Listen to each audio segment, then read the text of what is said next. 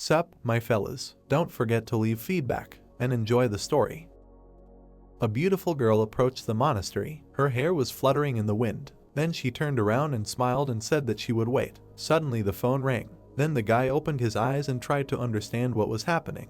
Then he rolled over and realized that he had had the same dream again. Then he got up, answered the call. His boss turned to him and asked if he was sleeping again, which is why he couldn't sell his book, all because of his laziness. In response, the young man asked what the difference was. Then the guy got out of bed and heard that since he answered the call, it meant he was still alive. The news reported that recently there have been more cases of missing children. He remembered him and decided to call. While the young man went to the bathroom, his friend said that before going to bed, you need to check if the door is locked. Then he heard that if he has nothing else to say, then he hangs up. His friend added that there is one more thing. While the guy was opening the door, he said that if it was about writing a text for the portal again, then no, but he heard that it would not be about that. Then he went into the bathroom and heard that this was too much. Was he really that against their sight? He replied that working for their company was too hard, and they had no money. There was no point in dragging him into their affairs. He knew that he was a real fan of free labor. Then the young man went to the mirror, heard from his friend what a heartless bastard he was, but he was right. They had financial problems, and he had no money to pay the rent. He himself said that he could be kicked out at any moment. Did he have a choice? The boy raised his head and said that he did not really want to take on everything.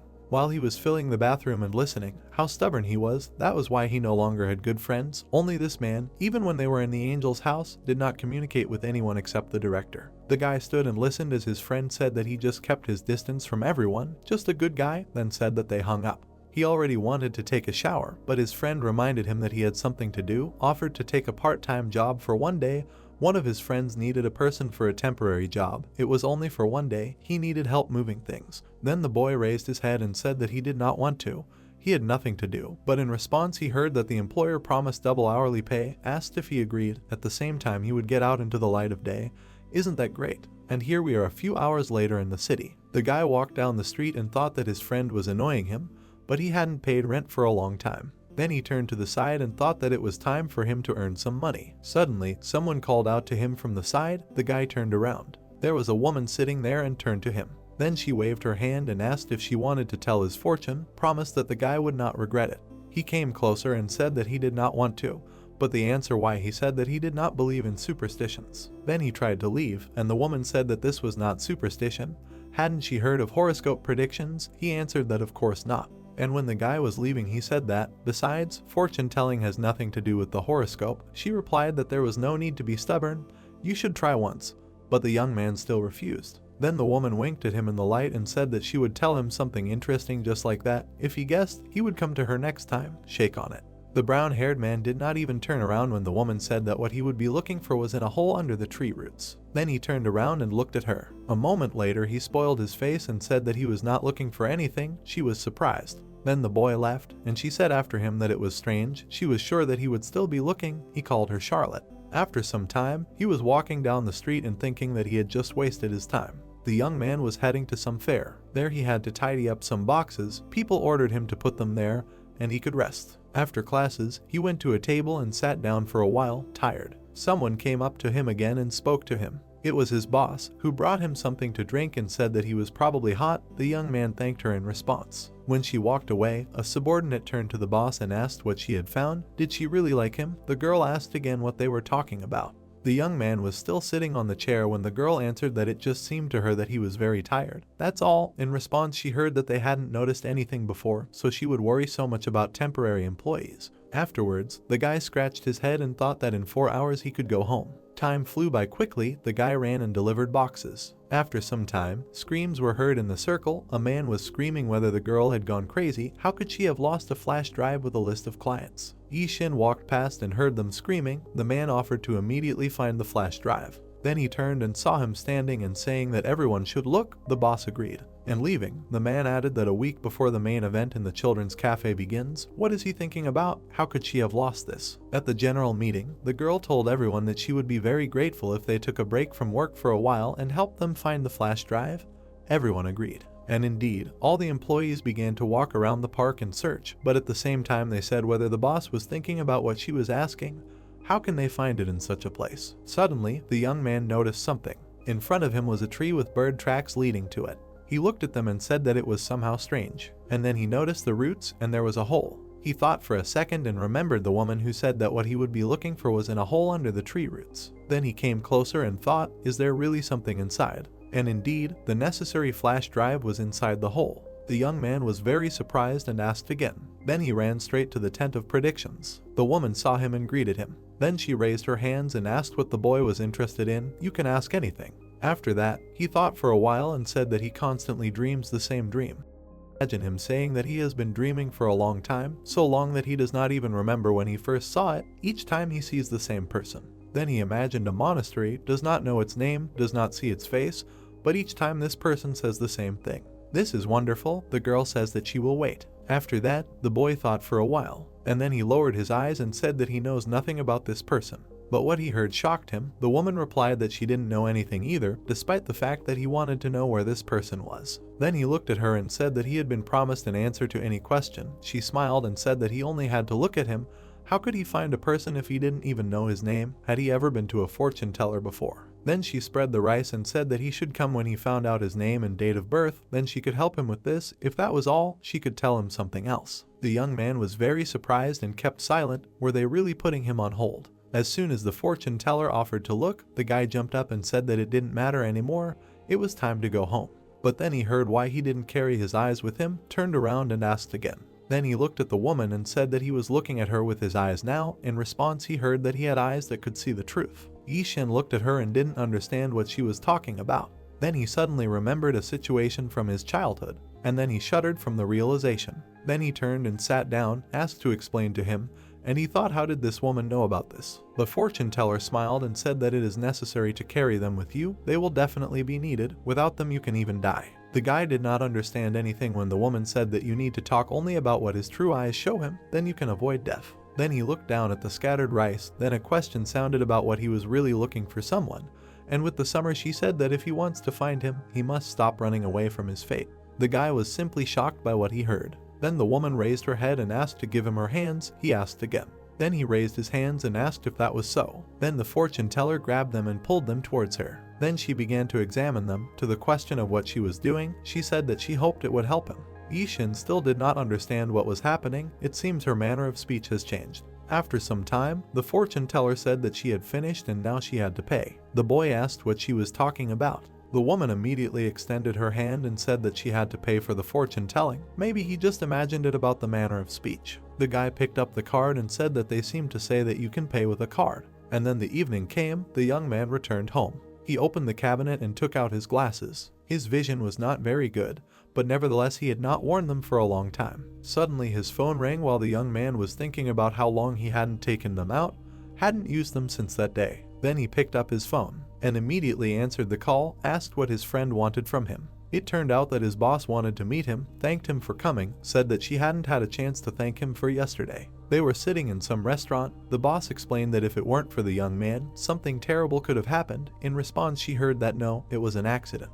Then the girl moved closer and asked if it was true. He found the flash drive in a hole under a tree.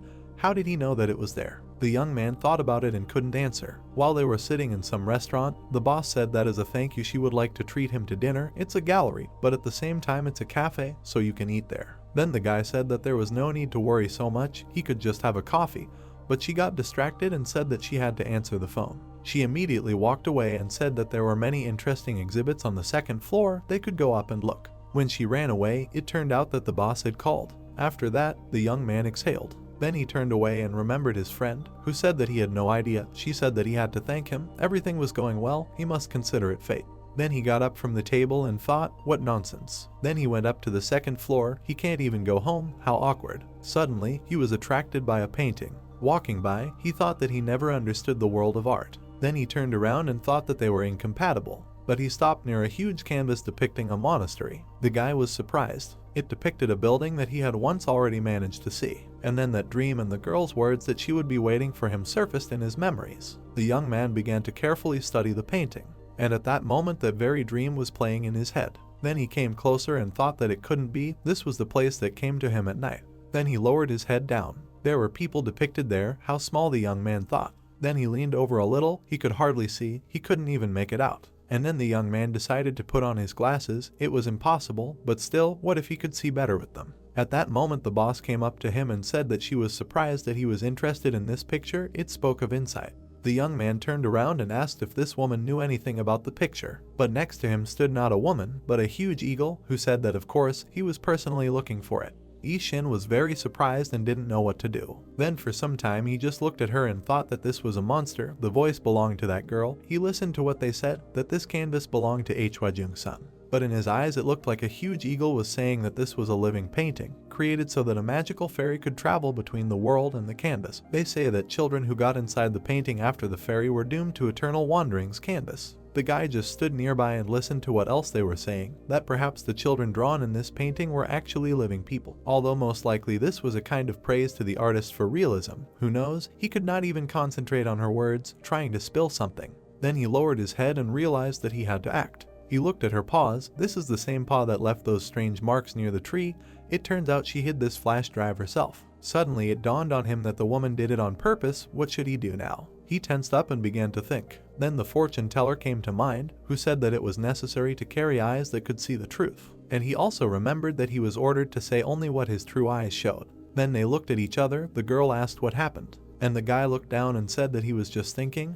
It was probably hard for her to live next to people. Suddenly the eagle looked at him. The young man smiled and just looked into her eyes, and the monster continued to look at him, asked if the guy really saw him. Then she laughed and said that it turned out that he was also a monster. After the woman closed her eyes and said that she had already wanted to get rid of him, since he had revealed her true appearance. Who knew that they were fellow tribesmen? She almost made a big mistake. In response she heard that anything can happen. Then the young man stretched out his hand and thought that for now he needed to keep up the conversation, asked what kind of temple this was. The woman was surprised and said that this was a temple of Nyan Yak. Doesn't she really know this? A very strange person. The guy laughed and said that the thing is that so much time has passed, he has already forgotten a lot. He asked again that those children depicted in the picture are real. Then the girl looked at them and said that of course she collected them all herself, and it took her a long time to fill this whole picture. She will have to work hard, but still, the little people are so cute. Suddenly, the young man noticed how the child in the picture turned around. Unbelievable, and could they really be alive? Then he came even closer, looking at him carefully, and then the guy shuddered at what he saw, remembered that lately a lot of children have been disappearing.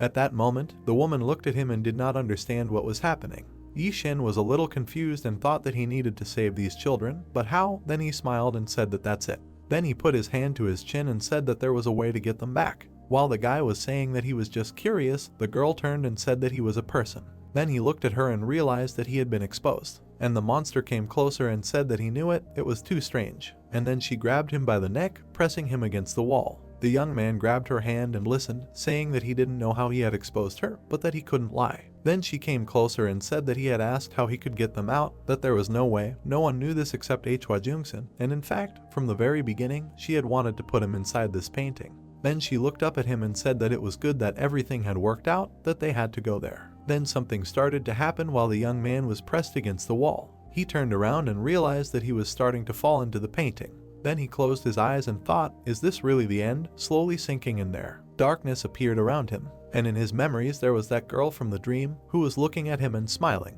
Then the guy opened his eyes and thought that he had to do something. After he grabbed the woman's hand and thought that no, he couldn't give up like that. Suddenly, some symbols started appearing on his hand while he thought that he just couldn't let this happen. The monster noticed this and was very surprised. And the guy grabbed the wall and thought that until he found this person, he wouldn't go anywhere. And at that moment, the hieroglyphs on his hand started to glow brightly. The woman got scared and screamed that it was a brand. Then she turned around and started running away from him. It was a curse, screaming that she didn't want to get infected. Immediately after that, she overpaid the bird and started to fly away from there. And she did it by breaking the window. Yi-shin raised his hand and didn't understand what was happening. What brand? Later he looked at his hands. What kind of curse? Where did it come from? And at that moment he remembered how the woman took his hands and said that it would help. Afterwards he scratched his head and thought, could it really have been she who did it? Thanks to this he was able to escape, but the curse. If you dive into the past, the director told him that he always blamed himself for everything, no matter what happened. The kid with a bloody face sat nearby and listened to what he was in no way to blame this time. There were corpses and bloody shoes lying nearby, and in front of him lay a woman who said that he should never blame himself. Yi-shin, remembering this, lowered his head and mentally addressed the director, asked what he should do. Then the realization suddenly came, he had to act. He jumped up and remembered the children. He looked at them, thought that there were missing children alive inside the painting. The young man also remembered that the monster said that there were no ways to get them out of there. No one knew him except for one person. He clenched his teeth and remembered that terrible situation. At that moment, he punched the painting. Then he lowered his head and thought that he could do nothing again. And at that moment the hand continued to be right on the canvas. The young man seemed to have given up, but at the same moment his hand fell inside. Then he looked away and did not understand what was happening. Then he leaned on his other hand. It seemed he felt something, and with all his strength he pulled it towards himself. What he saw shocked him. The guy was holding the missing child by the hand. He immediately threw him on the floor. He stood and looked at this. Do not understand how it happened. In his eyes you could read fear, surprise, and misunderstanding. It was unclear how the young man pulled the child out. After some time, he was sitting at home and listening to the report. The missing children were found in a cafe gallery located in the area. Due to the fact that the victims give different testimonies regarding the suspect, it was not yet possible to establish his identity. The woman on the screen showed footage from that place. In addition, surveillance cameras in the area of the cafe recorded strange phenomena. The guy continued to switch the news. He thought that thank God there was no word about him. If only the kidnappers of the children had recorded it. It's good that he quickly ran away from there. Then he lowered his eyes and thought, but his hands were still these strange symbols. Then the guy picked them up closer and began to examine them. On the screen at that moment there were articles about the mysterious disappearance of children near the road Nyan Kik. There were thoughts that the monster would appear there after that. The young man remembered the words that if you want to find a person, you need to stop running away from your fate. Then it dawned on him, you just need to go to that fortune teller. He immediately got ready, headed there and thought that he needed to meet her. He had so many things to ask. But when he arrived at the place, the tent was gone. Where was it? The young man stood and thought that perhaps the woman had a day off. A passerby asked what he was looking for. Then the guy turned around and said whether there had been a fortune teller here today. But he was very surprised, because in response he heard that this was nonsense. In all the 10 years that he had lived here, he had never seen a single fortune teller in this place. There were no ads on that one. The guy said that this was strange. He had seen her here a few days ago, a woman with a pleasant appearance, all in bright jewelry. But the man only asked what he was talking about. This place had been empty for 10 years. If someone had appeared, passersby would have known about it first. And it turned out that there was a photo of this very fortune teller hanging on the wall. While the young man was asking if this was a joke, and in response he heard that there was no need to joke, the photo simply burned up. The boy asked to tell him the truth. In response he heard that he had already been told everything. The man grabbed his shoulder and screamed in pain. He ran down the corridor and didn't know where to go. And when he looked back, he heard someone calling to him. And this someone was approaching very quickly in shock. Then he started crying out of fear. Then he looked back, the shuffling continued. And suddenly someone's silhouette appeared. A girl was passing by, her head down. She was moving along the corridor and calling out to the scientist, while the man was sitting and hiding under the table. He grabbed his mouth with his hand so as not to make any sounds. Then the girl turned around and went the other way. She continued walking and asked where did this man go. Then her neck cracked and turned into a protruding spine. Suddenly her face appeared before his eyes. The girl said that she had finally found it. And then she immediately threw aside the table and everything the man was hiding under. Then she came closer to him and gnashed her teeth. There was a torn, terrible smile on her face. And with one movement, the girl put his whole face in her mouth, biting it. The scream was so loud that it could be heard even on the street. After some time, people were standing next to the house and the woman said that she heard it with her own ears, that it was a man's scream. The neighbors were discussing that the old woman had started doing her thing again. Maybe it was senile dementia. Then she called the police. What would people think about their neighborhood? Then the officer raised his hand and said that no one lived there, most likely, just tramps had a disagreement about something. But she replied that the scream was as if someone was being cut there. After the man scratched his head and said that this place was not under their jurisdiction. You can't just go into this territory. Then they called him and said that he had to go back. After that, the police got into the car and said that they asked her to stop calling them for any reason. People were standing around and discussing what this was all about. Every time a person appeared there, the same one disappeared. Was he really eaten by a ghost? Suddenly the old man intervened and shouted for everyone to be quiet. Then he turned around and said that no one should even think about spreading the rumor that ghosts live here. Who in their opinion would want to live here then? The city was already half abandoned. You have to keep your mouth shut. There was nothing here. Meanwhile, there were articles in the news that mystical disappearances were happening in the area of the 4th section of this city. There were also comments. People were asking where it was. Once passed by, a creepy place. Others wrote that they had also been there, confirmed, also that they lived nearby, and that night a terrible one woke up. And besides this, there was a photo with bright lights. The guy sat and continued to read the comments that recently there had been an increase in the disappearance of people. Residents of the area and eyewitnesses saw a photo of this place. It was very creepy. How do people even live there? After that, he studied other articles about this place and the monsters living there. The young man looked up and was surprised, even asked again.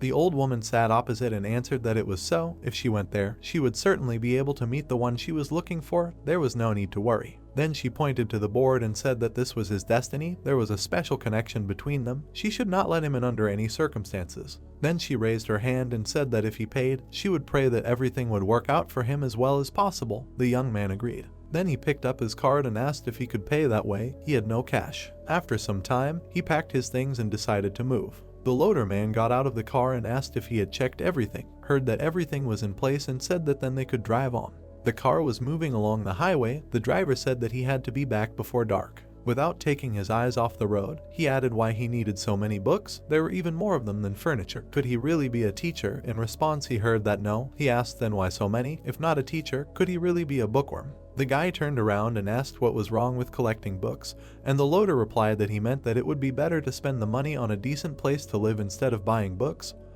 How could he even think of moving to Nyanyak? Then the man asked if he knew this place. They said that a person had recently disappeared there again. The guy looked out the window and didn't know what to answer. They continued moving above the road.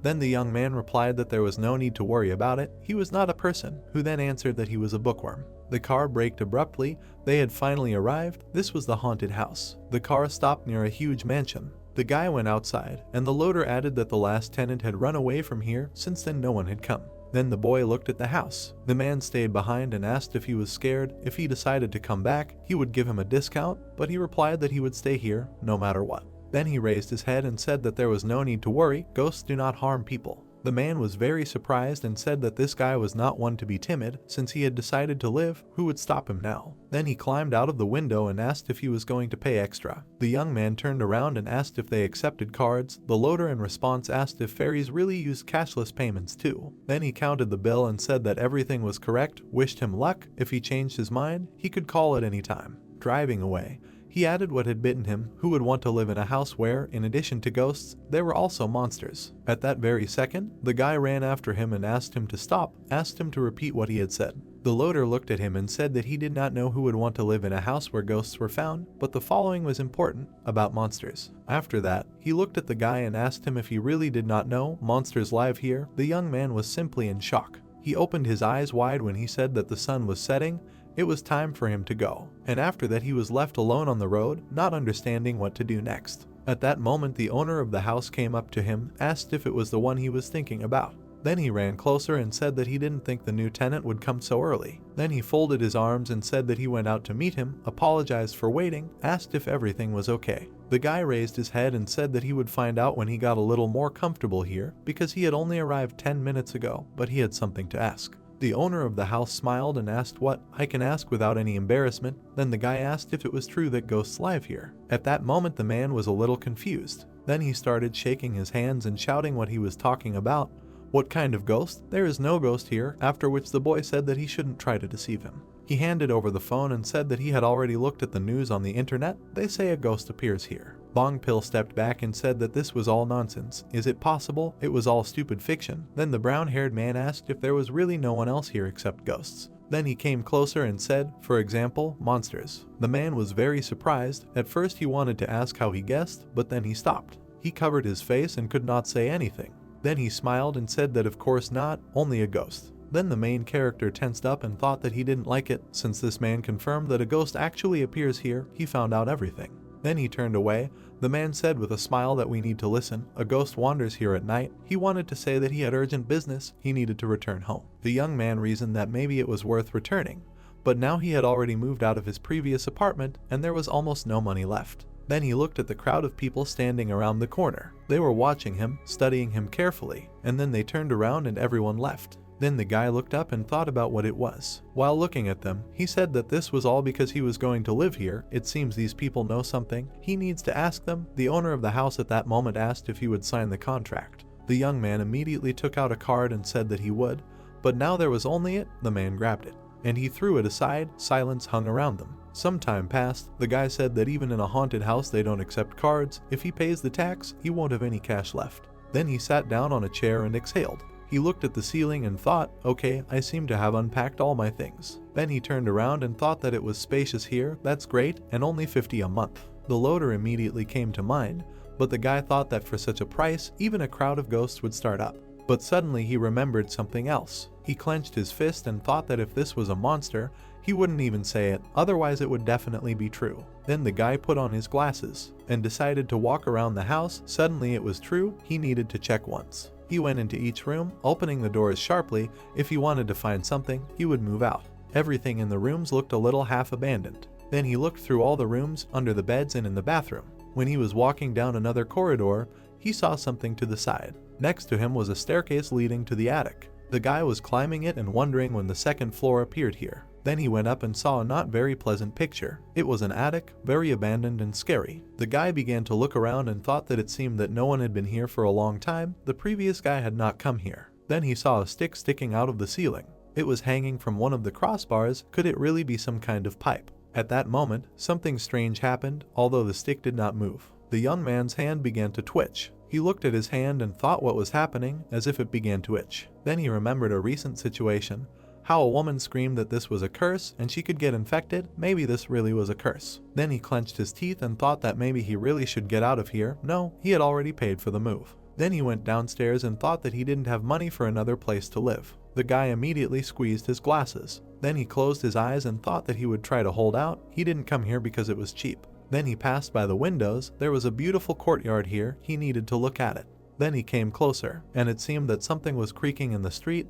It was very scary. He hung there for a second. Somewhere in the distance a lantern was burning. There seemed to be no one on the streets of the city, and suddenly some strange portal began to appear there. This portal was getting bigger and bigger. It was unclear what it was. And suddenly lights began to light up there and something was ringing. There were more and more of them. The ringing was getting louder, so loud that it could be heard even at home. And at the same time some strange shuffling could be heard. The boy was lying on the couch and hugging his knees out of fear. I could read all the fatigue in his eyes. He didn't know what to do. Then he jumped up and thought with wild eyes that it seemed like he had slept for 4 hours. Maybe it was already dawn. Then he grabbed his watch. Why was it so dark? And the clock said only 11:49. The young man grabbed his head and began to think. The last time went so slowly was the night before the announcement of the lottery winner. Maybe it would be better to sit down to work. No, he was in no mood for work at all right now. Enough. 30 minutes later, the young man was sitting in front of the refrigerator. He looked inside and thought that he could not take it anymore. Let something appear already. Then he took a bottle. It would be better if it were a ghost. While the guy was trying to drink water, some kind of sound appeared. What was it? Like a bell. Suddenly he turned around and thought that he was not in the village now.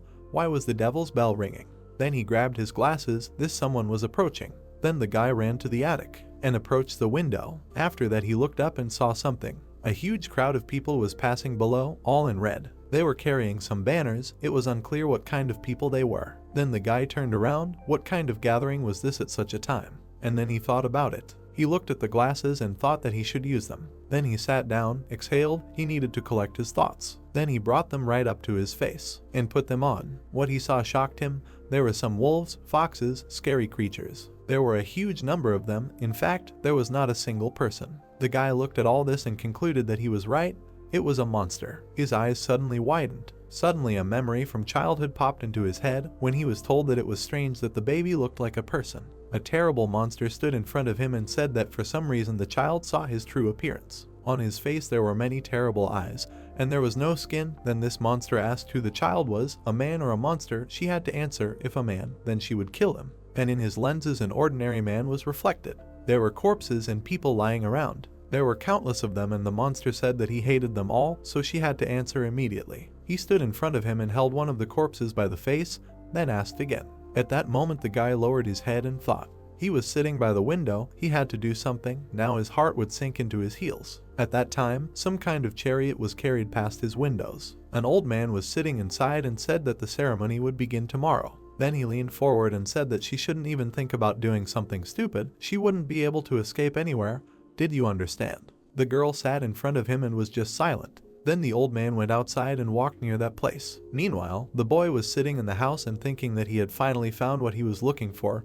He calmed down a little. Who knew? He didn't think that there would be such a crowd here. Then he looked up and thought what it meant. There was a passage through which these monsters move. This is bad. He adjusted his glasses. Of course he assumed that there would be something like this, but there were too many of them. What should he do? Would he really die here? After that, he smiled and was a little confused. He clenched his fist and thought that everything would be fine. The main thing was to stay calm. He had a positive attitude. After the boy turned around and thought that he had to wait until dawn first. Then he went down the stairs, wonder if the monster could get inside. But the sound in the background distracted him. When the young man looked down, he saw a girl. He was very surprised and thought what or who it was. If you look at her face, it looks like she's an ordinary girl. The door is closed, so no one could just get in here. He watched her and didn't understand what was happening. Then he took another step forward and asked if it was a ghost. The girl was approaching. Her long skirt was dragging on the floor.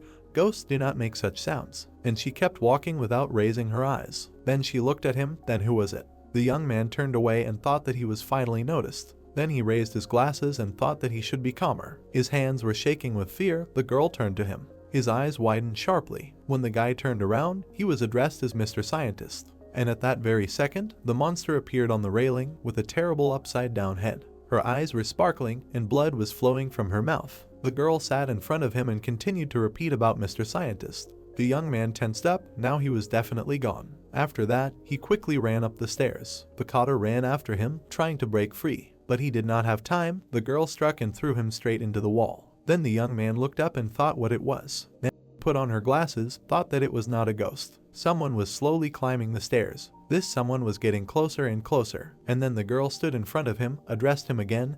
It was a monster. The guy tensed up and thought, what kind of gentleman scientist is this?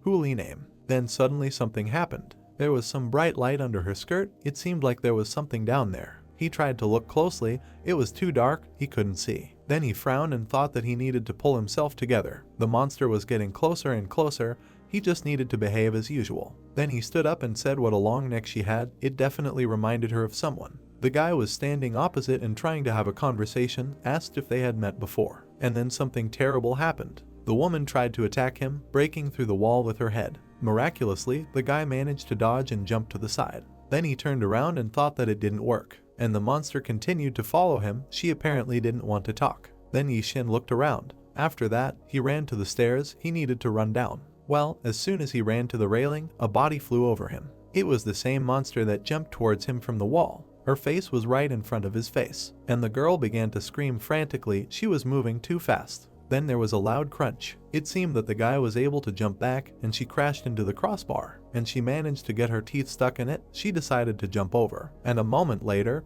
her knee flew into his face. The guy received a blow to the chest. Then he fell. The girl pressed his knees to the ground. The brown-haired Thunder screamed and thought that this was the end. Then he looked at his rival. His eyes began to fill with blood because she was strangling him. And her terribly scary face was right above his head. She was getting closer and closer and wanted to lick him. He could not get out. At that moment, he raised his hands. The seal on his hand began to shine, and the guy himself thought about help. Suddenly, the stick sticking out of the ceiling began to shine. This thing was imbued with some kind of energy at an incredible speed. And then it flew straight down, hitting this monster. Tanya screamed and began to jump to the side. Her body flew back, and the young man got up, tried to cough, almost choked, and immediately ran towards the stairs, did not understand what happened. While running to the door, thought what the hell this was. First I need to get out of here. Well, as soon as I ran to the gate, a bright light appeared there. The guy stopped. The ringing was still heard. He got scared and realized that the monsters were still there. And indeed, behind the door, these creatures were still walking.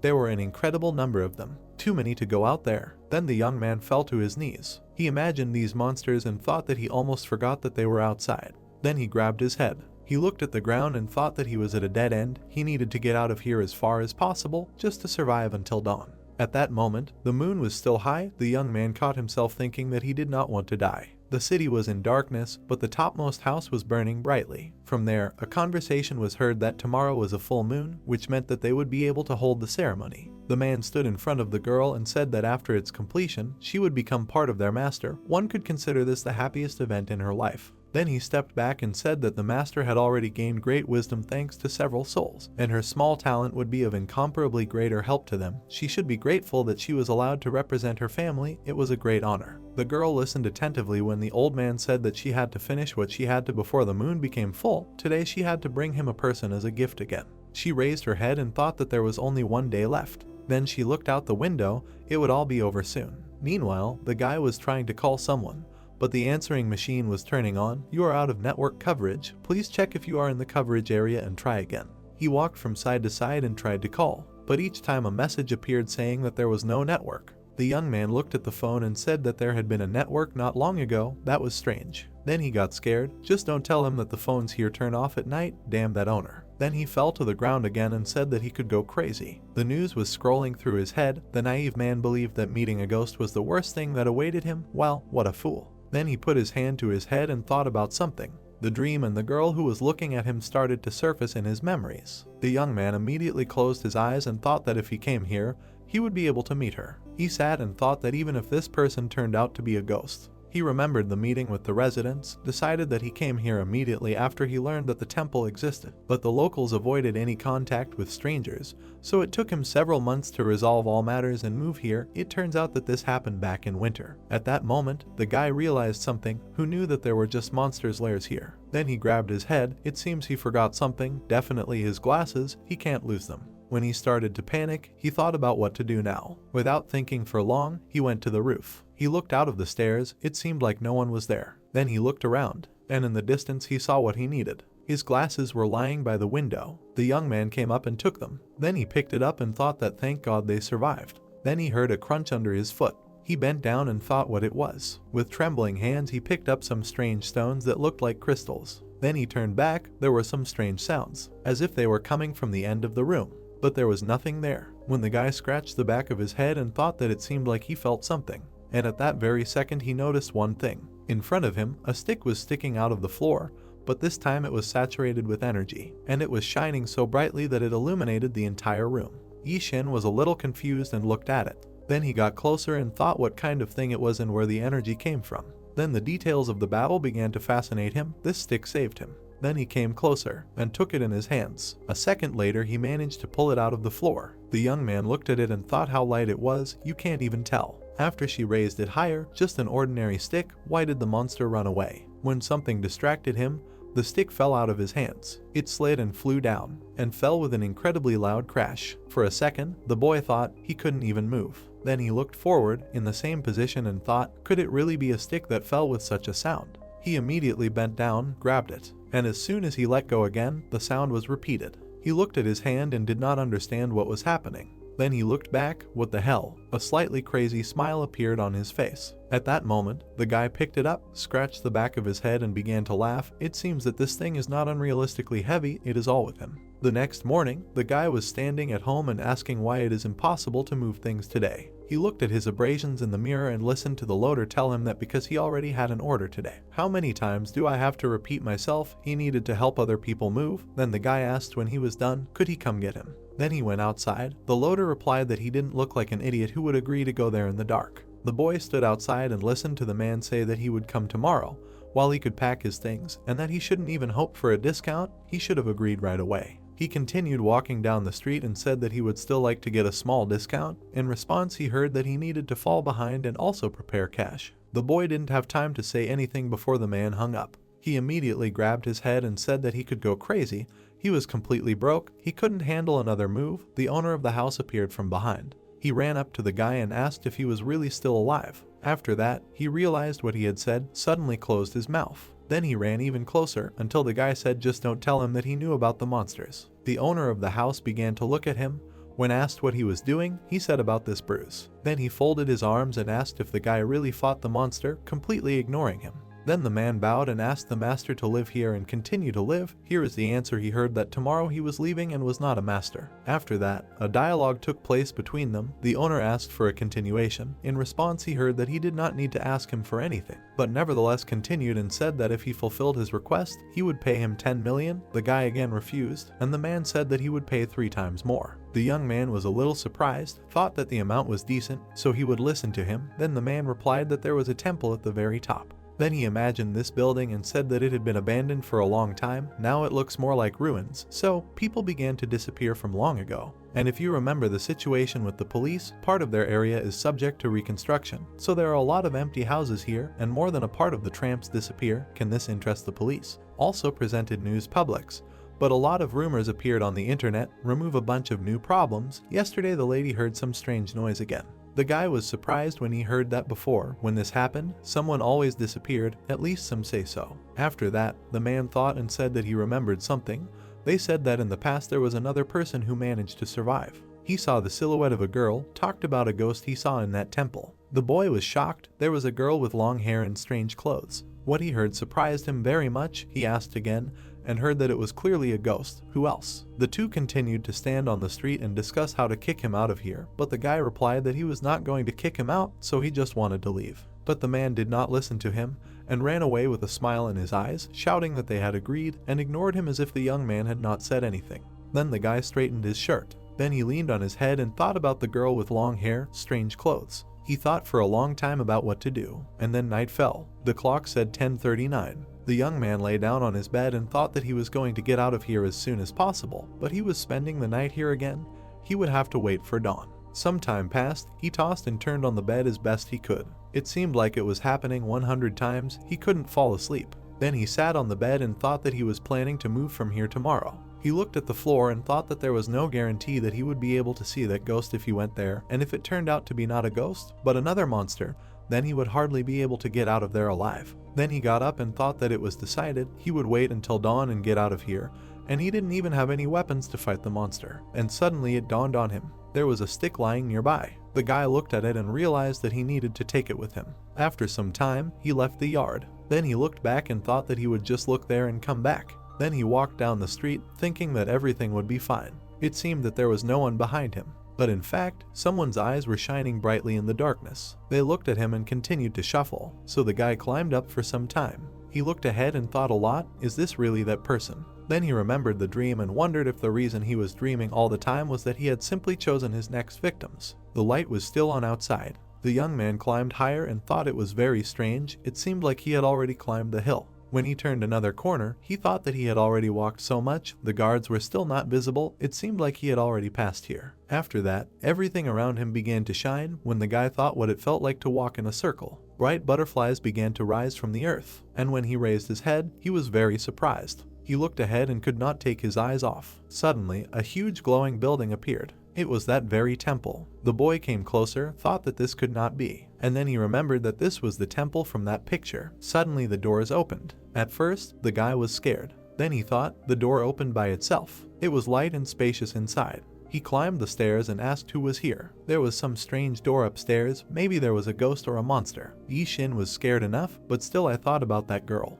I started going upstairs. On the second floor, the door was closed at first. Well, as soon as he approached, a silhouette appeared in the distance. A beautiful girl was sitting on the bed. The young man was very surprised. Then he came closer. The brunette did not move. Then she looked at him, and without saying a word, she called him to her. She continued to sit on the bed in a very beautiful dress, and the guy froze in surprise. Then the girl laughed. But the thing is, it was not the one he dreamed of. The guy studied her and thought that he saw her face for the first time. Suddenly the girl got up and walked towards him. He was surprised and decided that it was not her. The guys looked into each other's eyes. Then they got as close as possible. I need to apologize as soon as possible and get out of here, the guy thought. But when the brunette decided to kiss him, he thought what was going on. His voice disappeared and he couldn't say anything. The girl put her hand on his neck and the young man could not move. It seemed that she wanted to hug him. In fact, at that moment, long sharp claws appeared. It turns out that she wanted to kill him. But at that very second, his sword began to sparkle, and so brightly that the whole room was illuminated with light.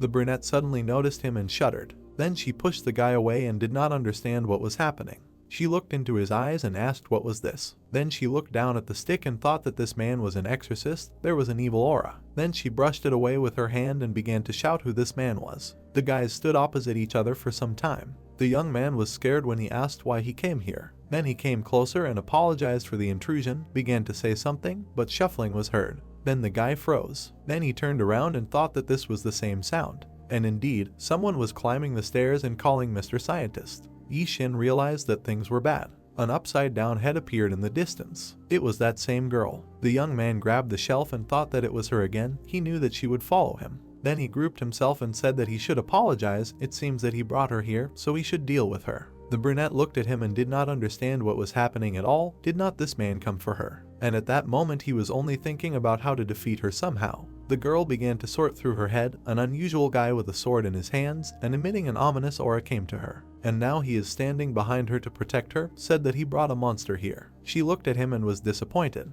At that moment, the guy was running away from the monster and asking him to stop. They were destroying the entire room. It seemed that it would last forever. Suddenly, the young man crashed into the wall. Then he started twirling his stick and shouting that they shouldn't approach him, and the monster, in turn, skillfully dodged. The guy didn't give up and tried to attack. He struck, but missed a little. Then he suddenly opened his eyes, realized that it didn't work, and at that very second, her head flew into his back. The blow was so strong that the guy threw him aside. As soon as he knelt down, the girl looked at him. She couldn't tear her eyes away and thought that this guy doesn't know how to fight at all, so he's not an exorcist. Then he lowered his eyes and wondered where he got that sword from. At that very second, the monster tried to attack her. He noticed this and shouted. It seemed that nothing could be changed. The monster had almost reached its target, but Ishin still managed to run up, and with one blow, he threw her head back. Then he clenched his teeth and shouted that he was her opponent, not the brunette. And then the monster grabbed his face, and so hard that the young man no longer knew what to do. But nevertheless, he did not lose his head and managed to cut off her hand. Part of the body flew to the side, and the guy looked at it and was very surprised. Then he got scared and thought that it was bad. Then he started shaking his head and asking what to do. Of course he understood that it was a monster, but what did the girl think? Will it be counted as self-defense? Otter raised her hand and said that she did not know what she was talking about, but it was better to look forward. The young man turned around and saw that the hand was dissolving, and the monster was regenerating in the meantime, and immediately something began to happen. The girl began to change. He looked at her and did not understand. Her face began to grow long hair. The guy thought only about the fact that he clearly saw how he cut off her hand. Also, for a second, hair began to cover the entire body of the monster, and literally a moment later it grew in size. It looked very scary. A huge monster stood in front of her and was about to attack. Yishin looked at her and thought that he was finished, now for sure. Then he raised his head and thought what to do now, heard that the monster has a true essence. Then he turned around and asked again, and the brunette said that in fact the monster did not increase in size. She came closer and explained that this was an illusion created by his true essence, and it would not be possible to destroy him, fighting with an illusion. Then she looked at this vile creature and said that the essence was hidden somewhere inside. It is the goal. The guy asked again. The girl looked at him and said nothing. Then she came closer and asked if this guy knows how to fight. He turned away and said no. In response, he heard the question why he needs a sword. Immediately after that, he raised the stick and asked if it was really a sword. Sachin turned to him and asked if he came to kill her, but in response he heard no. He could not even think that this place would be so dangerous. Then she came closer and asked why he came here at all, if he does not even know how to fight. Why? And he lowered his head and said that because he is looking for one person. The girl was surprised, looking for a man here. At that very second, a monster attacked him. She raised her hand and said that he should be careful, and suddenly beautiful wings appeared. Roos was able to throw the guy to the floor, thereby saving him. Then she looked into his eyes. She rose higher and asked if this young man really came here to find a man. Without letting him go, she added what he was going to do when he found him. He should look at himself. An absolutely powerless person decided to die next to this man. The guy was surprised and replied that of course he was grateful for saving him, but could he not criticize him? The lady asked again, not understanding what had happened. And then he lowered her lower, saving her from another blow. The guys turned over. The young man was already on top. Then he looked away and said that she was absolutely right. Now he understood that he had behaved like a fool. When asked why he had come then, he replied that he himself did not know while the monster was approaching them. Afterwards, memories of the fire began to emerge in his head. Once in the past something terrible had happened to him, then he thought that his death had come. And at that moment it dawned on him that it did not matter whether he died or not. It would really be a shame if he never managed to meet him. Then he raised his head and said that then he realized that this was the only thing in his life that he would truly regret, so it did not matter where all this would lead, he just wanted to find that person. The girl listened attentively as he said that if this was not his destiny, then what? Afterwards, she looked away, and she remembered one person who extended his hand to her. The brunette thought for a bit. The young man immediately jumped back and apologized, saying that he didn't want to hold her like that. Then he stood up and shouted that in any case, it was important to get out of here alive. She continued to sit on the floor and listened to him attentively. The monster was getting closer and closer to them. His sword and thought what it meant. He needed to find its true essence, but this monster was huge. He looked at it and thought that he needed to deal with this creature before it became like this. If he could put it to flight, it would be easier. There was no time to search. While he was walking forward, a girl approached him and said that she would help. The young man turned around and asked again. She answered that they didn't have time to search. Then she took a hairpin out of her hair, and she walked forward, throwing her hair back. After that, she stretched her arms forward, and the hairpin began to turn into something strange. It stopped longer and longer, and her wings began to soar. The hairpin turned into a mosque, said that she would help him for this very reason. The girl turned around and said that she also had a reason why she had to get out of here. Then she turned around and walked towards the monster. The young man was surprised, a glowing sword, he had never seen anything like it. The brunette turned around and said that she would distract him, and then the monster's hand was already above her head. There was a loud bang, a cut appeared. The girl immediately jumped up. Then she swung, and pushing off the ceiling, she flew down. The monster turned back, but who was not there? At that very second, some kind of light began to appear from her shoulder, and then the girl flew out of there, cutting him into pieces. The guy was shocked. He raised his finger and tried to say something, but in response he heard that he needed to pull himself together, he needed to find his essence. The brunette ran up to him and screamed. There was little time, and the monster himself regenerated very quickly. Without this they would not win. Yishin tried to pull himself together and started thinking. He looked at everything that was happening. What was the essence? He lowered his head and thought about what to do, then froze. And he remembered something. The girl's skirt was glowing very brightly. At that moment when they met in the house, he realized what it was, or maybe it was that one. Then he lowered his head and took his glasses. While the brunette was running away, the young man shouted that he remembered. Then he picked up the glasses and said that it seemed he saw his essence with their help. His comrade did not understand what was happening. Then she jumped back and said that they needed to find it faster. The guy immediately put on his glasses, but it seemed it was too late. The brunette cut part of her body with her sword. She skillfully fought the monster, but it quickly recovered, and he stretched out his hand at her, wanting to catch her. The monster was clearly unhappy with what was happening, and the guy at that moment was running behind him and studying.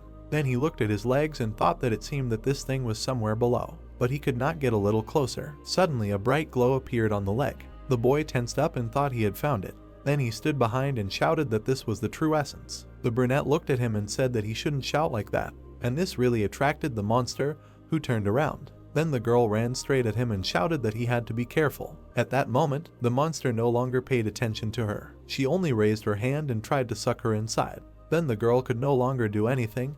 It seemed she had been caught. Slowly, her hair began to envelop her entire face, and the last thing she could shout was that she had to hit that spot faster. And now there was practically nothing left of the brunette. The young man looked at all this and asked if he had really absorbed her. Then he clenched his teeth and ran forward. When it seemed that I was already able to strike, I thought that I should stop him. But suddenly something lured his gaze. The face of that girl began to appear on the monster's back. She was crying and looking at him. The boy was taken aback and didn't know what to do. After that, he looked down, and then he got hit right in the stomach. The monster threw him back, and the girl's face was still on his back. The boy began to slow down with all parts of his body. Then he closed his eyes and started coughing loudly.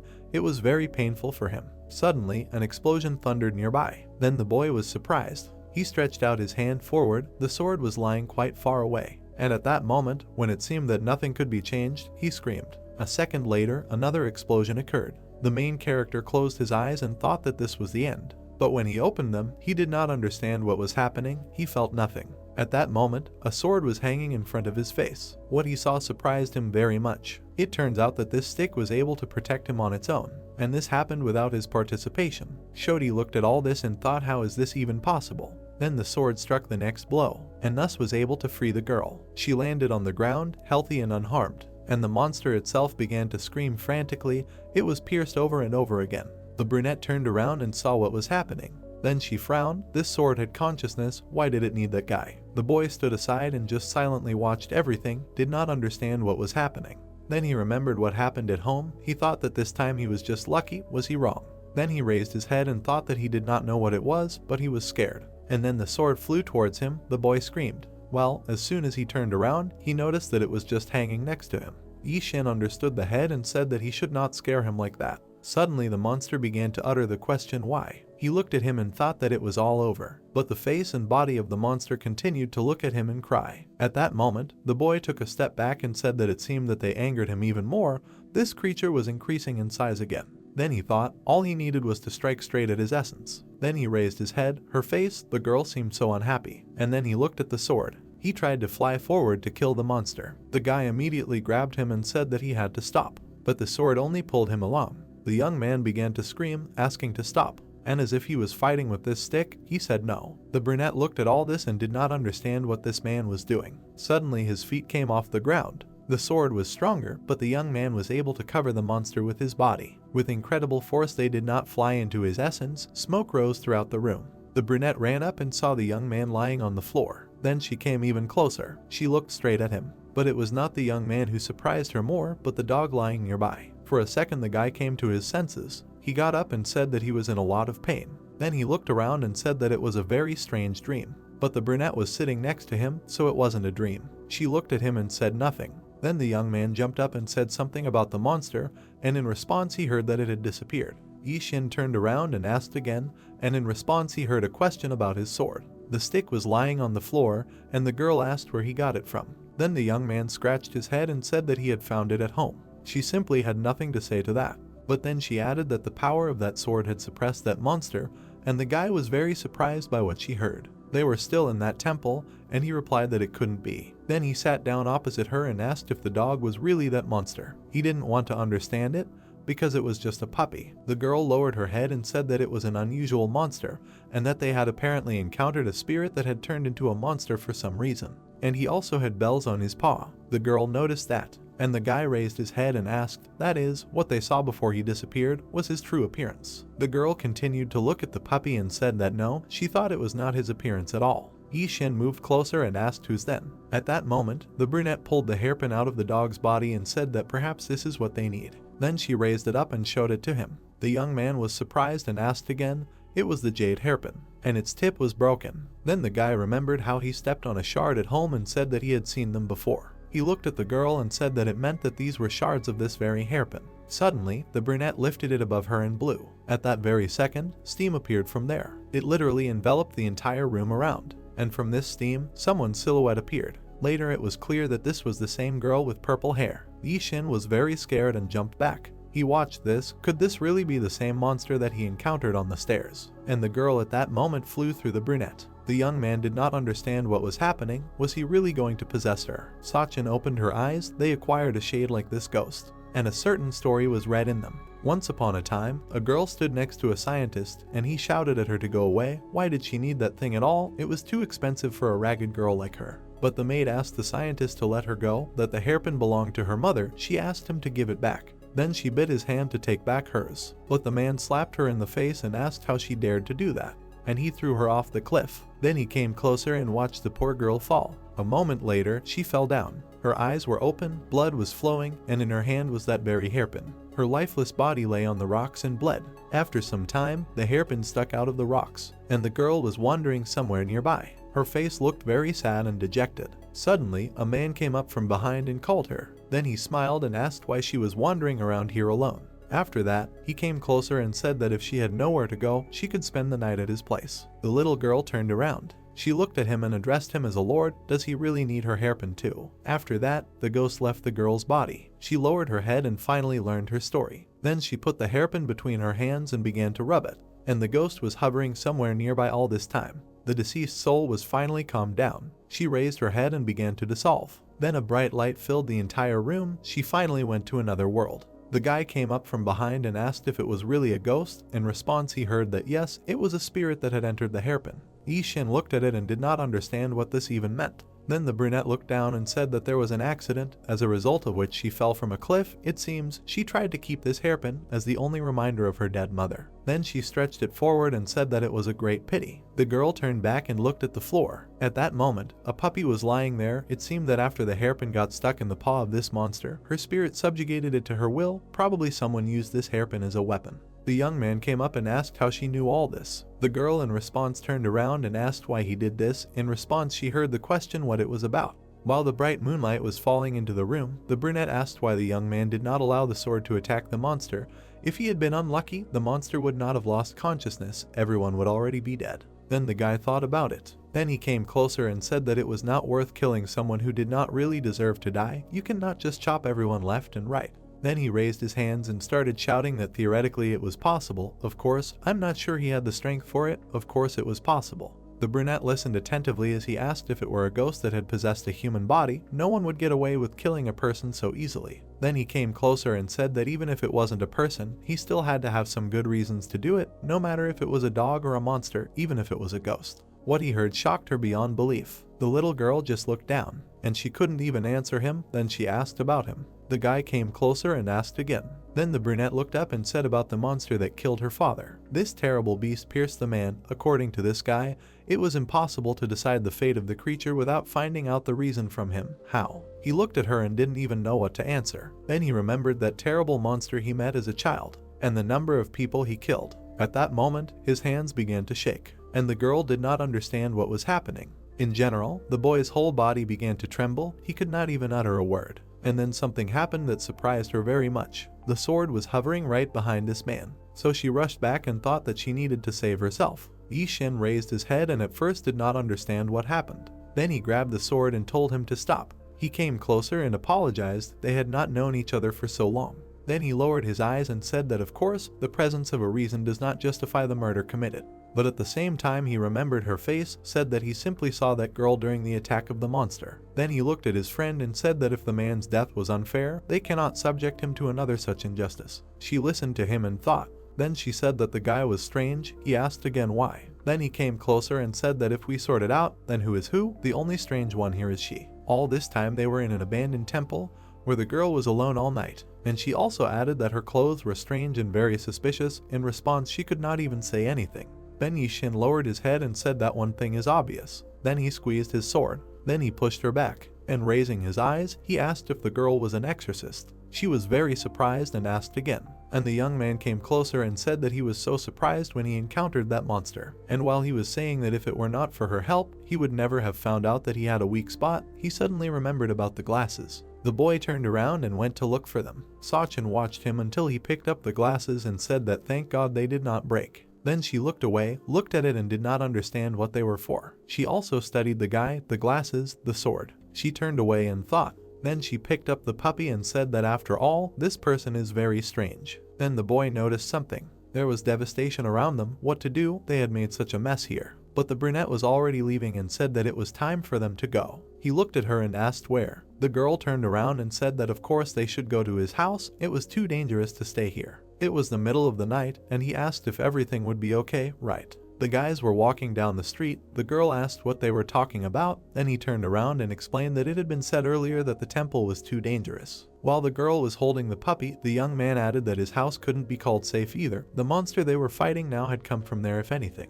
The brunette looked away and thought that it was unlikely that there was anywhere safe in this area. Then she looked around and thought that the temple was too close. The drywood was easily looking for her. She said that they needed to protect themselves. While the guys were walking away, she said that first they should get away from the temple. And so the guys left. The young man said that in principle she was right. They say that a ghost of a girl lives here, devouring people. The brunette looked at him and asked if he came here because of her. Then in a trembling voice she said that everything was clear, and the guy turned around and said that nothing worked out. It looks like she ran away as soon as that monster appeared. Then he stopped and said, I wonder if you will be able to meet her.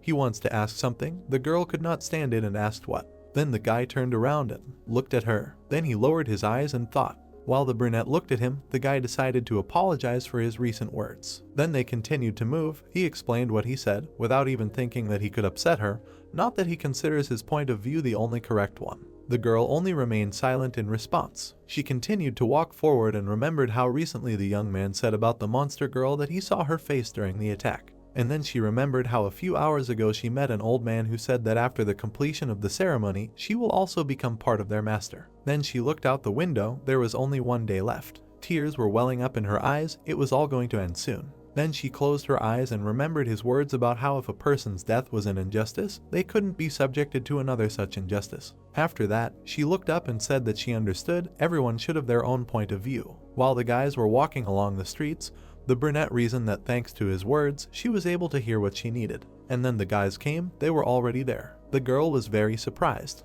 The house didn't look very friendly, but he lived here. Then the brunette came closer and thought how this was possible. And the young man in the background scratched his head and said that every time he looked at the gate, it seemed to him that someone was about to jump out from there, asked if his companion had the same feeling, and this had actually happened. After the guys went inside. At that moment, the puppy began to come to his senses. Then she dropped him to the ground and thought that he had finally woken up. This baby was very kind and affectionate. While the girl looked at him, she thought about the familiar sound of bells. At that time, the guy stopped and looked at her. He watched as the girl lovingly looked at this little cute creature. Then he turned around and said that he would bring her some clothes. Then she raised her head and said that everything was fine. But later she thought about it. She frowned and thought that most likely, the old man already realized that she had run away. The ceremony would begin tomorrow. He would not let her leave just like that. And at the same moment this man appeared behind her, said, "Wow." The girl turned around sharply and heard him say that he had been too obedient all this time. It was not for nothing that he decided to return early. The puppy immediately began to bark at him. The old man came closer and asked if she thought she could just run away. Then he took a step forward and turned to her. He looked straight into her eyes and said that she could not hide from him. The old man was determined, no matter where she hid, he would be able to send her away. Then a young man came out of the house and said that they could throw this on for now, but his gaze was attracted by what was happening ahead. This old man, who is this, standing on the threshold? Then the young man thought. Then he took out his glasses and wondered if this was a monster. At that very second Sukadrev noticed him.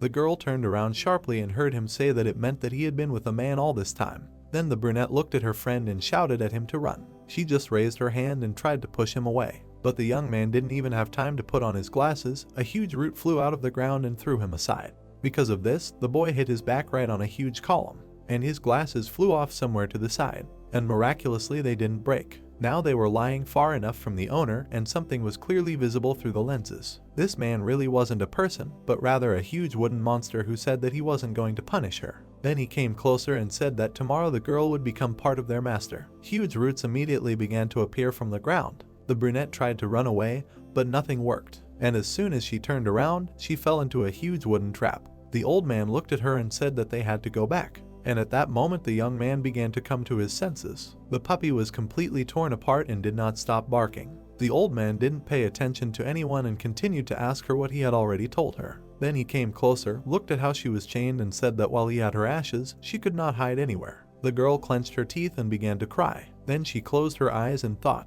as if the meaning in everything was lost, was it all in vain? Then she remembered the young man who spoke about the unfair death of a man, and that it was impossible to subject him to another injustice. She opened her eyes and thought what a stupid dream it was. Some blows were heard. The old man did not understand what was happening.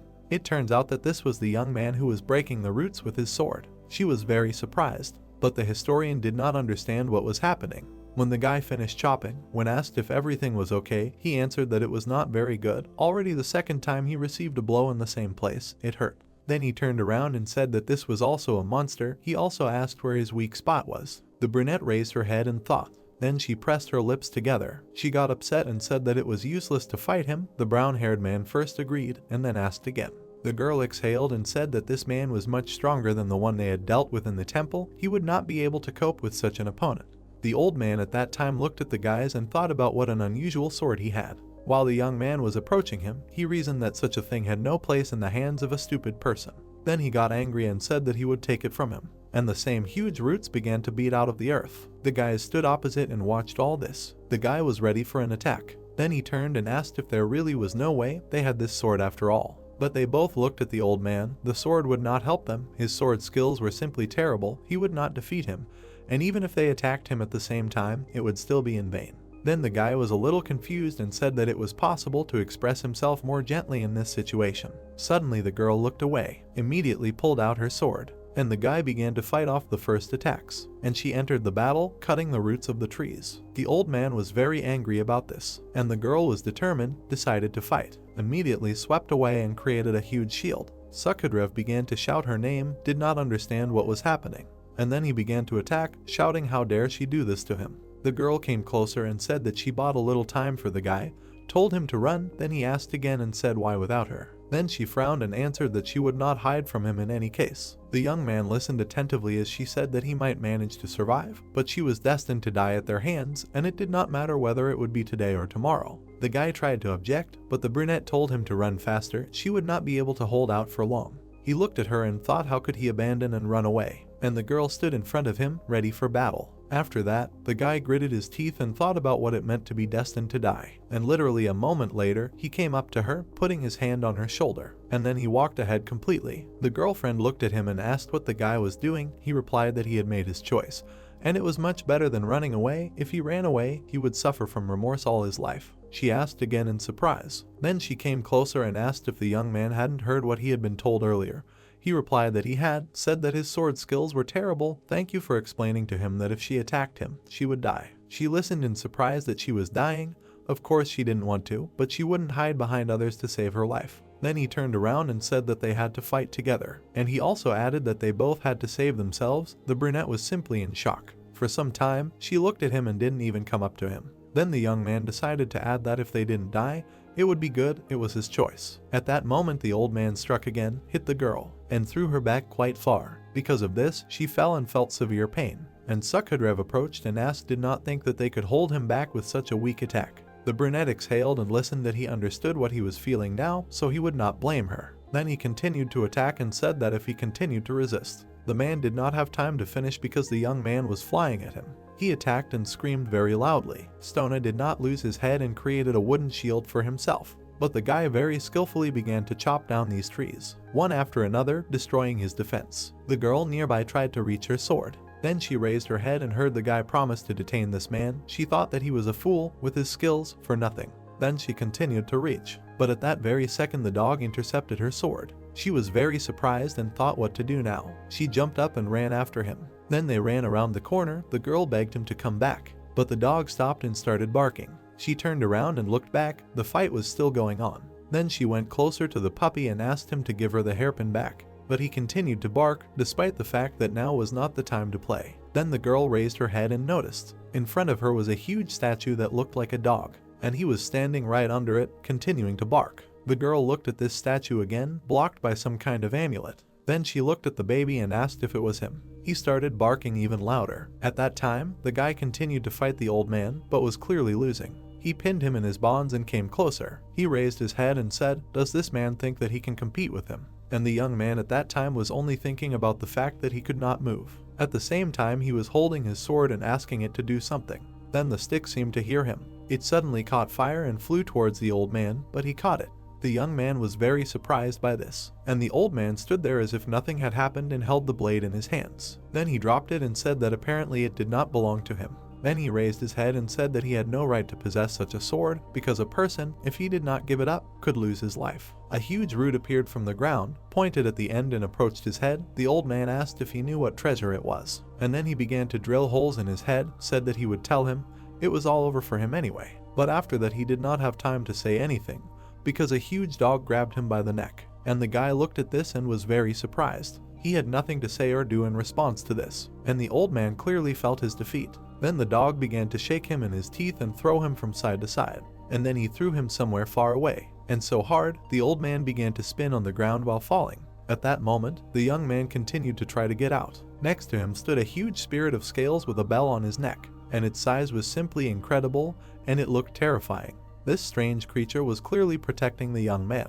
He came close to it and began to growl, and at that very second, the shackles began to collapse. The guy was finally free. Then he began to look around and think about what kind of monster it was. Then he noticed a girl standing behind him. Her face looked a little strange. What was wrong with her? The brunette looked at him and said nothing, and the old man at that moment was lying on the ground and trying to come to his senses. It was very difficult for him to get up, but nevertheless he asked who dared to attack him. And then he began to turn into a huge scary monster. Then he looked up and saw something. This blue monster was standing in front of him. The old man was very surprised. This is the same creature. The dog was approaching him and growling, "This is energy, is it really him?" And then the spirit began to make an incredibly loud roar, so strong that even the guys standing nearby were shocked. And the old man turned around and tried to run away, but he failed because the dog created a seal on the ground. It looked like a trap that you can't get out of. And just this trap got the old man, who was shouting that he had to get out, of here. He started shouting very loudly,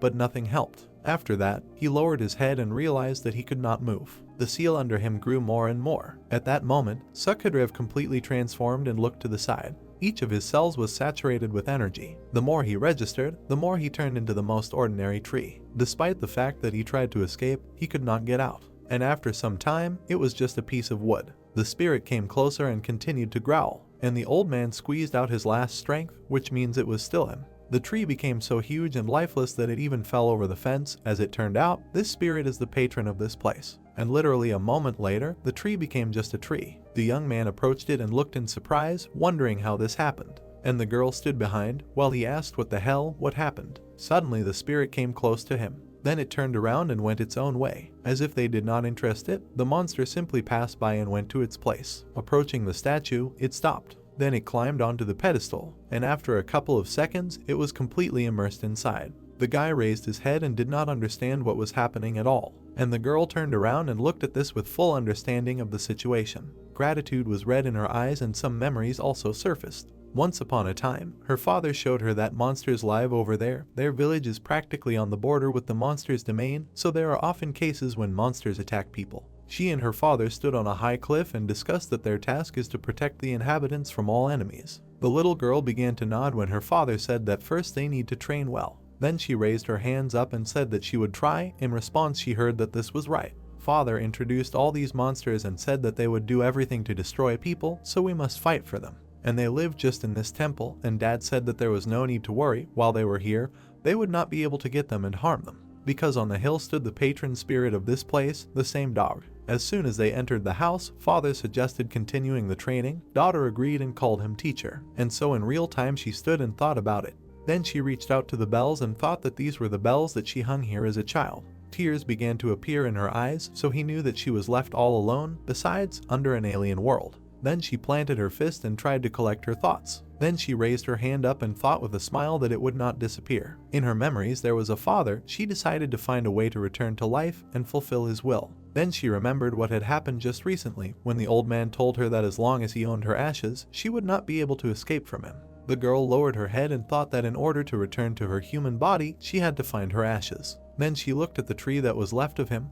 Only this man knew where the right was, but now he had turned into a tree, which meant that there was no other way. But suddenly something caught her attention. The guy was standing and poking the tree with a stick, checking to see if it was moving anymore. She was very surprised, because she suddenly realized something. She looked at his sword, and watching the young man suffer nonsense, she thought that perhaps the sword would help her. Then she approached her friend and said that she wanted to talk about his recent words. Then she came even closer and said that it was about the fact that the deceased person should not be subjected to injustice again. Shot turned around and asked again what the girl was getting at.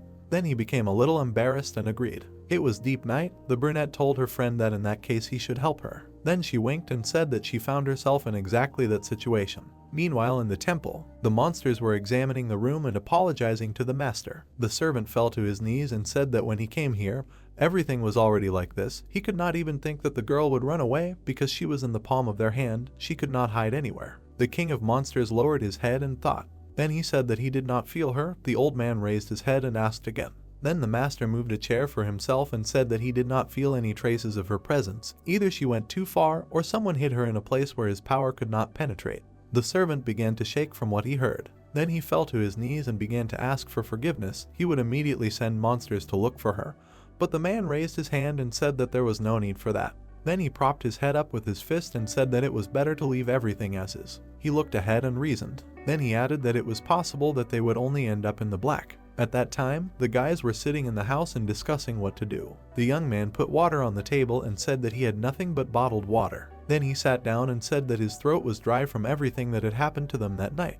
The brunette began to examine it and think what a strange vessel it was, transparent and soft. Then she paid attention to it, and the guy handed her a glass and said that she needed a mug, but unfortunately there were only paper cups. At that very second, the girl simply took and cut the bottle. The guy was definitely not used to it. Then she took the mug from him and thanked him, and he was shocked by what was happening. The brunette brought it to herself and thought that the mug was also strange. The main character poured himself some water and thought that the girl was scaring him. He could hardly wait to hear her out and send her home. Then he asked what the girl wanted to talk about. She hesitated a little. Then she looked away, and a silent pause hung between them. The brunette looked into the glass and thought about where to start. Then she remembered their conversation on the street. If she told him that it was her, would she help her? Then the guy shouted at her. The brunette raised her head and said that the thing is. She fell silent again and thought that she couldn't tell him anything yet. Then she raised her eyes and said that she had one friend. The young man bowed his head and asked if this friend had died an injustice by death, heard an affirmative answer and told him to continue. Then the girl moved it closer and said that this place was in close proximity to the world where monsters lived, so they appeared here quite often. If you imagine city streets, they hardly harm people, and he himself had just almost become a victim of one of them. Then she imagined a knight, a person in need of help. He used to be a warrior who protected this place, but now he is locked in the other world. He cannot return to life. The young man listened attentively as she said that he needed help. If he could not return to life again, he would not be able to protect this place. The boy raised his glass and asked what he should do. When the girl answered that the first thing to do was to look for his ashes, he choked. Then he turned around and asked again, did he really want to say that what remains of a person after he is cremated is these ashes? Then the girl answered affirmatively. The young man was shocked. He immediately put the glass on the table and said that maybe he should come to him personally and tell him about everything. It was all too serious. The brunette tensed up and thought how this man would tell if she had just made him up. Then she looked at him and said that she had already talked to this man about everything. The young man threw up his hands and said that he couldn't just believe her, what kind of relationship they had with him, why he decided to ask him for help through her. In response, he heard that the girl couldn't tell about it, so he replied that he simply wouldn't be able to trust her. It was somehow strange. The brunette lowered her head and thought. Then she clenched her fist, listened to how monsters took his ashes, that's why he became a monster, it was just a terrible injustice. Then she raised her head and shouted that they should, as soon as possible, and you are ashes and bring him back to life. The boy scratched his head and said that she really wanted to say that he should fight monsters to get his ashes back. She just kept silent in response. Then she looked at the sword and said that he could definitely handle this thing. At that moment, the boy winked at her and asked how he knew. She saw for herself that it did not cause any harm to the drywood. At that moment, the sun was already rising. About that man, he was now also a monster. Then the boy folded his arms and said how he knew that he would not remain on the side of the monsters after returning. He thought that he was sorry, but he would not get involved in other people's affairs anymore. Then he looked at her and thought that he wanted to meet the man from the dream more, so he said that he should not believe her and rush into such a dangerous adventure, where had it been seen that ghosts serve people. Then she looked at him and listened carefully, that it was generally strange. The monster took the ashes of the ghost, he became one of them. And suddenly he added something that surprised the girl very much. What if this person became one with them? Then she could not stand it and jumped up, started screaming that everything was not so at all. You just need to believe her. Is it really that difficult? The brown-haired man smiled fearfully and thought that in fact they were not so close to each other to scream at each other, and said out loud that it was good. He would believe her because she saved his life, but what if that ghost deceived her? The girl began to get angry, while he said that she just needed to think about it. Then she came closer and said that no one had deceived her for sure. The boy spread his hands and said that she should not be so sure of this. Usually people do not even suspect that someone is deceiving them. Then he looked at her and said that therefore she needed to think carefully again. But then she began to scream that no one had deceived her. At that moment he began to get angry. Then he stood up and started yelling too. Why yell at him? He said something wrong. And in response he heard that it was all because he was constantly pushing his own agenda, although he knew nothing about it. The guy tensed up and yelled that it must be her, since he knew ghosts so well about it. The girl couldn't take it anymore and yelled that it was true.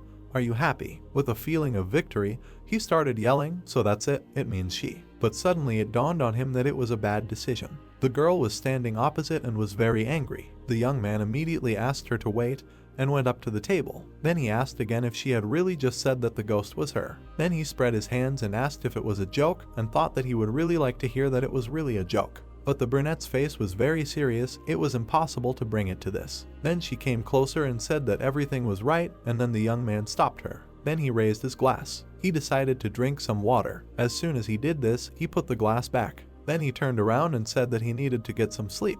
His girlfriend ran after him and asked what was wrong, and in response she heard that he thought it was all a dream, that he just needed to wake up, that he wasn't ready to listen to what they were going to tell him. Then he turned around and waved his hand, saying that he was going to wake up. Suddenly the girl jumped on him from behind. Then she pressed him to the floor and said that it wasn't a dream, that he didn't need to wake up, that he should listen to her, and he shouted that he didn't want to do that. It was already getting light outside. The guy started shouting to be let go, and the brunette shouted why he wanted to pretend that nothing had happened. That wasn't right. And after some time the guys were sitting in this room, discussing that she was the daughter of a warrior, whose main task was to protect the civilians of this village from monster attacks. Then she lowered her head and remembered all her enemies died during one of the biggest battles with monsters. When a person dies, becomes a ghost and waits for his turn on Sunday, but Sukadrev took her ashes for himself, thereby locking her in the world of the dead.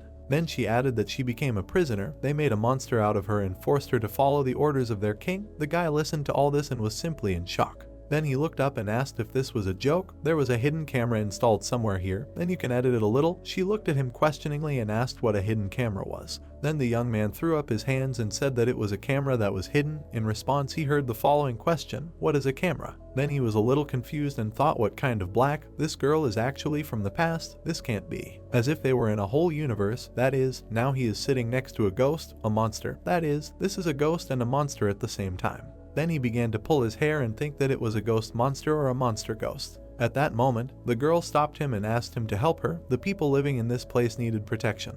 Then the young man threw up his hands and said that if he had the opportunity to help, he would gladly. But she saw for herself he was absolutely powerless now. Then he looked at his sword and added that who knows how long this sword will help him. While the sun was rising outside, he added that in addition, he also needed to look for something, so he could not just risk his life. Then he came as close to her as possible and said that he must definitely find this person, and for this he must stay alive. The brunette looked at him and listened that if he agreed to help her, then Manza would definitely kill him. She could not answer anything and just lowered her eyes. The young man looked at her at that moment. Then he stood up and said that he needed to work a little. If he was tired, he could rest here. After that, he left and wished her all the best. But he couldn't leave the room. He stopped and thought. He turned and looked at the girl. She continued to sit there in the same position, completely devastated. And suddenly the face of the ghost they had recently saved appeared in his memory. And also how the girl had said that she felt sorry for her, and then asked for help and said that the people living in this place needed protection. Having played all this over in his head, he thought hard. Then he closed his eyes. The brunette continued to sit in the same place. And then the young man came up to her and asked her to tell him everything from the beginning. Then he sat down next to her and said that he should know what was required of him. After some time, a car drove up to the house. The loader asked why the guy wasn't going. He looked at him from the window and asked why he had called. Then it was not good to do this. The young man apologized. They were standing near the house. The loader said that he was worried about him, drove as hard as he could. That in the end. Suddenly, a girl looked out from behind the fence and looked at them. Then the man thought. Then he smiled and said that the bookworm finally got himself a girlfriend. He looked at her and said that now it was clear why he decided to stay. The guy tried to justify himself and say that he had understood everything wrong. Then he came closer and said that some circumstances had simply arisen. The owner of the house appeared behind him and shouted that this man was still alive. At that very second there was a silent pause. The loader looked at him and said that this man was somehow strange. It would be better to call the police just in case about him. Then he drove off and said that he had to go. He needed to take care of himself. The young man replied that he was really very sorry. At that moment the man smiled and said that nevertheless, he was alive and well, which he was very happy about, and would not take money from him for the pawn call. Then he waved his hand and said that he wished him and his girlfriend a happy and long life in this house with all its ghosts. The boy did not understand whether the man said this sincerely or just decided to make fun of him. And the owner of the house stood behind him all this time. He waited for the truck to leave and immediately began to talk about how the young man actually got rid of that monster. It was simply amazing. The brown-haired man turned and looked at him while he said that he found out that he would be able to defeat him. Then he raised his hand and waited for payment. While they were standing on the street, the man asked again. The guy explained that he was waiting for the promised 30 million. He began to laugh and make excuses. Then he added that he had simply misspoke. The guy suddenly wilted. The man immediately started looking for something in his pockets and said that he knew himself that if he were so rich, he wouldn't live in such a backwater. He still put some money in his hand and said that he thought that would be enough for him and his endless gratitude. The guy had 30,000 in his hand. He looked at them and smiled. Then he immediately turned around and said that he was moving out tomorrow. The owner of the house tried to stop him. He practically reached for his leg, promised to give him 3 million, and that he wouldn't have to pay rent, then asked if they would shake hands. After some time, the young man looked at his phone and saw 3 million on his account. He thought that he was a complete idiot. He smiled a little crazy and looked at him and thought that only now did it dawn on him. Even a fool would not agree to move into a house inhabited by ghosts and monsters for that kind of money. The old man smiled and wondered if it had only just dawned on the guy. The guy immediately fell to his knees. The brunette came up to him and asked if he was feeling bad. The guy was just thinking, well, everyone sometimes falls for someone's trick. He wouldn't let himself be fooled again. He said his heart hurt.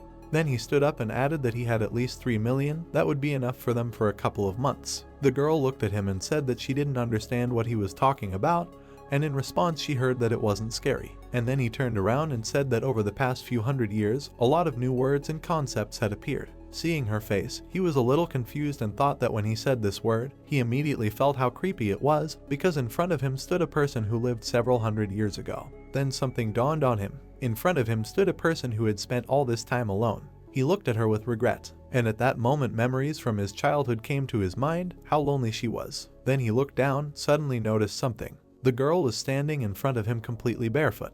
Then he looked into her eyes and was a little confused. While the guys were outside, the young man said that they would need to buy her clothes and shoes since they had money. After some time, they sat down at the computer. The girlfriend asked how these pictures move so fast. The young man sat down at the monitor and said that it was a computer. Then he turned around and said that if she chose the clothes she liked and pressed this button, the delivery would be at their home tomorrow morning. She looked at him and seemed to understand. Then she pointed her finger at the screen and asked if this was really possible. The young man began to answer and suddenly the phone rang.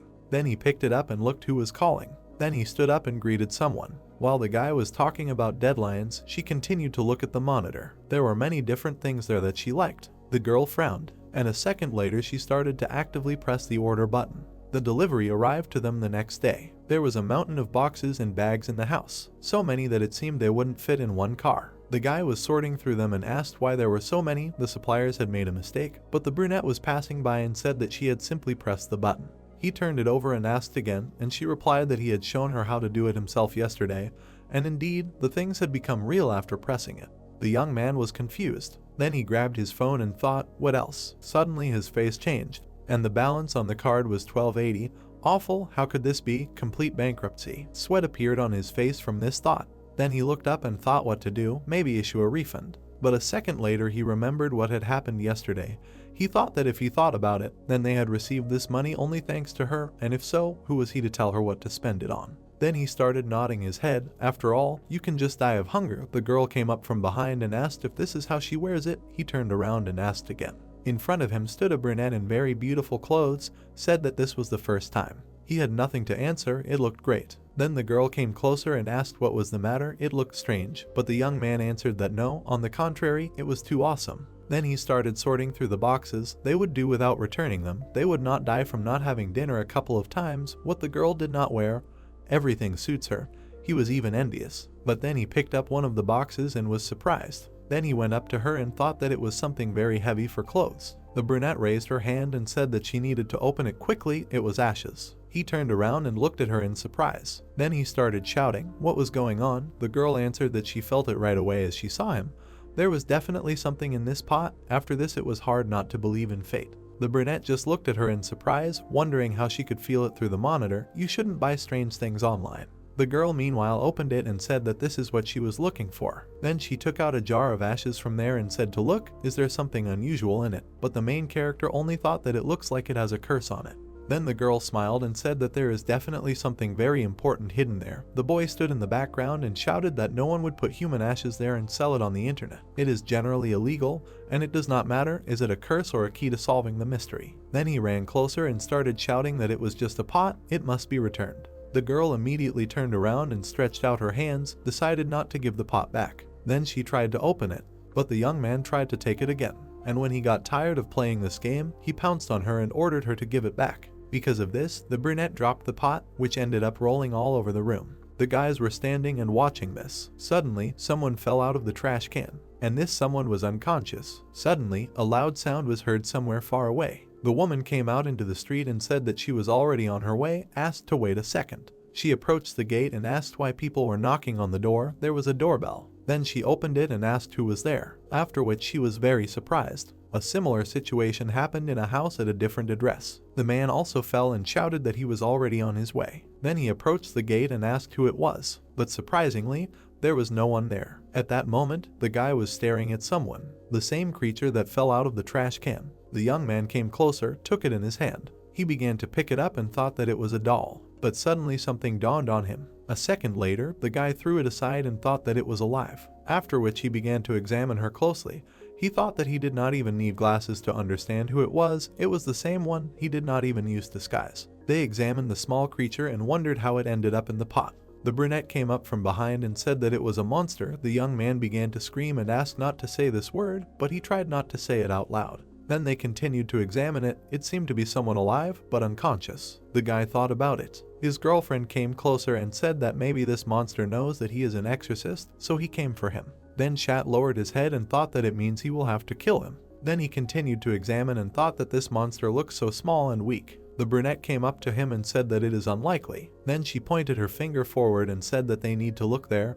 If the monster was going to attack them, the dog would not be lying there so calmly. And the puppy sat nearby and just wagged his tail. The boys were surprised. It was the same one that was there yesterday. A huge blue monster, the patron who helped them. The boy presented his statue and said that he thought that he would return to stone again.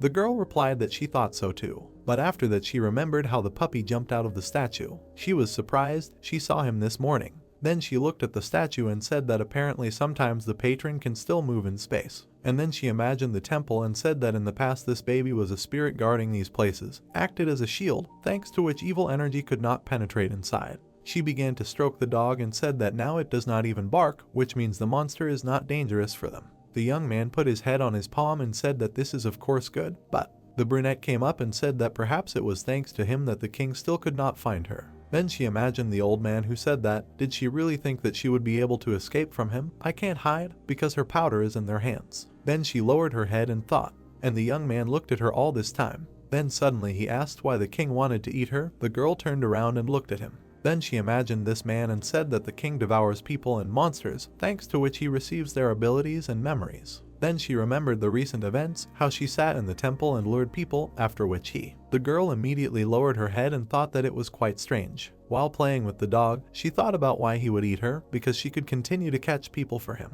Suddenly, a guy turned to her, asked something wrong. She apologized and said that she was just thinking. He sat opposite and said that if only they could find her ashes. Then he raised his head and said that then she would be free. The girl was very surprised, and also very embarrassed. Then the brunette looked at him and said that she had already told him that she was not an exorcist. The guy replied that he always forgot about it. Then he put his hand to his chin and said how he could address her, Mrs. Ghost. Suddenly he heard her name, asked again. The girl lowered her head and said that her name was Sachin. Then she smiled at him and repeated her name. The young man listened to her attentively. Then he raised his eyes and said that his name was Yishin. He continued to look at her and thought that it was strange. Then he lowered his head, some awkward feeling. Suddenly a micro monster started moving nearby. It seems she is coming to her senses. The guys came closer and asked if she could hear them. Then the mini girl opened her eyes, and then suddenly noticed them. There was a man in front of her eyes. That's why she immediately jumped up and tried to attack. And the young man did not understand what was happening. There was a doll in front of him. The monster pretended to be a toy. He was a little confused and said that it was too late for camouflage. The monster thought for a while. Then she transformed back and shouted that there was only one way out. Then she put her weapon forward and shot straight at him. Then the young man got hit right in the forehead. It was quite painful and unexpected. He had a bump on his forehead and now it hurt even more. That's why the young man shouted to the whole area that it hurt and he shouldn't do it. Meanwhile, somewhere in the city, someone started knocking on the door again. The girl came out and asked who was there. Then she came up to the fence and said that the bell was working. Why were they banging on the door like that? And what she saw shocked her. Her dad was standing in front of the gate. The girl came closer and asked where he had been. She thought that he had just left and left her alone. At that moment, someone was watching them from the side. This person was just standing and watching. Then he reached into his pocket and took something out. It was a small bead that he was holding between his fingers. And a moment later, he simply took it and crushed it. The fragments of the bead fell to the ground. At that moment, the girl's dad started making some sounds. Then he fell to the ground. The daughter started asking what was wrong with him. And the brunette continued to watch from the side as she tried to bring her father to his senses. Then he turned around and left. And by the way, he moved the dream along electric wires. If you remember the ancient belief, a long time ago, in one urban village lived one scientist. One day, returning home, he saw a wandering light in the forest and enchanted by its light, followed it into the depths of the forest. After some time, they began to look for him. People from the village walked around the entire mountain, but did not find the missing scientist. Some time passed, the man finally returned home. But it was not just a return. His relatives were happy, but soon they felt that something was wrong. The man was sitting at the table and did not make a sound, did not smile, and did not even talk. As if he had been replaced, it seemed that in front of them was only his corporeal shell. Then they decided to invite a sage, who came and looked at the scientist, then said, introducing the light, he said that this man once walked as a wandering light. His soul was eaten by the nine-tailed fox. This girl's father looked the same. You could say he was already dead. The girl went into his room and asked if he was going to the store, but she heard nothing in response and was surprised. Then she came closer and asked if he wanted to eat. Maybe he was hungry. Again, there was no answer. The baby started crying. Then she came closer and asked what was wrong with her dad, as if some changes had come to this house. Meanwhile, the micro monster stood and aimed at the guy. He held his forehead and looked at her. Then he closed his eyes and said that of course he understood everything. He immediately stood up and said that it would be better to just talk first. He must be very surprised, but maybe just try to figure everything out. He started shouting that he shouldn't come closer and took out his weapon again. Then he started shooting pistols from all sides, and the young man asked him to stop. He began to dodge as best he could, but the mini bullets still hit him. The monster tensed up and said that this man was a tough nut to crack. Then he took out something else. It was a huge shotgun, which he loaded and looked at it. The brown-haired man was surprised and thought where he got it from. At that moment, the micro monster started shooting, and the projectile was definitely flying at the computer. The guy decided that the computer was more important than life and covered it with his body. The projectile was approaching right at his face, but suddenly the brunette decided to intervene. She took out her dagger from behind her back, enlarged it and ran towards them, and then with one blow she was able to repel the attack. Because of this, the projectile flew straight into the ceiling, and the monster was very surprised by this. Then the girl turned around and started shouting to her friend that he was a complete fool. Why risk his life for the sake of this box? If he hit him, he would die. He was a little surprised and said that if he hit the computer, here is the answer he heard, that he could have just died because of this thing. The micro monster was standing at that moment and reasoning. That sword, it turns out she is a monster, and the guys continued to shout that without a computer and so do not regret. If it does not work, then he will die of hunger. After that, the warrior came forward and asked to pay attention to him. But then a projectile came off the ceiling and flew straight onto the monster's head. The guys turned around and looked in surprise. Again, this micro man was unconscious. The same guy raised his hand and pointed to the vessel, said that it is necessary to put it back and issue a return. The girl asked again. Then she took the vase in her hands and asked what a return is. At that moment, the young man thought that too many monsters are gathering around him. If this continues, then another fight will definitely be drawn into. Then he remembered the mountain of corpses that he saw in childhood. This is not what he would like now. Too great a risk of dying fighting monsters. Then he imagined that the girl from the dream and thought that he had not found her yet. Suddenly, someone was knocking very hard on the gate. The guy came out and asked who was there. The owner of the house was standing on the threshold and said that he rang the bell, but no one answered. He thought they had gone somewhere. They stood near the house and discussed that the bell was not heard. Maybe it was broken. The owner of the house should fix it. He smiled and said that he came to him on business, again ignored him. Apparently he was not going to fix the bell. The young man listened attentively, that it seemed they had a new monster, and the girl stood aside and eavesdropped. Then the guy folded his arms and said why all of a sudden. They said that there were no monsters here. He thought why he was so nervous. He himself was not a monster. The man replied that it had started a couple of days ago. He imagined the situation with the old woman. Someone was walking along the streets and knocking on doors, but when they went out to check, no one was there. Then he threw up his hands and said that maybe someone just got to the wrong door. That's what he thought at first too. But then he remembered that father said that something had happened. The other day someone started pounding on Yujing's door, and when she went out to check, her father, who had been missing until then, was outside the gate. The young man was surprised and asked again what the problem was. The old man looked at him and said nothing. Then he explained if the young man had ever heard of will-o'-the-wisps. He replied that he had no idea. Asked again. They imagined a light, a terrible legend in their area. People enchanted by the will-o'-the-wisps go into the forest and disappear. A monster devours their souls and all that remains of them is an empty body. This is what happened to her father. His look was as if he too had been deprived of a soul, as if he was no longer a person, but just a doll. The young man raised his head and wondered if he really had returned without a soul. Then the owner of the house continued, imagined the street and said that someone had seen this man on the day he disappeared. While he was walking along the streets, a neighbor noticed him and asked why he was going up the mountain in the middle of the night. Then people noticed a light at the end of the street. They tried to stop the man, but nothing worked. A brunette was holding a similar bead in his hands, and it was the dark blue color that the missing man was following. If you remember what that man looked like, it seems like he was really bewitched by the will-o'-the-wisp. At that moment, someone else returned home. His sister turned to him and asked where he had disappeared to. The guy lowered his head, listened to her say that she was so worried. He was completely invisible from below, but at the same time, you could clearly hear the girl asking what was wrong with him. Did something hurt? Suddenly, the man fell to his knees. At that moment, his ball was crushed, and the man simply turned around and walked away from there. He looked strange, like everyone else, and also had earrings on his ears. The owner of the house told the master that he was sure that the baby's father's soul was stolen by will-o'-the-wisps. The guy looked at him and did not understand anything at all. Then he folded his arms and said that he did not know since when people began to believe in these children's tales. At least when he moved here there was a completely different opinion about all this, but he replied that it was necessary to understand all this cannot be a simple coincidence. Then the young man scratched the back of his head and said to listen to him. Initially they did not even pay him the money that they promised. Why should he help?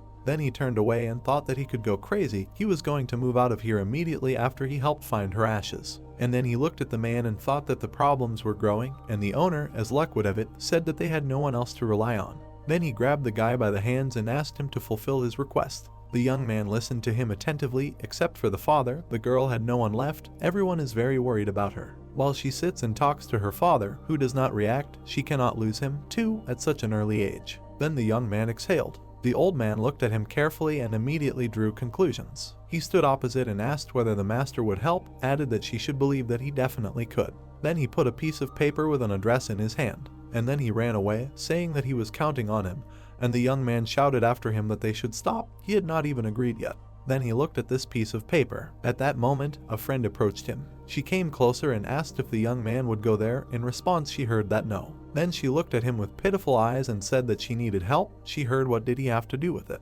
The guy moved away and said that he needed to work in order to earn money for a living. And he also asked how he could help her. He would like to sort out his problems. The brunette listened to him attentively and said nothing. Then there was a small silence. The brown-haired man looked into the distance. Then he began to laugh, and he said that he would only go there for a short time, just drop in to see her and come back. The girl was surprised. Then she smiled when the young man added that it could be considered that he was just going for a walk. He looked and said that he wanted to take a sword with him, just in case. And at the moment when he asked where the sword was, something flew in front of his face, and this something landed right next to his leg. The guy looked down and was a little scared. Then he took a stick and, leaving, said that he would be back soon, adding that suddenly the sword would pierce him through like that one day.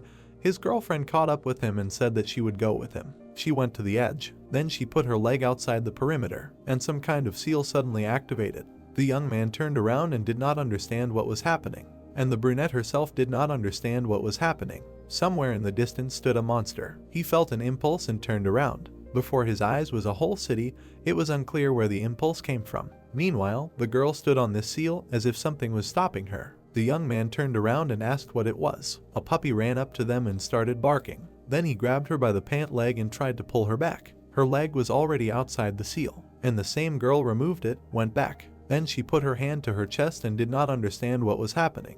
She just looked down and asked what it was. Suddenly she remembered that the old man said that she could not hide from them. Then she looked at the puppy and thought that this simply could not be. If you remember the events that happened at night, that time he created a barrier in order to protect her. The guys looked at each other and could not say anything. After that, her friend told her to stay home. He would go himself for now. The girl tried to object, but the young man winked at her and said that she should not worry, he would be back soon. He raised his stick and said that this thing is always with him. He left his girlfriend alone, said that he would be back soon, and then he left. After some time, during the day he was walking around the city and thinking that he would never have agreed to this before. He hung his head, why was so much happening around him lately, and if he died, then he would not be able to meet that girl from the dream. And at that very second the guy tried to exclude these thoughts from his head. He thought that maybe he should just run away somewhere. Anyway, it did not concern him in any way. But then he remembered the words of his friend, who said that you need to listen to someone who was subjected to injustice, which means you need to help her too. Then he opened his eyes and thought that the girl was in exactly this situation. While the young man was walking down the street, memories began to pop up in his head, as if a little him was running in front of him, and the guy kept walking and walking, while he remembered how he ran and asked for help as a child, and next to him lay the director, who was slowly dying. Nevertheless, the little boy did not give up and ran along the roads, calling at least someone. His eyes were filled with tears, and now this is already a grown man who stood and thought that if he does not do this, she will be left all alone, like him then, and did not even notice how he approached some building. Then he squeezed his sword, and also took out glasses, thought that sometimes you have to change. Filled with confidence, the young man moved towards the house. At that moment, someone in another place shouted at the man. He stood up, a young man entered the room and said that he would like to ask him something. From what he saw, he tensed up a little. In front of him stood a young man with different eyes and asked if they had noticed that something strange had been happening in the area lately. He looked at him and thought why his eyes were different. This is not good. It was in a real estate agency of this city. While the old man listened attentively, the young man gave an example and said that he was interested in lights in the air at night.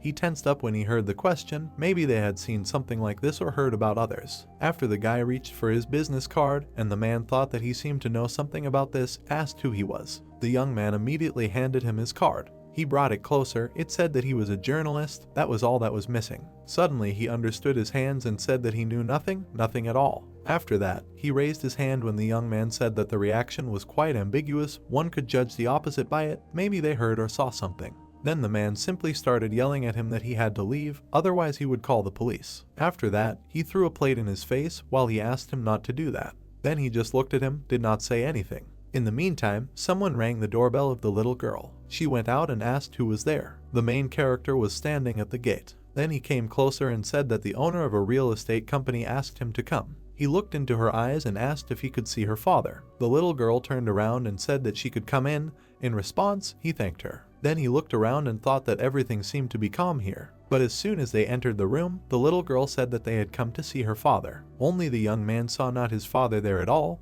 but some kind of scary doll. He was very scared, and even jumped back. The little girl came up to him and asked what was wrong with him. He replied that everything was fine. Then he tried to look at the man again, thought what the hell it was. At some point, he decided to take off his glasses, because through the lens it was a scary monster, and without it, an ordinary person.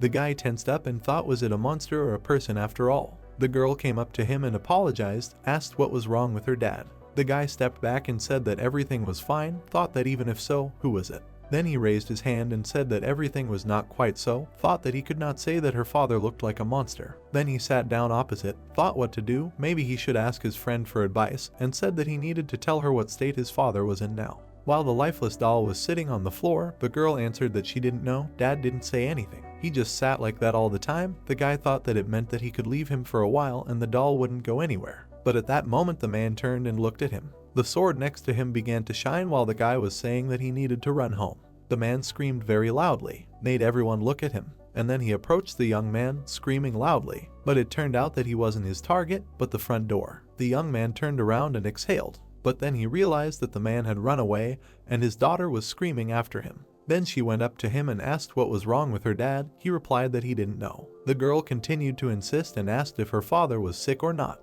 He looked at her and didn't even know what to answer. There was pain in her eyes. The young man tensed up a little. Then he put his hand on her shoulder and said that she shouldn't worry. Everything would be fine. He would bring him back. She just needed to wait here. After that he grabbed his sword and went outside. Thought that this was some kind of madness. He didn't understand anything. The boy was running down the street and thought he was going to be a good assistant. He started looking around. Where did that monster run to? Then he raised his head and saw that he was running right above him at that moment. The young man asked the man to wait, but then he continued to run forward and destroyed everything in his path. The main character did not give up and shouted after him that he did not know what had happened, but he wanted to talk. He continued to chase him and shouted that he needed to think about his daughter because she was so worried about him. But the doll continued to move forward and did not even pay attention. She jumped from house to house, not paying attention to the guy. Then he exhaled and said how to catch him if he was jumping on the roofs. Suddenly the sword caught fire again and flew out of his hands. The blade flew towards the doll. But the young man thought that something terrible was about to happen, but not this. This sword was going to kill from that girl's father. He imagined her face, asked him to stop. Then he screamed with all his might, showing him to stop. The blade was already approaching the monster's head, and literally 5 centimeters stopped. This time the guy was very surprised. The stick started spinning right in the sky above his body. Then it took a slightly different position, and a moment later it knocked the doll down, and with such speed that they didn't even have time to track it. After some time, the main character found them, walked along the gateway and was surprised that the blade listened to him, otherwise it would not have attacked in this way. Then he turned the corners and thought what difference did it make, he caught it anyway. The monster was lying on the ground, trying to break free. The young man came closer and asked to listen to him, said that he was not going to hurt him. But he turned around and just froze, in response to the fact that his daughter was waiting for him. The guy looked at him and asked if he would hear. Suddenly his head began to increase, and swallowed the head of the young man. Incredibly fast, he approached him, and the fight began. The young man's head ended up inside the monster, who asked him to stop. But it was useless, they continued to pull him towards themselves. After that, a huge slimy tongue began to lick him, and then it tried to grab him by the neck to pull him inside. The young man resisted as best he could, and then it dawned on him, did they really want to swallow him? At that moment, he was already up to his shoulders inside the monster. Even his legs began to come off the ground at some point, and trying to break free with his hands was useless. A moment later, his tattoos on his arm began to glow, and because of this, the monster began to inflate like a balloon. It turned into some kind of huge, scary mess, and all of it glowed blue, just like the tattoos. This did not last long, because the doll could not withstand it and exploded, and the guy flew back. Then he grabbed his hands, for some reason they were shaking. He opened his eyes and looked at everything that was happening.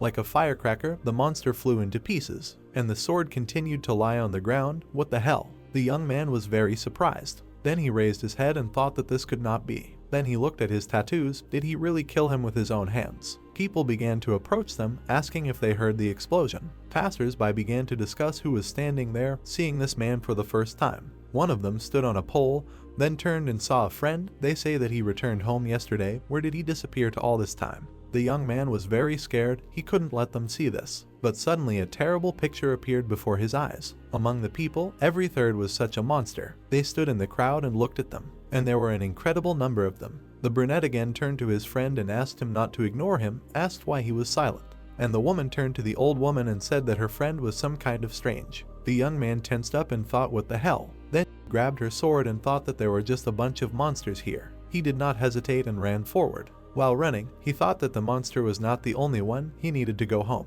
And at that moment, these monsters went after him. Then the brunette turned to his friend and asked where he was going. He replied that he would go with them. The old woman also noticed that her friend was leaving, asked if everything was okay, but did not receive an answer. The main character ran all this time and did not look back. Then he found himself on some street.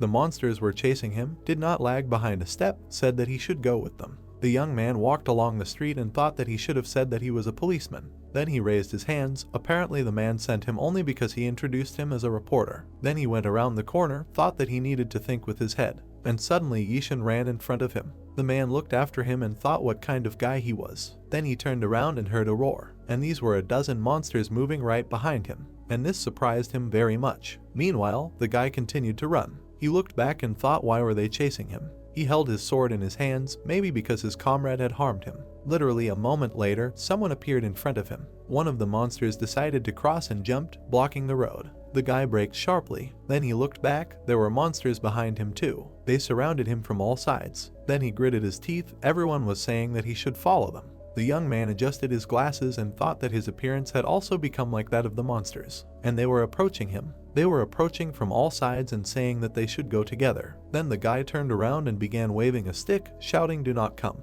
He pulled it forward and continued shouting that you can get hurt on this sword, they can even die. But they seemed not to care. The guy was surprised. Another monster appeared from above, who was going to jump on him. But suddenly someone put a hand on his shoulder and said that this was an interesting guy. Then he came closer to the monster and said that this young man really thinks that he is understood. And then he grabbed the doll by the head and turned to him, because the young man raised his head and looked there. At the same moment, the man jumped off the roof along with the monster. And as soon as he landed, he smashed it on the asphalt, adding that these were just enchanted dolls. Then he got up and looked at him.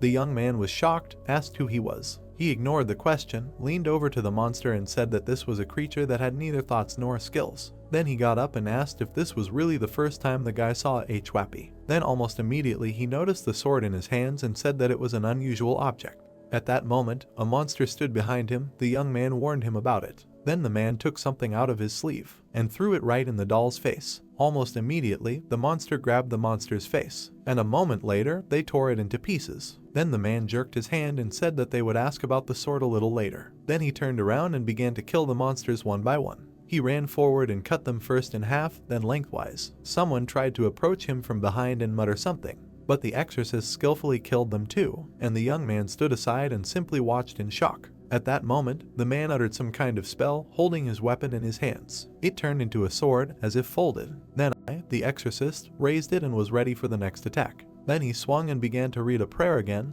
threw it straight towards the young man's face. He was able to dodge. It was even as if a gust of wind threw him back, and the sword itself stuck into another doll, and so hard that it threw it back. The exorcist continued to mutter some prayers under his breath, and then he raised his hand as if it was blazing with fire, and then he clenched it into a fist. Because of this, some kind of explosion occurred behind the main character. He turned around and didn't understand what was happening at all. Instead of the monster, only the sword remained behind him. The exorcist passed by and said that, as he thought, the weapon does not return back. Then he leaned over and said that it takes shape well and collects energy, but it is difficult to constantly change it. At that very second, the dagger turned into just a set of coins. Then the man put it back in his sleeve and asked why the guys were chasing the Chwappy. He asked again in surprise and said, "Are we talking about these people?" The exorcist looked at him like he was a fool and asked again what he was talking about. And then he presented a doll and said that these are not people.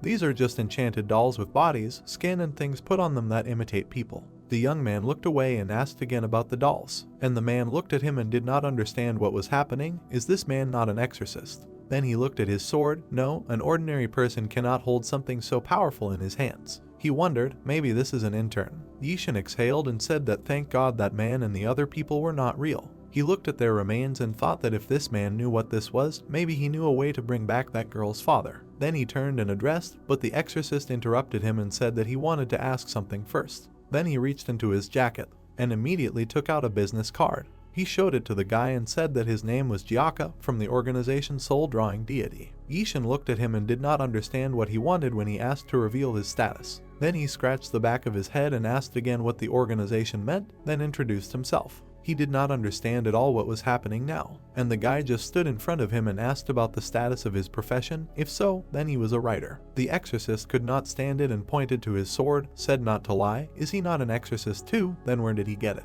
The young man was a little embarrassed and said that he just picked it up, and the man was shocked by what he heard. They stood on the street and discussed that this was really so. The stick was in the house where the guy moved, so he picked it up.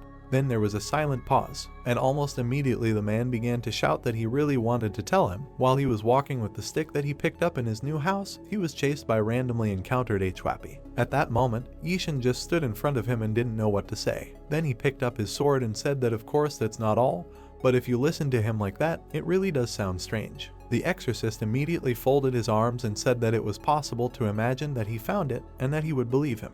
Then he frowned and said that in that case he would have to give him this stick too. The boy asked again in surprise. Then he raised his hand and said that it would be a little difficult to give it to him. He thought that he definitely wouldn't do it. If he didn't have this too, he would be at a great disadvantage. Then the man gritted his teeth and said that he seemed to not understand something, that this was not a request. Then he frowned and said to quickly give him this dangerous item. Yujin walked along the dark streets and called her father. Something caught her eye. There was a crowd of people standing to the side. When she came closer, they paid attention to her. Her eyes widened. Ahead, she saw torn pieces and an amulet and then asked what was that. The guy from the empty alley demanded to give him the item. Gyaka was gloomy and demanded to give him the dangerous item quickly. The protagonist looked at him in surprise. The red-haired man covered his face with his hand. The brown-haired man frowned. They stood opposite each other. The guy pursed his lips. He clenched his teeth and replied that he did not want it. Gyaka looked at him with displeasure. Yishin turned away and said that he would still need it. The man began to put the coins in his hands away. He grinned bloodthirstily and asked again. The protagonist looked at him, and a moment later he disappeared. The red-haired man appeared behind him and said that in that case he would fly away by force. The brown-haired man began to turn around, trying to understand when he managed to move. Gyaka snatched the stick from him. He squeezed it tightly in his hands. Then it began to twitch. The object stuck into the ground. The man looked at him with surprised eyes. They both froze. The redhead stared at the object, trying to understand what had happened. He began to try to get the stick. Pointing at it, he asked the guy if he had really been holding such a heavy thing all this time. The brown-haired man calmly picked it up and said that everything seemed fine. Gyaka opened his mouth in surprise and said that he looked weaker than he actually was. The protagonist held the object in his hands, mentally asking if it meant that if he decided that he had extraordinary strength, he would not take it away. He decided to show everything exactly like that. He looked at the man and said that it was quite true. The redhead pointed his finger at him, thinking that he was somehow suspiciously stretching out his words, and then asked if he was really going to catch monsters with this stick and without a license at that. Yishin asked about the license with a surprised face and said that it was a forced defense. They looked at each other. Seeing how he darkened, the man thought it was a joke. He frowned and mentally noted that it seemed like he really wasn't an exorcist, and then wondered who he was. The guy rubbed his face with a puzzled hand. He looked at the red-haired man and noted what he had told him earlier. Remembering the dolls, he asked about the Pyrians not being human, and then asked if it was possible to find the one whose appearance they imitated. Gyaka reached into his pocket and asked what he needed this information for. The brown-haired man looked down and began to mumble. He thought that it seemed like he would never tell him. He turned around when he was called out. Yujin was running towards him. She sadly conveyed that the woman from the house across the street said that she heard a loud noise outside and that he then suddenly ran somewhere. The protagonist perked up when she asked what happened to her father. He clenched his fist tightly and began to say that he ran too fast. He approached the brunette and started telling her that everything was fine and that he would find him soon and bring him to her, so she should wait at home. The man raised an eyebrow in confusion. Yujin started crying and muttered that she hadn't told him. Remembering how she was lying in her own bed, she told him that the day before he disappeared, they had argued, and when he left in the morning, she pretended to be asleep on purpose. The man then smiled and said that he was leaving, and then asked her not to be late. The girl wiped away her tears and said that she hadn't wished him a good journey, so Dad. Yishin watched him calmly. Remembering his little self, he wondered why children thought that all troubles were caused by wine. Looking at the dark sky, he told Yujin that it was dangerous to walk at night. The guy put his hand in his pocket. He handed over a piece of paper and said that his number was there, and it would be better for them to call each other. The girl nodded when he asked if she understood that she should stay home until her father returned. The brunette left. Jiaka raised an eyebrow, parodying his words about finding his father. He looked at the guy and began to ask how he was going to do this if he did not even know who to look for. He frowned when Lack asked him what to do in such a case. He looked ahead and said that there were no other options, and all hope was on him. The red-haired man pursed his lips and then scratched his chin. The protagonist turned around when he began to say that Perients were enchanted dolls made by a fox, and in order to look like someone, they needed a part of the windowsill. Yishin imagined the old man, while the man said that if Perients appeared that looked like a person, it meant that the person himself was kidnapped. Jiaka put his hand behind his head and said that the kidnapper hid them. He frowned and noted that it would be difficult to find. Introducing the blue light, he said that one way to find it is to follow the will-o'-the-wisps that lure random passersby. The red-haired man looked at the dark road and said that they are also called fox lights, because the second one bewitches people, and he also came here because of them. He added that Perients and will-o'-the-wisps, and it seems that there is a connection between them. The guy remembered the old man who told him that they follow the lights as if enchanted. He perked up and exclaimed that he knew where it was. The brown-haired man began to run to the side, thanking him for the information and saying that he had to go. The man grabbed him by the shoulder and ordered him to stop. The protagonist froze and asked if there were any problems. The red-haired man indignantly asked if he had even listened to him. He frowned and indignantly asked if after a couple of accidental victories he really started to consider monsters weaklings and thinks that he can beat at least someone with this stick. Yishin listened with a puzzled face about the fact that he needed to go back. Jiaka imagined a gloomy nine-tailed fox and exclaimed that if it was the one he thought of, then he would die on the spot and no stick would help him. He approached the guy and ordered him not to go there. The brown-haired man raised a gloomy gaze. The man perked up when he told him that he needed to go. The red-haired man clenched his teeth, asking where he came from. The protagonist interrupted, saying that he saw everything himself. He drew his eyebrows together and said that he promised her. Jiaka perked up. The night sky covered the apartment building. Hongyun abruptly opened her eyes. Sachin smiled and asked if her head was okay. The pink-haired girl immediately jumped aside. The girls looked at each other. Little Hongyun froze. She lowered her eyes and began to remember everything. Then she reloaded her gun. Then the girl wilted. When she took out several guns, the brown-haired girl told her that she could be so careless and then wondered where she got all this from. The pink-haired girl perked up when she was asked why she came to the human world and answered her high status by her expensive clothes. Hongyun's eyes flashed. Looking at Sachin, she said that it was very strange because she did not feel the energy of a monster from her and then noted that she seemed to be a monster provided that she had a human appearance. The girl raised her head and asked who she was and why she took the form of another person. The brown-haired girl smiled softly and said that too if she wanted to return to her previous appearance, she did not remember at all what she was before. Sitting on the floor, she said her name. Then she said that she had spent her life as the promised Orchid's daughter. The pink-haired girl raised an eyebrow in confusion and asked if it meant that she had become a monster because she had fallen into this gentleman's hands and now had successfully escaped from him. The girl sat on the floor and said that it wasn't perfect, but Hongyun interrupted her and said that she was glad that she wasn't his subordinate. She waved her hand and apologized for introducing herself late, and then said her name. Sachin was surprised that she was a princess. Looking down, she apologized for not paying due respect to such an important person. The pink-haired girl said that it was okay, because in the human world her status meant nothing anyway. She looked at the cannon and said that even her best weapon couldn't help her here, and no matter how great its power was in her world, it was useless here. Looking at the large jug, the girl asked her why she was in such a place. Hongyun lowered her eyes. She recalled how she consoled the monster and said that it was a long story, but in short, while she was looking for something in the human world, she was attacked. The girl with a surprised face asked who it was, but received an ambiguous answer. While they were sitting in the room, the pink-haired girl said that there were many guesses, but nothing specific. While it was night outside, Sachin asked if it could be the master's solid-all monster. The girl answered that it could very well be, or it was a follower. The red-haired man frowned, crossing his arms. He hid around the corner, while the old man told the guy that he definitely heard that it was near house number 105. The brown-haired man ran to the side, and they began to ask him if the Yujin family was okay. The protagonist looked at his phone and said that house number 105 was a 5-minute walk away. He looked to the side, saying that however, turning to the man behind him, he asked why he was following him. Jiaka replied that it was wrong to send a newbie alone, and that he should be grateful that a professional wanted to help him.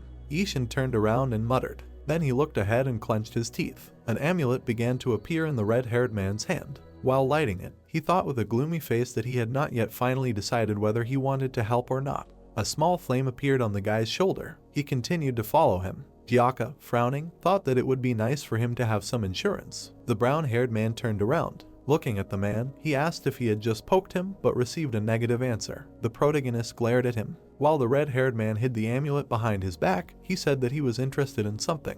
Looking at the dark sky, he asked why they were creating a fake family member and sending him back. Jiaka followed him and said that he did not know, but perhaps so that no one would know about the disappearance. He shook with anger when asked what it was all for. The man shouted for the whole block that he had no idea, because he was not the one creating them. Moving along the street, Yishin replied that he just thought that maybe he knew something.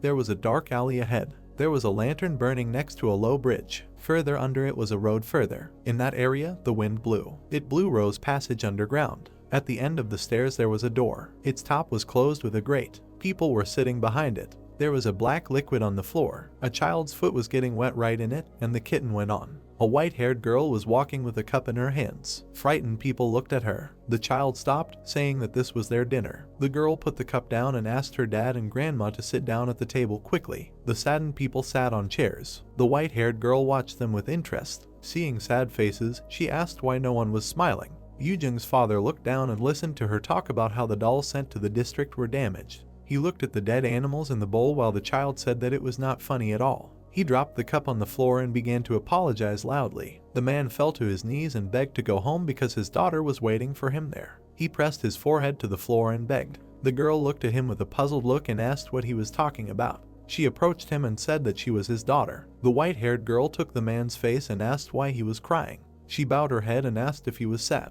The girl's lips turned down and her expression darkened, asking if he was showing her correctly. She sat on her knees and asked her father not to be sad because then she would become sad too. Suddenly, the white-haired girl smiled widely. Approaching the man, she said that if she brought his daughter here, he would probably be very reflected. She touched his finger, saying that she would be back quickly. The man loudly asked him not to do it. The girl pulled out his nail. The others closed their eyes in fear, listening to his screams. The child attached the nail to the doll. Then she threw it back. It began to dissolve on the floor. When a copy of the man began to appear, the white-haired girl said that she would bring her here and make her little sister. The man looked with tearful eyes while she asked if he was alone. The other prisoners cried loudly. The man grabbed his injured hand and closed his eyes. The girl asked her dad to love her too. She stroked his back. Hongyeon raised an eyebrow in confusion. She watched Sachin. She turned around when asked what she was worried about. Looking at the black sky outside the window, the brown-haired girl began to say that Ishin was very late. She was asked if she didn't trust him. The girl looked down. She turned away and started saying that she was asking too much from someone who had never fought monsters, and because of the persecution, they couldn't help him. Sachin looked at her feet and started saying that if only she could get out of here. Hongyeon froze with a puzzled look. A loud sound was heard when she said that she wanted to ask something. A puppy ran out, its fur standing on end. The puppy growled angrily. Sitting behind the closed door, the girl thought that the dry land, judging by the way the guardian spirit reacted, was not Ishin. She began to put the pink-haired girl in the jug and asked her to stay here for a while. She closed the door. A man with glasses stood behind her. Taking off his glasses, he asked if it was true that she was not a Pyrians. The brunette smiled and added that she was not a human either. The girl perked up and asked who he was. The guy remembered himself earlier, saying that he was wondering what kind of unusual energy suddenly appeared and disappeared in this place, and it's good that he came. He held a pearl between his fingers. While the brunette looked at it, he said that the yellow stone should react to another energy, and if there is no reaction, then right in front of the monster. A blue pearl also appeared between his finger. A blue light appeared on the tips of his fingers. Holding his hand outstretched, the guy said that there is a barrier, so no signs are felt. He smiled, starting to talk about the owner of the barrier. Seeing the puppy, the brunette said about the local spirit. The girl frowned and wondered who he was. She looked at him. She universally asked whether he was a man or a monster, and then thought that he was even more dangerous. Hongyeon sat on the jug and listened to the words that they were looking for someone. Looking at the pearls, the guy said, "These are the stones that are chasing his power. So far he has only come across the dolls he made, which means that somewhere nearby there is a barrier in which he is hiding." Looking at the night courtyard, the brunette said that if anyone found such a place, he would find it suspicious. He smiled and asked if he understood correctly that she was hiding someone. The girls froze when he demanded to give it to him. Sachin knitted her eyebrows and replied that there were none. She wondered if this was one of the people Ishin had spoken of earlier. The guy smiled and said that her face said otherwise. The pink-haired girl sat in the jug in fear and listened to his words about how if she was not hiding anyone, she should not be afraid and let him in to look around. The girl frowned and said that this would not happen, noting that she had no reason to let him in the house. The brunette's gaze became cloudy. He twirled the pearl between his fingers, saying that there was nothing to be done, and he was sorry, but he would have to use physical force. The red pearl sparkled. An aura of the same color destroyed the barrier. Sachin's mouth opened in shock. She turned and looked at the barrier. Then she jumped back. The girl looked with shocked eyes, wondering if he really broke the barrier of the guardian spirit. The guy smiled darkly and said that everything was right, and it was she who gave the owner that energy. Sachin pursed her lips in fear. It was dark in the window of one of the houses. Yujin was sitting by the wall. She suddenly heard a sound and suddenly started to shake. The girl ran out of the room and rushed on. Her father appeared in front of her. The brunette hugged him and began to loudly ask why he left so suddenly, noting that she was very worried. Yujin cried, telling him never to do that again. Suddenly her eyes widened. She saw a monster in front of her. The girl opened her mouth wide and screamed. The monster approached her face. The lanterns dimly illuminated the dark alley. A man was sauntering down it. His stomach was full of something. The guy was standing at the gate, saying that it was quite a strong barrier. He held the pearl between his fingers and said that after using the whole stone, such a small space was left.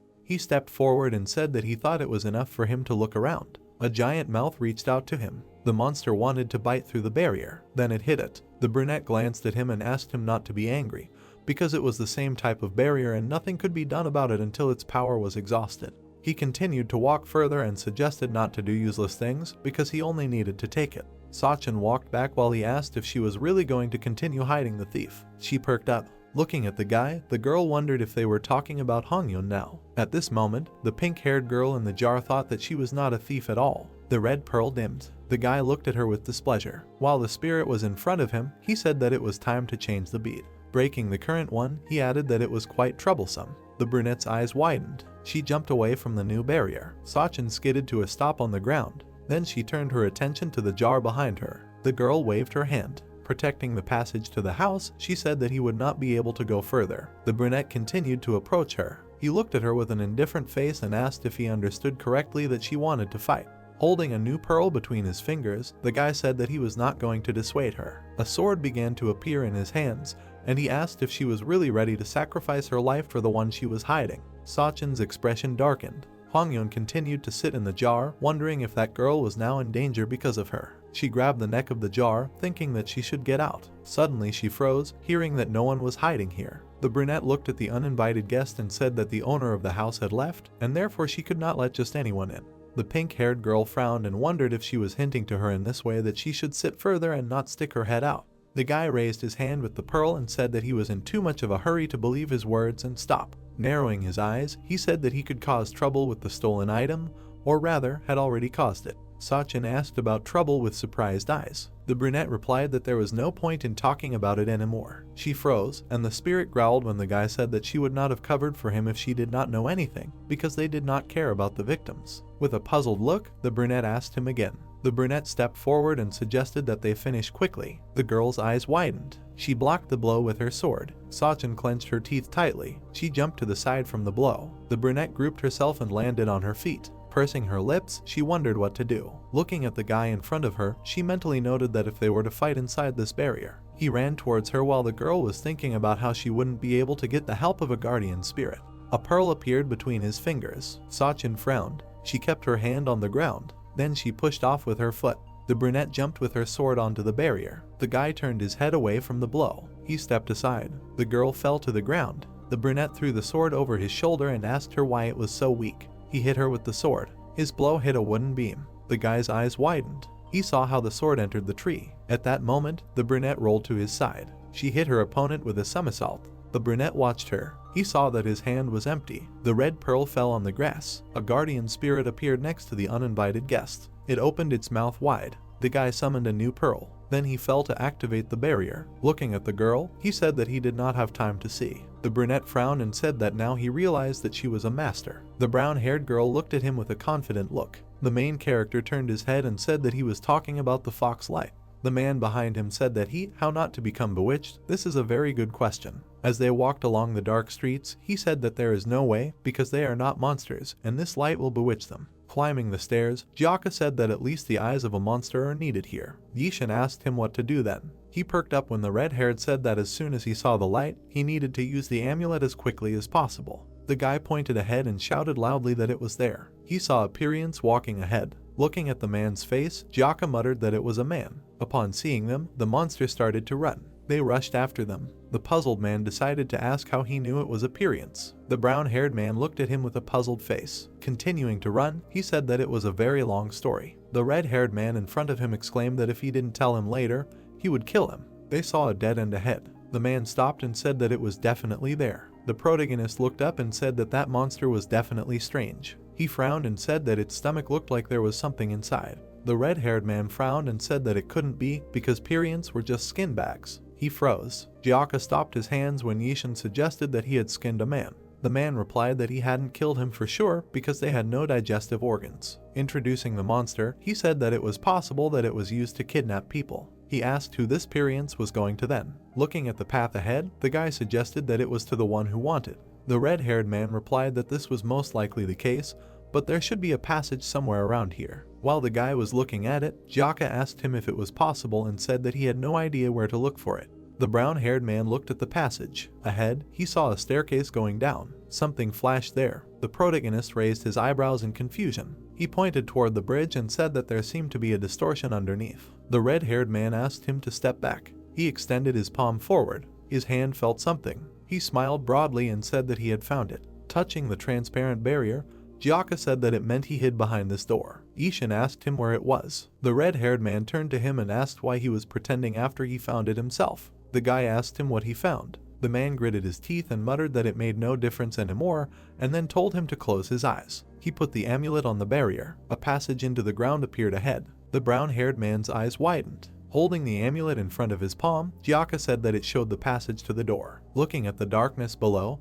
he said that if you enter the door created by the monster, then in order to return back, you only need to go in a certain direction. The amulet slowly burned, and the man said that while he was talking, he would remember the location, but when it disappeared, they might not be able to get back. The guy raised his head sharply when he was asked if he still wanted to go. Gyaka frowned and said that he was giving him one last chance not to climb. The brown-haired man looked at the cave. Then he looked down. He presented the essay. The protagonist looked down. He began to introduce his allies and opponents, saying that he had already gone too far. Ishin began to go down. At the end of the path was a door. The man rubbed his wounded hand. He was shaking and clenching his teeth. The girl looked at the hostages. They were startled by a loud sound. The child smiled widely, noting that he had come. She victory to the doll, screaming that he had brought her sister. The monster began to rumble. A girl fell out of his mouth. Her father and the others ran up to her, trying to bring her to her senses. The white-haired girl smiled, saying that now their whole family was gathered. She froze when the man asked what she had done to his Yujung. The man held his daughter and loudly shouted that he would not forgive this, and the others asked to calm down. His expression darkened as the girl quietly asked if he didn't remember what she did to the homeless man. The man remembered how they all watched the child murder. The girls looked at them and asked if he hated her. She narrowed her eyes and asked him why. All the hostages trembled in fear. The monster behind her began to come closer when the white-haired girl said that if he hated her, then she really hated him. The monster exploded. The girl looked at it, puzzled. The rest of caught in fear. Looking at the falling doll, the man said that they finally found it. Gyaka walked with the boy and asked if the foxhole was here. The white-haired girl looked at them with an indifferent look. The man raised an eyebrow in confusion, surprised at the child. Looking at the remains of the monster, the girl said that it tore her doll apart. She stepped into the dark liquid, adding that he had also ruined her mood. The brown-haired man perked up. The girl walked smartly. The main character adjusted his glasses. Looking at the white fox, he asked if this was really Fox Spectre, and she had 3 tails. He saw a 3-tailed fox in front of him. The man gritted his teeth and asked if he had really been. All this time, he turned away and said that it was good that he didn't have to spend any strength. The girl approached him. Yishin froze in shock. The red-haired man began to lean back. The white-haired woman frowned and said that she would eat his liver first. Gyaka stopped with his foot. Fox Spectre pulled her hand. Then she jumped back. Touching her burnt palm, she ate that it was painful. The man began to finish the amulet, saying that it must have been painful. The puzzled girl recognized him as an exorcist. She bared her teeth and said that she didn't want to. Then she ran away from there. The guy looked at his comrade and asked if everything was okay, and Gyaka said that it was nothing to worry about. Looking at the child's back, he said he was worried when he found out it was Fox Spectre, but she was just a child. The man waved his hand and said it would be easier than he thought, then asked the newcomer to watch from a distance. The girl reached into her bag. She threw the dolls on the floor. Monsters began to appear in front of the red-haired man. He swung his hand, calling them pathetic dolls. He began to hit them. His whip fell to the ground. Gyaka stood up and froze. Looking at the whip of coins, he said there was too little space. He turned around when asked to bend down. The dolls were knocked down with a blow. They began to rebuild. Then the dolls were hit again. The boy swung his stick. He pointed it to the side and asked how he could get help from the newcomer. The man asked if he was offended by his words. They turned towards the sound. They saw a dark liquid coming from under the iron door. The redhead ran up to her and demanded that she open the door. The hostages inside were surprised. They started waving their arms and shouting that they were saved now. Gyaka looked through the bars with a puzzled look and said that these were the missing people who had been here all this time. Flash's brown eyes widened. He saw the brunette unconscious. Then he called her with a frightened face. The main character started banging on the door, loudly asking why it wouldn't open. Dolls were blocking it on the other side. The girl was sitting to the side, giving into loud screams. She looked down and asked out loud what to do, noting that everyone would die. The white-haired girl buried her face in her hands, saying that both she and her mother would die. She raised her head, hearing that there was a monster inside. The hostages were crying loudly and asking to be pulled out of here. Fox Spector's gaze dimmed. Looking at the people, she exclaimed that this was not her family. She released new dolls. The girl with a gloomy face ordered them to eat everyone. Granny turned her head. She saw huge monsters in front of her. At this time, the guys were still trying to break down the door. Suddenly they stopped, their faces distorted with shock. They saw how the doll inside was eating a person. A brunette was lying alone on the floor. Hostages were being eaten around the bridges. The guy with a frightened face loudly called the girl. The monster's mouth reached out to her. Then it began to absorb her. The brown-haired man looked at the stick, trying to understand what to do. He ran back and asked the red-haired man to move away. He turned around discontentedly and asked if he could not see that they should hurry. The main character was squeezing the object, thinking that with its strength. The door began to open. The guys froze. Dolls began to come out of the room. The guys stood in the corridor and looked at them. The man gritted his teeth, noting that the girl knew how to use her head for its intended purpose. The monster ran at them. In an instant they were next to him. The guys dodged their blows. Then they ran back. The red-haired man began to take out a bunch of coins. He formed a sword out of them. Gyaka closed the wall and swung. The brown-haired man with a frightened face shouted that this was impossible since there were still people inside them. The man glanced at him and shouted that he knew. Swinging the sword, he noted that they needed to cut off their heads and get the people. One of the monsters partially pulled out a man. The red-haired man clenched his teeth tightly. The protagonist loudly asked him to stop. Gyaka managed to pull his hand back, hitting only the air. He clenched his teeth and shuddered. The doll grabbed his leg. Then she hit him on the ground. The man turned around and said that it was very mean. The monster swung at him. Then he began to attack. The monsters heard a loud sound. One of them had a piece of his head blown off. The dolls turned around. Yishin stood with his hand outstretched, saying that he had succeeded. His sword was hovering under the ceiling. It suddenly flew down. At that moment, the monsters manifested people. The guy with a frightened face loudly ordered to stop. His sword froze in the air. Brown-haired pulled him towards him. He frowned, realizing that the dolls were using people as shields. Looking at the monsters, he thought, "Side is not just stupid shells." Looking at the man on the floor, the protagonist asked if he was okay. The monsters ran at him. He tightly clutched his sword. The doll showed a person again. Ishin immediately froze. He jumped to the side, avoiding the blow. The guy clenched his teeth, shouting that he cannot attack. He was hit in the stomach. Brown-haired flew to the side. He crashed into the wall. The protagonist, screaming, began to rise. Starting to cough up saliva, he mentally noted that he could not breathe.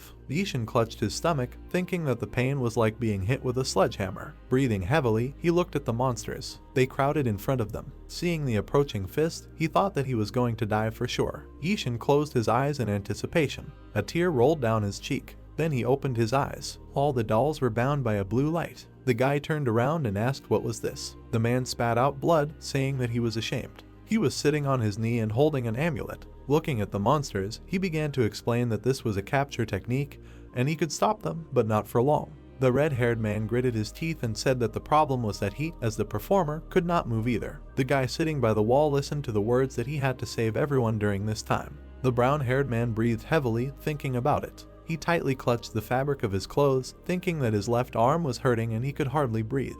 The protagonist looked at the monster in front of him. He imagined it devouring him. Then he pulled back his sleeve. Yishin looked at the seal on his hand. He reached for his something. The guy began to rise. He stretched out a trembling palm. The protagonist touched the monster's head with it. Then he froze in that position. Looking at him, Gyaka asked what this idiot was doing. When the amulet burned halfway, he exclaimed that there was no time at all. He perked up when he heard the voice. The man looked at her with a frightened look, listening to the words that her dolls were gone.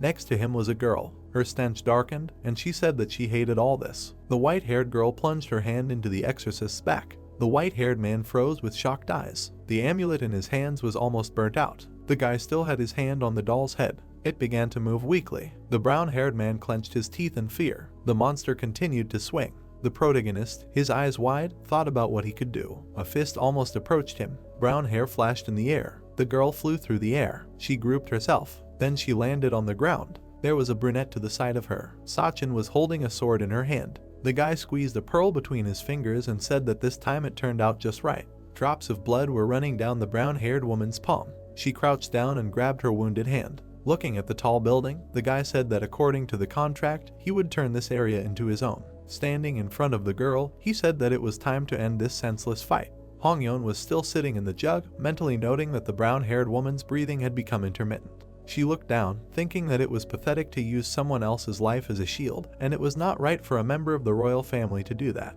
Sachin touched the ground and said no. She stood up and said that she hadn't even started yet.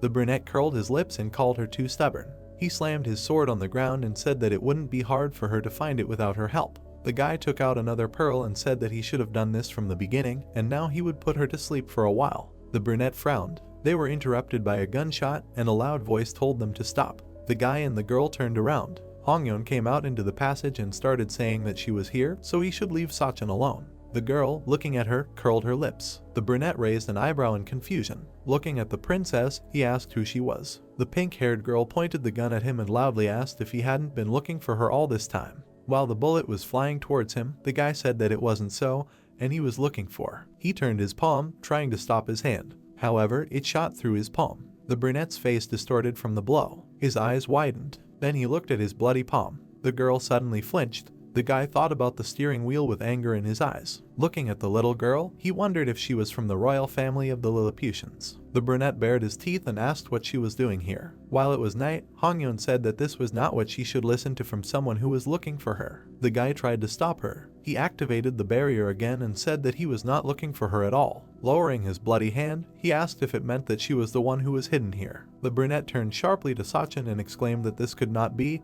and there must be someone else here. He asked to let him through the barrier, noting that he would look at everything. Hongyeon began to shoot at him, asking did he not understand that he was bitten from the very beginning. The guy cursed and raised his sword. He began to deflect many bullets. The pink-haired girl clenched her teeth in displeasure. The girl watched all this, wondering who he was looking for if not Hongyeon. Fox Spectre looked puzzled. Pieces of monsters were flying around the brown-haired man. A brunette fell into his arms. The doll that grabbed her exploded completely. The protagonist caught the girl. Frowning, he exclaimed that he did it. Gyaka looked at him with shocked eyes, asking who the hell he was. The white-haired girl ran forward, screaming about her dolls. The man grabbed her hand. He grinned wickedly and asked where she was going. The girl roared with her clawed hand. She hit the red-haired man in the face, screaming that she hated him. The exorcist managed to cover himself with his hand. Fox Spectre's eyes widened. Gyaka rarely pointed her sword at her. The white-haired girl dodged the blow. She jumped onto the wall and tried to run away. The man chased after her with the sword. The girl stopped, sitting on the wall. The red-haired man swung again. The wound in his back made itself felt. The exorcist froze. Then Fox Spectre jumped onto his shoulder. She grabbed his face. The girl looked at him with a dark look. Approaching Gyaka's face, she said that she was stomping on his head. Then she began to pull his chin. Blood began to flow down the man's neck. He clenched his teeth tightly and shook. Suddenly, the white-haired girl turned around at the sound. There, the protagonist was blowing up monsters with the force. Fox Spectre perked up and asked him to stop. At that moment, the red-haired man tried to hit her. The girl began to fall. The strap on her bag came off. She fell to the floor. The exorcist grabbed his neck and began to cough loudly. The white-haired girl tried to get up. She spat out blood and said that it hurt a lot. In front of her, she saw a bag sack. She fell to the ground. Then something fell out of it. The girl froze with fear in her eyes. She looked at the glowing object. Standing in the yard of the house, the guy asked to let him look for it himself. The brunette looked at him, frowning, and said that the wound said that the owner was not at home now, and she could not allow him to come in.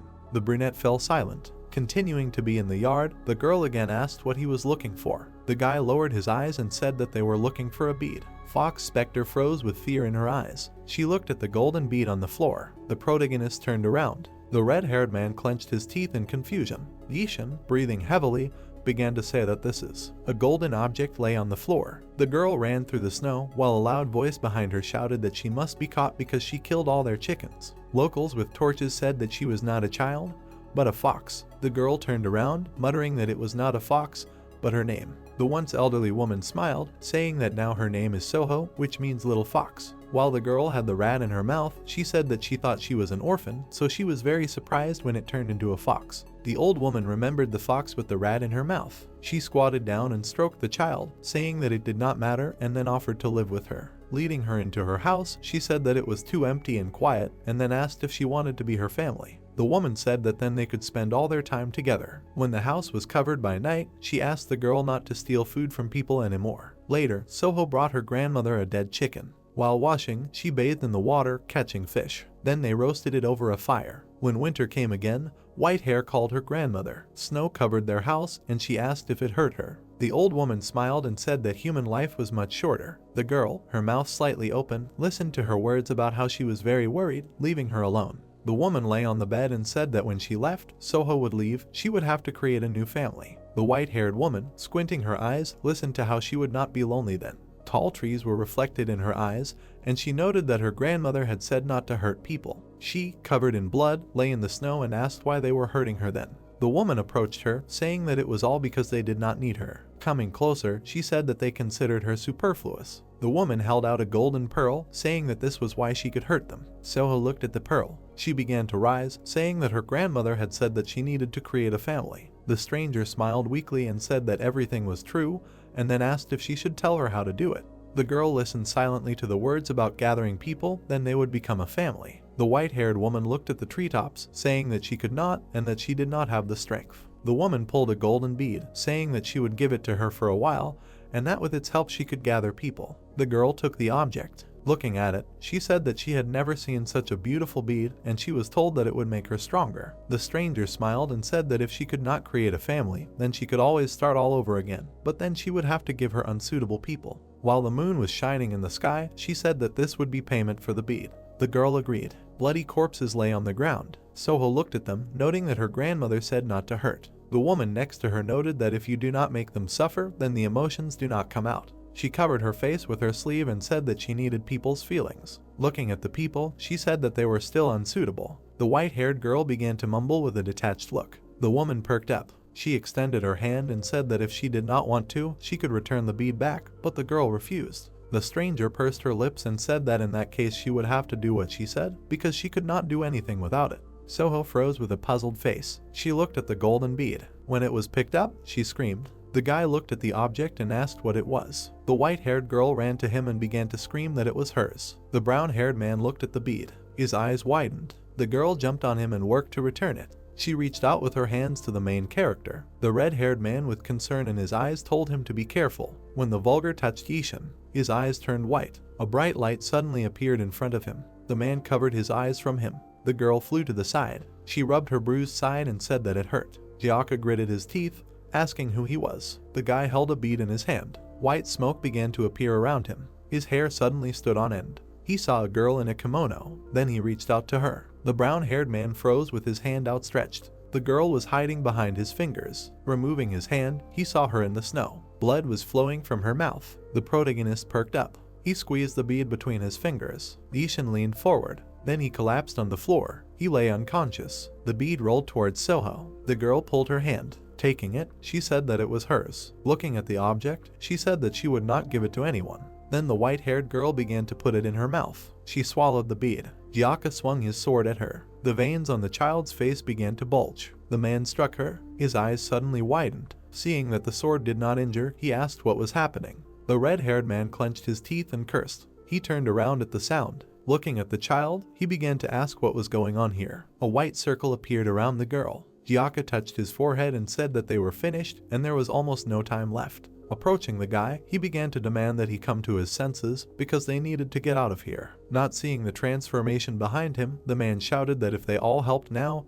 he would kill him. Looking at the people, he said that they still needed to somehow get them out of here. While the brown-haired man continued to lie on the floor, the red-haired man demanded that he get up. Soho's body began to transform. The man turned around to look at her. There were unconscious people lying on the floor. The protagonist also did not come to his senses. Gyaka smiled nervously and asked loudly what he should do with all this now. While the courtyard was still covered by the dense sky, Sachin said that there were no beads here, so he should leave. The guy under the dome said that he could not leave until he checked everything himself. The girl repeated again that there was nothing here, after which she was asked how she could be so sure if she was not even the owner. The brunette frowned and said that he only believed in what he saw with his own eyes, so she should move away. His eyes widened and the guy froze. A yellow light flashed behind him in the distance. He rarely turned around. Seeing the pillar of light, the parquet realized that it was a bead. He turned back and looked at the girl. The brunette frowned in a bass voice. The guy cursed. Looking at Sachin, he asked her to wait here. Putting his sword back, he said that he would quickly check and return.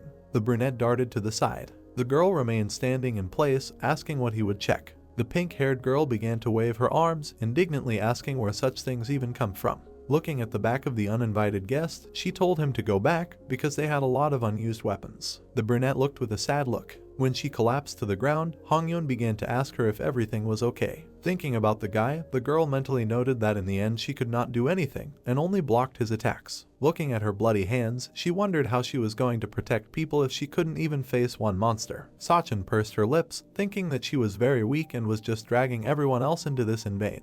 At this time, a portal to the cave opened. The protagonist was still unconscious. The man turned around. There was a golden light around the girl. She transformed into a furry humanoid monster with 3 tails. Then she looked at her opponent. Soho turned to Gyaka. He gritted his teeth and began to take out an amulet. He put it forward. A chain appeared around the unconscious people, and the red-haired man said that although this was a temporary measure, he hoped that it would help him. Then he began to take out amulets for him and stick them on himself. The man got to his feet and noted that he had never set fire to more than 5 before. Looking at the girl, he suggested that they finish quickly. Then he rushed at her. There were bright flashes from the blows. The monster parried the attacks with its tails. The red-haired man managed to put his sword to her neck. However, the sword was grabbed by a fluffy tail. It threw the exorcist aside. Then the tail approached him. The amulet on the man's leg exploded. He was thrown up. Soho continued to beat with her tails. Gyaka flipped in the air. He thrust his sword forward, wishing for death. The monster again threw him back with its tail. The red-haired man flew onto his own chains. His back hit them. Looking at the seal, he muttered that he almost got into trouble, and only because of this. His gaze darkened. The man dodged another blow. He looked at the guy lying on the floor. The exorcist grabbed the fluffy tail. She dug her feet into the ground. Frowning with anger, he loudly said that his opponent was him. Gyaka held the monster back, not Gavria, to reach the people. The floor under them began to crack. Because of this, the redhead jumped back. The fluffy tail flew towards him again. Another seal exploded from the impact. The man covered his body with his hands. He was breathing heavily, and his heart was pounding. The exorcist grinned smugly and said that he was tired of these tales, and it seemed that they would not make it in time. The brunette looked at the entrance to the cave, saying that he could not feel the energy inside the barrier. Looking at the burning seal, he asked if someone had created an entrance. The guy pursed his lips, thinking that this was why the energy of the bead burst out. He began to go inside. With his hand, he hit the amulet, cutting off the burning part. The remaining piece slowly fell to the floor. The brunette turned to the exit. Then he went further. The passage was completely closed. Gyaka was breathing heavily. He began to take out new amulets. At the same time, he fought off the tails. The man clenched his teeth and asked indignantly if they were made of steel. He smiled, saying that they could try to immobilize them. The amulets stuck to the fluffy tails. They began to fall down. Magic pressed them to the floor. At that moment, the exorcist jumped with a sword. He swung, shouting that she was finished. There was a loud sound. Gyaka froze with a shocked face. He jumped back sharply. Clenching his teeth, he loudly asked what was happening. A brunette stood in front of him. The guy stood between the opponents. The exorcist frowned and wondered if they were in cahoots, and then thought that if he could feel his energy, then he was definitely not human. The brunette was looking at him at that time. The red-haired man's face distorted when he realized that now he would have to fight too. At that moment, the guy began to confront Soho. He jumped back. The man opened his mouth, but remained silent. The stranger, without looking at him, said that his exorcist sword would not work on her. Looking at the monster, he said that the more they irritated her, the stronger she would become. They pointed a weapon at him.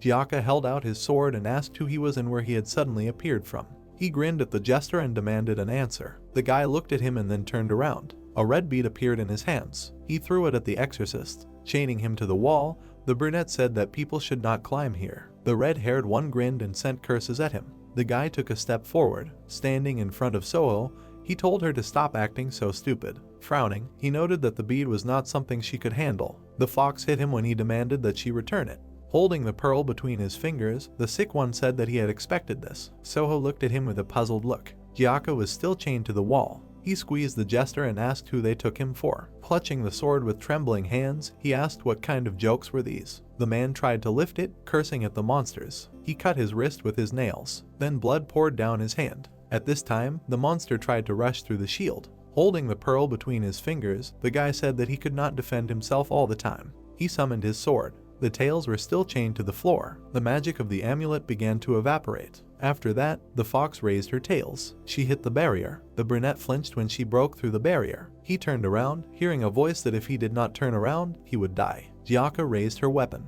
He sharply hit the tails. Soho retreated for a moment to attack. The red-haired man ran forward to attack. The guy flinched and shouted that he should stop because he would not be able to block her blow. The exorcist hit the monster. A cut appeared on her body. The brunette's eyes widened because of it. Then the man hit her on the neck. Pieces of fur flew down. Gyaka screamed loudly in anger. He continued to attack the fox. Blood from his attacks gushed to the side. The red-haired man did not stop his attacks. The wounded Soho screamed in pain. She began to fall. The man's hand was shaking. A guy came up to him and asked how a person could have such power, but he ordered him to shut up. The exorcist bared his teeth and said that if he opened his mouth one more time, he would kill him. The brunette realized that he now had the look of a monster. They perked up, hearing the voice. Turning, they listened to the girl's eyes that she was in pain. She fell to the floor. Soho tried to get up, but her half-chopped body was swaying. Gyaka ran forward and indignantly asked why she was not dead yet. The fox opened her mouth. He horoscope screamed, attacking with a sound wave. The guys covered themselves with their hands. They began to be thrown back. The chain protecting the people disappeared. On the ground with them lay the main character. He was still unconscious. The girl continued to stagger. Her wounds began to heal. The man clenched his teeth, and the brunette told him that this was the power of the bead. Looking at Soho, the red-haired asked if this was the same bead that this child ate. The guy said that he thought so, and that this was a side effect due to their difference in power. The exorcist grinned and said that he had never seen such beads before, but he was told that it was not simple. The brunette darkened and said that this was a bead that stored the power of 1,000 lives. The man's eyes burned brightly when he thought that this could not be. He grabbed his head and asked what to do with it now. The fox continued to say that it hurt. She attacked the man with her tail. He grabbed his sword again. The tail was approaching him. There was a loud impact sound. The brunette stepped forward and created a shield. He frowned and said that he was offering a deal. Looking at Soho, he asked the exorcist to help him extract the beads from her, and he would help him in return. The red-haired man asked with an indignant look how he could just trust him. While the fox was attacking, the guy said that they did not have time. Seeing the unconscious people, he said that if they did not figure this out, then everything nearby could fly into the air, and then asked didn't he come here to save all those people. Remembering the destroyed amulet, the brunette said that he destroyed the exit from here, but he could lead them out later. He held the bead between his fingers, while the exorcist asked if he was really asking him to trust a monster. The guy answered that there was another option, to sit together. The man pursed his lips. The brunette looked at him and asked what he chose. The red-haired man drew his eyebrows together. Then he closed his eyes. He held the sword with a shaking hand. Lowering his head, Gyaka asked him to wait a little. Blood poured out of his mouth, and he himself asked for some time to rest. The man started to fall to the floor, saying that he needed 5 minutes. The guy looked at him with a puzzled look. Taking out another pearl, he said that now was not the time. The brunette looked at the exorcist. He clenched his teeth and cursed. Then he perked up when he heard a voice. The guy turned around. A brown-haired man was slowly walking towards him. He raised his tired gaze and said that he was doing everything wrong. The guy looked at him in surprise. Pursing his lips, he mentally noted that he looked like an ordinary person. Seeing the blue light on his hand, the brunette wondered what kind of suspicious imprint he had. The protagonist looked with half-closed eyes. He remembered how smoke sparkled around him earlier. Then the bead was in his hand. Memories of Soho flashed through his head at that moment. Then he saw the goddess and the murders. He was shown a mountain of corpses. Among them lay a woman in glasses. Yishin stopped and started saying that she was not creating a family and that it was just stealing. The guy and the fox looked at him. The brown-haired man opened his mouth and said that even though they were together, they would not become a family for more than a few days because what makes them a family is their faith in each other and the time they spend together. The brunette frowned and wondered if he really thought she understood him. The beads in his hands grew dull. He started in fear. The guy grabbed Gyaka and did something with them. A sword flew past his face. It hit his face. There was a loud slap. She blocked it with her tail. The sword flew back. The protagonist grabbed it. He held his sword. Yishin stabbed it into the ground and asked if he understood what he was talking about. Soho looked at him puzzled, saying that she tried. Listening to her, the brown-haired man darkened. The girl recalled waving to people and saying that no one believed her. Gyaka was unconscious at the time. Sickly watched the situation. Soho said that no one believed her because she was a monster. The protagonist of all eyebrows and apologized to her. He began to remember himself at school and said that they were simply too weak and did not want to understand those who were different from them. Looking at the fox, he added that this was no reason to harm them. The girl looked at him and muttered that they did not become her family. Yishin sadly listened to her grandmother tell her to start a family. She began to imagine the old house when she was asked why she wanted to fulfill grandma's covenant. He imagined an old woman and asked if it was true that it was simply because these were her words and she believed that she was doing this for the sake of her grandmother, whom she loved. The girl looked at him attentively, imagining the old woman holding the hand of a child. The guy said that her grandmother wanted her to find such a person again. Earlier, the old woman hugged her, and he said that if she could not make someone happy and could not share their happiness, she would feel alone in the world. Introducing a lonely child, the brown-haired man said that the grandmother was worried that she was hopelessly lonely. The fox asked in surprise if she was lonely. The main character looked at her sadly and said that this is loneliness when you feel that no one is around. Soho froze. There was light in her eyes. Gritting her teeth, she began to say that she missed her grandmother. The girl began to cry blood, screaming that she was calling her back to her. Heads began to crawl out of her, and she asked if she could go to her grandmother. Together, her body and tails were covered with faces. She began to beat her tails against the wall. The brunette clenched his teeth tightly, mentally noting that this was what he was most afraid of. He turned around and shouted that they needed to leave quickly. The protagonist froze, heard the words that the bead was full. The girl continued to cover herself with faces. They filled the entire space around. The monster increased in size. Yishin began to summon his sword. He caught it. Then the guy grabbed it tightly with his hand. He frowned. The stick began to transform into a real sword. The protagonist tightly squeezed the handle. The brunette watched this, puzzled. The faces on Soho's body screamed loudly. Yishin hit the tail. He tried to hold back the attack. The guy froze, surprised that an ordinary person could block her blow. Gyaka began to come to his senses, asking what was going on here. The fox continued to say that she wanted to go to her grandmother. Frowning, the brown-haired man asked her to come to her senses. Soho screamed loudly. The protagonist clamped her mouth with a rock. Holding back the monster, he said that the grandmother did not want this, and if she came to her like this, she would be very upset. The girl ran her teeth along the blade, asking what to do then. Yishin shook, listening to the continuing question. He turned around while the fox continued asking what to do. He saw the heads on the tail, which began to ask the same thing. Looking at the guy, Gyaka asked can't he save him. The brunette looked at him and said that it was too late, and if he went in there, he would just become her food. The faces continued asking what to do. They began to envelop the brown-haired man. Many faces around him repeated the question. The main character gritted his teeth and told her to be happy. Introducing a child and an old woman, he said that the grandmother wanted her to be happy. Soho froze and began to talk about happiness. Yishin looked with a sad look, telling her to stop running away. Painted with many heads, he said that family begins with trust. Through the faces, he hid to reach out his hand, saying that they need to start over. One of the heads bit his hand. The guy held out his hand, offering to leave here together. He held out his hand to the fox. Then a faint light appeared. The girl opened her mouth and asked if he thought she could start over. The brown-haired man smiled and answered in the affirmative. Remembering the dead bodies, he said that she should first apologize to those she had hurt and then make sure that this would not happen again. The protagonist smiled and said that after that she would be able to start a family, and her grandmother would definitely be happy. A tear rolled down Soho's cheek. The white-haired girl was crying. She held out her hand in response. The tails completely covered Yishin. Gyaka gritted his teeth, saying that he was going to save him. The guy stuck his hand into the monster's stomach. From there, he pulled out a white lump. He continued to hold the sword in the monster's hands. The brown-haired man answered his hand. He held the fox's body. The red-haired man froze in shock. The naked ones surrounded the protagonist, asking what to do. A faint light appeared. Then they began to disappear. A second later, they were all gone. Yishin fell to his knees with Soho. The puzzled man asked what was going on. The guy continued to sit on the floor. He was petting the little fox. A gold bead appeared to the side. Looking at it, he wondered if it was the same one. Remembering the dead girl, the brown-haired man wondered what kind of memory it gave. He put Soho on the floor. Taking the bead, the protagonist wondered if all this was possible because he had picked it up back then. Gyaka perked up. Frowning, he screamed loudly,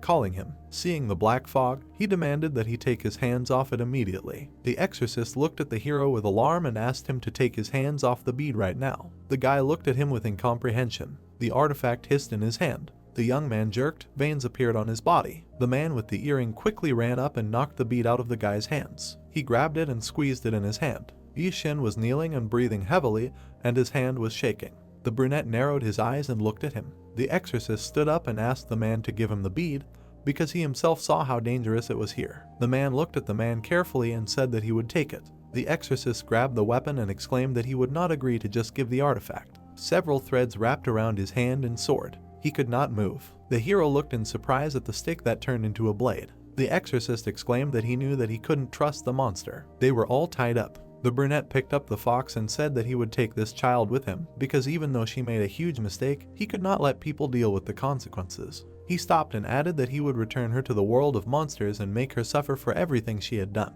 Gyaka turned to him and exclaimed that in the world of people, one must follow human rules and get rid of all the monsters that had harmed a person. The brunette replied that it would not work and extended his hand with a bead towards the people lying down. Their bodies began to glow. The man said that he had returned these people to the time before they arrived here. Not ideal, of course, but their memories for this period would also be erased. The bead in his hand emitted energy and created a passage in the wall. The brunette smiled and said that this was a door to return to the original place. The exorcist frowned and exclaimed that he was really going to keep the artifact to himself. The man said that if he had it, he would also die. The brunette frowned and replied that this would not happen because it originally belonged to him. Gyaka turned around and asked with displeasure how this was possible if it was a 1,000-year-old Gumeo bead. The man narrowed his eyes and smiled. The exorcist froze and stared at him. The hero looked at them in surprise and tried to understand if they were talking about a fox with 9 tails. The brunette looked at them and said that he doesn't kill people if they don't bother him. He went to the passage in the wall and, turning around, added that they might meet again.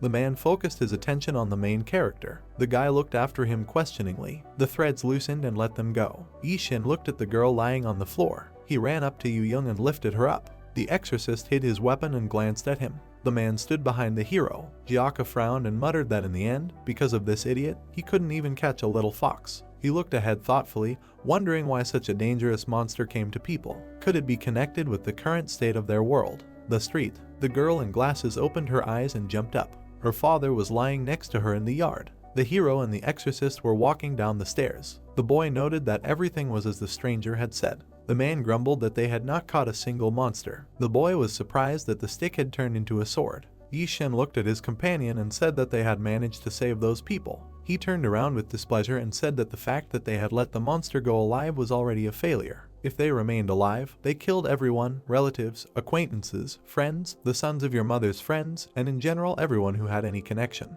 The boy smiled awkwardly and thought that he couldn't let the man meet Sachin. They needed to split up before going home. The hero pointed in the other direction and said that since it was all over, he needed to go. The exorcist frowned and said that they still had a lot to talk about. The boy turned around and muttered that he didn't want to talk about personal things. The man handed him his glasses and said that if he wanted them back, they would have to talk first. Night fell. The Lilliputian princess looked at her interlocutor. The bandaged girl frowned and muttered that she had to go even if she was chased again. She couldn't put him in danger. There was a knock at the door. She jumped up and opened the gate, hoping to see Yishin. The recent attacker was standing there. The man awkwardly raised his hand and apologized that it was him again. The girls looked at him with displeasure, and the dog began to bark. The Lilliputian said that she would definitely put a hole in him. The brunette said that he had misunderstood. Sachin frowned and asked again. The interlocutor showed a bead and said that he had found what he was looking for. The princess looked at him in surprise. The brown-haired girl stood opposite him. She said that then they had even less reason to meet. The man looked at her and said that he came to apologize, although her expression made the situation even worse. He became serious and extended a thread to the girl. The monster said that he was giving it to her as compensation. She looked at the ring that appeared on her palm with interest. Sachin asked what it was. He replied that he had heard that the spirit barrier hid her energy. The girl shuddered in fear. The interlocutor noted with a smile that she needed to learn to control her facial expressions. The man said that if she put on this ring, she would be able to hide her energy, and no one would be able to see her original appearance. The brunette looked at the gift in surprise and asked how this could be possible. The brunette turned to leave and asked to let him in the next time she came. She replied that she would not even open the door. The monster laughed and left. The girl examined the ring. Sachin muttered that he could not have such power. The Lilliputian princess looked after the guest attentively and said that it was possible because it was a Gumeo. The interlocutor asked again. The Lilliputian said that it was a fox that had lived for 1,000 years and had become a human. Those who, having taken 1,000 souls, create a 1,000-year bead and with the help of this power gain the right to become a celestial. Therefore, his true appearance was not visible. Sachin tensed up. The princess frowned and said that for some reason he did not look like a celestial. The exorcist frowned and clarified that the hero had accidentally come to this area, accidentally saw monsters through his glasses and caught one of them with a sword he had accidentally found. The guy confirmed his words in confusion. They silently looked at each other. The man indignantly grabbed his head, then bent over from pain in his side. The young man extended his hand and asked for his thing back. Jiaka looked at the glasses and asked if the hero really could see monsters through them. Yishin confirmed. The exorcist set fire to the seal and passed it over the object. He said that this object could not exist in the human world. The man put glasses on the guy. He asked how that was possible. The glasses became transparent, then completely dissolved. The hero opened his eyes in surprise and exclaimed where they had gone. The interlocutor frowned and asked him to come to his senses, because if accidents repeat themselves, then they are no longer accidents. He looked at the young man gloomily and said that this was his fate. Yishin frowned and looked at the exorcist. He said that the hero's fate is to walk the same path with him. The girl examined the ring on her finger. She frowned and wondered if what the man said was true. She needed to make sure of it. The brown-haired girl looked ahead. The Lilliputian princess was watching her. Sachin stepped outside the gate and nothing happened. She looked at her hand in surprise and was glad that she could now go outside. The girl rushed forward. The midget and the dog watched her go. The princess asked where she was going, but she received no answer. She sighed and muttered that it was obvious. The dog went outside, but the midget princess called him back since the guardian spirit is not allowed to go outside. The tree next to the house moved and a new branch grew on it. The hero walked down the street with a sword in his hand. He frowned and remembered the words of the exorcist. The tragedy of the past stood before the young man's eyes. The guy wondered if it was really because of his fate that so many people died. Yishin darkened and decided that it was all because of him. The hero shuddered and raised his head. Someone called out to him. Sachin was running towards him. She looked at him worriedly and came closer. The guy asked how she got out since she was not allowed to go outside the house. He noticed the bandages on the girl's hand and looked at her with concern. Yishin exclaimed, "Was she hurt?" Sachin hugged him. The young man fell silent in surprise and became embarrassed. The girl pulled away and said that she was afraid that he would not return. She lowered her head and apologized for being too selfish and putting him in danger. The brunette looked at the interlocutor in tears. Sachin wiped away her tears and said that from now on she would do everything alone. She thanked the guy for helping her, but now that was enough. He would have to leave here. The hero remembered the conversation with the exorcist. The man asked him if he had any dear people. The young man answered that there was a person he wanted to help. Then Jiaka advised the guy to protect this person so that he could live and not be afraid of anything. Yishin looked at the interlocutor absent-mindedly. He must protect this world. The girl shuddered. The young man said that he would continue. She wanted to object, but the hero said that everything was fine. The guy said that he really wanted to help her, but he was doing all this for himself. This power was not an accident, but a chance given to him by fate, and he would accept this power and never lose it again. Yishin looked at the girl resolutely and declared that this was his destiny. Day had come. A sword was stuck into the ground, and all three of them were staring at it. The Lilliputian princess frowned and asked why the stick had turned into a blade. The young man scratched his head and replied that he himself did not remember anything. He muttered how he could wear it now and not become an internet star. Sachin looked at him thoughtfully, wondering what the internet was. The princess rummaged in her pocket and said that they had the best forge, where there should be something suitable for his sword. The guy looked at her in surprise and asked where she got such big objects like yesterday. The interlocutor showed a golden seal. This treasure is connected to her family's armory. She looked closely at the artifact and put her hand forward. A scabbard appeared from the glowing space and fell to the ground. The young man froze in surprise. The girl asked if he didn't know what a scabbard was. The hero looked at her awkwardly and replied that it was not that. Yishin thought that they were very small. The princess suggested inserting the sword here. The guy suggested that perhaps this was a trick with an optical illusion. But no matter how you look at it, the scabbard was shorter than the blade. He began to insert the weapon. The scabbard glowed, and the sword went in completely. Yishin stared in surprise and asked why it went in. The interlocutor asked if there was a reason why the sword could not go in. The young man exclaimed that the lengths were different. The midget crossed her arms and asked him not to measure the objects of the monster world with the measures of the human world. The hero frowned and remembered how the exorcist had stated that his glasses could not exist in the human world. Sachin stood up and came closer. The girl smiled and said that it was good that the boy could hide his sword, and now she would be able to go outside. The boy scratched his head in embarrassment and remembered their hug yesterday. They looked at each other, and the hero felt awkward. There was a sharp knock on the door. The boy flinched and heard the exorcist's voice. He looked at Sachin, then at the Lilliputian princess and grabbed his head. They couldn't meet that man, after all. The Lilliputian looked at the panicking hero and asked if it was really his acquaintance who had come. The hero replied that it was an exorcist he had met by chance. The man knocked on the gate with displeasure and demanded that it be opened. He looked down and muttered that the boy should definitely be here. A charred seal lay near his feet. Gyaka noted that it was not an amulet that would easily come off. He squinted and knocked again. The man put his hands on his hips and said that either no one was there or someone was pretending not to be there. The Lilliputian princess looked at the protagonist and asked if he had any problems with the guest. Sachin looked at the young man with interest. The Lilliputian asked if it was really such a big problem that the man was an exorcist. She frowned and said that he wouldn't take all the monsters for enemies just because of that. Yishin shook his head and thought about it. The guy was thinking about what to do to prevent them from meeting. There was another knock on the door. The man frowned and clenched his fist. He swung it and exclaimed that he would break the door. At that moment, the gate swung open and the protagonist's head appeared. The guest's fist hit him right in the face. The exorcist cringed and apologized. They went inside. The guest asked why he didn't come out earlier. The young man replied that he hadn't heard because he was in the room. He turned around and asked how he knew that the guy lived there. Gyaka said that he had placed a bug on the hero because he was too suspicious.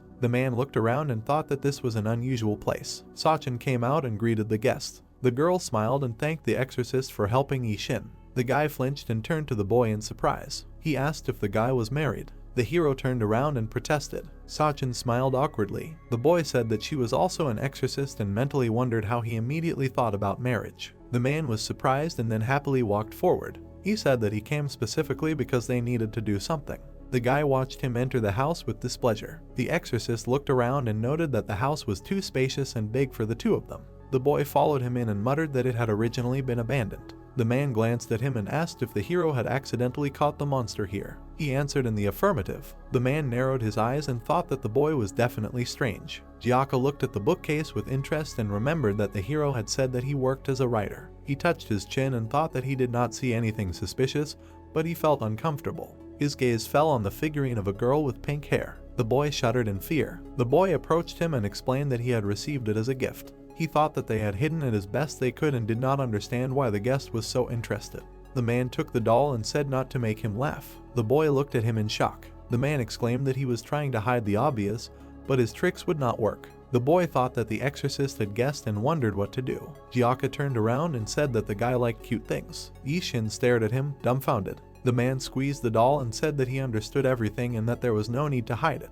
The Lilliputian princess mentally demanded that she be put in her place. The exorcist extended his hand with the doll forward and said that a person could like something cute. The young man looked at him and asked if he liked cute things. There was a pause. The interlocutor sat down and covered his face with his hands. Yishin muttered that a person could really like that. The exorcist smiled and introduced himself as Yon Gyaka from Soul Drawing Deity. He was sitting across from the girl at the table, and the hero was to the side. Sachin also introduced herself. The man was still holding the figurine in his hands and said that the more exorcists he knew, the better. The interlocutors tensed up. Gyaka was fiddling with the Lilliputian princess in his arms and thinking that this was a place where there were a lot of monsters, and that a lot of unusual things had been happening lately. The protagonist exchanged glances with the Lilliputian. She mentally demanded that he remove the guest from her. The young man thought that he wanted to leave too. He asked the man what he needed help with. The exorcist smiled and said that since they were now comrades, he had come for help. The young man frowned and wondered why. Gyaka thoughtfully touched his chin and said that there had been more and more monsters in this area lately, and he thought that it was all because of that disaster. The three exchanged glances. The guy clarified what he was talking about. About 100 years ago, a crack appeared in the human world. There were more earthquakes, and doors appeared in the human world through which monsters could pass. In the past few years, things have become even more serious. The man looked at the hero and assumed that Nanyak was the center of the collapse. The young man thought that the interlocutor was talking about things that happened 100 years ago as if he had seen everything himself. Gyaka scratched his head and said that he was going to patrol here and just have a look around, but he didn't have a partner. The hero wasn't surprised. The exorcist took a bottle of water and asked the boy to lend him his power. Yishin put his hands out and started to say that he needed to think, but the girl resolutely declared that they would help. The hero turned to her in surprise. Sachin frowned and said that if it was for their area, then they should definitely help. The interlocutor took a few sips. The young man gestured at him and reminded his partner that the man caught monsters. The boy wondered what they would do if the man found out that she was a monster. Gyaka put the bottle down and smiled. He noted that the girl was very kind, and he liked it. The exorcist suggested starting the patrol from that evening. Sachin immediately supported this idea. Clouds floated in the sky. Silence reigned in the large temple. A voice was heard from the depths of the corridor. The old man turned around and asked if there was information about Gamok. The toothy monster behind him flashed its eyes and replied that Gamok had shown its energy for a moment tonight. The creature stood behind the monk and asked if it was worth reporting this to the master. The old man crouched and answered negatively. The bell rang. The man said that they could not worry the master over trifles. His eyes turned black, and there was a golden glow around the horizontal pupil. He ordered the monsters to be gathered, because perhaps what they were looking for would be there. Evening came and the sun was setting below the horizon. The exorcist snapped his fingers. He enthusiastically told how they found the fox hole. Sachin listened with interest. The man said that all this was done by only a three-tailed fox. He and the girl exchanged glances and she nodded attentively. The hero sat and smiled nervously. Gyaka continued to talk about how he was very careful not to hurt people, and, as luck would have it, the main character passed out. The young man was sweating. He wanted to dissuade Sachin, but they did not have the opportunity to talk alone. The guy also did not know what to do with Princess Hongyeon. The exorcist did not stop fiddling with the figurine. The midget begged the hero with her eyes to remove this guest. Yishin looked at his interlocutor and asked him to return the toy. The man grinned and held the figurine higher. He said that he was sure that the young man treasured the toy and asked to let the guest admire it for a little while longer. The guy looked at him irritably. Gyaka stared at the midget princess and asked where he got it. He noticed the quality of the embroidery and the luxurious fabric. The young man looked at him in confusion and replied that he had received it as a gift, so he himself did not know anything. The guest noticed the amulet on the figurine's belt. He ran his finger over it and noted the delicacy of the work. Hongyeon was horrified and worried about her treasure. The princess turned into her form and jumped out, calling the man a rude man. The midget looked at the exorcist and exclaimed how dare he stick his little hands there. The hero and Sachin looked at her in shock and thought that she should not have dropped her disguise. Gyaka looked at the princess and clarified that she was a monster. She shuddered. She stood on the table and apologized for her unexpected appearance. The guest stood up and said that he had been deceived, and yet he had felt a strange energy. The hero looked at him in fear. The exorcist looked sternly at his interlocutor and asked if he really was hiding monsters in this house. The boy stood up and asked to be heard. The weapon clicked. The boy shuddered. The man squeezed the hilt of the sword and said that from the very beginning he thought that something was not right here. He frowned and added that there was absolutely no sense of what should be felt here. The guest stood in front of the trio and asked if they had really hidden the monster without leaving any traces. The exorcist looked out the window and muttered that the house was covered with a barrier. Yishin sweated and noted that the atmosphere was tense. The boy clenched his fist and wondered if he would be able to defeat the guest. Gyaka lowered his head and said that he had been thinking about this since yesterday and advised not to get too attached to monsters. After all, if you are not careful, they will cut out both you and your family. The boy looked at him in surprise. The exorcist clenched his weapon and said that even if he does not understand now, he will be grateful for it later. He swung his sword. Hongyeon looked at him in shock. The hero took out his sword and parried the exorcist's blow. Everyone looked at him in surprise. Gyaka frowned and asked him to step aside. The hero did not react. The girls watched tensely. The man asked if the boy was really going to protect this monster that kills people. Sachin frowned. Yishin squeezed the handle and replied that he was protecting her because she was his friend. The brunette looked at him carefully. The opponents stood opposite each other. The exorcist said that it was impossible to call a monster a friend and forgive him for all his evil deeds. The hero objected that first you need to ask what she did, why she did it, and what she will do now. The young man added that if the monster really did something bad, you need to start with a conversation. He frowned and said that he hated motives like, because it is a monster and it is a person. The guy remembered how in childhood the monster asked him if he was a person because it wanted to kill him. The ringing of metal. Sachin took out a blade and crossed it with the guest's weapon. The man frowned and said that they were now asking for trouble. The barking of a dog was heard. Everyone turned around, and the exorcist thought that she was not there when he entered. The princess looked at them and noted that it seemed like monsters had appeared outside. Gyaka looked at her with displeasure and accused her of calling for reinforcements. The hero frowned and objected that they did not have good relations with all monsters. The man glanced sideways at the girl. Yishin narrowed his eyes and reminded him that he needed a partner, and it would be a shame to lose two here at once. Footsteps were heard outside the gate. A crowd of monsters was walking there, stopping in front of their house. The exorcist looked closely at the hero and put away his sword. The boy and girl looked at him warily. Gyaka looked at the doors and suggested a temporary truce. A monster came out of the portal and stopped. He muttered that it was definitely here, but he could not feel its energy. It was the same monster monk from the temple. The old man ordered the gates to be opened. The servant obediently nodded and touched the door. The hero shuddered from the sharp roar. The others looked towards the exit. Hongyun frowned and noted that they were going to break down the door to enter. The boy crouched down and looked at the dog. He muttered that he wouldn't be able to save up for repairs later and maybe Belly could do something. The Lilliputian princess asked if he really called the guardian spirit that. Yi Shen replied that he had just come up with a name. The exorcist glanced at him and asked why he hadn't asked the others. The boy frowned and tried to figure out how the enemies had found this house if something had tipped them off. The girl objected that it couldn't be because there was a guardian spirit here. The man narrowed his eyes and noted that this was exactly the problem with their house. The guy looked at him questioningly and asked again. The interlocutor crossed his arms and explained that he couldn't feel any energy here, and he also found this very suspicious. He asked if the guys thought that was why everyone was interested in this place. The young man looked down silently. The guest frowned and asked if he now understood how serious it was. The man said he didn't know how strong Belly was, but if this place became the target of monsters, he wouldn't be able to hold them all back. The boy reminded him that he himself said that he should listen to the opinions of others. The monster was pierced by electricity from touching the gate.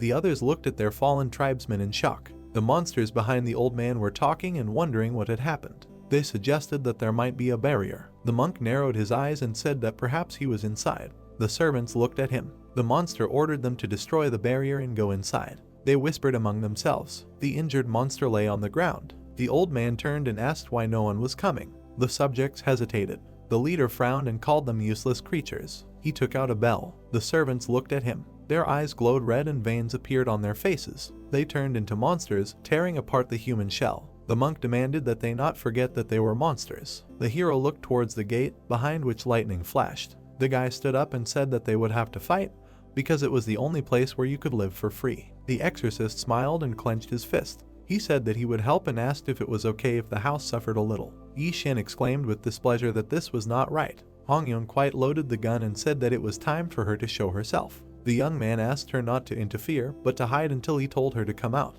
The Lilliputian princess looked at him with displeasure and asked again. The guy reminded her that they were looking for her, and these monsters could well have come for her. He lifted the girl by the cloak and repeated that she should hide quickly. Hongyun was indignant. The heroes turned around at the sound of the crash. The monsters were trying to climb over the fence and screamed from the blows. The partners watched in silence and listened to the constant crackling of electrical discharges. The exorcist stared at them in shock and asked why there were so many of them. The midget broke free from the hero's hands. Sachin looked tensely at the gate. The hero took out his sword and smiled nervously. He suggested that they trust in Bella's power and wait here until the enemies weaken. The exorcist frowned and said that even if the guardian could withstand it now, it was unknown what other monsters would come in the future. The puppy growled, standing on the magic circle. If his barrier was destroyed, they would have even more problems later. Sachin touched her chin thoughtfully. They needed to figure out why the monsters had come here. Everyone was serious. The man said that they should find a suitable way out of this situation. The hero stepped forward decisively and suggested that they fight. They went out into the yard. Jiaka said he would show the boy something interesting so he could start learning. The boy replied that he had already seen him beaten. The Lilliputian princess exclaimed that they should go together. No one answered her. The girl frowned and muttered that she was being ignored and said that she would hide. Another monster hit the barrier and fell to the ground. The old man squinted and noted that it was a very strong barrier, but would it be able to defeat them all? The servants rushed to the gate. A creak was heard, and the leader raised his head. The hero opened the door and went outside. In front of the gate lay the corpses of monsters. The monsters bared their teeth and growled. They rushed at the boy. Slashing blows cut off their heads. The monk watched silently. The exorcist climbed to the roof and drew his weapon. He bared his teeth and declared that today the number of his victories would definitely increase. The man looked down at the enemies and tried to find the leader with his eyes. Jiaka noticed a figure in a red cloak in the crowd. The old man flinched because he was recognized as the leader. The exorcist jumped up and swung his weapon. The enemies watched him from below. The man rushed towards the monk. Jiaka frowned and clenched his teeth. A strange sound was heard. The man looked up in surprise. A huge monster stood above him, blocking the blow and protecting the leader. The enraged face of a boar looked at him. The exorcist began to sweat. The monster swung its weapon and aimed at the red-haired man.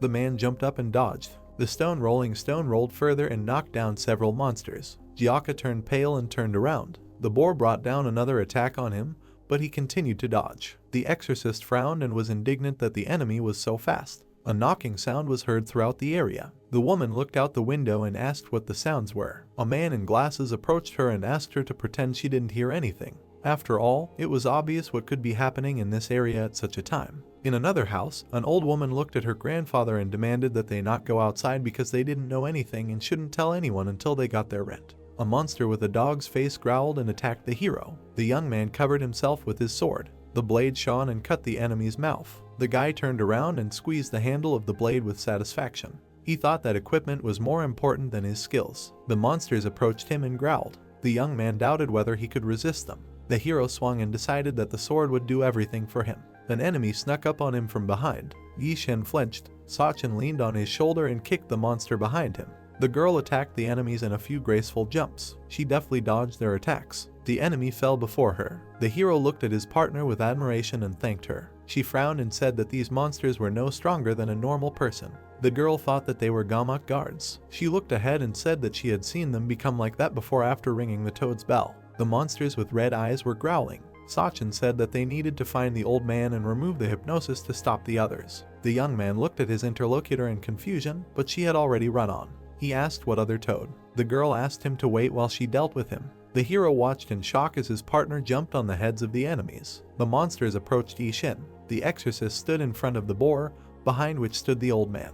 He narrowed his glowing eyes and muttered that he was now sure that the exorcist was in front of him. The toad rang the bell and ordered the servants to break the barrier. The monsters rushed to attack with a scream. The young man clutched his sword and nervously looked at the approaching enemies. They went around him and began to break through the gate. The barrier was electrocuting them and not letting them pass. The boy turned around in surprise. The hooded old man looked at his subordinates with displeasure and muttered that they were useless creatures. He frowned and said that if they had held a wedding ceremony, he would have torn them all in half already. Sachin appeared above his head. She held a hairpin behind her back so that the enemy would not see her and guess who the girl was. She needed to deal with him in one blow. Glowing yellow eyes appeared in front of her. A wolf-like monster appeared between them and pushed the girl away. It landed in front of the old man. Sachin landed on the ground, clutching the hairpin and frowning. The monk looked at her and thought that he had seen this exorcist somewhere before. Seals pasted onto the boar's weapon. The rolling pin became heavy and fell to the ground. Jiaka jumped on top of her and smiled. He made a slashing blow with the whip at the boar. The man smirked and said that it only had strength. The monster wrapped the chain around his arm and grabbed it.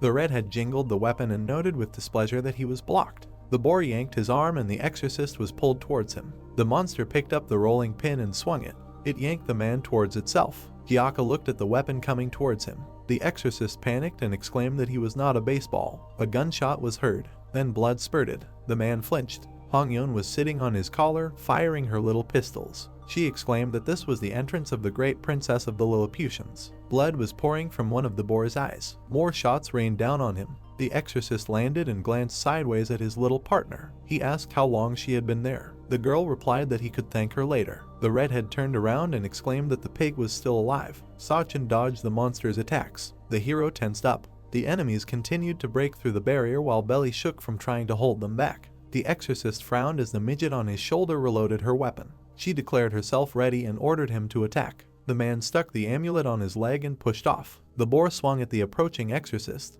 Hongyeon fired at the enemy. The monster screamed and slammed the rolling pin on the ground. The man landed on its head, then coins jingled. Jiaka wrapped his fist around it and hit the enemy on the head. Tears flowed from the pig's eye, but he did not fall. The exorcist continued to attack the monster. The hooded old man watched him, then turned to watch the girl fight the werewolf. Sachin jumped up and dodged the blow. The servants continued to walk towards the barrier and die. The monk narrowed his eyes and muttered that they needed to hurry before their arms and legs fell off. The toad received a sudden blow and flew back. Everyone turned to look at him. The monster covered himself with his hands and his sleeves were torn. The hero swung his blade and demanded that the enemy order everyone to stop, otherwise he would kill him. The monsters screamed, receiving discharges from the barrier. The old man frowned and noted that the boy's sword looked dangerous. The blade flew sharply past his face and tore his hood. He crouched and exclaimed that he understood everything. The toad screamed for everyone to stop. The girl and the exorcist looked at them carefully. The man smirked and noticed that the leader was caught by a newbie. A blade hung over the old man.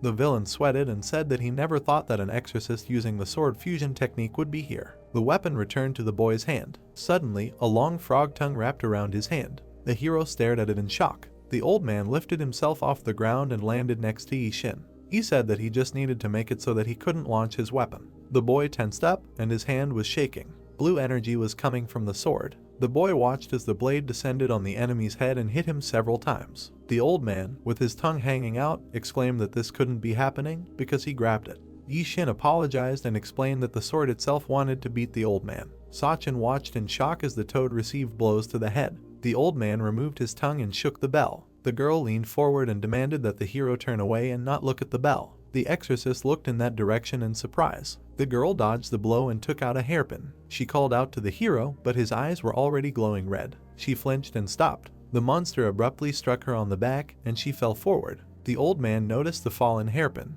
The Lilliputian princess looked at the whole situation and asked why the hero froze like a fool. She looked at the man and noticed that he also had red eyes. Hongyeon took out her pistols and shot the exorcist a couple of times to bring him to his senses. Gyaka looked at her with displeasure, but the girl explained that he had just almost succumbed to hypnosis. The red-haired man looked towards the bright light. The barrier cracked. The Lilliputian princess and the exorcist looked at the house with concern. The puppy was shaking and fell to the ground exhausted. The guardian's strength was exhausted and the barrier disappeared. Everyone looked at it. The tree growing near the house lit up and began to grow quickly. Sachin turned pale and shuddered. The ground shook and part of the fence wall collapsed. Gamak emerged from the rubble. The hero was still standing there with red eyes. A voice in his head whispered to him to kill and remember what he was afraid of. A demon from the past appeared before the little boy's eyes. The hero turned around and ran in the other direction. The voice asked how long he was going to run. The boy turned around and saw a man in a red mask. The man gritted his teeth and asked what he was afraid of. Sachin looked at the frozen youth in confusion. She looked towards Gamak, who had appeared.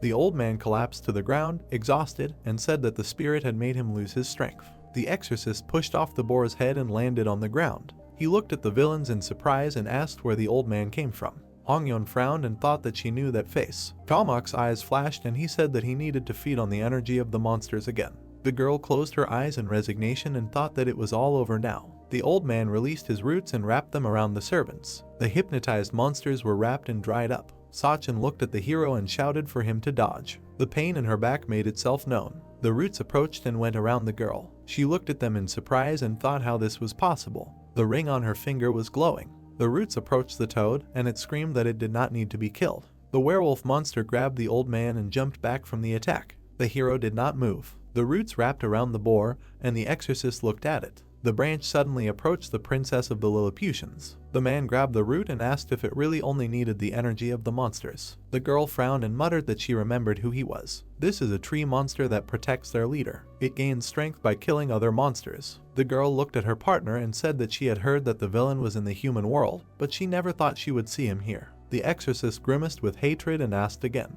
The old man stood on the roof with another monster and watched as the roots destroyed his subjects. Blood was running down his forehead. He muttered that he almost died. Gamak stood on the ground and fed from the roots, a monster that does not know the word humanity. The old man frowned and noted that he had recovered a little, and all that was left was to find Sachin. Writing appeared in the air, and the words of a spell were heard. Toad looked forward in surprise. Gamak turned his head questioningly. The exorcist frowned and read a prayer loudly. Fiery rays hit the monster. Toad leaned forward worriedly. The dust settled. Gamak hid under the roots. The old man sat inside. Suddenly, a bright light came through and his shield was cut by the exorcist. The man looked at Gamak with rage and asked where that bastard was. The monster looked at him in shock and asked who he was. He attacked the redhead with his roots. Gyaka gritted his teeth and began chanting. The man activated his amulet and erected a shield of coins. The girl and the toad monster looked on in shock. The old man frowned and muttered that he didn't expect this exorcist to have such abilities. He flinched when he heard the new mantras. The redhead jumped out of the shield and punched the villain in the chest. Gamak flew back and asked who he was. Gyaka pulled the weapon towards himself and grimaced.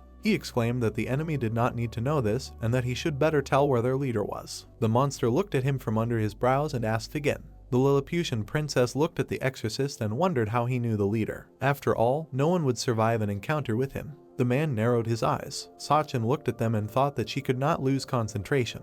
If she could win even a moment, she could at least take Yi-Xin away. She squeezed the hairpin and shuddered. In front of her was a toad with his servant. The old man said that he remembered this hairpin.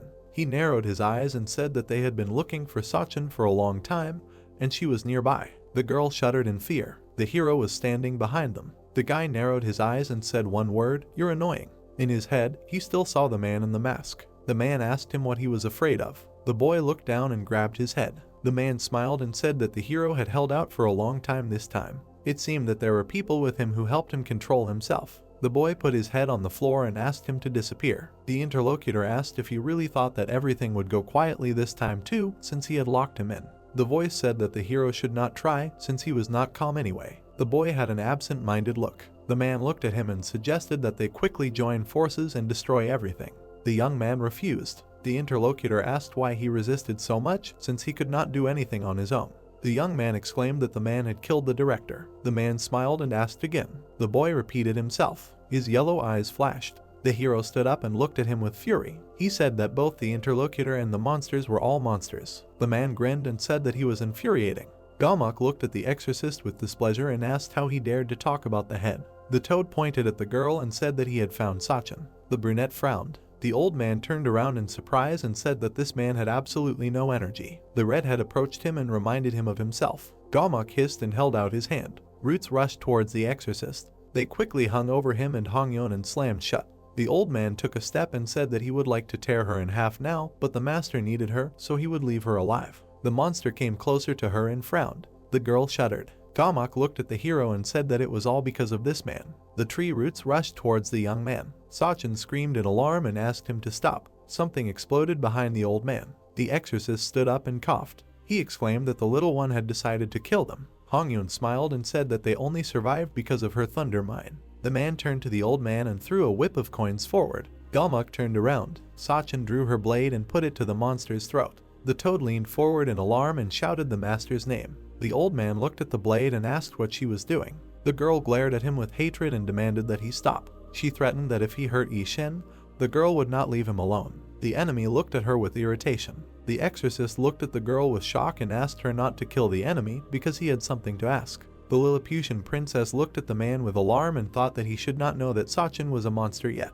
Galmok turned to the red-haired man and asked how the girl had deceived him, since the exorcist considered her his partner. Jiaka narrowed his eyes in confusion and asked again. The girl frowned. The monster looked at her and offered to cut it if she never wanted to find her ashes. Sachin hesitated. The root approached the protagonist. The girl closed her eyes and agreed to follow the enemy if he did not harm the boy. Galmok looked at her with disdain and smirked, then promised that he would fulfill her request. She removed the blade from the villain's throat. Hongyeon looked at the exorcist with concern and said that they should intervene. He frowned and said that the woman was a monster, and Hongyeon knew it too. He yanked the whip towards himself and said that he would not move a step if she did not answer. Galmok pointed at the hero and ordered the toad to take the man with him to the monster world to make an offering to the master. Sachin shuddered and asked what he was doing. The roots wrapped around her and the monster stood in front of her. The old man asked if she really thought her threat would work. He narrowed his eyes and said that she still had a human heart, but that was okay because the master could purify her again.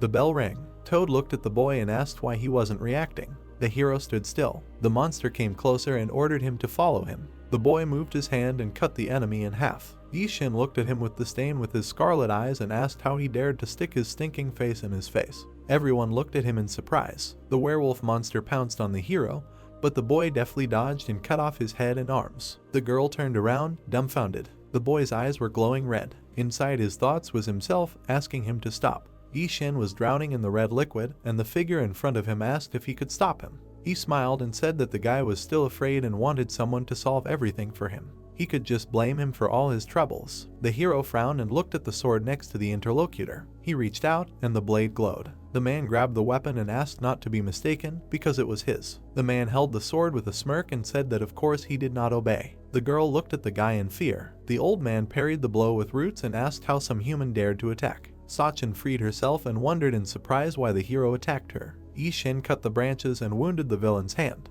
The old man squinted and thought that this ominous energy belonged to a completely different person. He asked who he was. The guy smirked and asked why he needed to know if he was going to die soon anyway. The villain cursed and attacked the boy. The hero put his hand forward and destroyed the roots. The man and the Lilliputian princess looked at him in surprise. The man noticed a tattoo on the boy's hand. The old man frowned and attacked Yi Shen with thick intertwined roots. The boy frowned and put his hands forward. Galmok gritted his teeth and muttered that he would quickly deal with the boy. The hero frowned and held back the monster's onslaught. He grinned and asked if that was true. A sword hung over the villain's head. The blade abruptly pierced the enemy through. Everyone stared at him in shock. The hero called the weapon back to himself, breaking the roots. The boy swung and chopped the remaining branches in a few blows. The old man covered himself with his hands. The exorcist ran up to the boy and reminded him that he asked him not to kill him. Yi Shen turned around and his eyes flashed red. The man and Hongyun shuddered. The hero attacked the redhead, but he managed to block the blow. The midget opened her mouth in fear. The exorcist noticed that it was not Yishin. He touched his weapon and recited a mantra. A golden symbol appeared in the air, and the hero was thrown back. The young man stopped, and the girl looked at him with alarm. Gamak touched the wound on his chest. Toad looked at him and said that the man was definitely hypnotized by him, but for some reason did not obey orders. The girl came up and crushed his bell. The lying monster grimaced, and Sachin at this time turned and looked at the hero. The man wrapped his sword with a chain and asked him to stop, because he also could not hold back any longer. The young man was breathing heavily, and his eyes began to turn blue. The exorcist carefully looked at his opponent. Yishin's eyes turned red again, and he rushed at the redhead. The man frowned and said that possessed idiots should be treated with punches. He began to chant a mantra, and lightning struck the hero. A girl ran up to them and looked at them in confusion. She was surprised that the boy was still under hypnosis. In his thoughts, the boy was drowning in a bloody liquid, and a voice said that people there were worried about him. The man said that this did not suit the boy at all. Yishin frowned and demanded that he go away. The man loomed over him and reminded him that he had just saved his life. The boy narrowed his eyes and asked when. The voice noted that he would not be able to do anything against those monsters, just like then. The boy froze. The man smiled and advised him to just sleep if he did not want to, like that time when the boy tried to prove his innocence. The hero was being sucked into the liquid with his head. The exorcist looked at the boy who was trying to break through and asked him not to resist. The boy swung his fist, and the red-haired man remembered what happened to the monster earlier. The man frowned and yanked the chain. Hongyun exclaimed that if the hero hit him, the exorcist would die. Jiaka wrapped his hand in coins and put up a block. The boy hit, and the red-haired man flew back. He pressed his hand to himself and noticed that he had broken a bone. The main character appeared above him. The boy swung, but Sachin stopped him. She frowned and asked him to come to his senses. The red-eyed man turned around. In his head, the hero had completely gone underwater. The masked man looked down at him. Yishin pushed the girl away and hit the floor next to the exorcist. He turned around to look at the girl with displeasure, and she parried his attack. The guy looked at her carefully and turned away. The brunette widened her eyes in surprise. The man was running away from the hero. The exorcist threw several amulets at him and exclaimed that he had gone crazy. The seal stuck to the sword, and it fell to the ground under its weight. The redhead looked at the weapon and said that he had said from the beginning that this sword was dangerous. At that moment, a young man appeared in front of him and kicked the exorcist. He flew into the wall and sank to the ground. The man looked at the guy in fear and asked him to come to his senses. Yishin came closer and asked him to step aside. The girl stood between them. She frowned and replied that she could not. The hero looked at her and asked if she wanted to die first. Sachin narrowed her eyes and said to kill her if she wanted. Gamak winced and shouted that this was not something she could decide for herself. The young man looked at the girl carefully and asked if she really wanted to protect this man so much. The woman frowned and replied that she wanted to do it for him. Yishin frowned and asked what she was talking about. The girl closed her eyes and said that he was doing what Yishin would hate to do most of all, hurting allies and killing monsters for no reason. She bowed her head and said that she would make sure that he did not do something that he would regret for the rest of his life. The hero looked at her and agreed. He summoned a sword in his hand and said that he would kill her. The brown-haired woman nodded to the man behind her, and he looked at her questioningly. Sachin drew her blade and attacked first. The guy parried her blow. The girl jumped up and continued to strike. She thought that she would definitely stop her. The boy narrowed his eyes and grabbed his opponent by the leg, then threw her to the side. Sachin was breathing heavily and rose up. The hero attacked her with his sword, but she blocked the blow in time. Her eyes widened. The guy kicked the girl in the side. Sachin fell to the ground next to the exorcist. The man looked at her with alarm and shouted at the boy. The girl asked him not to interfere. She stood up, breathing heavily, and said that this was her fight. The red-haired man asked what she was talking about. Sachin blushed and said that she was a monster, so he did not need to fight for her. The brown-haired girl struggled to her feet. The man extended his hand to her. She apologized for deceiving him. The exorcist gritted his teeth and asked if it was necessary to say this now. The hero stood in front of her. Sachin turned pale and said that she was not finished yet. Yishin frowned, but suddenly his hand was entwined with roots. The old man stood behind her with his hand outstretched and asked how she could continue to protect a human. The body of a girl with a sword appeared in his memories. The monster looked at them and said that even if he had not gone mad and helped her, she still could not become human again. The exorcist narrowed his eyes. Gamak suggested that she stop, and then he would turn a blind eye to her escape. She frowned and did not answer. The old man looked at her in confusion and asked why she wanted to become a pathetic human and exchange immortality. The blade cut the monster's hand. The hero stood in front of him with his hand outstretched and asked why he could still move. The weapon pierced the enemy's body several times. The young man said that his roots should be cut. The old man screamed. The girl put the sword to the guy's throat and asked him to stop. She cried out that he should not attack anyone until he killed her. The guy turned around and grabbed her face. The girl looked at the interlocutor in shock. The hero asked if she really wanted to die quickly. She frowned and her cheeks turned red. Sachin said that if he wanted to harm others, then he should do as he knew. His eyes flashed red. The boy said that then she would die. He touched her face. The girl apologized for dragging him into all this and added that if she had not met him, none of this would have happened. The hero shuddered. The blade rose into the air and turned around. The exorcist cried out what he was doing. The old man watched in shock as the sword flew towards the girl. Sachin looked at the hero and said that she was really happy because he listened to her. The girl smiled, although her eyes were filled with tears. The boy shuddered. Blood splashed out, and the blade turned red. Sachin looked at the boy's hand, which stopped the weapon. Blood was dripping from the tip of the sword. Ishin held the blade with a trembling hand. Sachin looked at him in shock. The masked monster was silent. Ishin held the sword in his hand and heard a question about how he was able to get out of there. The dirty guy told him to stop right now. The yellow-eyed monster looked at him. He looked at the guy's wet face and thought that this is how it is. Remembering the girl, he thought that it seemed like he had a reason to resist again. Sachin cried, looking at his hand, and exclaimed if he was okay, let him quickly take his hand away. In his subconscious, Ishin looked at the monster gloomily. The masked man said that he was annoying. He, returning, continued that he was annoying, let him not interfere. Seriously looking back, the hero said that he could not do such a thing. Continuing to clutch the sword, the monster said that he was pathetic, did not even know how to fight, could only talk and run away. The brown-haired man gritted his teeth and said that he had no choice then.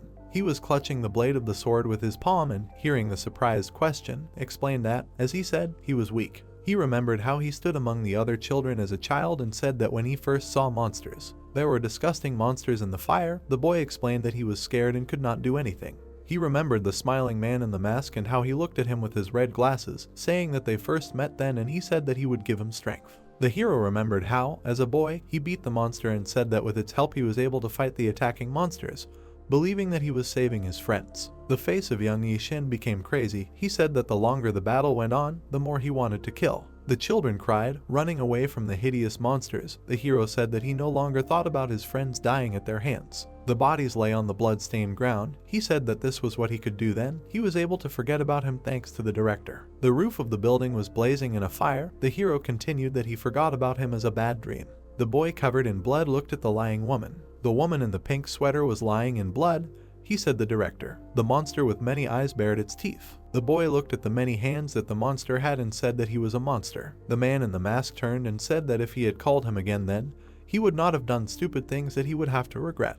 Ishin frowned at him and stated that no, even if he woke him up again, he would go crazy again and start killing monsters without noticing how someone close to him died. The man with yellow eyes turned and asked, so what? The hero looked at him with determination, then clenched his teeth and said that the boy remembered how he stood there covered in blood when he was little and said that after he became an outcast, he realized why he was afraid of him. Clutching the sword with trembling fingers, he continued that it was because he was weak, but it seemed that he was also mistaken about something. Still holding the blade, Ishin asked if he thought he could master everything with his power. No. The hero imagined himself standing next to a pile of bodies and said that even if he had the power to face the monsters, everything would be meaningless without those for whom this fight was being fought. The masked monster looked at him silently. Then he pulled the weapon out of his fingers and told him to stop talking nonsense. It was just an excuse for weaklings. Approaching, he said that these were empty words to confuse the enemy. The red liquid on the floor rose in drops.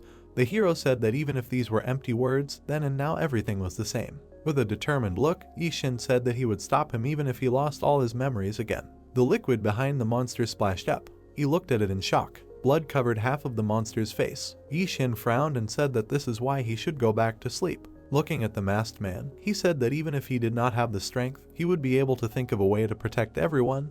It was better than becoming stronger by losing those he wanted to protect. The blood-covered monster said that he would regret it. He did not have the strength for this protection. The brown-haired man standing next to him said that yes, he was right. He frowned and exclaimed that, however, the world would not be a better place if all the monsters were thrown out of it. The yellow-eyed man heard him call him a pathetic monster. With a movement of his hand, the masked man plunged his sword into the boy's body. His eyes widened in shock. Ishin bent over, coughing. The monster said darkly that he was a coward who could only improve his ability to provoke others. The boy bent over, hearing that if he was a coward, he should sit quietly, as befits a coward. If he couldn't do that, then he should just disappear. The monster's eye glowed yellow. He said that from now on he would do everything himself. Yishin's eyes turned red. Sachin was surprised to see that the boy's eyes had turned red. Jiaka, who was standing nearby, exclaimed that she should move away. He was still under the influence of hypnosis. The hero unclenched his bloody fingers, releasing the sword, and grabbed it by the hilt. With a decisive movement, Yishin swung the shining sword. Sachin was shocked to think that it couldn't be. He was attacking again. Looking at him with yellow eyes, she exclaimed that she was asking him. In his subconscious, Yishin bent over at the monster's feet and heard her begging. Closing her eyes, the girl screamed, begging him to come to his senses. The boy opened his red eyes and heard her asking him to wake up. The tip of the blade coming out of his back was glowing.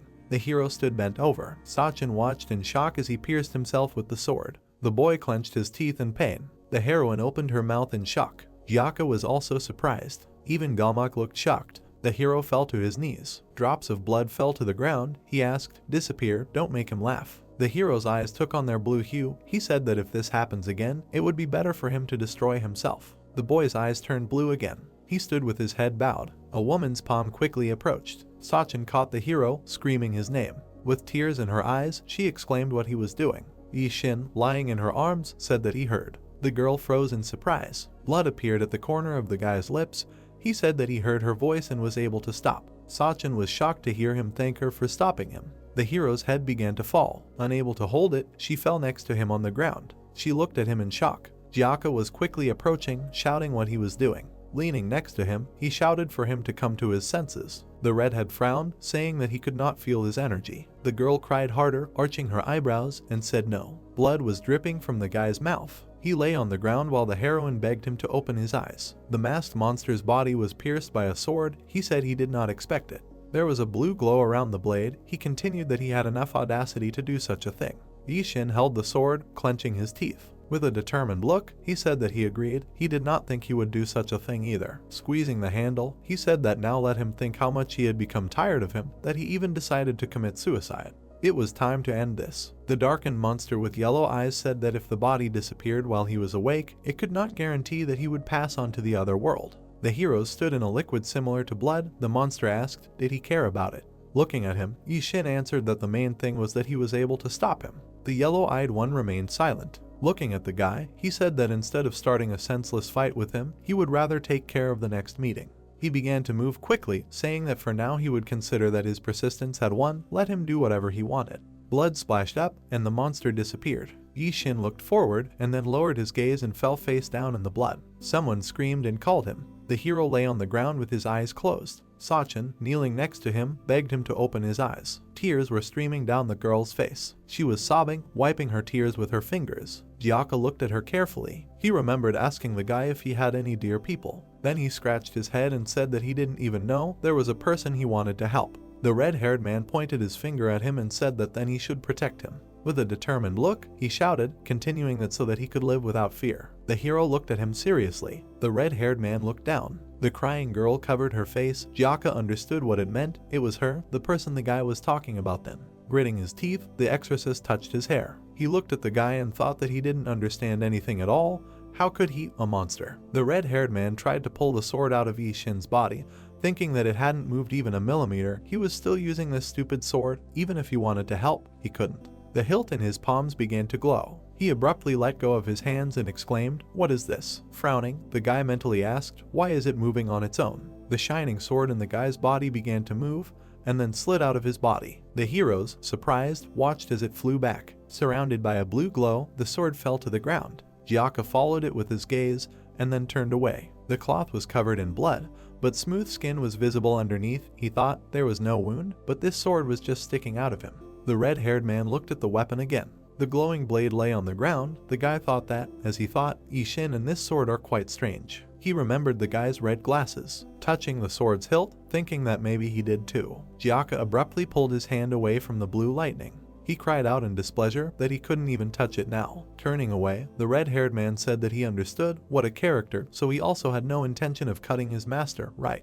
Yishin lay with his eyes closed. Jiaka thought that he was in this state only because he couldn't resist his will. Looking at the yellow paper, the exorcist thought that it meant that there was still hope. Ishin looked around in surprise, asking what happened. Just that sword. Gyaka bit his finger until it bled, saying that he himself didn't know for sure. He touched the seal with his bloody finger and said that it seemed like he did. The exorcist spread the yellow papers over Yishin's body and put out his palms. Kneeling next to him, he explained that he might not be dead yet. Sachin asked, "Does that mean he can wake up?" And she heard in response that he didn't know. The hero was lying on his back. Words were heard that it was difficult to predict. There was no energy circulating in his body. The girl asked again with a pitiful look when she heard that he did everything he could. Looking at her, the red-haired man said that this was not his specialty. He was just repeating what another exorcist had once done in front of him. The old man in red was sitting on the ground. The hero said that he said that it was difficult to make dying energy circulate.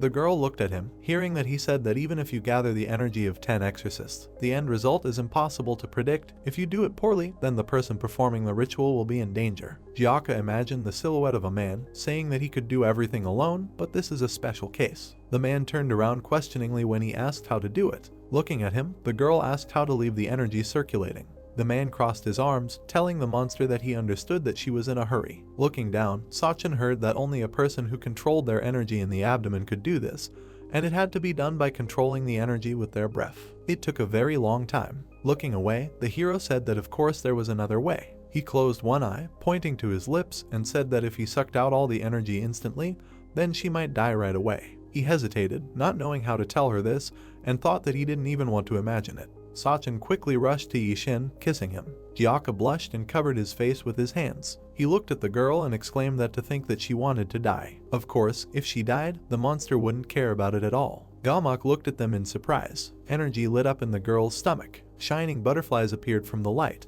Energy with butterflies moved along her throat. Then her lips lit up. Gyaka looked at her, saying that she really, no, of course she, of course he, of course, did not care whether she died or not. The lips closed and a kiss were illuminated by a bright glow. A sharp movement threw the heroine back. A root was wrapped around her body. Gyaka looked at it in amazement. Bright explosions illuminated her hands, throwing him back. Gritting her teeth, the red-haired asked what else. Sachin looked down sadly, thinking that she did not have time to convey everything. Her eyes were closing. She continued the energy. The girl limply went down. Gamak held her with huge roots. He exhaled, looking forward. The exorcist who was being held by the roots gritted his teeth, saying that this monster, and thought that he had completely forgotten about it.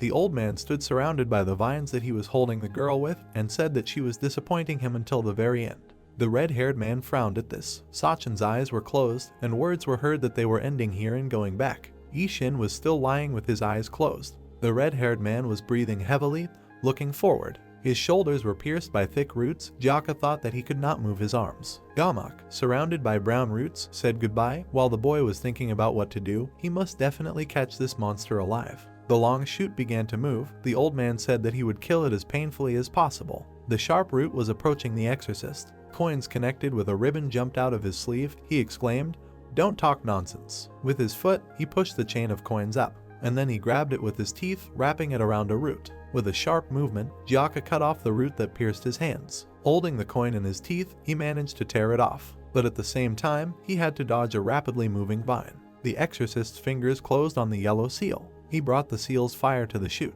Gamak looked at this in surprise. The huge roots around him began to move. They quickly moved forward. Holding the seals in his hands, Gyaka recited the words of the spell. Bright papers, burning, flew forward. They crashed into the roots, flashing brightly. The old man watched in amazement as his vines burned. Gritting his teeth, Gyaka grabbed the fragments sticking out of his shoulders, and then he pulled them out abruptly, splashing blood. The red-haired man screamed in pain, holding the pieces in his hands. Gamak looked at him in surprise and said that he was persistent. The pieces of wood fell at the boy's feet. Gyaka looked ahead sternly and said that he could not let him go. Looking with his yellow eye with a scar, he said that they would fight to the end. Suddenly, the boy's eye began to close. Gamak looked ahead carefully. Gyaka tensely noticed a root approaching from behind. While the roots were holding him, another one was rushing towards the hero. Gyaka frowned, seeing the approaching wooden weapon, and thought that the body was not moving. The guardian spirit with Hongyeon on his back suddenly bit through the root that was reaching for the exorcist. Gyaka looked at the flying pieces in amazement. A huge blue spirit gnawed through the tree. The boy with different eyes looked ahead. The old man looked at him in surprise. The princess exclaimed decisively that the great Hongyeon had come out again. The red-haired man looked at the little girl in amazement, asking when she had managed to do so, He had been wondering why the hood was empty. She indignantly told him to shut up, saying that she had even had to climb back and forth across the roof while they were fighting. She remembered how she had touched the dog's fur with her palm and told him that in order to stabilize this place, Belly had to be raised with energy. Sharing energy with him with the treasure had taken a little time. Gamak looked at the heroes silently. Looking at the blue guardian spirit, he thought that the situation had gotten worse. Turning his gaze to the girl sitting on his back, he thought that she was also the one. The old man remained silent, looking at her, and then he said that the situation was quite pathetic, turning to Hongyeon.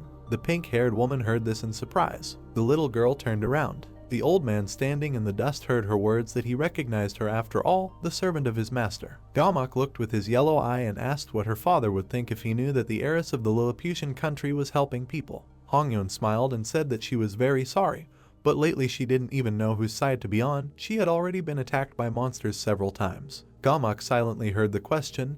Maybe he knew why. The guardian spirit looked sternly forward. The girl, sitting on him, noticed that it seemed that this friend understood better whether there was evil in her or not. So she was thinking of instructing him to check him too. What did he think? Removing the root, the old man answered that he would refrain. He had things to do, so he would say goodbye. The thick roots around Gamak broke the ground. Hongyeon looked at this in surprise and asked, "Is he running away?" Jiaka looked at her indignantly and ordered to catch him. Turning around, the pink-haired girl heard a warning to look up. Thick vines were holding the unconscious girl up. Hongyeon exclaimed in shock, recognizing Sachin. Sachin watched the root shorten and shouted to catch it, or she would be sucked in. Sitting on the growling spirit, Hongyeon called out to it. The huge blue dog gnawed through the root holding the heroine. Its body was covered in a bluish haze, and dust rose around it. The spirit clenched its fangs on the tree. Suddenly, white smoke began to emerge from its mouth. Hongyeon fell as the spirit turned back into a small belly. She screamed, falling to the ground next to the puppy. The pink-haired girl turned to the whining beast and asked, "Is the energy already gone?" She stretched her hands behind her back. Suddenly, Hongyeon looked questioningly. Touching the item with the gold buckle with her hand, she thought that the treasure had not yet regained its power. The blood-stained boy swung. With a cry, Jiaka brought back the gold coins, and then threw them with all his might. The exorcist's weapon flew towards the tied-up girl. The girl's body had already touched the broken ground. The coins flew over the slammed rocks. A long golden chain stretched over the ground broken by the roots. Hongyeon opened her mouth in shock. Jiaka looked on in shock, gritting her teeth. Belly whined pitifully. A loud angry cry was heard from the street lamp. The roots were sucked into the hole in the ground, raising dust. The heroes looked down sadly. Jiaka, gritting his teeth angrily, asked, "What is this?" He stood there holding a long chain in his hand. The guy standing by the crack cursed, saying that it was useless. Yi-shin was lying on the ground with his eyes closed. Hongyeon stroked the dog, calming him down with words that it was not his fault. He had already done everything he could. The pink-haired girl was shocked to hear the question, "What kind of mess is this?" Turning around abruptly, she thought that it was that voice. There was a nine-tailed cat standing on the power lines. Jiaka glared at it, recognizing it. The dark-haired man calmly looked away, right at Yi-shin lying on the ground, and said that they didn't look so good.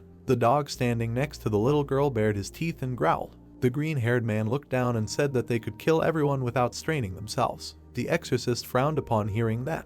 There was moss growing on a wide tree root. Suddenly, the roots that appeared tore it apart. Gamak appeared among them, holding a girl in his arms. The old man held a bloody Sachin. The girl's head hung limply down. The old man looked away, saying that they had arrived. The girl's eyes were closed. Words were heard from among the thick, intertwined trees that they had returned to the world of monsters. The guy in the cloak jumped down onto the sidewalk. Jiaka quickly approached, blocking the lying Yi-shin. Frowning at him, he began to say that but he was discouraged to see Hongyeon riding a dog, who angrily shouted that he had come here again. The guy asked, "Does she know him?" Belly with the pink hair stood in front of the guy.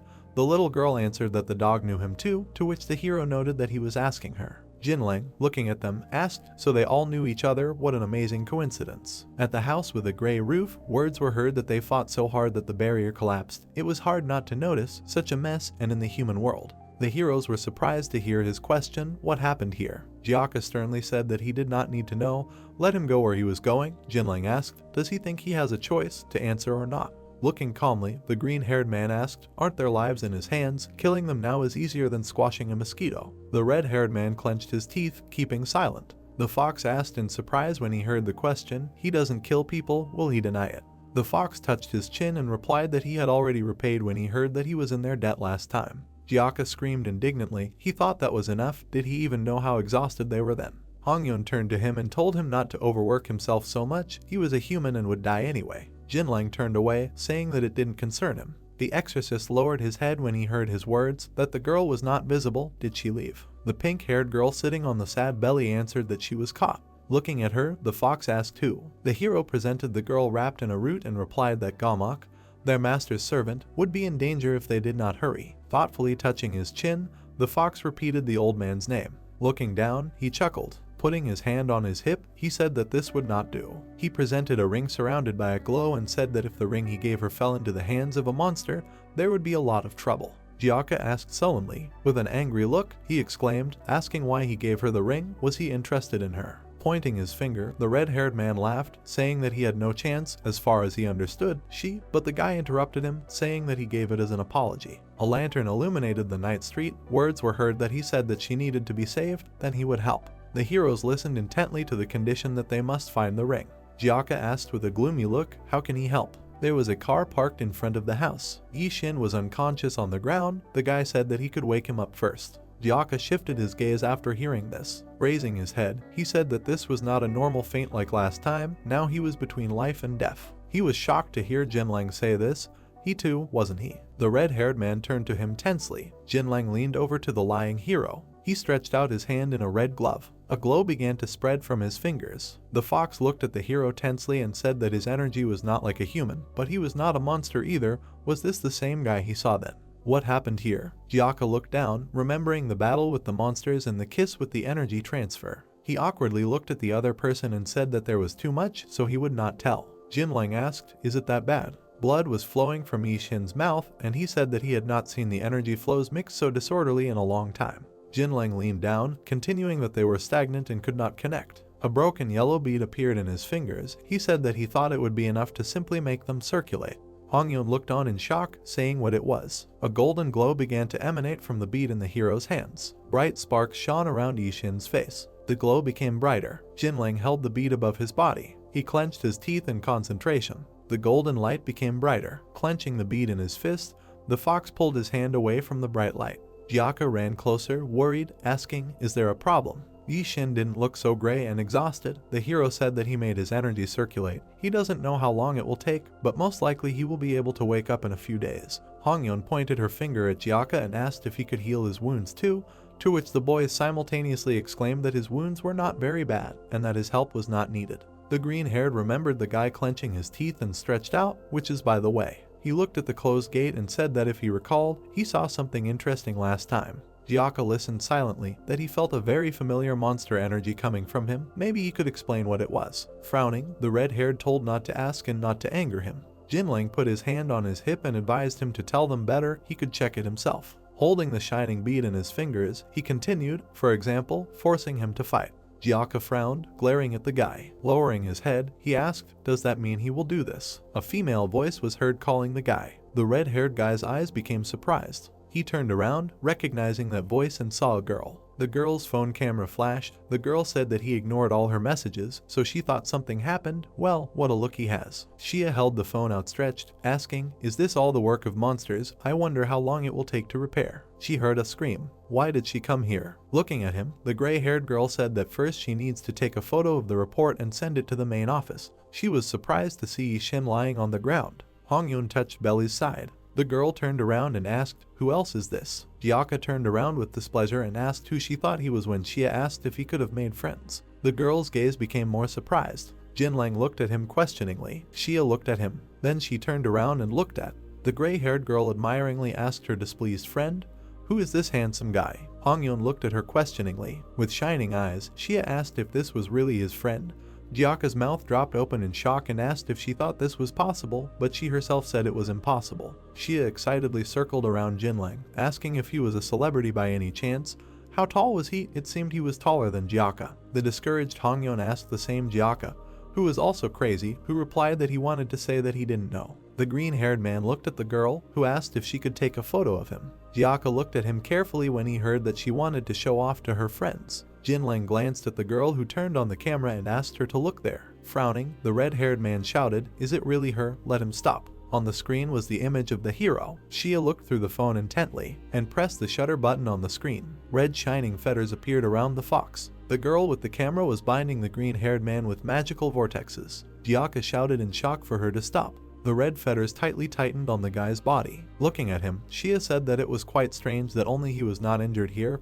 What did he do to Gyaka? Let him answer. The Tide Fox hissed in displeasure. Gritting his teeth, he said that this was a pretty strong binding technique. His eye glowed brightly green. He said that he could. Looking angrily with shining eyes, he continued, "Consider this a challenge to fight." Shia looked at him in fear. Then she frowned. Turning off the phone, the girl said that she knew he was a monster. The phone in her hand glowed red. She mockingly suggested to try to attack, while Gyaka tried to stop her. Hongyeon watched this tensely. Standing next to the dog, she said that she did not know how, but they had to stop her. The pink-haired girl turned her head questioningly. Her gaze became surprised. The heroes turned, hearing the order for everyone to stop. Pointing a finger at Yishin, the little girl said that he woke up. The guy opened his gray eyes. Jinlang looked at him carefully. Surrounded by a golden glow, the brunette called Yishin, telling him to open his eyes. Looking down, she said that he must definitely survive. The hero sat with his eyes downcast. Hongyeon looked up and asked the man how he felt. Yishin was silent, not looking at her. With a detached look, he asked what happened. He touched the place where the wound was and said that he did. The pink-haired girl stood next to Belly and asked if he remembered, but she did not have time to finish. Raising his head, the brown-haired man asked where Sachin was. Hongyeon, opening her mouth, looked at him. Looking down, she hesitated, saying that actually. Yishin frowned, hearing that Gamak took her. Shia stood opposite the tied-up fox. Glancing sideways at the hero, he thought that several days should pass for the energy to start circulating normally.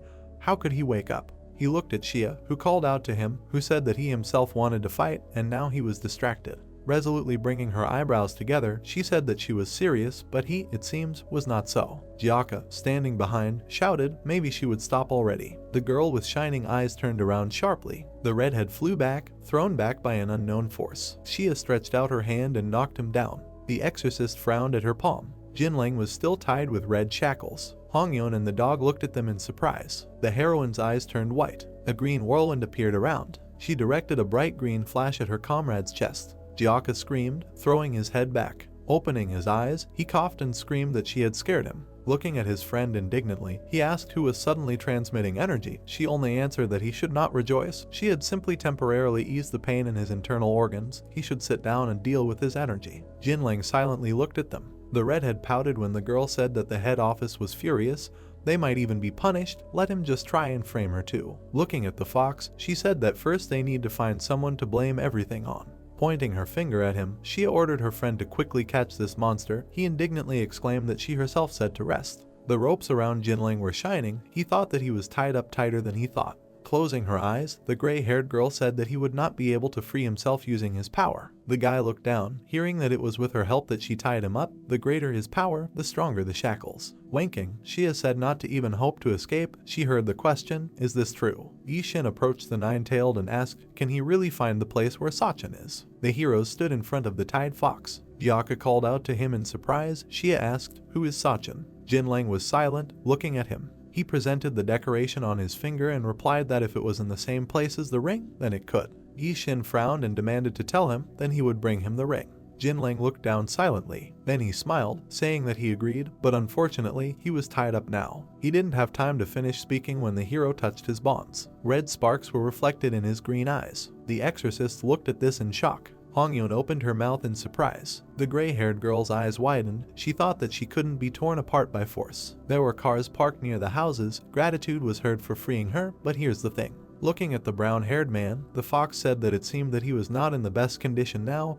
What could he do? The heroes looked at the guy in surprise, who told him not to meddle in other people's business. Yishin, looking sternly at the guy, said that he would solve his own problems, so let him answer. The green eye looked at him. Jinlang pulled back his hand. A purple swirl appeared next to it. It quickly attacked the hero. Shia closed her eyes, shielding her friend from the movement of the force. Hongyeon and Belly covered their eyes from the whirlwind. A blinding flash appeared. Yishin blocked the attack with his sword. He held the fox's blade, creating sparks. Jinlang looked at him calmly. Yishin frowned and told him to speak. "Where can I get the ring?" The green-haired man lowered his head. Continuing to hold the sword, he answered what he was thinking. The Gumiho looked at his opponent and asked if he let go of him now, would he regret it later? The brown-haired man was silent, looking at him. The answer was heard from the building that he would not if he fulfilled his original promise. Looking up, Jinlang asked, "A promise that he would not harm people." He lowered the sword, saying that he and that guy were so funny. The red-haired man asked displeasedly, "What did he say?" Leaning on the blade, the fox said that he would assume that he would fulfill the promise. Yishin looked ahead attentively,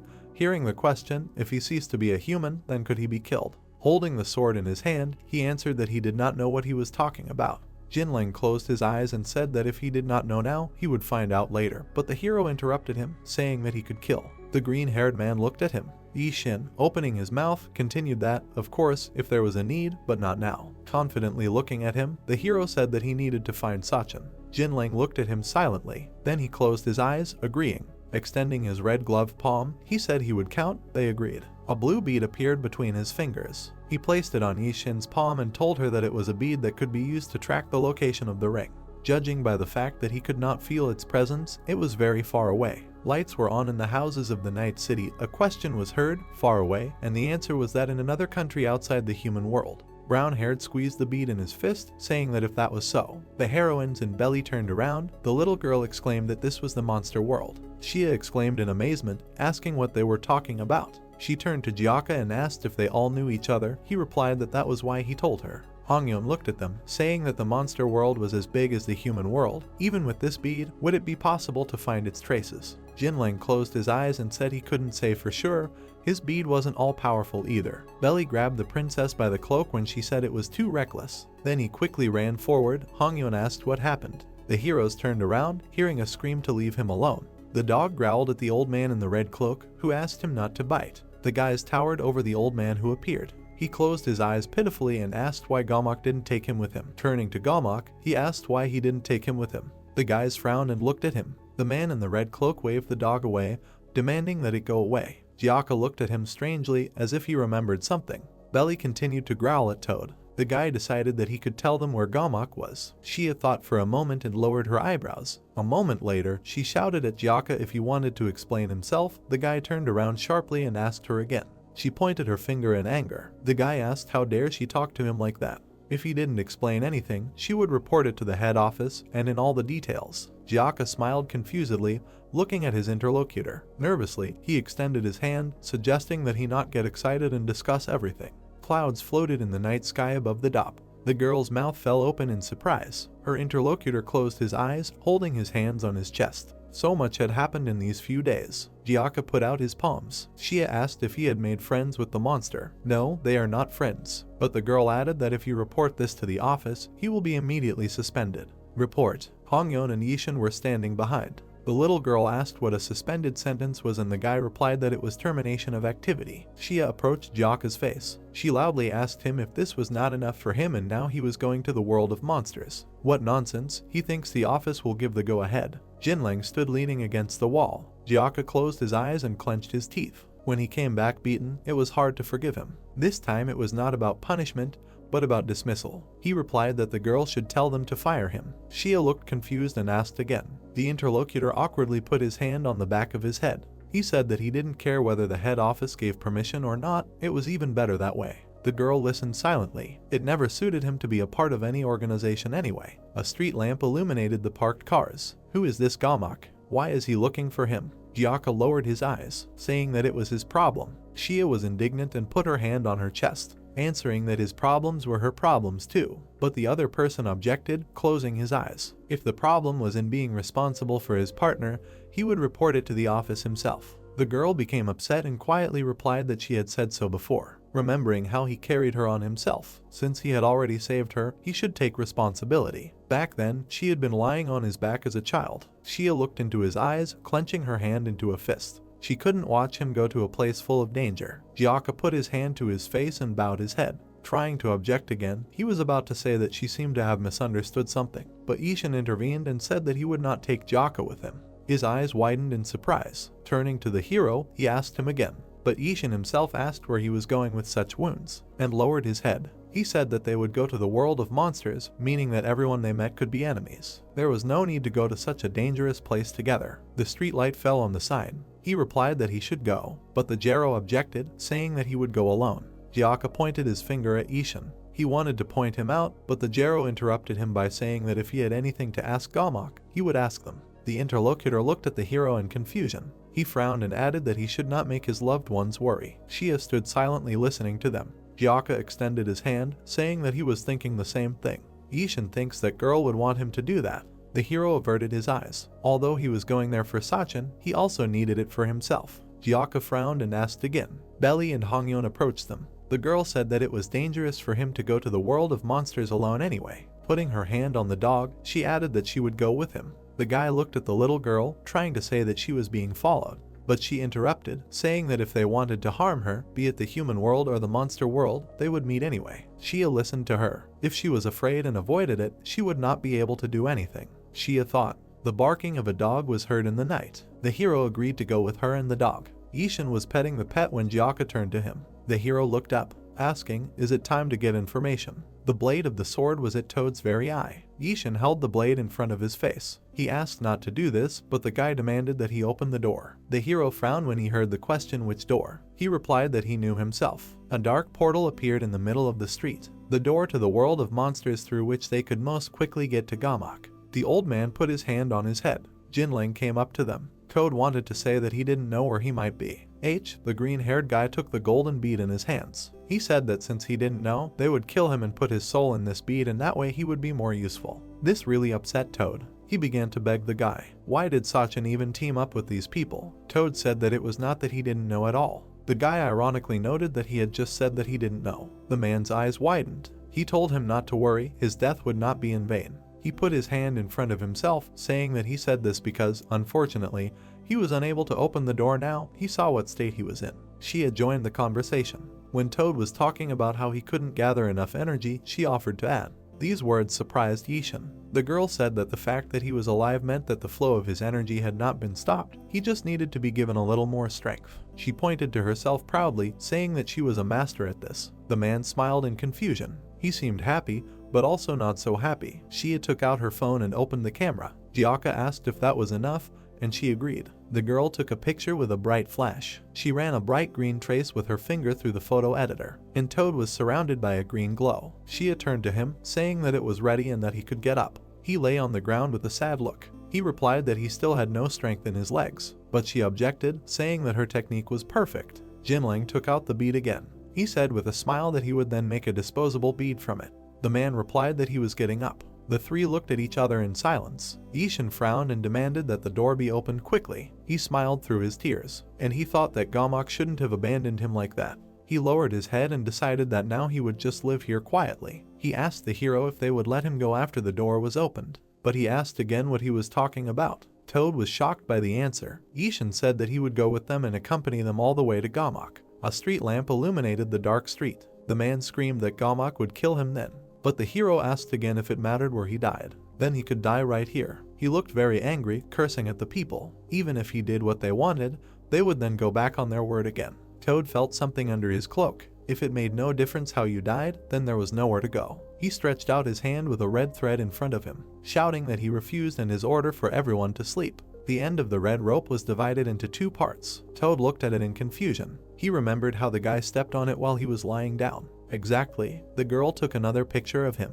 The man looked at her angrily. What was that clicking box? The girl left a mark on his photo. Unlock. With a flick of his finger across the screen, the old man flew to the side. Getting up from his knees, he asked what she was doing. Another flick of his finger across the screen threw him to the other side. He looked at Shia in horror, asking if she had locked his soul in that box. She replied that she had and that it was the end for him. Hongyeon turned to her. Was she serious? Shia replied that she was lying. She looked at her phone screen again. She said that she had only taken a picture because if the target moved, it would reduce her concentration.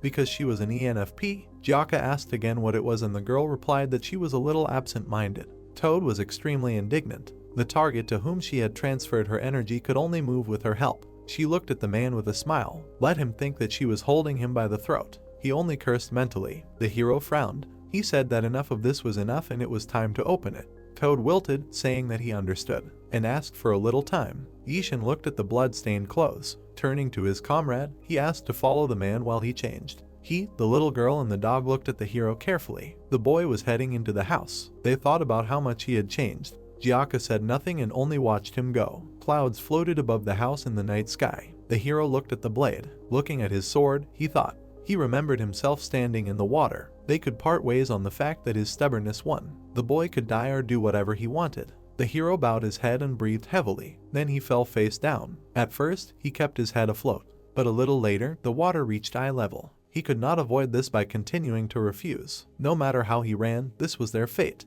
Now he did not have many options to choose from. The hero was almost completely submerged. He could get angry and try to overcome this, or he could hand the sword to him. Now the boy pointed the blade into the sheath and snapped them shut. Putting his hands behind his back, he said that it was time to find out. Slightly lowering his head, he added that he wanted to find out what his fate really was. The others were standing on the street. Toad was asked if he was ready to open the door. Yishin came back to them wearing a blue jacket. He told him to open it. Gyaka frowned and asked again if he was serious, but he was distracted by the girl's conversation on the phone. She was talking about Road 43 and that everything needed to be finished before the morning. He looked at her in surprise. Shia ended the conversation by saying that they should come faster. The guy got angry and asked if she really reported everything to the office, but a bag fell in front of his feet. He leaned over to it. The girl said that it was a bag with his things and equipment. He looked up in confusion. Shia added that she always kept it in the car. Closing her eyes, she added that she had contacted the cleaning department. It would be a secret for the head office. Everyone was standing in the middle of the night street. First, they needed to tidy up everything they had done here. If this gets into the media, it won't do any good, including for their organization. She folded her arms across her chest and looked at Gyaka. Even if she stopped him, he would still go right. He lowered his head. It was related to his eye. Jinlang looked at him, but what he heard surprised Yishin. Let him do as he sees fit. The door began to open with a sound, and it grew in size. Toad stretched out his hands in front of him. The hero watched this silently. This was a door to the world of monsters. Yishin frowned. Everyone was standing in front of the open door. The hero called to the man to go first. He had told him to lead them. Toad smiled and waved his hands. If he went in first, he wouldn't be able to close the door. He would go right after them, so there was no point in thinking about it. The hero looked at him silently. Jinlang spoke to him. How could they trust him? But he said he would follow through. The tall guy smiled. He said that he would also check if the door was closed, so there was no need to worry. Toad smiled in confusion, but cursed to himself. He did not understand how this monster could be on the side of people. The man smiled at the hero, asking him to believe him. Yishin patted him on the shoulder heading towards the door, saying that they had an agreement. Gyaka frowned and turned to the hero. He said that those monsters were somehow suspicious.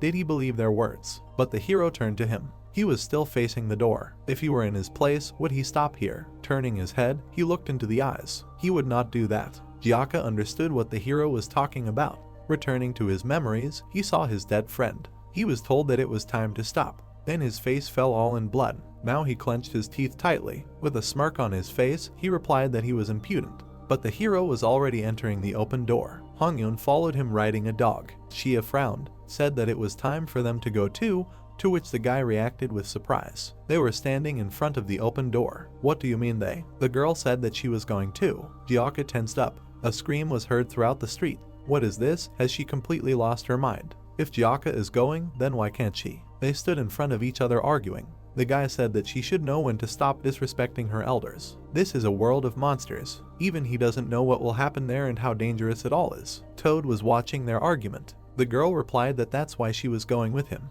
Jinlang approached the man, asking, "This isn't the entrance to the world of monsters, is it?" Toad smiled confusedly and raised his hands. He offered to make a deal. He would find the ring he was talking about at all costs, and he would kindly pretend that he didn't notice anything. But the answer shocked him. Jinlang thought it was safer to trust people than him. The guy and the girl continued arguing. The fact that he opened this door showed that he had no intention of sending them to the monster world. The man lowered his head. This was the best he could do. Jinlang looked at him. If he personally went to see them off to the monster world, his life would not be safe. Bright lights were flying around the open door. If it made no difference whether he died here or there, he would try to find a way to survive. The other man frowned. The border world, a place where no one would ever be safe. Okay, he could see them off, but if there was any trouble, he would not forgive him. Toad looked at him silently. Jinlang took a step. He asked why the man was silent. He didn't plan to send them there and stay here, did he? He replied that he hadn't even thought of that. The shouts attracted Jinlang's attention.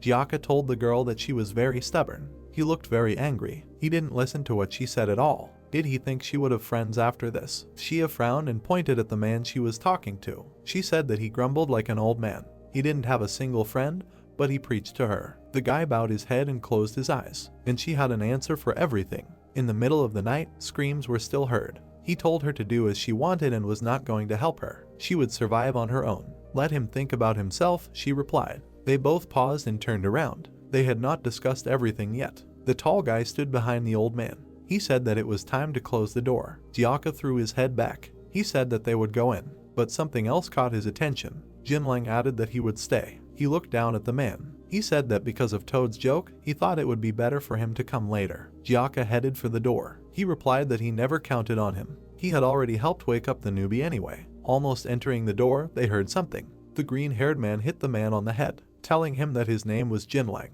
He turned to the guy again and smiled. They would meet again soon. He was interested in him and his companions. Jiaka grabbed Toad and asked him again what he was talking about. The guy and the girl looked at each other. He asked his girlfriend if she was ready, and the man in red asked her not to be so rude to him. They jumped out the door screaming, "Let's go." Toad dragged himself after them, talking about how he was getting sick. Tears appeared on his face. He asked to listen to what the monster was telling them, and screaming, he continued on his way. Jinlang was left alone. The door in front of him was getting smaller. Looking at it, he thought about it. Behind him stood a closed gate. Suddenly called him to save that guy. Still won't tell what kind of monster it is. Because of them, he almost broke the unfinished bead. The gate creaked open. There was someone standing behind him. Everything was a bead to him. So what? Even if he broke it? Jinlang lowered his head. Was this all his plan too? He looked at the golden bead in his hand. He got rid of it because he was tired of it.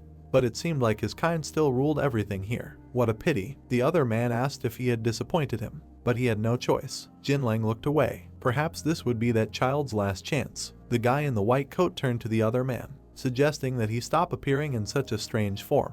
He replied that such a form was the most inconspicuous among people. The man with the bald head smiled cheerfully. He suggested that he watch during the day when he would need that person.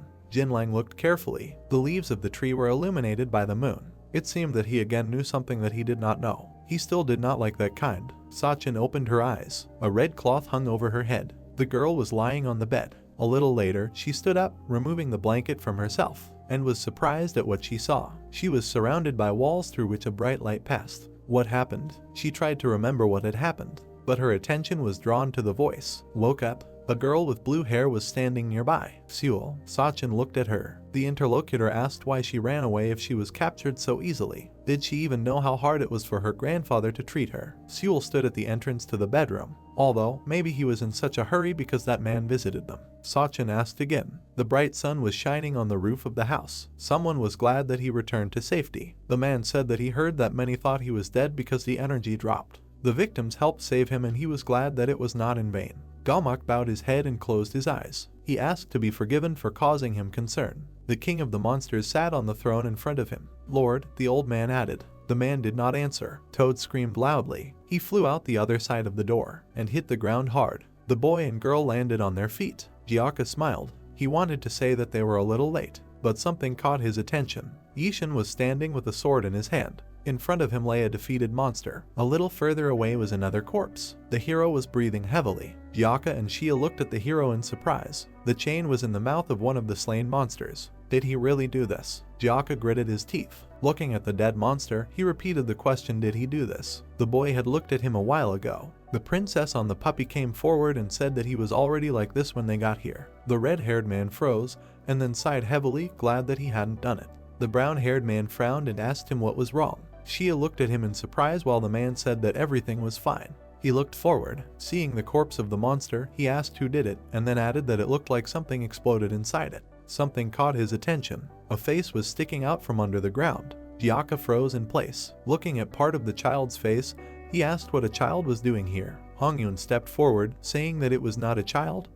The head began to rise. Spikes appeared from the mouth. The child turned into a huge monster with tentacles. It hit the ground around the squad. Brown-haired bared his teeth. Toad watched this, hiding behind a rock. He gritted his teeth, mentally noting that the insects of the border appeared under the influence of the power of distortion of worlds. Looking at the monster, he thought that they were so strong that even a group of the same monsters could not cope with them. The protagonist hit it. It cut the enemy into pieces. Shia filmed all this on her phone, saying that he was disgusting. Toad smiled nervously. The girl stood on the field after the battle and asked what kind of strange life forms were these. Yishin stood next to her, and she said that they did not look like monsters at all. Hongyun came out to them and noted that she did not think this was the world of monsters at all. Toad jumped up when the man rudely called him. He fell to his knees and began to beg for mercy, also asking him to listen. Looking around, he said that this was a world located on the border of the human world and the monster world, that is, a border world. Gyaka indignantly shouted that they asked him to take him to the normal world of monsters. Toad smiled nervously and said that his granddaughter's energy was very weak and he was able to move everyone only in this way. Ishin looked at him and said that there was no time at all,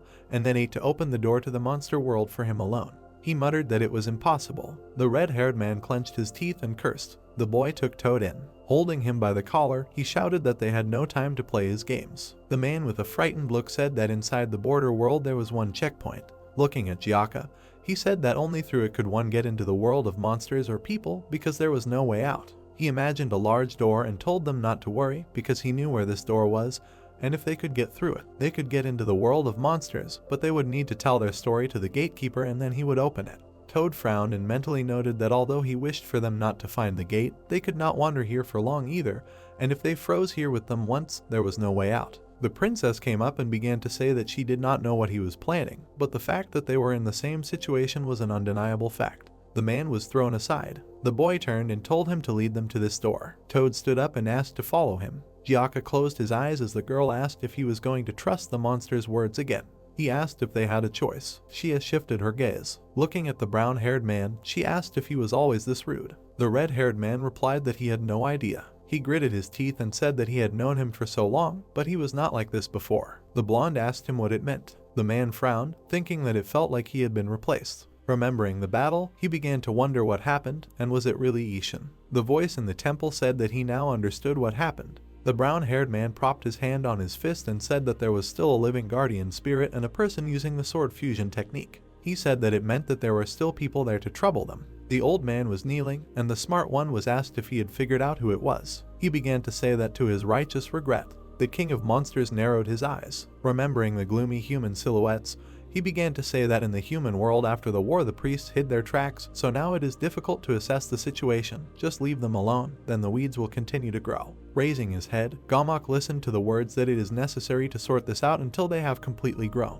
The brown-haired man began to rise and say that since he had returned, he calls to ask him a little beyond the world of monsters. Looking around the temple, the old man asked where he was heading. The man answered that he was contacted from the border world. He pursed his lips and noted that they say that they are already ripe. Gamok raised his head and began to say that if this is really so. The king of monsters went to the side, agreeing with him. Remembering the city, he said that this time Bhutan will linger in the world of people. He remembered the metropolis. The brown-haired man froze and turned his head. Looking at the subject, he asked if he had found his daughter. Looking at him, Gamok was silent. He bowed and began to apologize, saying that he deserved a serious punishment. The man pursed his lips. He sighed and said that nothing could be done about it if such was the will of fate. Seul held a cup in her hands and said that she did not feel anything at all. Looking at Sachin, she said that if her grandfather had not said that she was her sister, she would not have even recognized her. They were sitting in the room and the brunette said that she could not understand why her grandfather continued to sleep with her when she had lost all her strength. The brown-haired woman folded her hands and asked if she really did not feel her energy at all.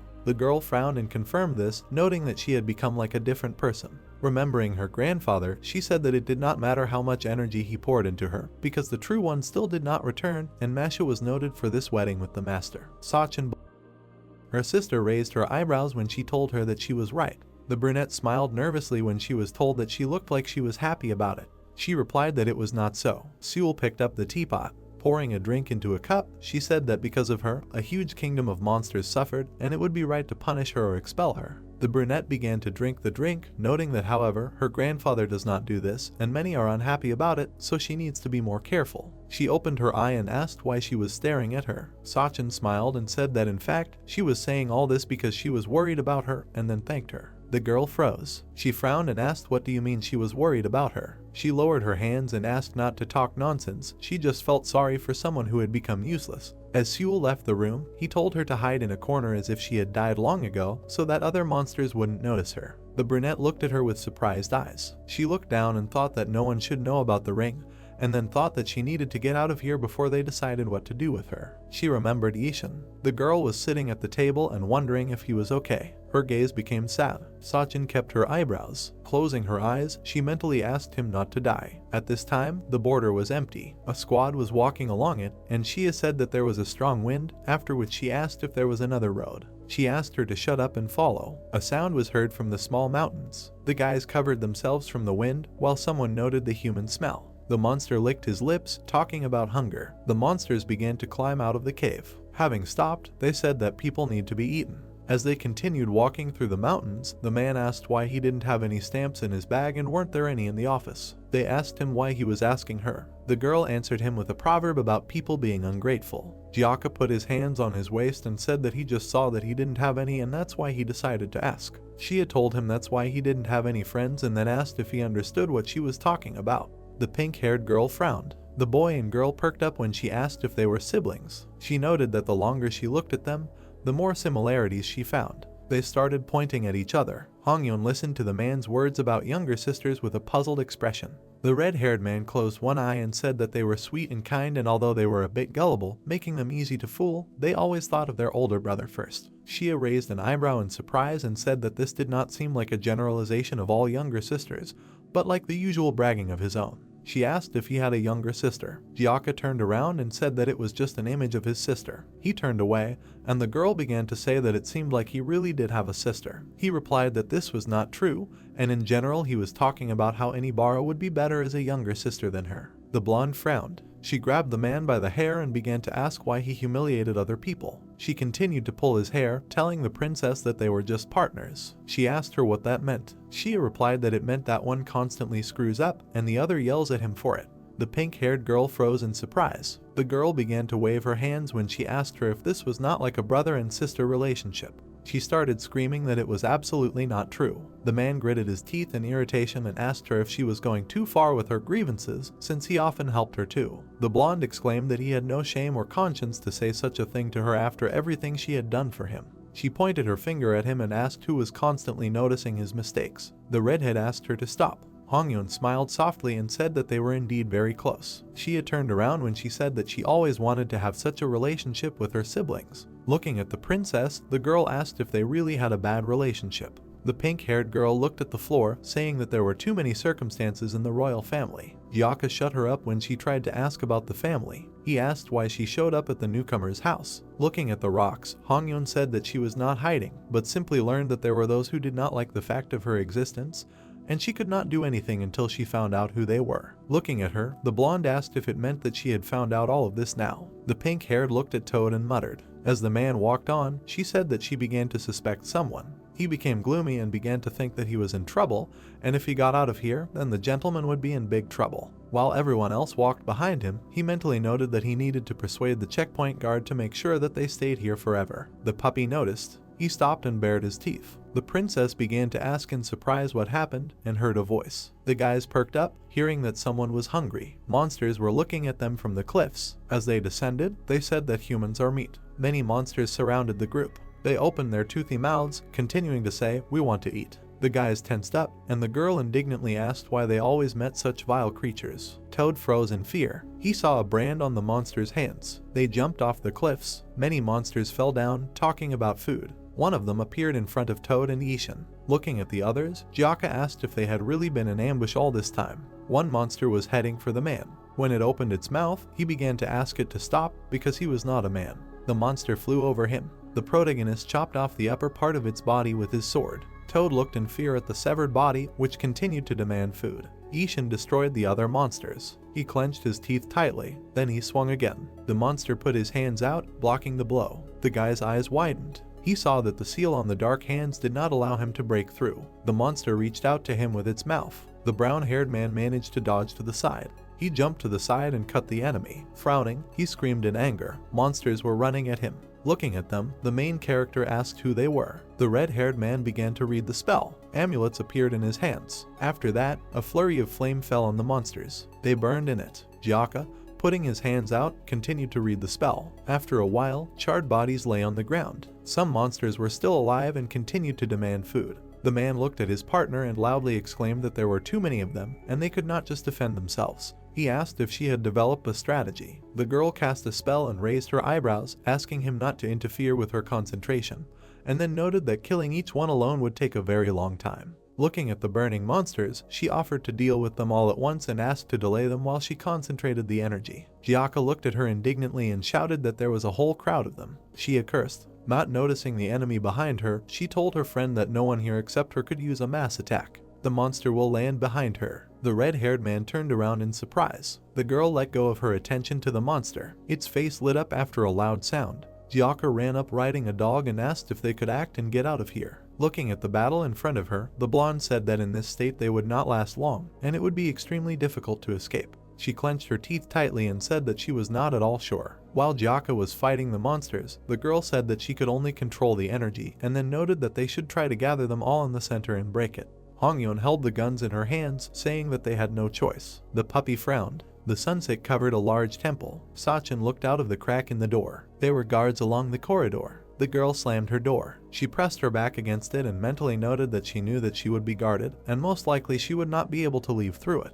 The brown-haired girl looked ahead and thought that she would need to get out another way, and perhaps the door leading to the temple was still open. She looked at her ring. Sachin walked around the room and thought that because of this ring, Gamak thought that she had lost the monster energy. She looked at the window. The girl opened it. Then she went out onto the roof. The brown-haired girl jumped onto the column. Then she went up higher. She went up the column. The brunette jumped onto the next roof. She looked down. The wind was fluttering the curtains in the room. There was a dark passage near them. A yellow light shone in it. It was someone's two eyes.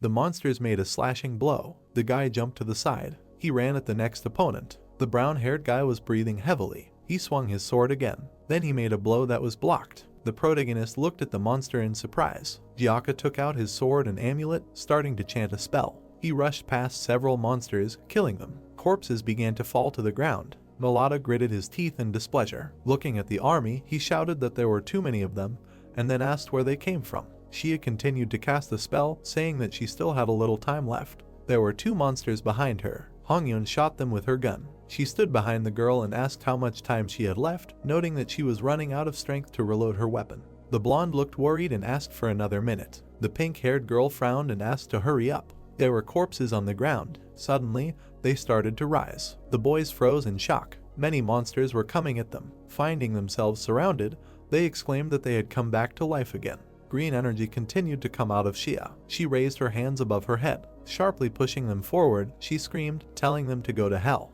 The puppy dug itself into the blow. The girl looked at it, puzzled. Hongyeon froze in shock. The puppy absorbed her attack. The blonde's face turned white. She froze in place. Suddenly, a bright light began to appear. It attacked the monsters. Jiaka closed his eyes from the bright light. The brown-haired man covered his face with his hand. There was a bright flash. White light filled everything around. It burst out of the gorge like a sphere. It rose to the mountains. Then it scattered to the sides. A tall temple was visible in the distance. The energy reached it too. There was a man standing on one of the balconies. He perked up. The old man with the blindfold looked away. A servant approached him and asked what had happened. He, looking at the endless gorges, said that the energy of the slaves in the valley area disappeared in an instant. The servant stepped forward and said that it was probably like that time when they, trying to go beyond this world, disappeared because of the cursed brand. He asked what could go wrong. The elder froze for a moment and replied that this time it felt different. The man gritted his teeth when asked if the master had contacted him. He replied that he had conveyed that he would come here soon. The old man stood by the railing and said that even though he had agreed to cooperate with him this time, he was obliged to receive good payment for doing this work. Looking down from the temple, he said that the master said that he would take those vile creatures with him. So, the man's face darkened and said that before that moment, it was necessary to create as many slaves as possible. There were bones on the ground. The remains of the corpses were covered in ash. The guys covered their faces and coughed. Hongyeon looked at the girl and asked if she was okay. Shia stood with surprised eyes and asked what was this. In front of her was a blue animal spirit. It was standing next to her. Everything around was covered in blue light, and the girl loudly asked what kind of monster was this. She began to sharply shift her gaze when the princess told her that it was Belly. Jiaka looked at her and asked if she really didn't know who Belly really was. The blonde replied that she simply couldn't imagine that such a small dog could turn into such a big spirit. The man pointed at her and asked how can an exorcist rely on just one sight. He asked if she really couldn't feel his energy. Hongyeon chimed in and said that he couldn't figure it out either when he first saw it. The redhead smiled nervously and exclaimed that they had given it inside the barrier back then. The spirit had transformed into a puppy. She raised an eyebrow and called out to him. She picked him up and asked why he had absorbed the energy without permission. Looking at the puppy, the girl said that he didn't even know what kind of energy it was and something could have happened to him, after which she asked him not to do that. The pink-haired girl watched her messing with it.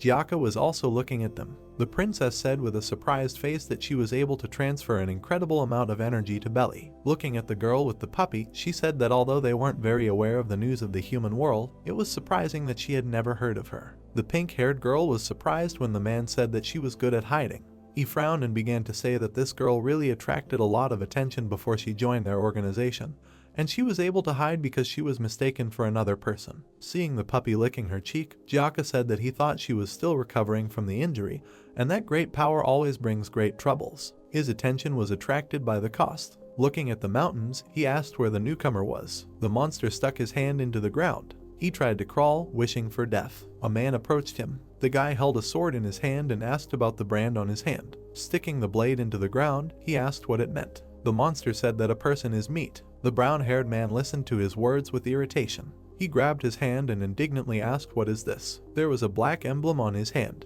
The monster noticed it and called it a brand. The guy looked at the shining mark, while the monster said that the brand was the same as theirs. He let go of his hand and froze in surprise. The brown-haired man gritted his teeth when he was told that he was also a human who had sinned. Imagining the falling bodies, the monster said that they were thrown into this world. He smiled, sticking out his tongue. The protagonist looked at him with fear in his eyes. His face darkened while the monster said that he was also a sinner. Kneeling down, Ishin asked him again about the sinner. With a zony face, he indignantly asked what he was talking about and how could this be understood. A man began to appear in the monster's face, and he began to say that everyone fell. The guy froze, trying to understand what it was. He rubbed his eyes and looked again. Seeing a faint silhouette of a man, the brown-haired man realized that he saw something. Gyaka and Shia loudly asked him what he was doing there. The protagonist stretched out his hand. He touched the monster. The red-haired man approached him and called. The trio saw a human spirit. The man frowned and asked what he had just done. The girl's eyes widened.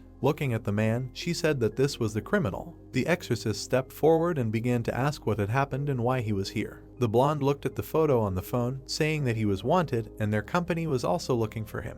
Looking at the photo of the man, she said that he was a very famous serial killer, and as far as she knew, he committed suicide when he was being pursued. The red-haired man turned and said that means all of them. Looking at the bones, he asked if they were already dead. He frowned and called out loudly for Toad. He buried himself in the ground, listening to the screams that they were looking for him and demanding an explanation. The man's face darkened, mentally noting that he didn't look like he was going anywhere, and he couldn't imagine that some small dog would be a huge guardian spirit. Remembering Belly in spirit form, he said that if he hadn't hidden underground, he wouldn't be here. During the attack, Toad thought about what he was transmitting a little and convinced at the first opportunity from here. He trembled, wondering if it was true that they wouldn't be able to find him here. The puppy tore up the earth and dug him up. He bared his teeth and growled. The man immediately jumped up and exclaimed that he had only briefly lost consciousness and had literally just come to his senses. Looking at the bones, Gyaka asked if he knew why the people who had shrunk were here. Toad smiled nervously and began to say that he didn't quite know, but he had heard that the border world was a checkpoint through which the souls of the dead pass. Looking at the gorge ahead, he added that as he had said earlier, there was someone who controlled this world, so the exact information could only be found out from him personally. The red-haired man looked down and asked if this man had really turned the dead people into slaves. The guy looked in surprise at the spirit, who kept talking about hunger. Sparks flew off his brand. The monster's hand was burning, and he was grabbing the ground. Gyaka saw that the brand of the other monsters had lit up. Shia also chatted behind them. The man's spirit screamed loudly. The brown-haired man with a surprised face began to ask what just happened. Somewhere in the distance stood a tall temple. The servant perked up. Standing behind his master, he asked if the sinners had really disappeared. He confirmed it. While the elder stood on the balcony, they asked him how this happened if it contradicted the borderland system. The old man looked ahead and said that if they simply decided to run away, then they were fools, and if someone from the outside came in, then it was unforgivable. The servant remained silent when he was told that they needed to get rid of those who did not know their place. While there were endless plains ahead, the elder said that for some reason that strange energy still did not give him peace, and then ordered him to go and check what happened there. The servant bowed his head and said that he would do as he was ordered. One corridor in the temple was empty. There was darkness ahead of him. The girl stretched out her hand. She was trying to touch the door. Frozen, Sachin said that as she thought, everything was closed.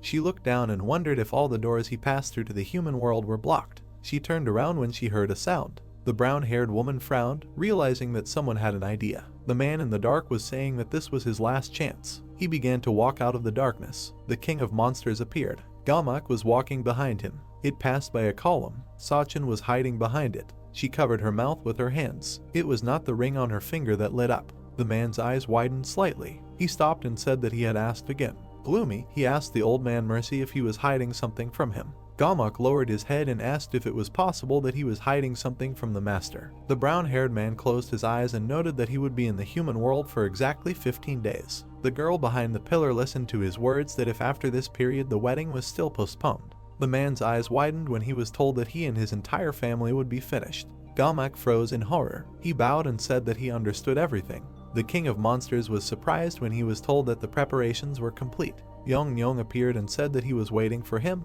and then asked him to hurry. She smiled weakly. The old man narrowed his eyes. He looked at the people leaving. The man sighed heavily. Seul appeared behind him and asked why the gentleman was leaving so quickly. Sachin perked up when she heard that it was because he would soon enter the human world. She raised an eyebrow in confusion, overheard that it seemed that the gentleman had completed all the preparations he had been making earlier. The brunette confidently looked ahead, saying that she understood everything. The girl behind the column listened sadly to the question of what they would do with her if she was of no use now. Gamak straightened his shoulders and realized that there was only one way left. While he was looking at the coloring sky, he was asked what kind of way it was. Sachin perked up when she heard that it was time to get her ashes. At this time, the squad was walking along the gorge. They covered themselves from the sandy wind. The guy clenched his teeth in displeasure. He remembered the monsters who talked about the brand and that he was a sinner. Looking at his hand, the brown-haired man wondered what this meant. He thought that he had never sinned, and it was unclear to him why he was called a sinner. The protagonist lowered his eyes. Remembering the man in the mask, he wondered if this could be related to him. Imagining how he was drowning in a sea of blood, he thought that if this was so, then in order to find out the meaning of the brand, he might need to wake him up. The squad moved on. Gyaka frowned. Our one mountain was burning with a weak light. At its top was a gate portal. White light was burning in it. Then the outline of a door appeared. A man came out from there. The servant looked to the side. He was standing on the edge of the mountain. Sachin perked up, hearing that it was time to get her ashes. She froze by the column. While the high temple was covered by the orange sky, the girl asked what he wanted to do with it. She was told that she did not need to know. Seul frowned in displeasure. The brunette brought her eyebrows together when she said that she did not understand him, and then asked why he wanted to leave Sachin in the world of monsters so much. Looking at his back, the brunette indignantly said that she was a human, and even the energy created especially for her disappeared. Gamak looked at the floor. The brunette's eyes widened when he said that there were 15 days left, and he needed to bring her back by all means during that time and make a monster out of her. Imagining a huge tree, he said that he hid her ashes on the altar on the underground floor of the border world, and a lot of time had passed since then, so he had to fill up with power before she ate. The girl frowned, realizing that her ashes were there. Seul noticed something. She turned around sharply and asked who was there. There was no one behind the column anymore. While the girl was standing on the roof, the old man asked what happened, and the granddaughter replied that she just heard things. Sachin started walking along the roof, mentally noting that she was almost noticed, so she needed to be faster. The brunette and the sock were standing in the corridor. Seul shifted her gaze, where a snake appeared behind her. Gamak turned around when he was called. The girl extended her hand with the snake, saying that she wanted to tell him something about Sachin. The snake hissed. Gyaka crossed his arms and said that he was very suspicious. Looking at his comrade's back, he muttered. Shua approached him and said that they definitely shouldn't talk about being suspicious. The man pointed his finger and asked if she had changed sides so quickly because he. The blonde interrupted, saying that she would kill him. She narrowed her eyes and said that she thought. Earlier, the protagonist said that he would go alone. He stood in front of Gyaka and said that if he had anything to ask Gamak, he would do it for him. The red-haired man looked puzzled. Yishin frowned and said that Kumina should make her loved ones worry. The girl watched from the side. In the present, she said that at least he gave the impression of being a reliable person. She put her hands in her pockets and asked why he was so distrustful if he had saved an even stranger her earlier. She had told him to stop pouring, and that his only strong point was that he did everything without thinking. The man was silent. He looked at his friend indignantly and asked if that was a compliment or what. The blonde confirmed, noting that the others were no good at all.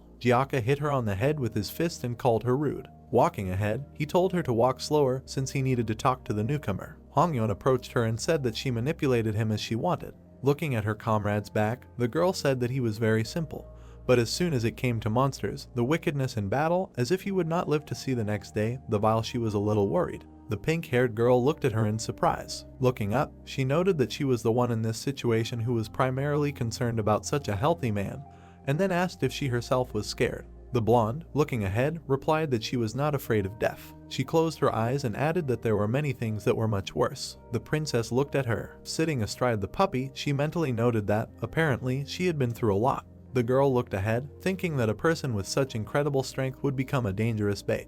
The brown-haired man turned around when he was called. Gyaka pointed at him and asked why he was so dejected. The guy looked away and asked if those monsters were really people all this time. The red-haired man frowned and said that they were just monsters who killed others and did terrible things. He added that perhaps the border world was a place where sinners go before going to hell. The man imagined mountains with magma inside and said that most likely the one called the Guardian turns them into slaves and stays here temporarily. Remembering the monsters, the protagonist asked how long they had to stay here to turn into gluttons who only had a feeling of hunger left. The exorcist said that they were not people and there was no need to sympathize with them. He frowned and said that however, if he still continued to pity them, then let him free them. Yishin, puzzled, arched an eyebrow, listening to his words about how he needed to give freedom to those who were doomed to hunger and eternal torment, and only complete destruction could help them. The guy looked away and said that he understood everything. Gyaka pursed his lips in displeasure. While they walked ahead, he asked how he did it with that very slave, and was it really after the incident with the glasses that he began to see the true essence of monsters.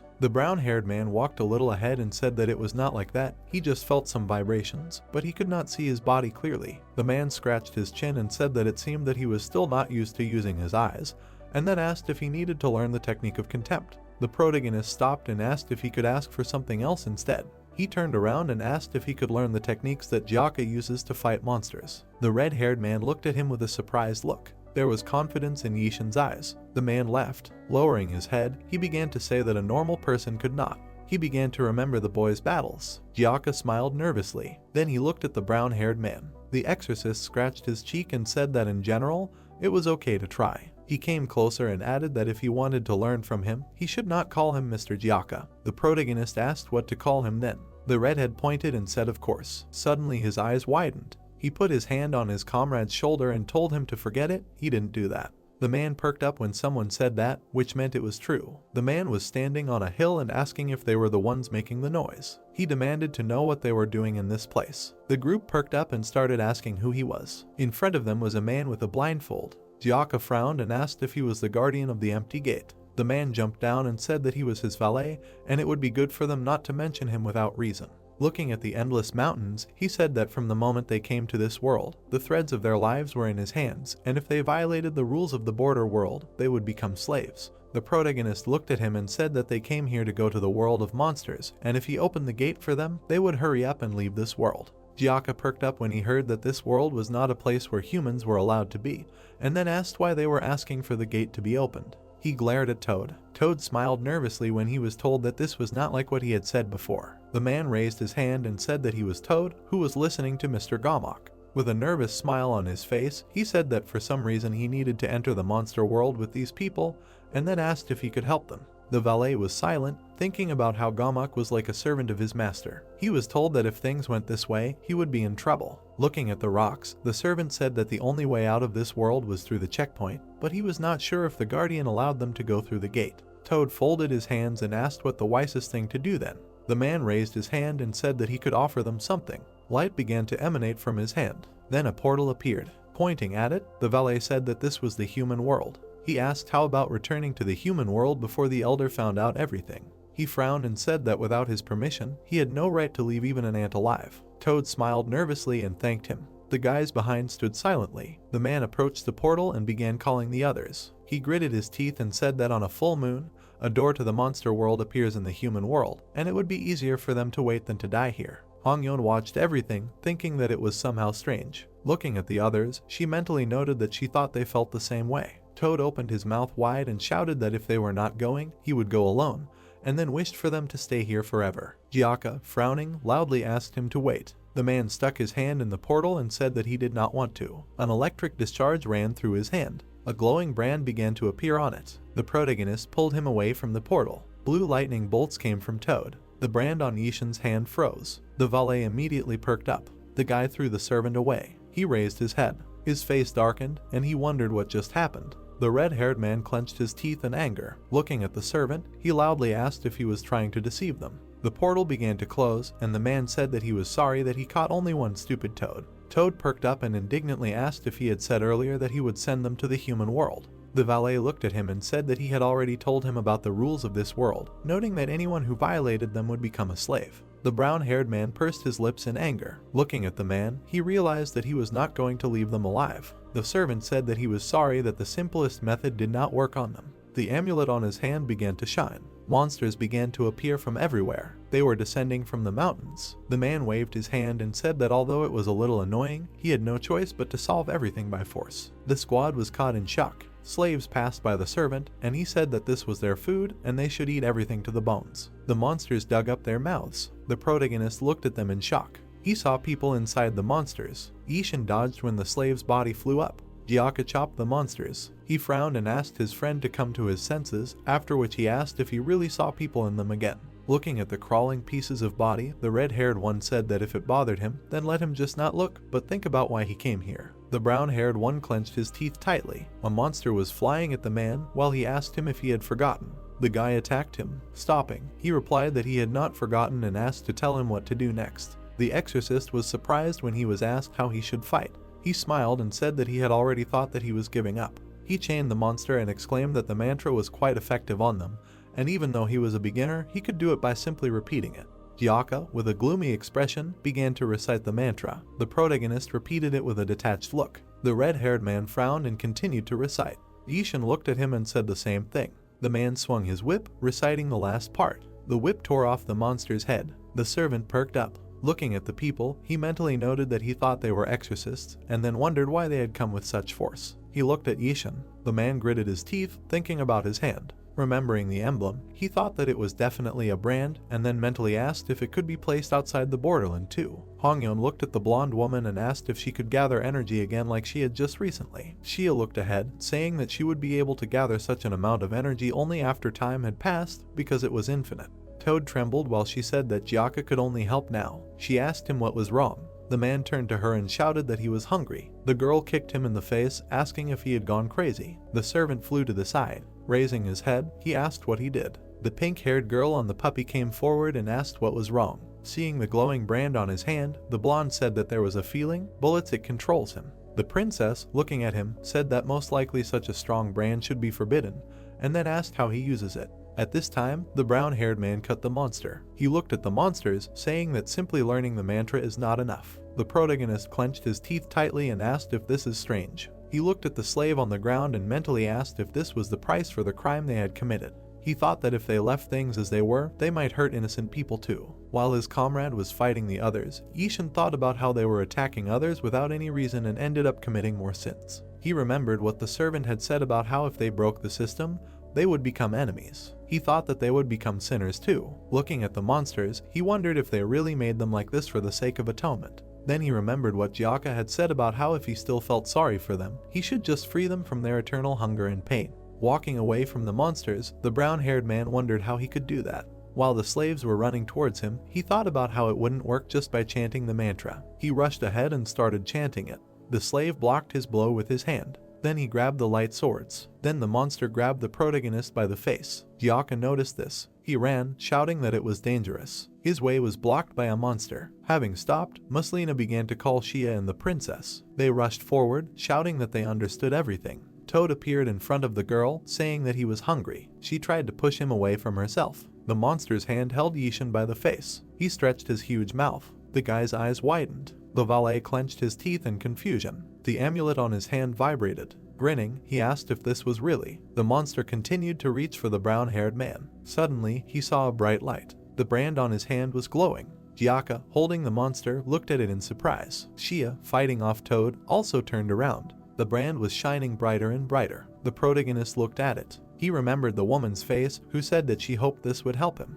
Ishin grabbed the slave's hand, thinking that as she said, this would help him. The valet watched them, wondering why the sinner stopped. He looked at his hand, thinking that they should be moving under the power of this divine bracelet. The boy thrust his sword into the ground and began to chant. Frowning, he continued. The monster reached out with its tongue. The brown-haired man grabbed his hand. Their seals shone brightly. Blood gushed out from the dark hand. The slave screamed loudly in pain. The brand began to corrode his hand. The same thing happened to the other monsters. The mark on Toad's hand also froze. The valet looked at his bracelet. The stone in the center cracked. The man gritted his teeth and wondered how his bracelet, which controlled the centers, could break. He raised his head, thinking that he was right after all. Looking at the main character, the servant mentally noted that in the outside world, the owner of this brand, white smoke was coming out of the fallen monsters. Gyaka bared his teeth and asked if he could really use the mantra that repels evil. He ran to Yishin. The man, looking dumbfounded, began to ask how he learned this mantra. The guy replied that he had told him.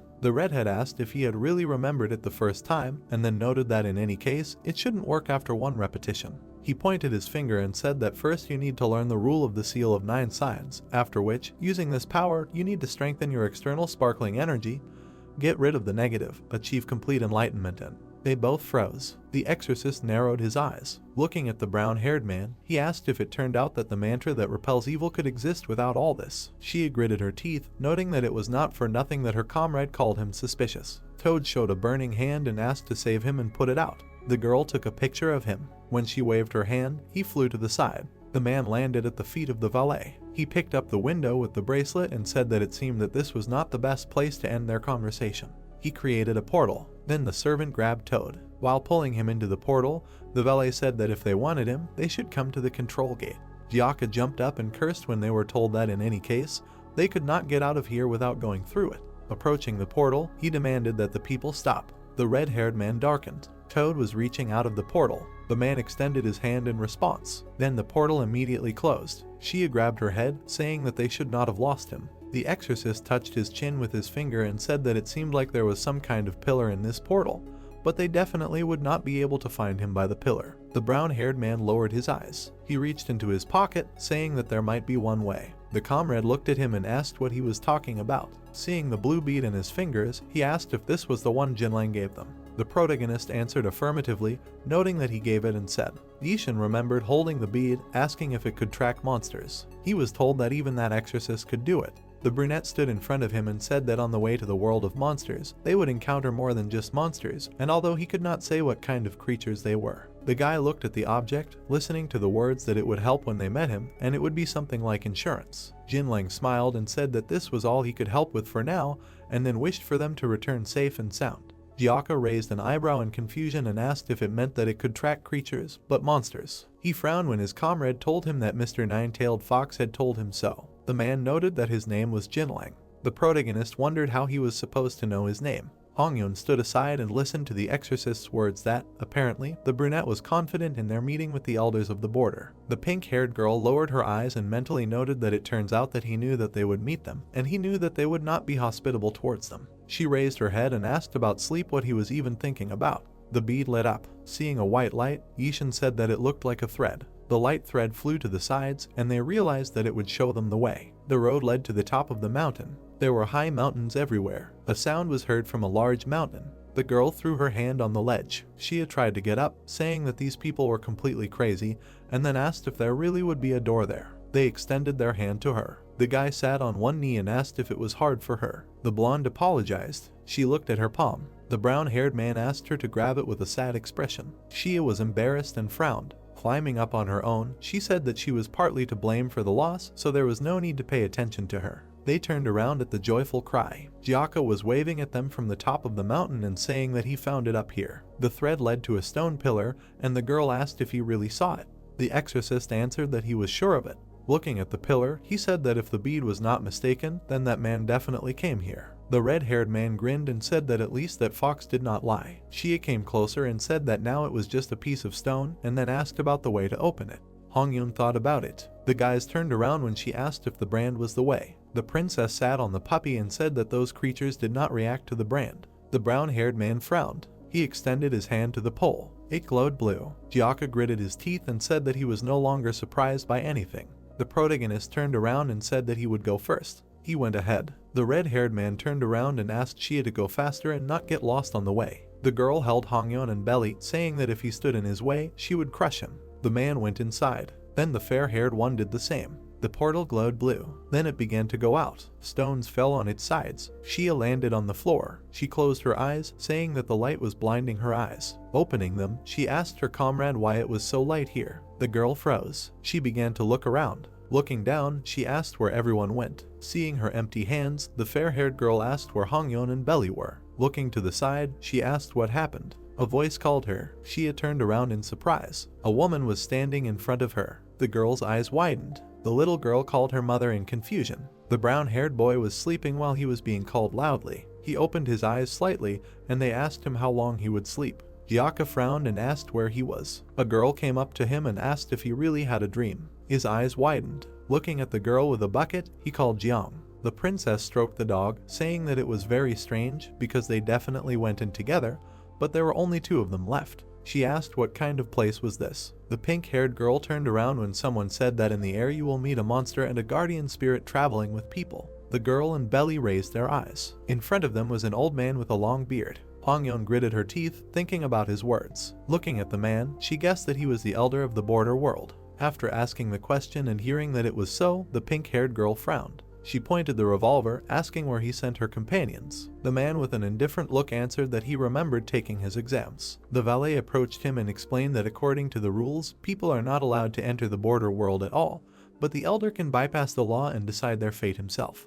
While the lantern was burning under the ceiling, the princess asked what they were going to do with them. The old man began to tell her that it depended on how they acted, and if they did not violate discipline, then nothing would happen. The girl, pointing the gun, asked what he meant by discipline. The valet answered that they could not do more with scans. Little Yishin lowered his eyes. The servant added that if they follow the right choice, they will remain safe. The child in the backseat of the car listened to the words that it was just a disgusting fortune teller who said that the fate of their flight is not like the fate of the living, and that she should have kept quiet if she could not do anything. The man behind the wheel noted that in fact, she said many truthful things. The woman asked how he could say such a thing and reminded him that the fortune teller said that the people near their son would die. The boy with a sad face listened to the words that his mother almost died last year and his father is in trouble. He covered his ears with his hands so as not to listen to his parents arguing about how all the fortune tellers tell them the same thing. Yishin closed his eyes while his dad asked what he should do with a child who constantly sees something strange. His wife asked him if he really thinks that he is the only one who has problems. The boy opened his eyes, and his father asked why they had such a damn child. He heard a voice. Suddenly, something appeared in front of the car. The silhouette of a monster said that it had found him.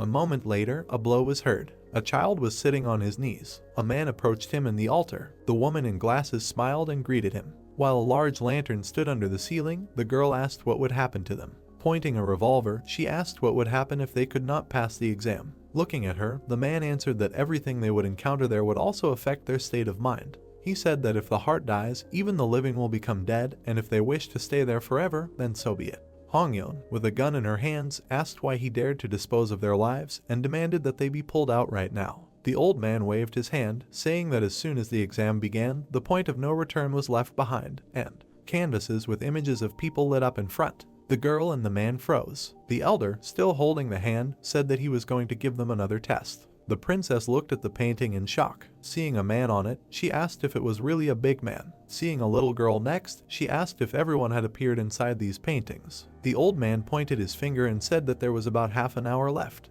Looking at the jugs of blue fire under the canvas, he said that during this time the fire would reach the canvases and burn them to ashes. The princess's mouth dropped open in shock when he added that they would then disappear forever along with these paintings. Starting to turn around, the man said that she could continue to watch their fate here. Hongyeon again pointed her revolver, indignantly asking where he was going. A puppy suddenly appeared in front of her. She turned her gaze to the flames. The pink-haired girl rushed forward, shouting that she would quickly save them. An object began to appear in her hands. The girl stood with a fire hose in her hands. Looking at Belly's gloomy face, she demanded not to look at her with such pity because this was the best they could do now. A small stream of water flew into a large jug. Hongyeon and the decor froze in confusion. They started running around the fire, asking in fear what to do. The pink-haired girl approached the canvas and began to ask Shia to come to his senses since it was dangerous to be inside. She looked at the picture of Gyaka and asked if he could hear what she was saying. The brown-haired man looked at her. He was surprised when his sister asked what was wrong with him, and then replied that everything was fine. The man was carrying a bucket in his hands and said that she should have let him ask her to do all these hard things, after which he asked if she had brought the water herself. Together with her sister, they walked along the path and Gyaka said that she did not do this because her brother was sleeping and barely moved. Gyaka exclaimed that at such moments she should just kick him harder. The girl replied that in that case he would start to rage. Looking at her brother's soft smile, she asked what was wrong. The brown-haired man closed his eyes and replied that he felt as if they were talking for the first time in a long time. Gyaka started laughing, saying that it seemed like her brother had been sleeping for a very long time. The man replied that it was not that at all. He smiled and looked up. Looking at the green foliage, he asked what difference it made whether it was a lie or a dream, because he was always happy to see such a happy dream. During the conversation, he turned around and froze. The girl was kneeling on the ground, and Gyaka was asking what was wrong with her. Gyaka was coughing up blood. The man called her with fear on his face. After a while, his sister was lying with a bandage on her forehead. Hanging over her, the brown-haired man asked her to wait a little while he saw a doctor. The girl grabbed his hand.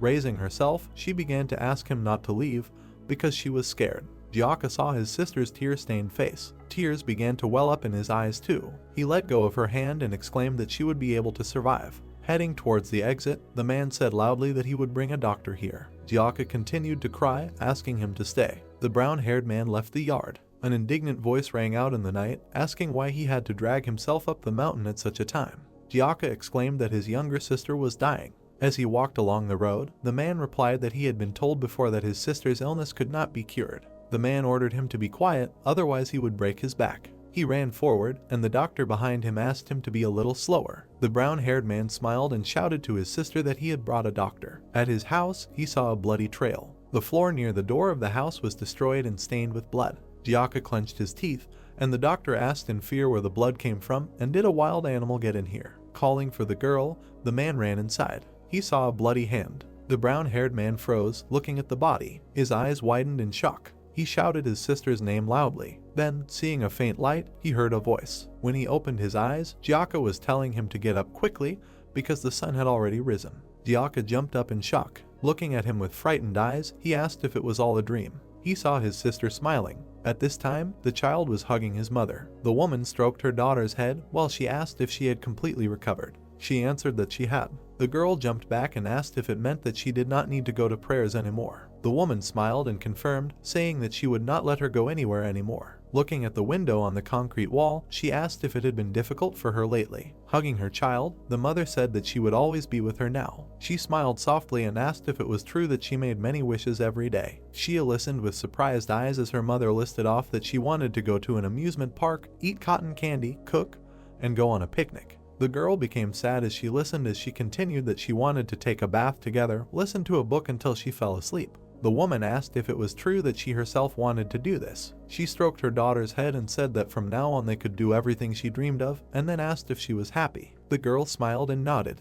They sat hugging in front of the window, and her mother said that she loved her. Shia smiled contentedly. At this time, the apartment building was engulfed in flames. The woman sat with a crowd of children, telling the principal that everyone had evacuated. One of the boys pointed to the side and said that it was all because of Yishin. The child sat to the side, listening to the words that after he said that there was a fire behind the curtain. The woman put her hand on the student's shoulder while he was saying that the brown-haired boy's eyes saw ghosts. Looking at the burning orphanage, she said that they were all scared, and in such moments they should support and calm each other. She said that Yishin was definitely scared, and then asked if she should cheer him up too. The crying boy said that he understood everything when the teacher asked him about it. She approached the main character and asked if he was hurt. Without looking up, the brown-haired man answered that the boy was right, and he really saw something scary behind the curtain. Remembering the blurry silhouette, he said that it was the same monster that he saw on the day of the accident. The child closed his eyes and said that he was cursed after all, and since everyone gets hurt when he is around, therefore. The woman hugged him. She smiled softly and said that she would always be with him, no matter what happened.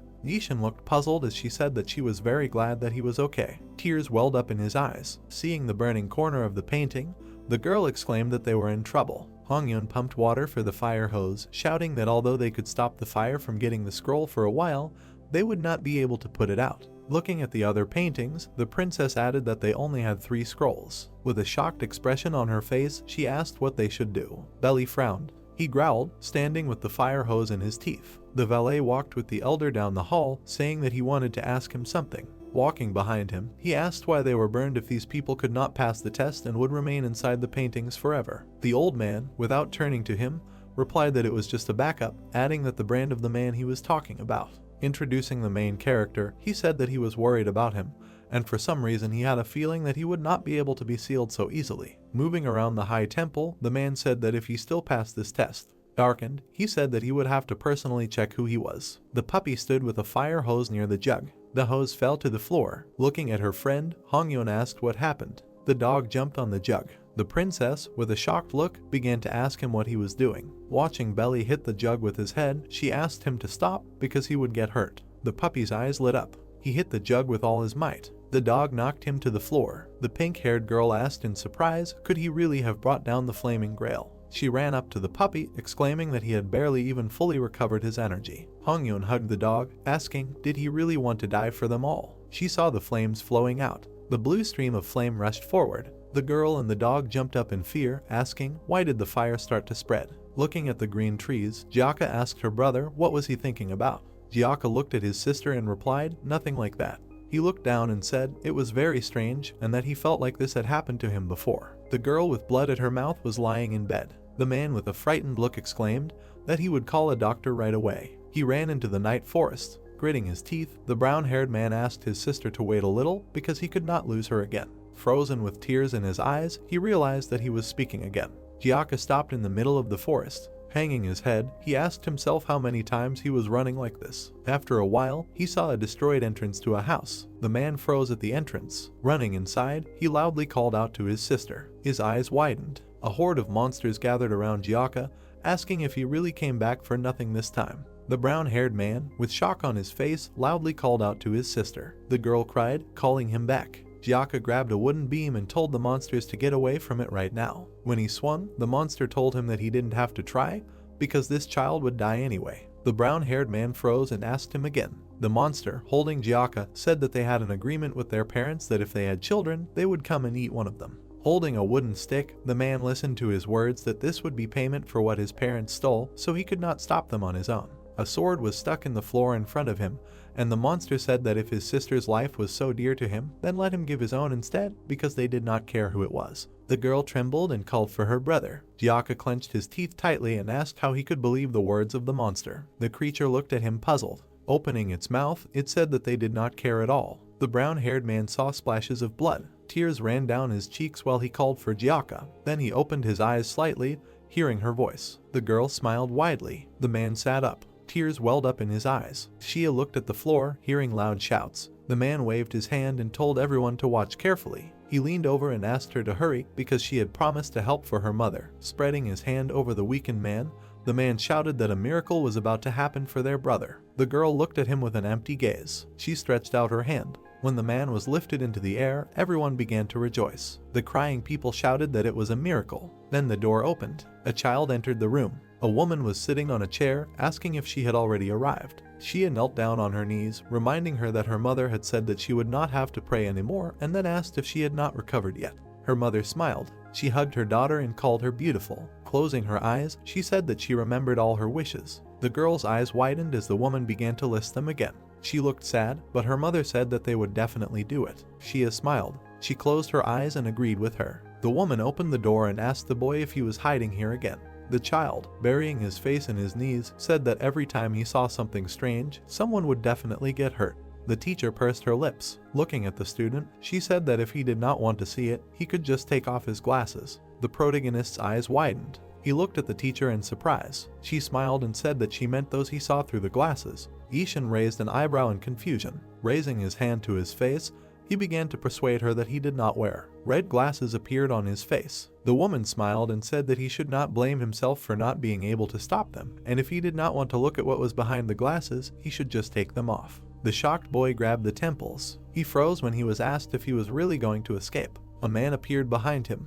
The masked man loomed over him, telling him to think not about how to avoid this, but about how to destroy them. He asked if he was really going to make up excuses. The protagonist turned to him and his name was called. The teacher stood to the side, asking him to quickly take off his glasses and come to her. The man behind him said that he would not be able to survive without this power. The woman smiled and told him not to blame himself. The man frowned, demanding to accept this power. The child looked at his hands in fear. He reached for the temples. Then he wrapped his fingers around them. Jiaka sighed heavily. Looking at his sister, he asked if it was possible to change their lives. The brown-haired man grabbed the blade. The girl began to cry, asking him not to do this, and the monster replied that it was possible. The man froze when he was told that this cycle would be broken at the cost of his life. He put the blade to his neck. Crying loudly, he told Gyaka that he could no longer watch her die. The brown-haired girl, swallowing her own tears, begged him to stop. A drop of blood appeared on the man's neck. Gyaka said that however, it was impossible to fix what happened a long time ago. He frowned and asked if that was true. As the boy took off his glasses, a voice asked him if he really decided to do this.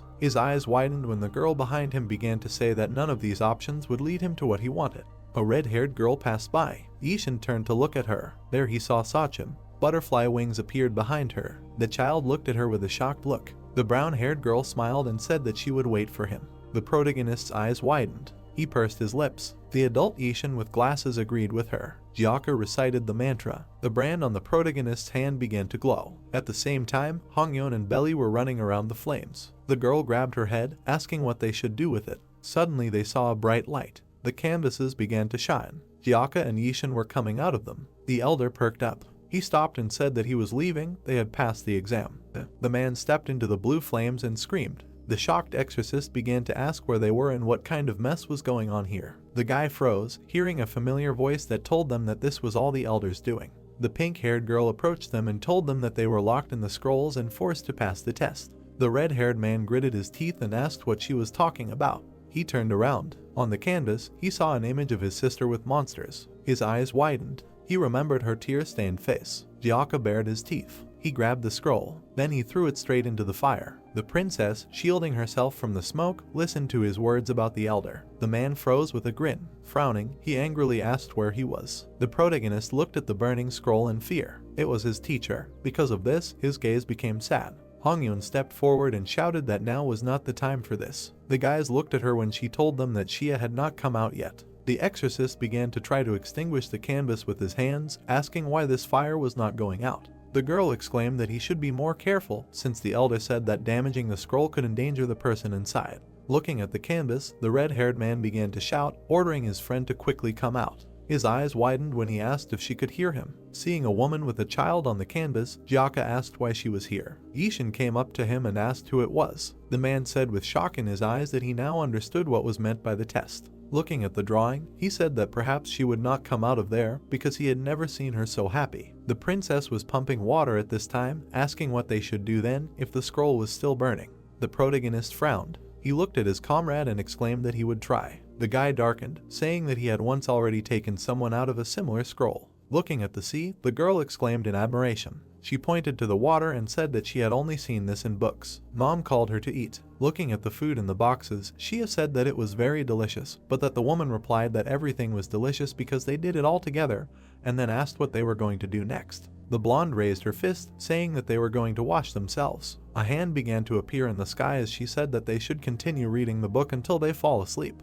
A huge hand reached out to the child. A loud voice ordered him to stop. The boy froze as someone told him that entering another person's canvas was against the established rules. He jumped to the side as the Yishin bowl exploded with fire. An elder entered the room, saying that if he continued to break the rules, he would destroy the scroll. Hongyeon ran to the canvas as she saw the fire begin to spread faster. The red-haired man rushed to the side, indignantly asking if he had arranged all this. The old man looked at him. His valet, with an indignant look, ordered him to watch his words, because this was not the kind of person to talk to so thoughtlessly. The exorcist frowned and told him to shut up. He began to demand that the elder quickly get her out of there. The man calmly said that he had already told him. A sword made of coins flew at him. Then the whip hit the assembly from him. The elder dodged the blow. Gyaka jumped on him in an attack. He struck. The valet put up a defense in time, asking how dare he attack the elder. Then he attacked the red-haired man, but he dodged. The exorcist frowned. He tried to attack and then dodged himself. Reaching into his breast pocket, he asked how a blindfolded man could be so fast.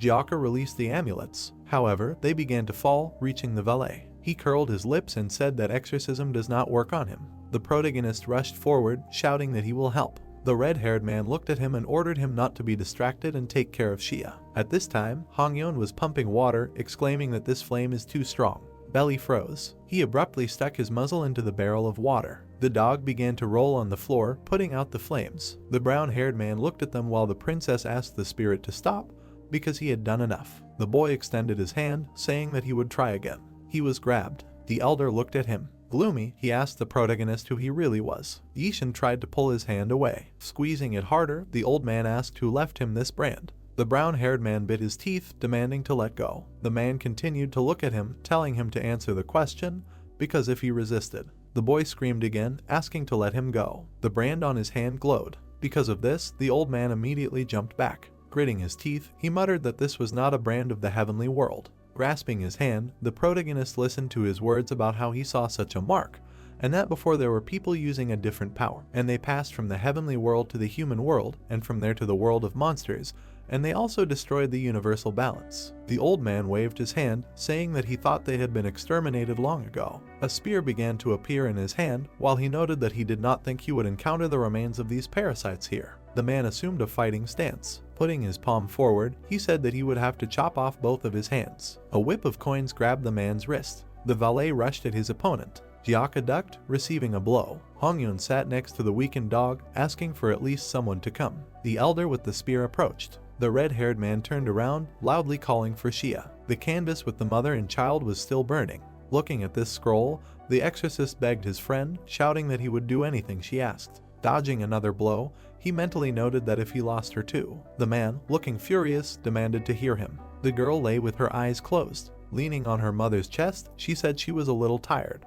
The woman suggested that she sleep in that case. In a moment, the two of them were on the bed. The blonde propped her head on her fist, asking her daughter how her day was and if she had fun. She smiled contentedly, saying that tomorrow they would go on a picnic again and have fun. The woman looked puzzled when Shia refused. She smiled grimly and said that tomorrow would never come. The exorcist cursed through his teeth. He glanced to the side. Turning around, the red-haired man called his friend again. The valet appeared behind him, asking why he exposed his back during the battle. He slammed his hands, and blood gushed from Gyaka's back. The man opened his mouth in a silent scream. He clenched his teeth and bent over, and the valet began to say that they had crossed the line and were now at the mercy of the elder. The wounded exorcist stood by the blue flames. Clenching his bloody fist, he noted that the exorcist had said earlier that exorcism had no effect on him. Turning around with his right eye burning, the red-haired man asked how he felt about that. The man immediately covered himself with his hands. He tried to stop the attack with his wide sleeves. However, Gyaka broke through them and hit him in the face. At that moment, the protagonist was pierced by a bright beam.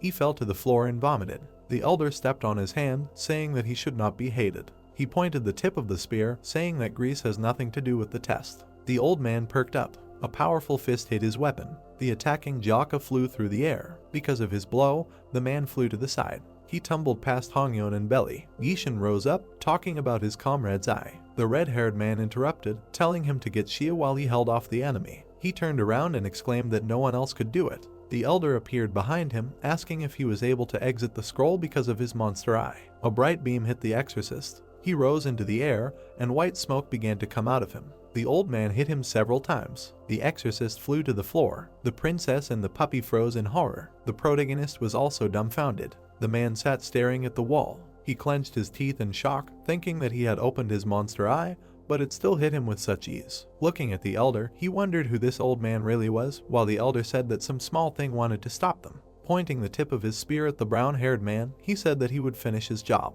The blade of the spear collided with something.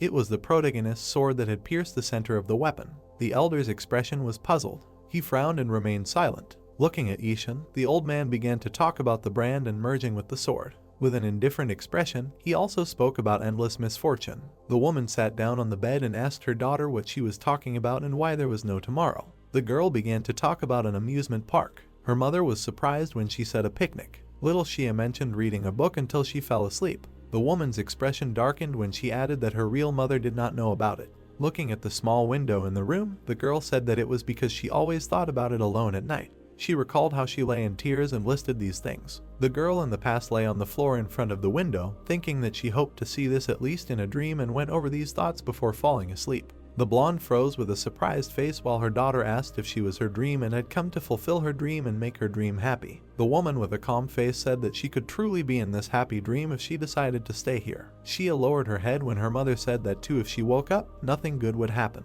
While the room was dimly lit by a lamp, she said that it was so, because on that day when only she survived, nothing happy happened. Tears began to roll down her cheeks, and the girl said that she was fine now and no longer alone. Adult Shia raised a smiling face and said that this is exactly why she did not want to continue this dream. The old man shook himself, seeing the blue light. The girl began to come out of the canvas. The princess called her with a shocked look. The exorcist did the same. The protagonist froze in a silent scream. The old man hesitated and said that this could not be. Gritting his teeth in anger, he asked how all these people came out of the scrolls. After his scream, many hands grabbed the blonde's legs. The girl tried to break free, asking what was this. The red-haired man with an angry face asked what he was doing. An enemy suddenly appeared in front of him. It was the valet. Yishin frowned and asked what was going on, noting that Xia was able to get out on her own. The old man grabbed the hilt of the weapon and said that he was the reason for everything. Raising the sword with his spear, he said that he was convinced thanks to this sinister sword. The brown-haired man recoiled from the blade, while he was told that for the sake of everyone's safety, they needed to get rid of anything that was somehow connected to him. The pink-haired girl ran out and asked what he was doing if all her comrades were able to pass his test. She raised her eyebrows in confusion when the man said that she probably knew about the war between humans and monsters. Holding his weapon, the elder began to speak. While imagining the massacre, he asked if she would still protect the man if he let him go and the war would start again. He asked if she was on the side of the humans or the side of the monsters. Hong-Yun was puzzled. The protagonist was trembling and asked what he was talking about. The old man said that he could cause a war. The princess watched them, saying that it couldn't happen since he was only a human. The elder asked if she was saying that an ordinary person had a brand and a sword fusion technique. The pink-haired girl stood there with a surprised face while being told that by thoughtlessly trusting another, one could lose a lot. The boy dug his feet into the floor, asking if he then had to die for something he had never done. The man, holding his spear, answered positively. Looking at Yishin, he thought that suddenly his strength. The protagonist frowned and declared that he had no intention of dying here. The spear and sword fusion glowed with a bright light. A bright flash flew in different directions. The princess and Belly squinted from the light. The man watched this in surprise. The elder perked up with displeasure. Looking at the guy with his eyes closed, he asked if he had really shown his true face. The brand on the brown-haired man's hand lit up. It began to shine with a reddish light. The old man froze in shock. Seeing Yishin's confident face, he loudly asked who was patronizing him. The protagonist clenched his teeth in anger. The young man struck. The explosion from it was so strong that the others had to close their eyes. Even his assistant returned and did not understand what was happening. The elder looked at him and thought that this kid had shown his true face. Then the guy's tattoos began to appear on his hands. They shone so brightly that they were visible even through his clothes. And after that, they began to fill with even stronger energy. The old man was shocked by this, and the guy looked at him and continued to reflect the blow. Who was patronizing him? The second one thought. The young man's face was very angry, as if he was not going to give up. He held his sword and was very determined. At that moment, something happened that surprised the old man even more. The boy screamed loudly and put his last strength into the blow. Thus, he managed to destroy the elder's weapons. The light filled the entire room, and the fragments began to fly to the side with such force that the men and the boy flew back. But nevertheless, the brown-haired man continued to attack. After that, the entire room caught fire. The elder's assistant turned and began to shout at him, and the exorcist looked at him and did not understand what was happening. Hands began to appear from one of the paintings on the wall, which pulled the girl inside. Her comrade ran to save her. Meanwhile, the exorcist looked at his glowing red eyes. It looked pretty creepy. The man thought that his comrade had gone cuckoo again. But nevertheless, he saved their friend. And because of this, the girl was thrown forward. She flew to the floor. The man continued to watch all this, not understanding what was happening, because the little man ran to save the girl, and the dog was with him. The elder was sitting on the floor. The receiver came up to him and asked if he was okay. He raised his head and replied that this could not be. Yishin stood in front of him, but his aura was completely different. The old man thought who had destroyed his seal. Then he lowered his head and said that it was definitely not the owner of the canvas. The elder who controlled the canvases could not have done such a thing. Then he looked at the hero's past incarnation. Only he can control. Then he raised his head and said that this was deliverance from the curse of his family. Now maintaining balance with only their forces will become impossible. The guy looked at him and did not understand what was happening. At the same second, a comrade came up to him and asked if he had come to his senses. But the guy squeezed the sword even tighter. Then he raised his head and replied that yes, not to repeat the same mistake twice. Then Jiaka approached Xia and asked if everything was okay. She raised her head and asked what was going on. Then she turned around and looked at the elder. Her friend answered her that they should talk about it later. Now they need to deal with that old man. Then she asked if that old man was really a keeper lying. The elder raised his head and said that he wanted to ask something. He was sitting right in front of the young man and said that with this ball in his hands, he was heading to the monster world in order to kill someone again. The boy was surprised and asked again what he meant again.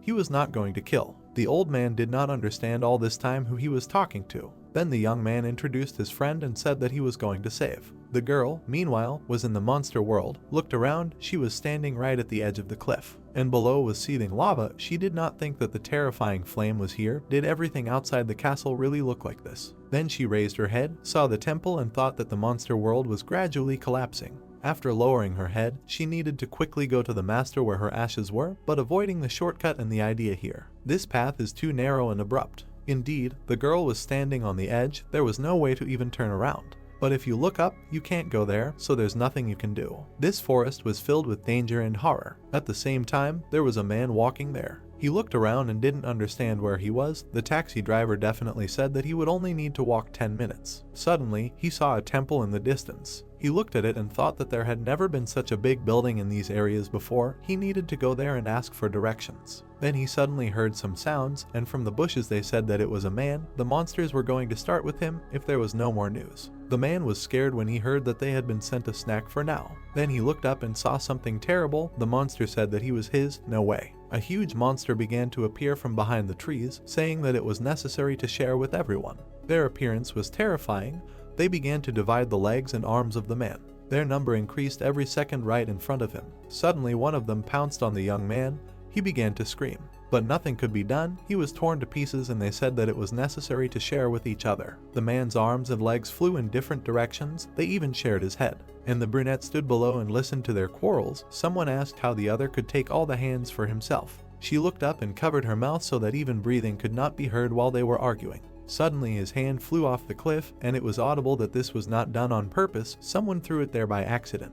At the same second, his hand flew right in front of her face, and the remains of his blood were dripping from his fingers. And then someone approached the girl. She had to look up. It was one of the monsters who said that there was another person here. Then he grabbed this hand and was ready to start on it. Other monsters ran up and said that it was really so. The brunette listened in horror that they were going to share her. Meanwhile, the elder in the temple asked if the reason why the guy was heading to the monster world was because of the help of the monster who saved his life. In response, he heard that it was a man. Then the man stood up. The young man still continued to look at him quite warily. After that, the old man raised his head and thought that his seal was not completely destroyed yet, or did he control this power himself? He immediately looked at his hand and thought whether he could be trusted. Then he frowned. Someone like him could again nullify all their efforts, and yet he was sent here to help such a monster. What are his real intentions? Then the old man came closer to one of the paintings, thought that well, he will see if their choice is correct. The mother of the saint's world will help him with this. The boys turned around and heard the man say that they all successfully passed the test, so the gates to the world of monsters will be opened for them. Suddenly, an assistant ran up to him, but the elder said that his last actions were wrong. He did not treat him as a person of such status should. The little monster ran up to him and shouted if it was true.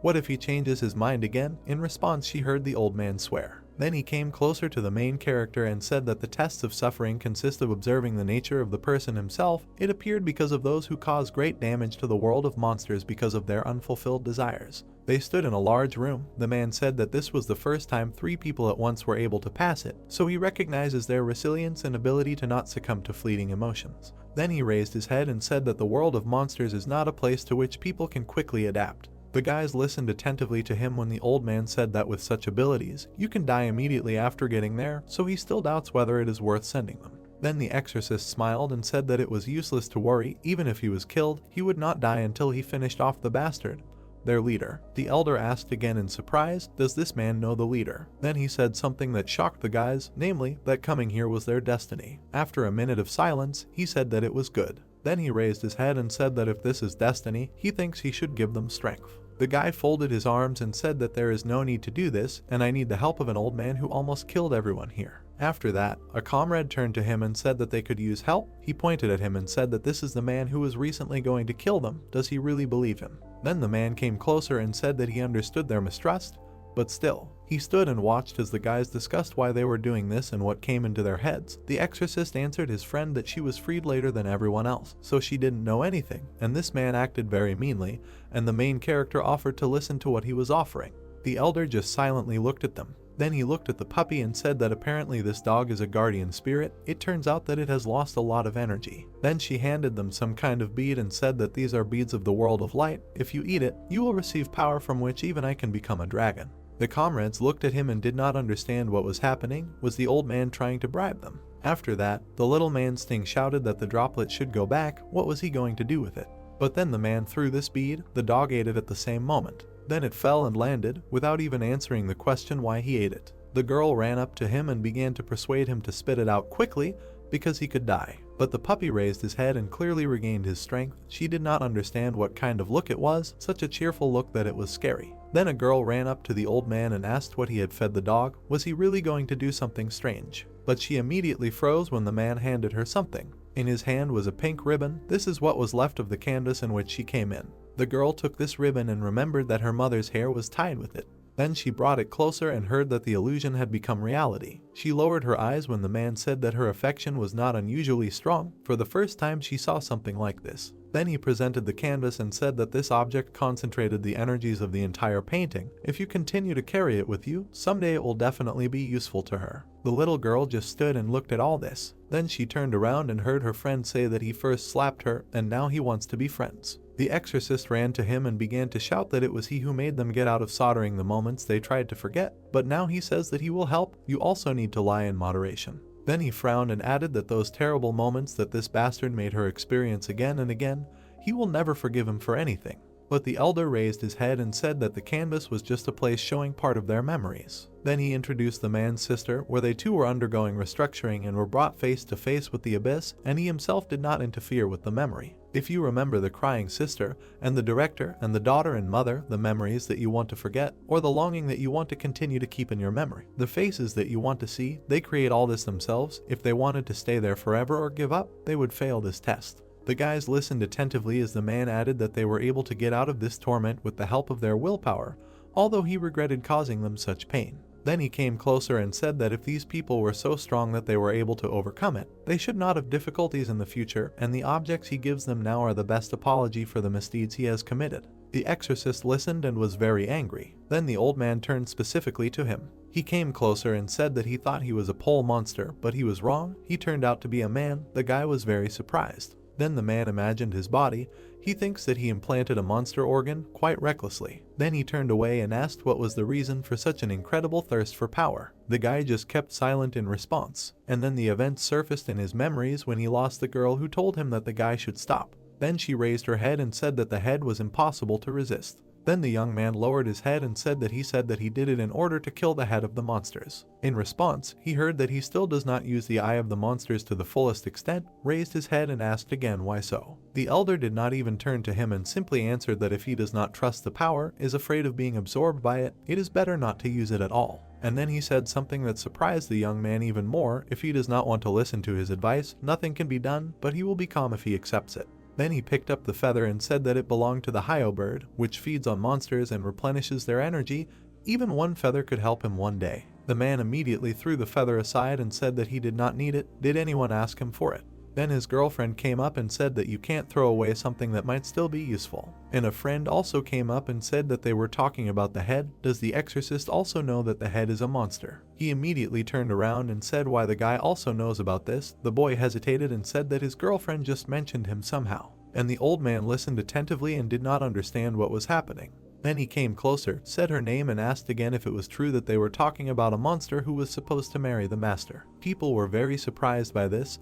They began to ask what this man was talking about. Was the girl really marrying him? Even the little monster was shocked when the guys asked if she really should have known about this, who she really was, an enemy or a friend, but the main character intervened and asked how she could be called an enemy. This couldn't be. But then she came closer and asked how this was even possible. At that second, the girl continued to fight the monsters. She cut off their heads, killed one after another. Then she jumped up, leaving them below. Finally, she inhaled the air and thought that it was all over. Then she looked ahead, thought that all that was left was to break through by force. And she flew up to the next bridge and immediately took out her sword. A monster with huge fangs had already attacked her, ready to eat her. But he didn't have time to do anything. The girl was able to dodge. And then she hit him with her dagger. Then the monster flew down and she remained above. But suddenly something happened. A flying monster grabbed her in its paws, and the same one was carried to its nest.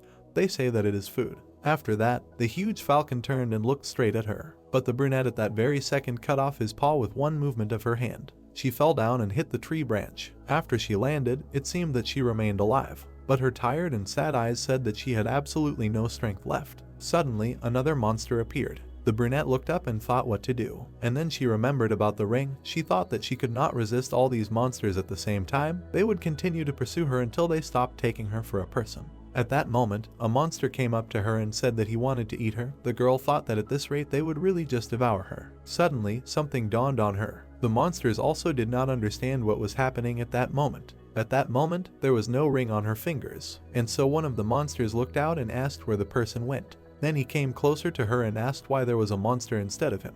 It turned out that the brunette took off her ring and thought that it happened. Apparently, after she took off the ring, they began to mistake her for a monster. They needed to get out of here. As soon as the girl relaxed, she heard something that now the woman felt a presence. Then she added that it was not in vain that she followed her. The brunette turned sharply and saw someone there. In front of her stood a sister who said that she seemed to have an interesting thing, asked to show her faster. The elder at that moment was talking to the guys and said that she had already said what he heard and only the girl's name, but at the same time she knew nothing about the affairs of monsters and was not sure why they were going to have a wedding.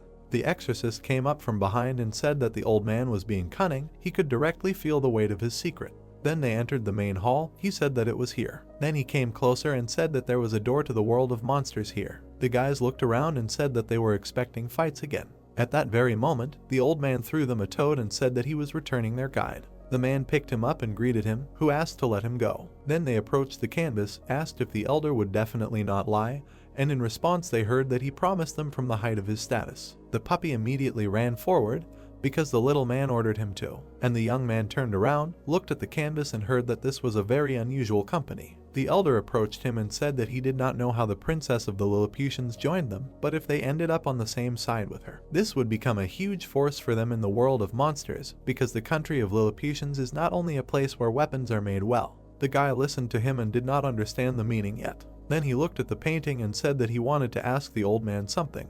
Then he looked at him and said that he would like to know what he meant when he said it again. The old man came closer and said that this time could be the last chance for both him and them, so he hoped that the mistake he had made would not be repeated. He had a sin for which he must be punished. At that moment, the young man lowered his head and said that it was about a sin he knew nothing about, but wanted to at least briefly be aware of the reasons. The elder tried to say something, but suddenly he was shouted at. Another canvas lit up behind him. The gates were opening. He turned back sharply and said that this was familiar energy. Then he grabbed the guy and shouted that there was no time for talking.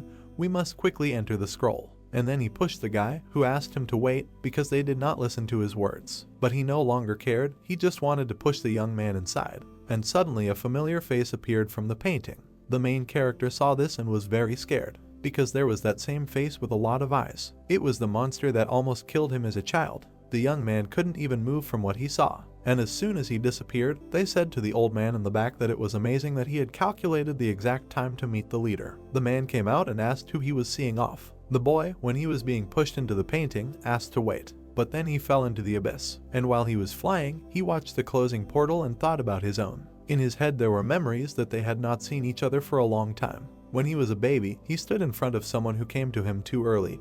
He did not have much time left, so he was in a hurry, so he had to understand him. Someone's silhouette stood in front of him and asked how his life was, which he wanted so much. It seemed to him that almost nothing had changed. But the child came closer and asked who it was, that he heard that he had come to give him another chance. This person raised his hand and asked to accept it. Suddenly, glasses appeared in the boy's hands. He picked them up and asked again. In response, he heard that this was a part of those who abandoned him. In that moment, it was as if his past reincarnation stood there, and the woman said that they would again show him those whom she controlled, and those whom she did not want to see anymore. For this he had to get there again instead of conducting the test. Then she turned away and said that he would have to hand it over alone, and that he would also have to bear great responsibility for this choice. The boy raised his head and said that he did not understand what was being discussed, and in response he heard that he hoped that his memory would return as soon as possible. The woman left and said that if this did not happen, his life and the life of that child would be cut short. The boy immediately put on his glasses and heard that he had to do it quickly. Then he looked up and was surprised. Someone stood in front of him who had scared the child very much. There were several monsters moving around and paying attention to them.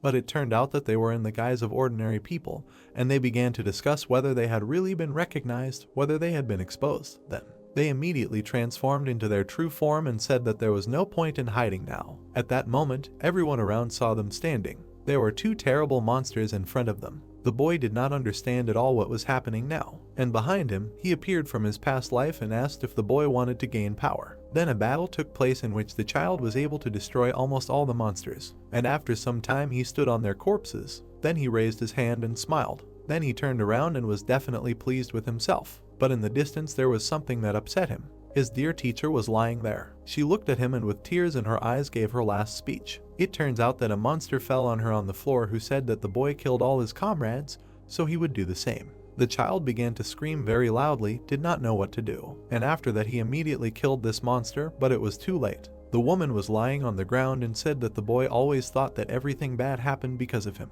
Then she put her hand to his cheek and said that this time there was no reason to think that he was to blame for this. After that she fell silent forever. The boy began to cry very loudly, did not know what to do with it. Then suddenly again a silhouette appeared behind his back, to which the child shouted that he did not need anything. Then he closed his eyes tightly and his past incarnation evaporated. After some time, the child ran down the street and asked someone for help, but he tripped and fell. As soon as he looked up, he saw someone in front of him who asked if he was a human. It was a man who held the head of the dead man in his hands and repeated his question, "Is he a human or a monster?" And his face was simply terrible, covered in eyes and without skin. The king of monsters said that he would kill him if he was a human. Then he came closer and said that he simply hated people. Suddenly a bright light began to appear. The monster ordered to answer faster. Then a flash, some noise, and the young man fell out of the portal in real time. An exorcist ran up to him and started saying that they were worried. Where the hell was he? Is everything okay? Then the guy lowered his head and said that he remembered. Then he clenched his teeth. These were memories of the director and that monster. The headman meanwhile looked at the elders. The old man stood in front of him and greeted him, said that he knew that they intended to pay them a visit.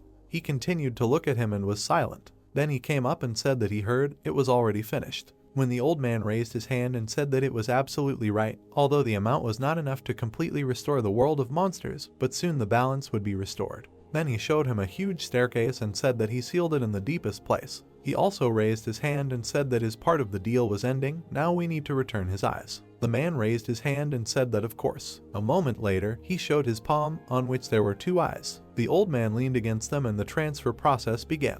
After he raised his hands and said that finally the eyes returned, immediately began to remove his bandage. And a moment later he looked at him with his usual look, also said that now he did not owe anything for this incident. When the elder turned around, he heard that this was so, but it seemed that now it was time for him to take it with him and go to the world of people. At the same second, the old man turned around and asked again.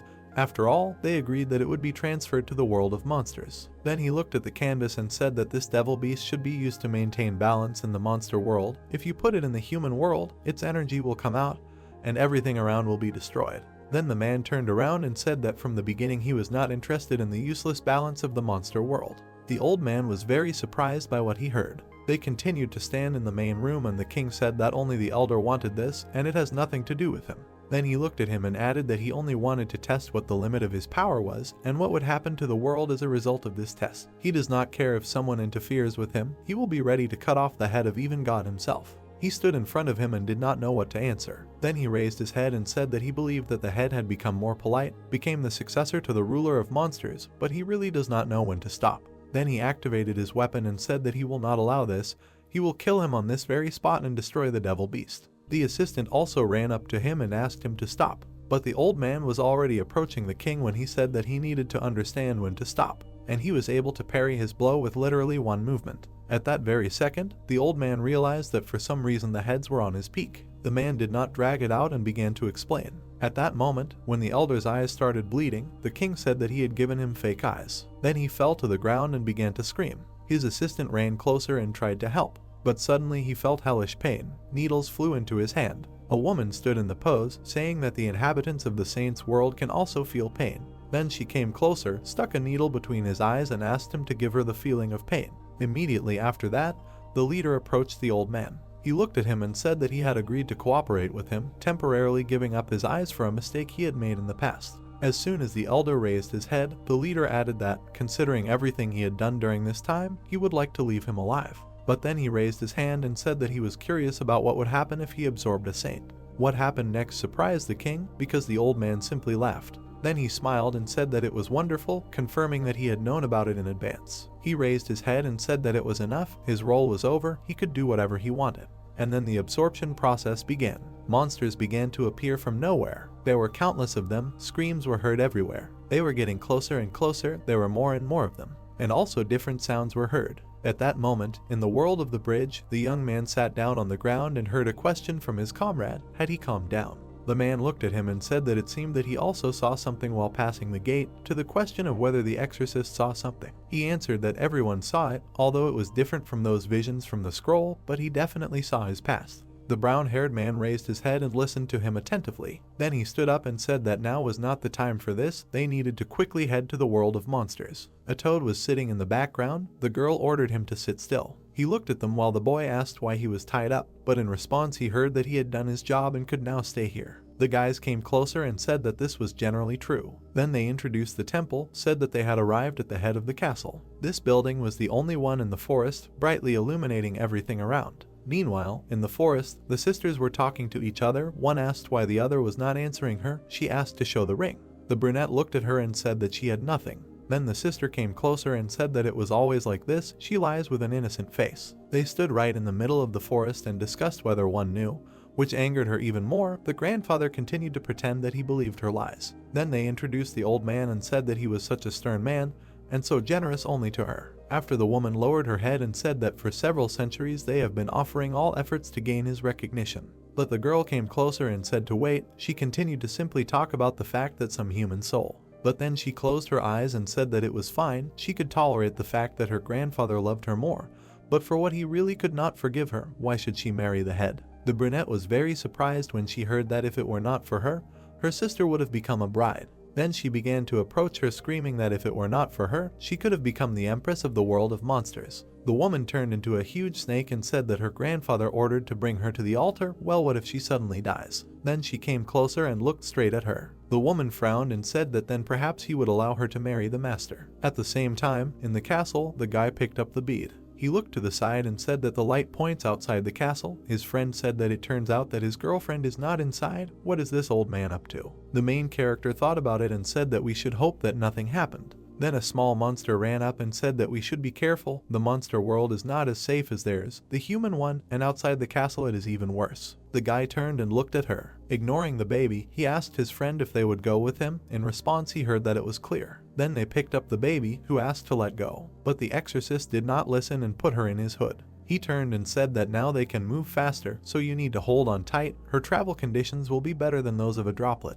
Then he looked at her and asked if she really was from the royal family. Nothing good will happen if monsters see her. She should not jump out from there. The little princess was surprised and asked if the man really worried about her. He smiled and said that it was not free, she would cover his back. The girl got angry that all this time she was called a trifle. Their companion began to shake her head when the guys called her, said that she understood, and then told Toad that she took a picture of her, but let her dare to bother people again. The guys looked at this and did not understand what was happening at all. The exorcist immediately turned around and received a question what he saw inside the picture. Then he thought about it and said that he saw his younger sister, who died at the hands of monsters. If you remember that ill-fated day, one night she felt bad, and when he brought the doctor, her body was in tatters. A cold corpse lay in front of her. The guy also ran out of the house for a second, said that he wanted to run as fast as he could. Seeing a room filled to the brim with monsters, he could no longer think about anything else. Then he turned away and said that while running, he heard some sounds. That night he ran through the forest, as if he heard his sister's voice. The brown-haired man looked at him and listened attentively. After the comrade asked if he regretted what had happened, the man looked at him and said nothing. The little princess was also silent and waited for an answer, but the man raised his head and said nothing at first. As soon as they started moving, he answered that of course he regretted it. How many times had he thought about it? He wanted to die. But then he clenched his fist and said that on the other hand, if he had attacked them then, they would have died, and who would have avenged his sister then? After that, he frowned and said that he had decided that he would receive the power with which he would never lose to the monster. The guy looked at him and listened, that just for this, he was ready to go to any hell. The micro-monster also listened, that then he began to study exorcism. Suddenly the man lowered his head and said that the little ones should not worry. He changed his mind a little and decided to kill only those monsters that harm people. And the main character simply remained silent. While the guys were watching the girl bend down and pick up the dog, they discussed how she seemed to have seen her mother. The woman who hugged her on the canvas now understood why she couldn't get out. They looked at it and were silent. Then they introduced her and said that the mother was not a good person. She gave her daughter to the sect in exchange for her healing, a heartless person who only thought about her own well-being.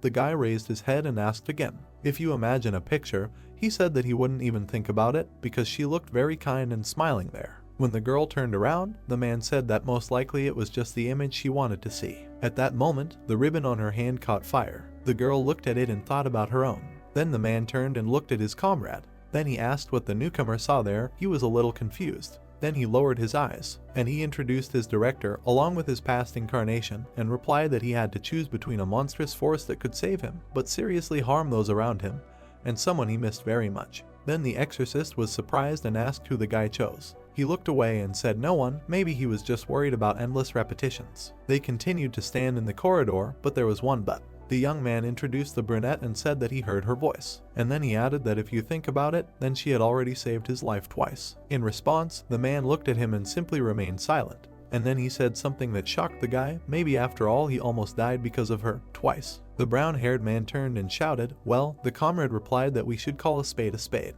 If you imagine recent events, then he became involved in her affairs and almost died twice. She saved him because of her sense of responsibility, and that's all. Then he raised his hand and added that he needed to come to his senses. She is a monster connected with the head, no matter what she thinks. Because of this woman, she is now putting herself in danger. When the girl approached them, she heard the man asking the guy why he wanted to help her so much. He was just thinking. The micro monster was also looking at them and waiting for an answer. For a second, the young man lowered his head and said that he didn't know. He imagined her eyes, her hair, how the girl said that she would wait, and said that she simply decided that he definitely had to do it.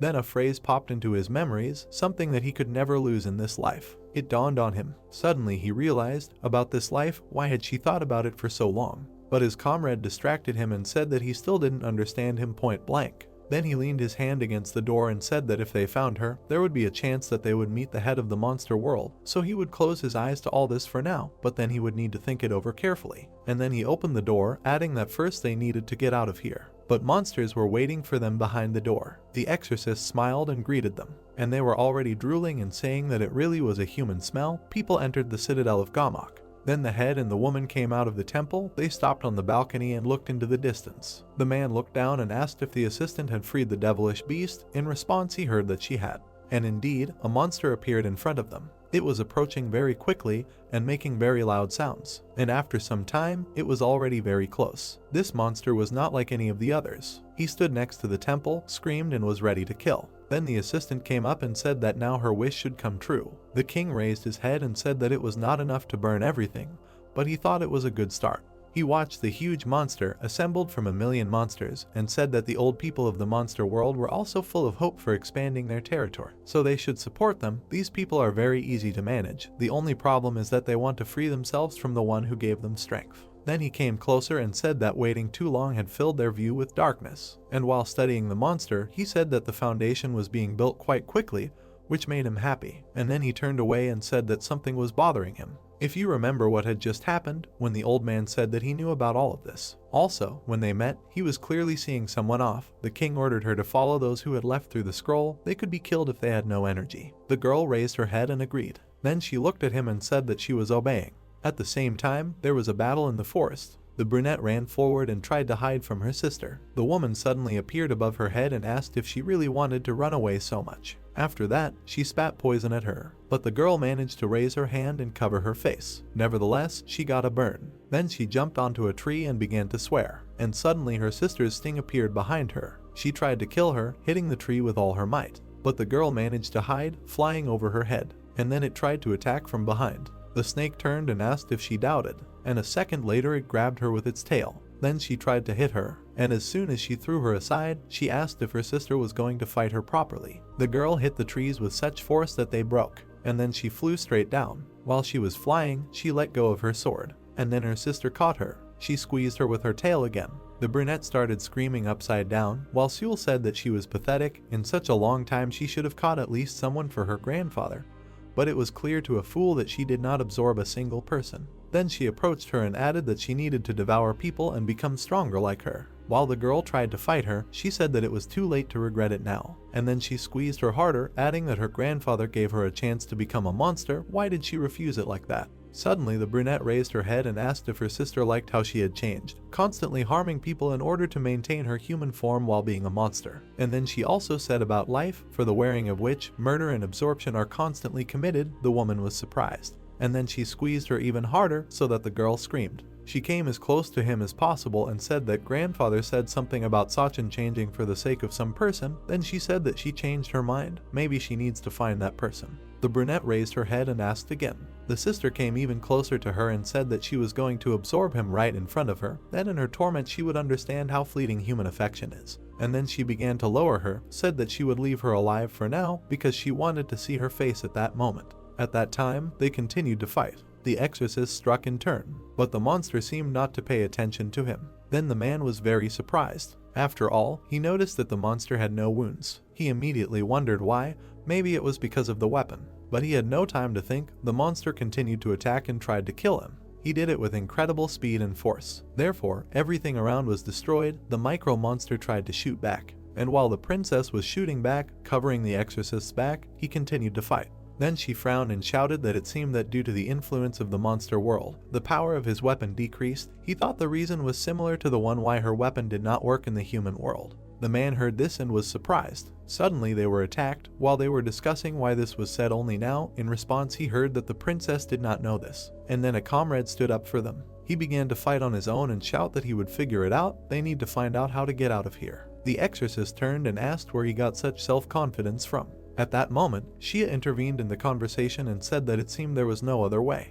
Then she looked forward and said that everything below was filled with lava. If they fell, they were finished. When the man turned, he heard an offer to use the monster item. The princess raised her head and shouted that she thought she had something they could use. The toad interrupted the conversation and started screaming. Then she turned around and said that they looked strange, that they were now mice trapped. Then she turned around and shouted that there was nothing at the back gate except a narrow path leading to death, so that they would not be able to get out in any case. After the girl asked if there really was a road at the main gate, and in response she heard that it was. Then she turned around and said that they would go through the main gate, thanked the toad and said that it was not in vain that she was saved. And at that moment she just looked at her and did not understand what was happening.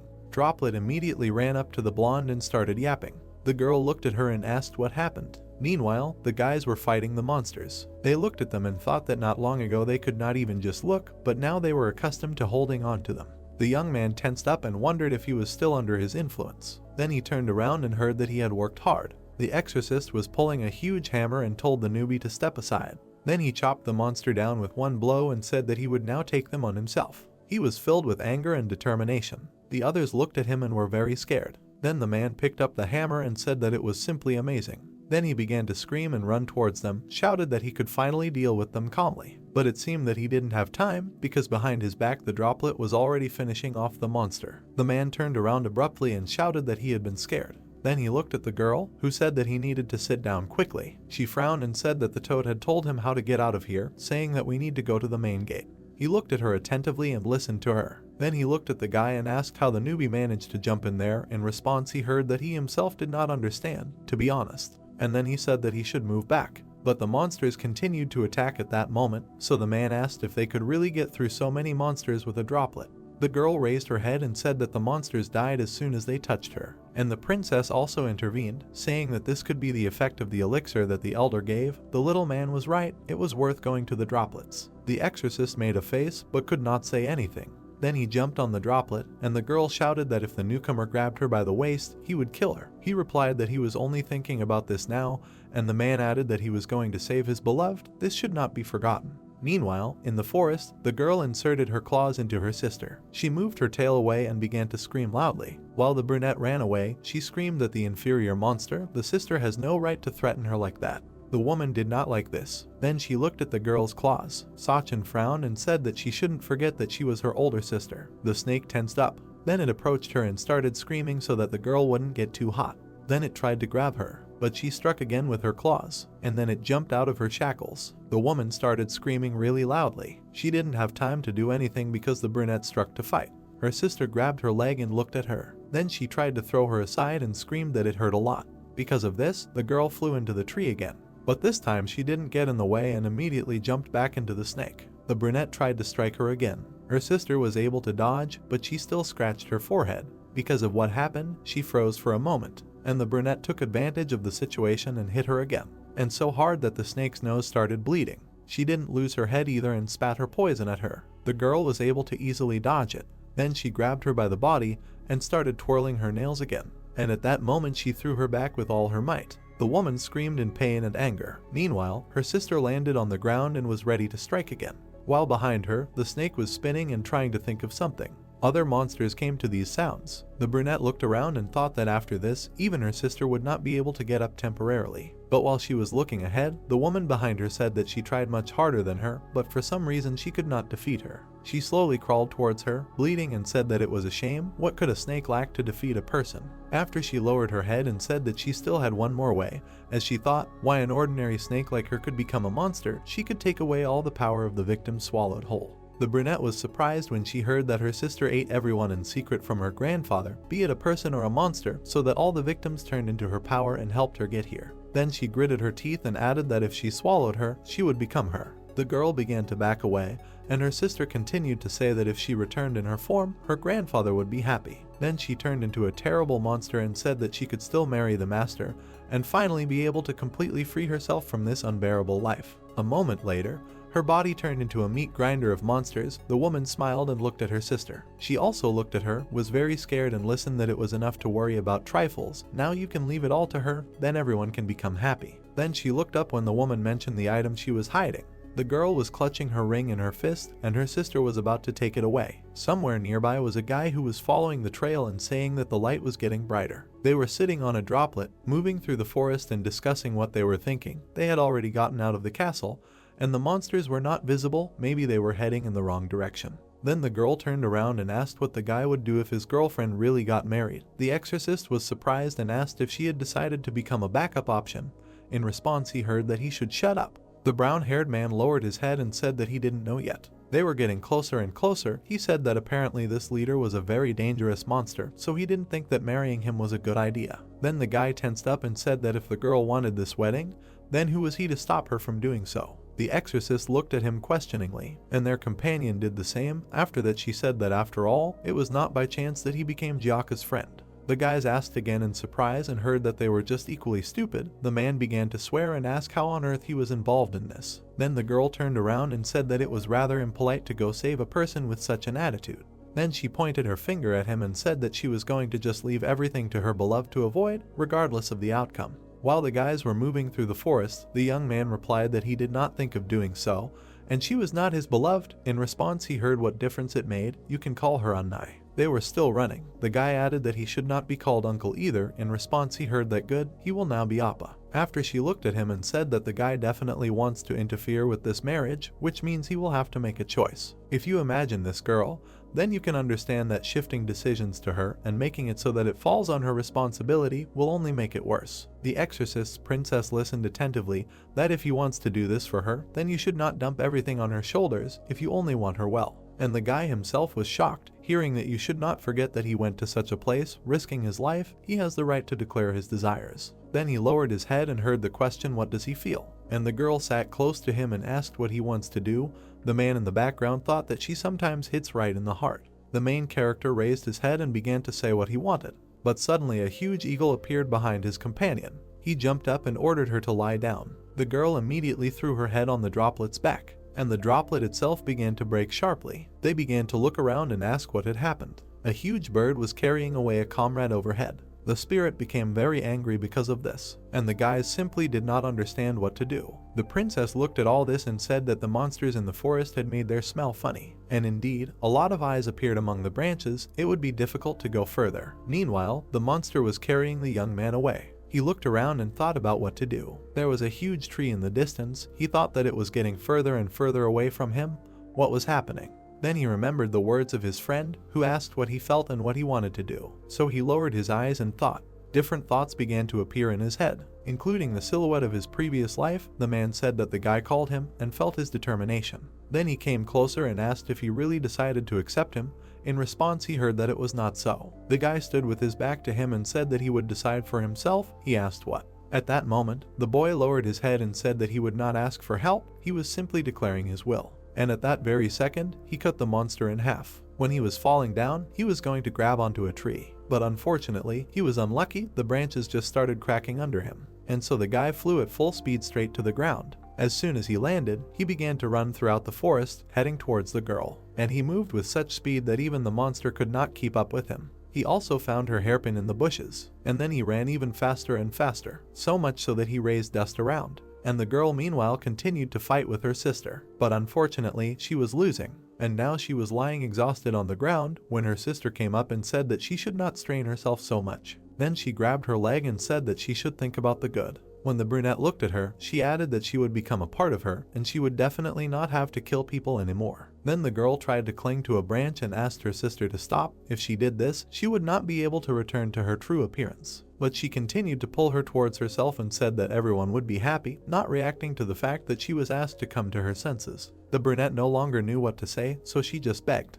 and she was slowly sucked into the monster. After that, she simply closed her mouth and swallowed her. She was happy and said that she would become an older sister. At that moment, the girl continued to move inside her along the esophagus, and it seemed that nothing could save her, and she sank lower and lower. At the same second, a young man approached them, who shouted her name. He ran up to the snake. She did not understand what kind of person it was. Then she stuck out her tongue and said that this is really the one. Then she ran at him and said, "What does it mean? Grandfather was talking about this man. He looks weak." And as soon as he said that he was going to go, he fell out of love with her belly. Literally with one blow, he ripped her belly open and was going to get the girl. The sister was very surprised and did not understand what to do. And the guy at that moment swung his hand. And a second later he stuck it inside the monster. The woman began to scream frantically. She was in a lot of pain, so she tried to attack him, screaming that this man was a rat. But he acted very quickly, so he was able to dodge her blow. The snake continued to spit, thinking that she could defeat him with acid. But it turned out that she could not do anything and his sword pierced her in different parts of the body. And the guy himself was picking around in her stomach at that moment.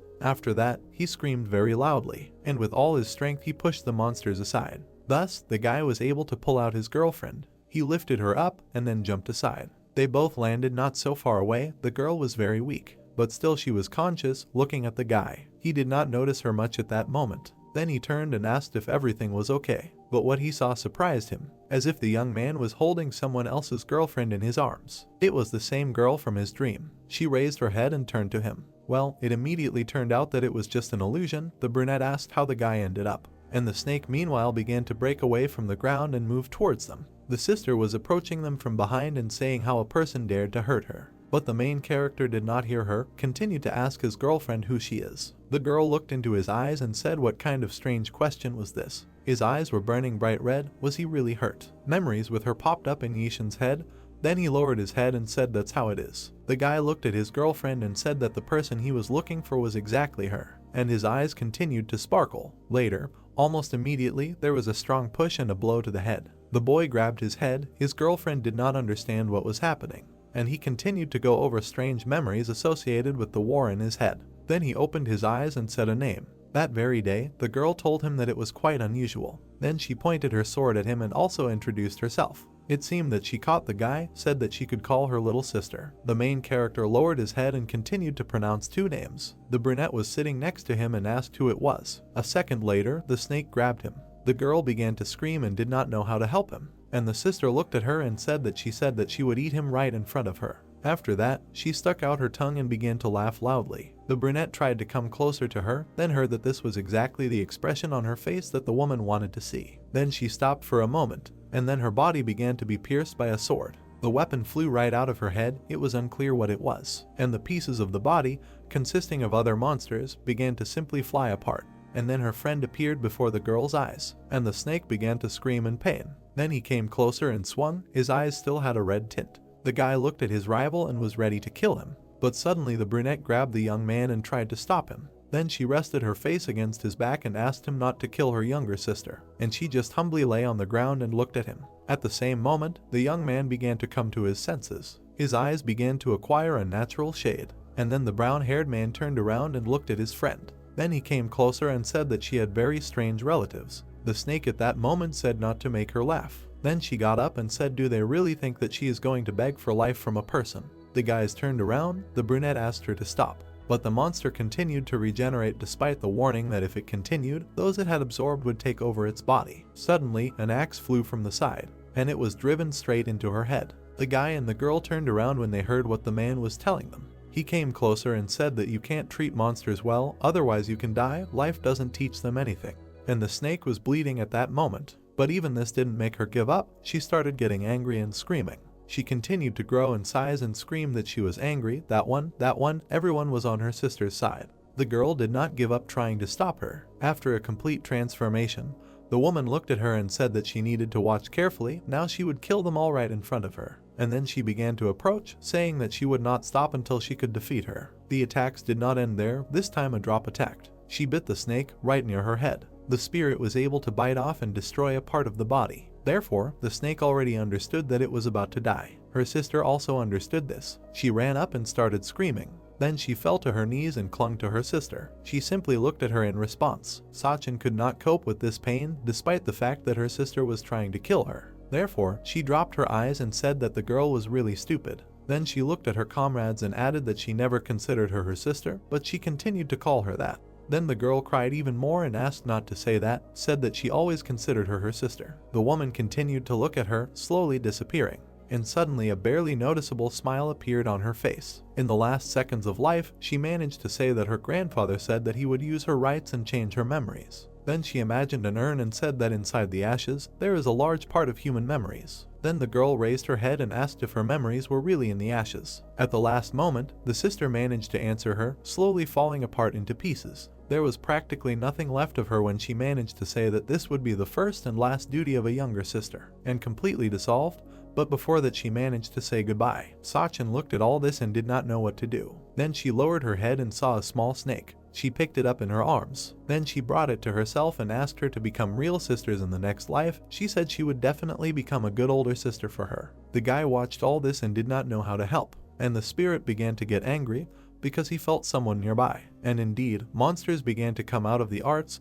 They said that they could smell a person. Then the young man ran up to his friend and shouted, "We are standing. We need to quickly get out of here. The next life will only be if he can find the urn with the ashes." Meanwhile, the monsters were approaching so quickly that the earth was shaking. Before that, "We need to check something," the man said. Then he raised his hammer and asked what is Sachin's relationship with the head. The brown-haired man turned to his comrade and asked if it was necessary to ask this right now. In response, he heard that it was not worth interfering. He thought, "We need to figure everything out now. If this woman is on the side of the head, then we need to cut her in half right here and now." The young man began to get angry, and then the brunette stood up and said that she was a person who was called to Gamak since he took away her rights, and this monster wants to marry her to the head. The little girl listened attentively as the girl said that she only heard that he was very influential in the world of monsters. She had never met this monster in person. How could she be on his side? And the exorcist also listened attentively, that although he did not know why the head decided to marry her, but when she was already desperate, she met Ishan and this gave her courage to win. Then the princess raised her head and said that she did not know what he thought about Sachin, but did not she feel that this was not a lie? The guy immediately turned around and said that now was not the time for this, and the man clenched his teeth and could not answer. Meanwhile, Kapika approached the girl and pushed her in the back. When she turned around, she saw the little girl on top who told her to sit down faster and added that these two slowpokes could walk, their legs would not wither. The guys were very surprised, especially the exorcist who asked what the girl was doing. The monsters were already approaching at that moment, and at the same second they tore them out of the bushes, attacking them. There were an incredibly large number of them, and the guys began to move forward as fast as they could. While they were running, Shia woke up and began to carefully examine the girl. The brunette noticed this and did not understand what was happening, and the girl continued to look at her. Then she turned around and said that she had very clear eyes. This means that her soul is so very kind. The exorcist intervened and shouted when she signed up for fortune tellers. Then the brunette looked at her and said that everyone ended up in such a dangerous situation because of her. But the girl frowned and replied that all these people came here only because they needed it themselves. Then she turned around and added that she didn't need anything here. She was just following this guy who didn't care about her words. She needed to understand how she felt.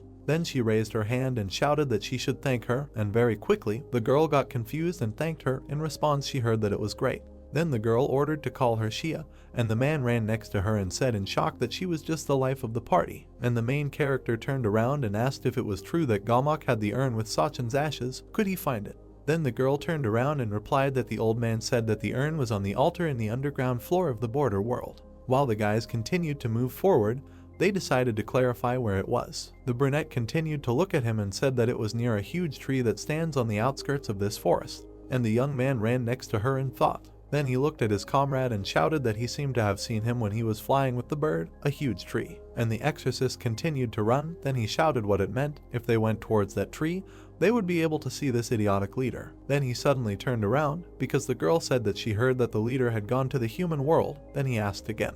Then they suddenly began to break. The man looked at her and started shouting what they were talking about. How is this leader in the human world? The brunette lowered her head and said that she had only overheard it, so she was not sure, but they said that they had finished some preparations. At that moment, the girl turned around and said that it turns out that they need to go back to the human world. Will it be possible to move from here straight to the human world? Sachin intervened in their conversation and said that you can get to the human world only by passing the border world from the monster world. The man tensed up at that moment and said that this was the border point of their path, and the guy immediately turned around and said that they needed to hurry. The exorcist tensed up and thought about what they had prepared for them there. He had a bad feeling. At the same second, he turned around and asked the newcomer how far was it from here to the tree. While they answered that it was too far for them to just keep running there, the droplet began to grow. The girls saw this and were very surprised. The guys also did not understand what was happening. After some time, the droplet grew in size 5 times. He was very determined. After some time, they rushed through the forest at such a speed that they raised dust. Even the trees around were destroyed by their blows, and the guys screamed, holding on with all their might. They moved through the forest at an incredible speed. Because of this, the tree was getting closer and closer to them. Something was happening inside. Right between the roots was the entrance to the dungeon. Further down there was a large staircase, and somewhere inside, the girls' ashes were hidden. The old man took the urn and said that he thought it was time to remove the seal from it.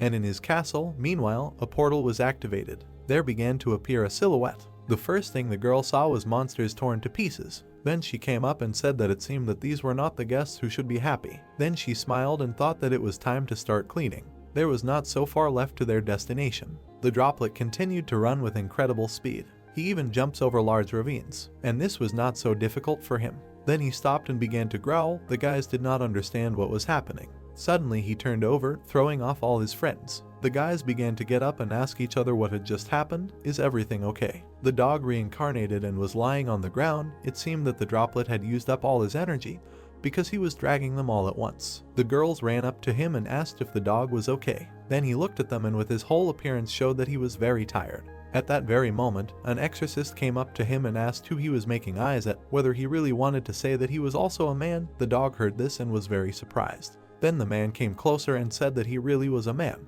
because the guys were already near the tree at that time. The exorcist also added that the spirit had rescued everyone, brought them to their destination, right to a huge tree. Then the brunette stood up and asked how they knew she was in the forest. The young man presented a thread and said that a man named Jinling had lent them a bead that tracks the ring he gave you. When asked who it was, he replied that it was the Gumeho they had met before. The girl was surprised and asked again if it was really that person, and the exorcist then added a question about what kind of ring it was that it couldn't be given to a monster. Then she raised it higher and replied that the ring could hide traces of her energy. That person had given it to her because he knew that Gamak was watching her. The man was surprised that the energy of monsters disappeared because of just one ring. Then he came closer and checked. The brunette suggested that he see that the ring did not belong to a monster. Then the princess intervened and shouted that she better put it on right now. It would be quite dangerous if everyone around could feel her energy. After some time, the guys climbed up and said that it was some kind of endless mountain. It seemed that their legs were cramping. The girl walked behind and said that she shouldn't have followed them. Then the man looked at the princess and asked if it was true that the world of people would then be a huge tree. In response, he heard that this was exactly so. They walked on and discussed that a long time ago in this place there was a fierce battle between people and monsters. Whether there is a legend that this tree fed all the blood of that battle and therefore became so big, they also say that because of it the space was distorted and the entrance increased. The man turned and asked if that was really so. The team was already approaching him. They asked if Gamak was somehow connected with him. Some say that he is the real body of this tree. With this monster there really are a lot of problems, said the comrade. Then the girl fell to her knees and asked why her comrade came here. Then she lowered her head and said that several times this man almost died for her. Why did he go all the way to the world of monsters? The young man looked at her and then said that he thought about many things while walking here. The girl listened to him attentively. Then he looked ahead and added that the reason was the past, his nature, his childhood memories. He looked at the forest and thought that it seemed that now he began to understand at least a little. Then he went further and said that the reason they met was that he missed her. The girl heard this and was very surprised. Then she looked at him and did not even know what to answer, and the young man continued to say that the reason why she continued to appear in his dreams. But at that very second he came to his senses. Then the girl came up to him and asked if she really appeared in his dreams, why? The boy began to scratch the back of his head and said that it was because. Then he closed his eyes and thought that of course she may not know about it. He got too carried away. Then he opened his eyes and tried to say something, but he did not have time because the girl fell to her knees and something began to happen. The boys turned around and heard the boys asking what was wrong with her. They saw a picture of her holding her hand and no one understood what had happened. It turned out that her hand was becoming transparent. It looked amazing. And the comrades were watching from the side, wondering why this had happened out of the blue. Then they looked at her hand. It seemed that some properties were changing. The princess raised her head and when asked what she was talking about, she answered that as far as she knew, the appearance of monsters changed depending on the properties and the original body. Then she looked at her and remembered the snake. The princess immediately raised her hand and reminded everyone that her sister had said that the old man would do something with gunpowder. And indeed, at that moment, something was happening. The gunpowder turned into a huge wooden doll, and the old man raised his hands and shouted that the lousy people had set up a pretty strong barrier. He continued to cast a spell when a woman came there and asked what he was doing. Then the monster turned around and saw Yong behind him. She came closer and said that the master ordered to get rid of the people who penetrated the world bridge. Then the old man turned around and asked how she found this place. The answer was simple. The toad told her about it, said that he was able to survive only thanks to her, and also said that these people are coming here. Then the old man raised his head and asked if it was true that the toad was still alive,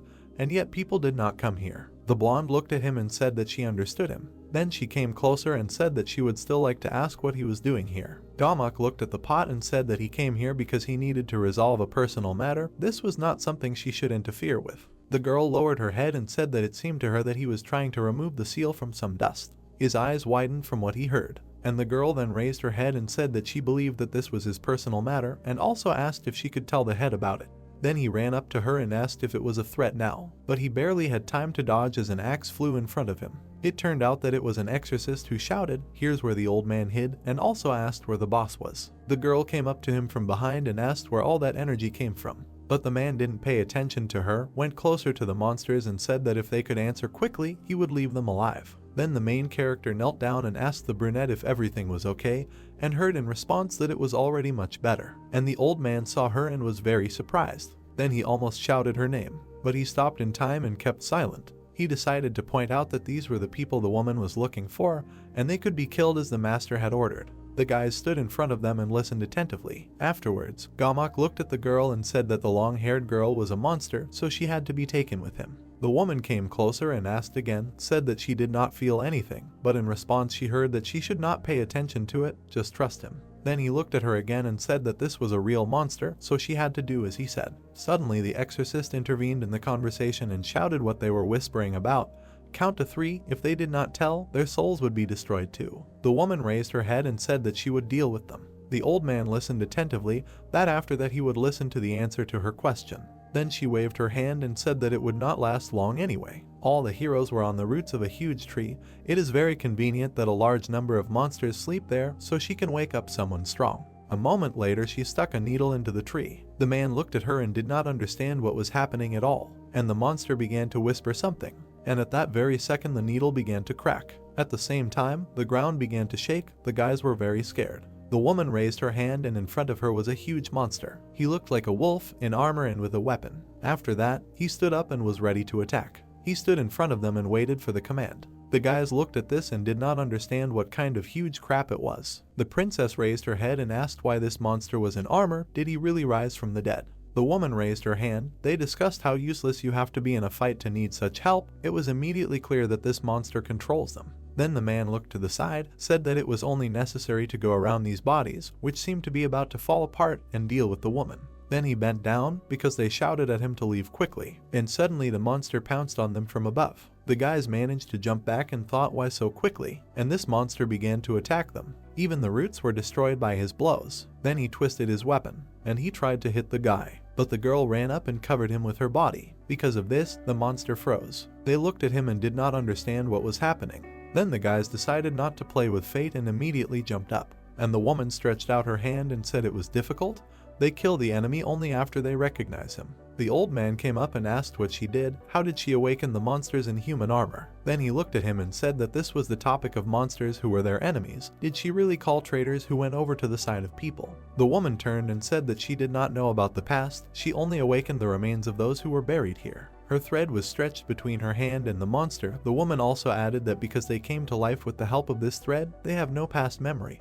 Only dolls that obey her orders as long as this thread is connected to her. But suddenly the thread broke. It turns out that the exorcist intervened and threw his axe there. The huge wolf turned and looked at them. After that, he suddenly turned into ashes. The man came closer to the woman and asked if it was really necessary to just cut this thread. After that, he and the girl created a huge barrier, and then they took their weapons, adding that he understood what her abilities were. After that, the exorcist winked and said that they just needed to deal with her, and the woman raised her hands and was ready to attack. For a moment, he thought that he had already won, but he noticed something. A whole bunch of monsters suddenly appeared in front of him. The guys who were standing aside were surprised and shouted that it was very dangerous.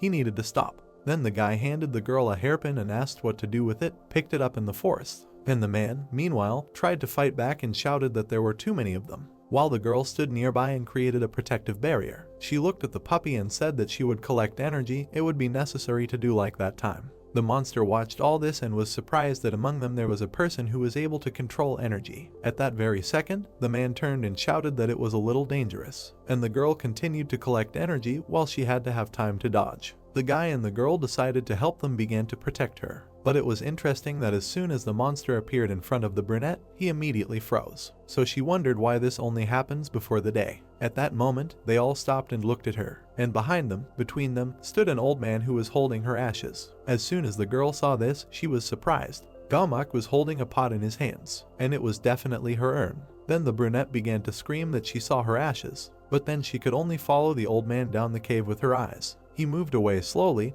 because he knew that nothing would happen. The girl jumped up and ran straight after him. The guy noticed this but could not stop the fight, so she simply disappeared at the bottom of the cave. At that moment, the monster looked at them and said that these people were very annoying, and the brown-haired man did not even pay attention to her and asked his friend to come back. The woman heard this and froze. As soon as she heard the name, she looked after him and realized something. At that moment it dawned on her that the old man was hiding something from the head. She managed to gather energy and said that the droplet should make it. The exorcist turned back and saw a bright light. The same light reached the woman. It generally illuminated everything around. It was such a bright flash that the rays penetrated inside the cave. At that moment the girl was going down the steps. She finally came to the old man. He saw her. Then he came closer and said that the brunette probably does not remember this place where she was reborn into a monster. Then he put his hands behind his back and asked what happened to Sewell, who promised to bring her. The brunette lowered her head, then said that her sister had died. And then she imagined her last minutes of life after she, like the head in him, devoured people, sinned, absorbing other monsters. They stood in the cave and discussed what kind of insignificance dared and meditated on him. In response, the old man heard that you cannot talk like that about Sewell. Then she started screaming that the girl just wanted his confession, and if he had shown her even a little attention, he should definitely shut up now. Then the man looked at her and said that he had only shared the energy of monsters with a small viper. It was something for him. The brunette in response gritted her teeth and said why the old man was so obsessed with her. The man raised his head and said that the girl should marry the head and become a queen. Why can't she get rid of her human side and make such a stupid choice? After the brunette came closer and answered that she was forced to go to a wedding that she didn't even want. Why? The old man lowered his head and said that he wanted to thank her. Then he added that she saved him when he was almost destroyed. The girl was surprised and asked again. And at that moment Gamak told her that there was a tree that grew in a world standing on the border of the human world and the world of monsters. Having introduced this beautiful tree, he added that there was a continuous war between people and monsters here. People believed that it was his fault, so they decided that the poor tree should be burned. And when they came with torches, the girl spoke out against them, shouting that this tree was not to blame. Why did they constantly take out their anger on others? Then the people turned around and left. Thanks to her, they decided to retreat, and Gamak remained intact. But nevertheless, after some time, everything was on fire. After some time, a war began and a huge number of creatures spilled their blood there. Therefore, the tree absorbed it for some time and was able to reincarnate as an incredibly strong monster. The brunette stood and listened attentively, that if she had not saved him then, she would not be standing in front of her now, and now she also wants to give her a chance. She raised her sword and said that she never wanted this. In response, he heard that he knew nothing. The old man immediately threw up his hands and shouted something after he becomes an ideal monster.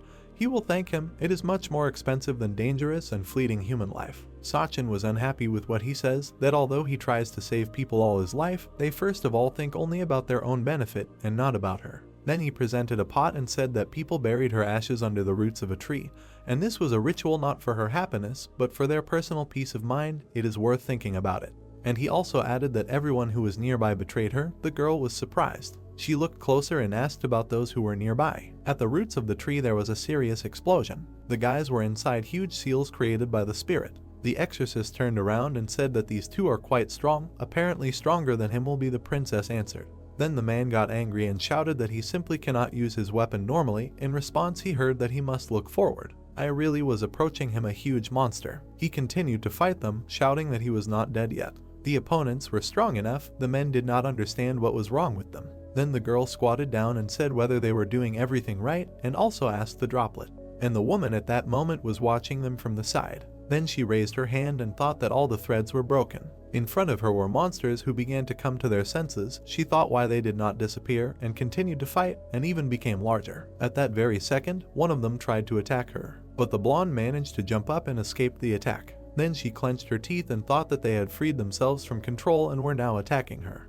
Then she looked at the spirit. Because of his attack the dead should have disappeared. How could they move? Suddenly she remembered the old man's words that these monsters fought against them. Was he really going to revive those who fought on the side of the people? Then it dawned on her, was this spirit really on their side? At that very second, the monster attacked her again, and this time he managed to hit her, thereby throwing her into the wall. The man continued to fight and shouted that these monsters are very strong. Then he received a blow to the stomach. He wanted to say that the creatures are more organized than before. Then another one began to attack, tried to pierce him, but suddenly a spirit attacked him, thereby saving the man. And he was lying on the ground and did not understand what was happening. The guys from the side also looked and were shocked. The spirit itself looked at the monster. For some reason its attacks did not work. And then the droplet received a blow. He began to fly to the side, losing consciousness, and the blow was so strong that he was thrown back several meters. The exorcist turned around and was afraid for his comrade. The main character also looked at this and did not know how to help his friend. At that moment, a huge tiger monster was approaching them. His eyes were burning brightly, and his steps were very heavy, and the desire was clearly to kill everyone. The exorcist abruptly decided to bite himself. Then he raised his head and shouted to the princess that he had to give her all the weapons he could and use them. Then he turned to Shia and shouted that he would hope for her help. A rival was approaching them. The man shouted to the guy to come to his senses. This monster was dangerous. Then the young man tensed up and thought that he could feel this oppressive atmosphere with all 5 points. Then he looked at the droplet. Not only had he gotten rid of the spirit with one blow, then he looked at it and thought what kind of strange feeling this was. Suddenly his eyes lit up again. No matter, he would do everything in his power. And after that he immediately struck. He and his comrade decided that they would kill this monster. Meanwhile, at the bottom of the cave, the girl continued to talk to the old man, asked about the people who were nearby. Who are we talking about? Then he looked at her and asked what difference it made. The brunette was getting closer and closer when she heard that she would now gain new memories. Then he remembered the meeting with Yong Yong and said that if he had enough time, he could have already opened her ashes and placed them in the energy of monsters. After she eliminated all the interference, he would try again. Then he looked up and said that he would make her the perfect monster and free her from the mental and physical torment inherent in people. And he also asked if the girl could imagine how proud he would be when she was reborn as an immortal monster and betrayed the leader of the forces. The brunette continued to approach him and said that this was the life he wanted, not she. Then the old man asked what he was talking about, because he only wanted her happiness. The girl raised her head and said that if she lived the way he wanted, she would never be able to become happy. Then the old man threw up his hands and shouted that she was only saying that she knew nothing, but in response he heard that it was better to disappear than to stop being herself. And at that very second she began to attack him and shouted that she would prefer to fight him here and die. The man was very surprised and did not know what to say, but the girl was determined. Wooden shoots began to appear from the ground. The old man began to shout that he could not make a mistake. She had to do as she was ordered. After these roots began to weave huge traps, but Sachin skillfully got out of them, and then she tried to attack him. Gamak looked at her and said that it was pointless, she would not be able to get out of here. It would seem that the brunette was already close to victory, but suddenly a huge number of sharp pins appeared around her. Sachin turned around and did not understand what was happening. Literally a moment later, her body began to envelop in huge fetters, and they imprisoned her in a wooden dungeon. But then a strange sound was heard. It turns out that the girl remembered one of the techniques and was able to get rid of the shackles. She quite deftly cut all these roots, and at the same time she managed to move the hairpin between her fingers, due to which she increased the damage. From the side, it looked like she was dancing right in the air. The old man watched this and did not understand what was happening. Suddenly the girl landed, and next to her, only the remains of wooden bayonets began to fall. Then Sachin raised her head and began to scream. Her memories flashed back to the day when her father, under this tree, said that today they would study the first secret technique of their Orchid temple. It is impossible to fight monsters on equal terms using only human strength. Then the man began to spin the ball and said that the essence of the technique is that they borrow the power given to their family from the world of saints, and the training they had previously undergone will help them with this. In the blink of an eye, he begins to cut the foliage and says that the technique seems easy, like the flapping of a butterfly's wing, but this power can cut through anything. And indeed, only fragments fell to the ground. These movements must be so subtle and fast that the human eye cannot follow them. Afterwards, her father approached her and said that they are the most effective in the battle against a crowd of enemies. Then he came closer and said that the name of the technique. The brunette turned around and said that she remembered.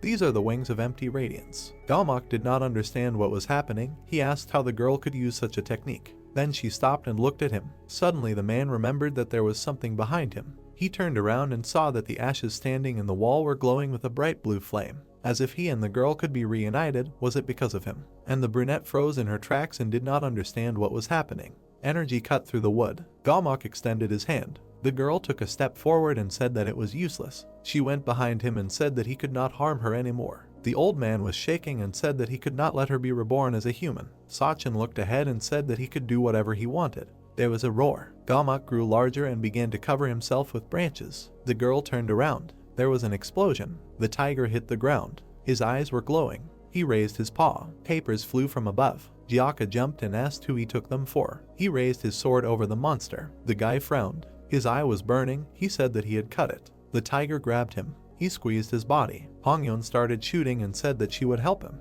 Her bullets bounced off the monster. The girl looked at him in shock. The creature swung. A sword pierced him. Someone shouted at him to wait. Yishin frowned. He was breathing heavily. The monster's hand was shaking. Jiaka gritted his teeth. He flew away. Xia caught him with her magic. The guy frowned and asked if magic didn't work on them here. She told him to be careful not to fall. She also can't use energy infinitely. Jiaka frowned and shouted what it meant when the girl said that this was a monster world, so her magic might not work. Hongyeon looked ahead and said that maybe Belly's barrier wouldn't work either. It might be that the power just dissolves. She said that she once heard a story about an army of monsters that had gone over to the side of humans. The girl said that if it was really them, in order to avoid accidentally running into their own people on the battlefield, they had to sign a treaty with humans to create an alliance. Jiaka stepped forward and asked how she knew it was them. She replied that their weapons didn't work on humans because they were on their side too. The girl looked back and said that earlier she had noticed how her bullets were bouncing off. The guy looked ahead tensely. He asked if that meant all the weapons she had given him were useless. He said that there was no point, because then why were they attacking them? Humans. Hongyeon replied that the dead had no memory of their lives.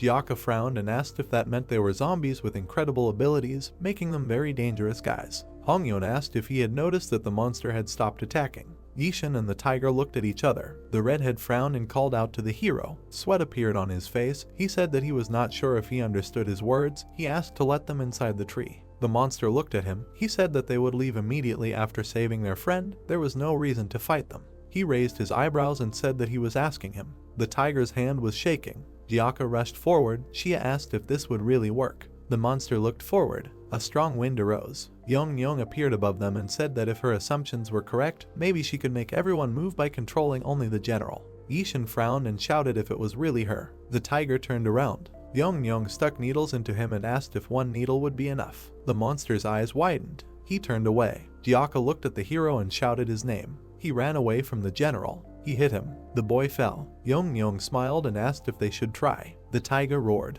The army screamed. Xia and Jiaka looked at them in panic. The red-haired man gritted his teeth. Hongyeon called him. She said that neither magic nor weapons worked on them. The boy turned around and asked what they should do. He said that even with the monster's eye, he was still weak, but he had to kill their leader. The male voice said that he was not using his eye effectively enough. Jiaka frowned. The elder said that if he was afraid of being absorbed and did not trust this power, it was better not to use it at all. Gyaka widened his eyes. He asked why he needed to use the power of monsters. If he would die because he was weaker than them, then so be it. He was not going to accept the power of these creatures. They killed his little sister. The girl said she understood him, but if he was going to continue to oppose them. Gyaka frowned and screamed that he didn't need it. He said that if he got hold of those dirty powers, the day of his battle would never come. He cried. He looked at the man in tears, asking him to stop. The boy was holding an eye in his hands. His eye was glowing. After a while, there was an explosion. Gyaka screamed. He punched the dead man. A shock wave emanated from it.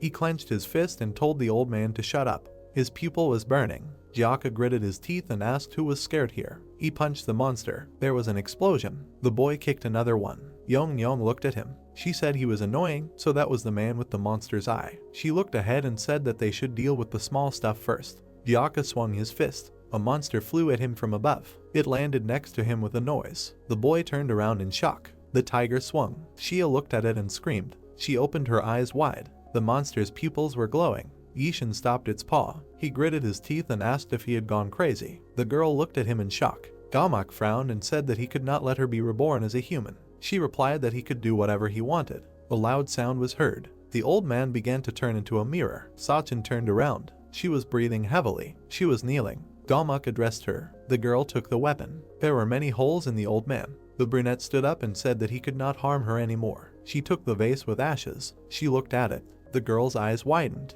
The voice said that it could not let them take her. It said that no matter what happened, she must fight for the people. The man frowned and said that she should not forget about it. He said that she is the one who should live for the sake of the people. The girl screamed and called for her father. She saw her father in China's arms. The man was pierced by a laser. He fell to the ground. China's eyes were shining. She asked why he hated her so much. He was holding a sword in his hands. The man looked at her and said that it would be better for her. The girl cried and said that she would never forgive him. Sachin cried. She raised her eyebrows. She lowered her head and thought that the man in the mask must be China. The brunette put her hand on the lid and thought that if she opened the urn with ashes, she would be able to remember more. Gamak said that she would be in trouble if she opened the urn by force. The old man said that this seal was created by a human spellcaster. If you tear it off without preparation, it could disappear forever. Sachin turned around when he said that he would help her. If she gave him some time, he would open it for her. Gamak's eyes lit up when she said that he was going to touch her memories. She raised her eyebrows and said that she did not regret saving him when he was a tree.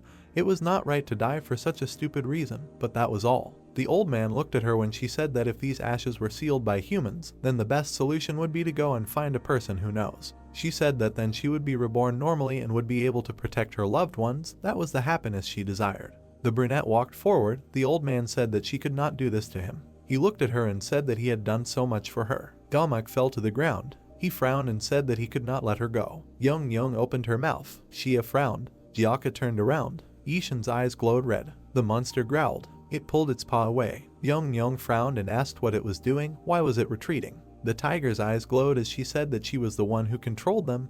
It had to follow her orders. The monster growled. The hero leaned over and asked if they were staying here because they couldn't die on their own. The general stuck out his tongue and growled as the man asked him if they couldn't be free anymore. He frowned and said that he felt very sorry for them. The monster hit the ground. Gyaka opened his mouth in shock. Shia closed her eyes and turned away. Young smiled. The hero cut off the tiger's arm. His sword glowed turquoise. Yishin held the sword. He raised it up. He swung it. The sword began to glow orange. The boy looked ahead and told the monsters to kneel. He fell to his knees. Young fell off him. Gyaka looked around in shock. Everyone was kneeling. There was a noise. The red-haired man looked around. Everyone was kneeling in front of the hero. There were so many of them. The boy frowned and asked what was going on.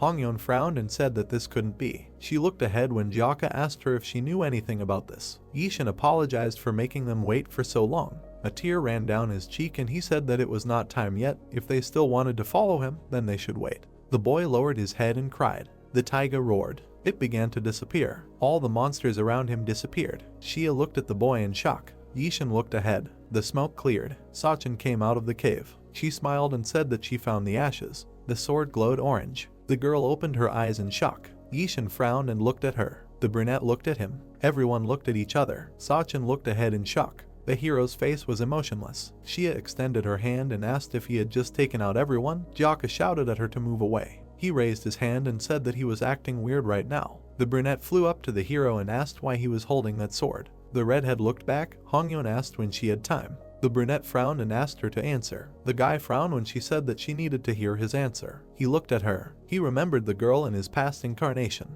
Ishin lowered his sword. Gyaka frowned and shouted his name. He woke up. He grabbed the girl by the shoulders and asked if she was hurt. The redhead looked at him in confusion. Sachin raised her eyebrows and asked if he didn't remember. The guy looked at her in shock. He asked if something happened after he was hit by the monster. He didn't remember anything that happened after that. He asked how that was possible, that huge number of monsters, where did they disappear to? Shia looked ahead in shock. The redhead frowned and asked if he had lost his memory again. Hongyeon asked him what he was talking about. Yong asked so it was Sachin's ashes. She walked up to the dumbfounded couple and said that she was wondering what the old man was hiding there. Needles appeared in her hand. She said that in that case she thought she should take it to the chief first. She threw the needles. Gyaka appeared in front of them. He frowned and called out to the chief's henchman. The guy gritted his teeth and said that since she was one of his people, she should know. He held the strings and asked what he was going to do in the human world. She should tell them everything, without hiding anything. The woman said that he was a very stubborn person. At this rate he would die at her hands before he could meet the leader. The red-haired man smiled and said that he did not expect a normal answer. He approached her and said that he did not care, let her just leave already. Yong jumped back. He shouted that he would go and ask him personally. A hole appeared in the woman's body. She fell to the ground. The guy lowered his head and said that Ishin found Sachin, and she found ashes. He did not miss anything, the hero confirmed. The red-haired man pointed back and said that they need to quickly return to the human world. They have no more business here. The brunette looked at him and said that she found out that the urn with ashes was sealed with a human spell. Will they be able to find someone who can remove the seal? Gyaka looked at her in confusion. Shia hit him in the back. She frowned and screamed, how long will he pretend to be strong? He could easily collapse dead from the incorrect flow of blood and energy. She treated him and screamed, is he really going to scare her all the time? She saves him, and he is still unhappy. The girl frowned and said that she was also at her limit, so they were going back, and Belly could not come to her senses. Sachin smiled when she told her that there was a person in their organization who could help her with removing the seal.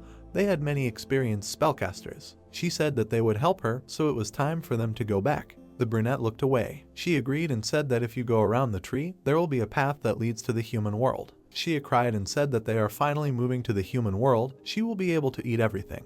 Gyaka looked at her and said that he knew that was why she was in such a hurry. She replied that it was not so, but they really had not eaten anything for a long time. Sachin looked at the hero and said that it was time for them to go home. Ishin looked down and said that he would immediately follow them. The brunette looked at him. He turned away. The sword was lying on the ground. The guy looked at him. He remembered how in his past incarnation Sachin said that she would never forgive him. He lowered his head. He thought about what memories flashed through his mind. Why did he make her cry? He thought that he could not judge this until all the memories returned. Ishin thought that with memories comes confidence. He thought that the monster that appeared inside him from time to time, the bastard that controlled him, maybe he was the real him. Sachin looked at him and asked if he was okay. The hero picked up his sword. It was entangled in strings. Brunette and the others were also all caught in strings. Shia looked away and said that she couldn't move. Everyone looked at the source of the voice in shock, saying that they were annoying people. Yong stood up and said that they even forced her to use the power that she didn't want to use. Her wound was healing. Gyaka gritted his teeth. He asked if this was the bead that the fox girl had. Yong asked if they stole her bead from the little fox. They asked why on earth it was hers. The bead belonged to Jinlang. The woman said that she hadn't heard that name for a long time. Gyaka frowned and asked what she had to do with that idiot. Yong handed over a bead and said that it meant that they even knew about him. After all, the head's decision was right. They needed to get rid of everyone who could cause trouble in the future as soon as possible. Sachin looked at her in panic when she said that she would be used as the head's food. Her feature would give him great strength. The brunette frowned and asked again, so the talk about the wedding was a lie. The white-haired girl smiled and said that she had talked too much. She told her not to be so upset. Thanks to her, the head's relatives would gain a reputation that no wedding could bring. Ishin looked at her. He lowered his head and began to choke. The threads began to choke them all. Hongyeon looked at the guy and told him to pull himself together. Sachin frowned and asked if he heard, from the very beginning, there was no such thing as what he called happiness. She asked him to at least come to his senses now. Yong looked at her and asked who she was saying this to. She turned around. Gamak came out of the hole. He looked at the woman. Yong said that the chief had deceived her. After the wedding, the girl would become part of the chief. Gamak looked ahead and asked didn't they promise to make Sachin the perfect monster. Yong had a fire burning in his hand. She told him not to worry. Their family would be honored with something much greater than just a wedding. Sachin shook when she said to kill them and hand the girl over to her, then she would tell the chief of his loyalty. Yishin closed his eyes. The old man said of course. He said he understood everything. Yong raised her head. A tree root fell on her. Dust rose. Sachin looked at the threads and said that they broke. Jiaka looked at the girl and asked if she was okay. She asked what exploded. Hongyeon looked at the guy and said that it wasn't an explosion, someone cut off a part of this tree. She frowned and said that it might have been Gamok's doing. It seemed like the rumors about him being the tree's true body were true. The brunette coughed. She looked away. Yishin extended his hand to her and told her to hurry, they needed to go back to the human world. The girl looked at him. Then she looked at his sword. She turned away. They held hands. The redhead walked towards them and said that they needed to get out of here quickly. The hero looked ahead and asked the brunette to lead them to the entrance. She agreed. Gamok stood in the middle of the smoke. He looked at Sachin. Jiaka frowned and said that it was that old stump. The hero and the girl looked at him. The old man looked up. He passed by them and asked if they knew which way the entrance to the human world was. He told them to hurry. Gamok said that he would save her life just like she saved him. The brunette looked at him in shock. He did not look at her and told her to go and find her happiness. He said that there was no time, it was impossible to defeat the doll that had the bead, he would try to delay her, so they had to hurry. Sachin looked at him. She closed her eyes. She turned away and told the guy to go. Jiaka pointed his finger and said that if he was going to hit her from behind, he would not forgive him. They ran. The old man went to the root and told the woman to come out quickly. He knew that this would not take her. Yong said that she was exposed, and she waited, wanting to feast on Mr. Gamok's feelings. There was an explosion. She said that he still chose betrayal. How does he feel after committing a sin that led to the destruction of his entire family? She smiled and said that he seemed to be overwhelmed with emotion, which meant that she was going to have a wonderful dinner. Yishin frowned. He asked if this was the entrance, since there was nothing there. Sachin walked forward and told him to follow her. They looked forward in shock. Jiaka screamed that it was just a tree. After all, that old man decided to attack from behind. The girl explained that this entrance opens in response. She said that it was usually closed. Shia frowned and said that if he doubted, then she would go first. The guy looked at her and told her not to interfere where she was not wanted and to follow him. There was an explosion. The hero looked forward and asked if the girl was okay. She confirmed. Jiaka looked forward and asked if the entrance was broken. Why? He turned around when he heard a voice saying that she could not let them go to the human world. Yong looked at them. She had fox tails. The boy frowned and said that she had already caught up with them. What happened to that old tree stump? The woman smiled and said that he would not come here. The tree was burning. She said that he was resting now. Jiaka frowned and said that it seemed that the bead was her source of power. The bead was burning in the woman's hand. He said that it meant that everything would end when they broke it. She said that this was absurd. Hongyeon looked ahead and said that there were an incredible number of human souls in this object. They could not just go and destroy it. The girl looked up when Yong suggested going to the leader. Her tails flew at the people and she said that of course after she killed all those people. Sachin looked at the hero and shouted at him to go away. Jiaka and Shia dodged the blow. The tails dug into the ground. The boy looked back. He frowned and thought that they would not be able to dodge. There was an explosion. Jinling said that was why he told him to go meet the guests. He extended his hand. The boy frowned and said that this fox was not of his kind. The fire around them died down. Jiaka looked at him and called him rude. He replied that he had already said his name. Yong said that they had not seen each other for a long time. The boy raised his head and said that he did not believe it. But it really was she. He did not think that they would meet like this. He said that he doubted that she was reincarnated. He was wondering how that fox cub got that bead. He asked if she had awakened with the help of the 1,000-year-old bead. Yong hovered above the ground and said that she was very sorry, because even if they came to return the bead, she was not going to give it back. She looked at the people. Jinling closed his eyes and said that this was not his purpose. After all, he himself gave her the bead. He said especially since her soul was stored in it. Shia raised an eyebrow and asked if her soul was inside the bead. The guy smiled and said that these guys were his good friend's guests. He couldn't let them die in such a place. Yong said that she would kill them. Jinling raised an eyebrow and asked her not to make him repeat himself. The woman picked up the bead. Jiaka frowned and shouted that they should leave. Jinling frowned. A bead appeared in his hand. They clashed in a duel. The spheres of energy expanded. Jiaka closed his eyes and asked if this was the power of the 1,000-year bead. Jinling looked ahead. He frowned. An explosion occurred. Yong screamed. The guy looked at her. He gritted his teeth. The green-haired man put the bead away. The woman was breathing heavily. He looked at her and asked how she woke up. How did she get here? Why did they meet in such a situation? Yong sweated. He said that he had many questions for her, but now was not a good situation. He dropped his hands and said that he did not want to fight her. Could she just leave? She said that she would kill those people and take Sachin. Jiaka frowned and asked who would allow her to do that. Jinling frowned and said that she hated causing casualties the most in the past. Yong said that she did not remember anything like that. She said that there was nothing left in her heart except resentment. The woman recalled the words that if you want to maintain peace, you must absorb many emotions. This was said by the one who awakened her. The hero and the girl looked at her. She said that she could not pass up such excellent food. Jinling frowned and asked was it really the leader. The woman floated and asked why he was so attached to the saints' world. Even after he couldn't become a part of it, did they really believe that they would do something for them? Jiaka frowned and asked what kind of saints' world was this. Hongyeon asked if he was somehow related to the saints' world. Jinling put the bead in his pocket and said that rumors spread quickly, even she knew that. He said that he couldn't hope for that, he only had a small wish, but thanks to that, he did various tasks under them. The guy frowned and said that if this continued, it would be meaningless. He looked up and said that the leader had deceived her and made her like this. Everyone looked at them in shock. Was it Jinling who was looking or was it the bead that made her like this? He said that then it was all his fault.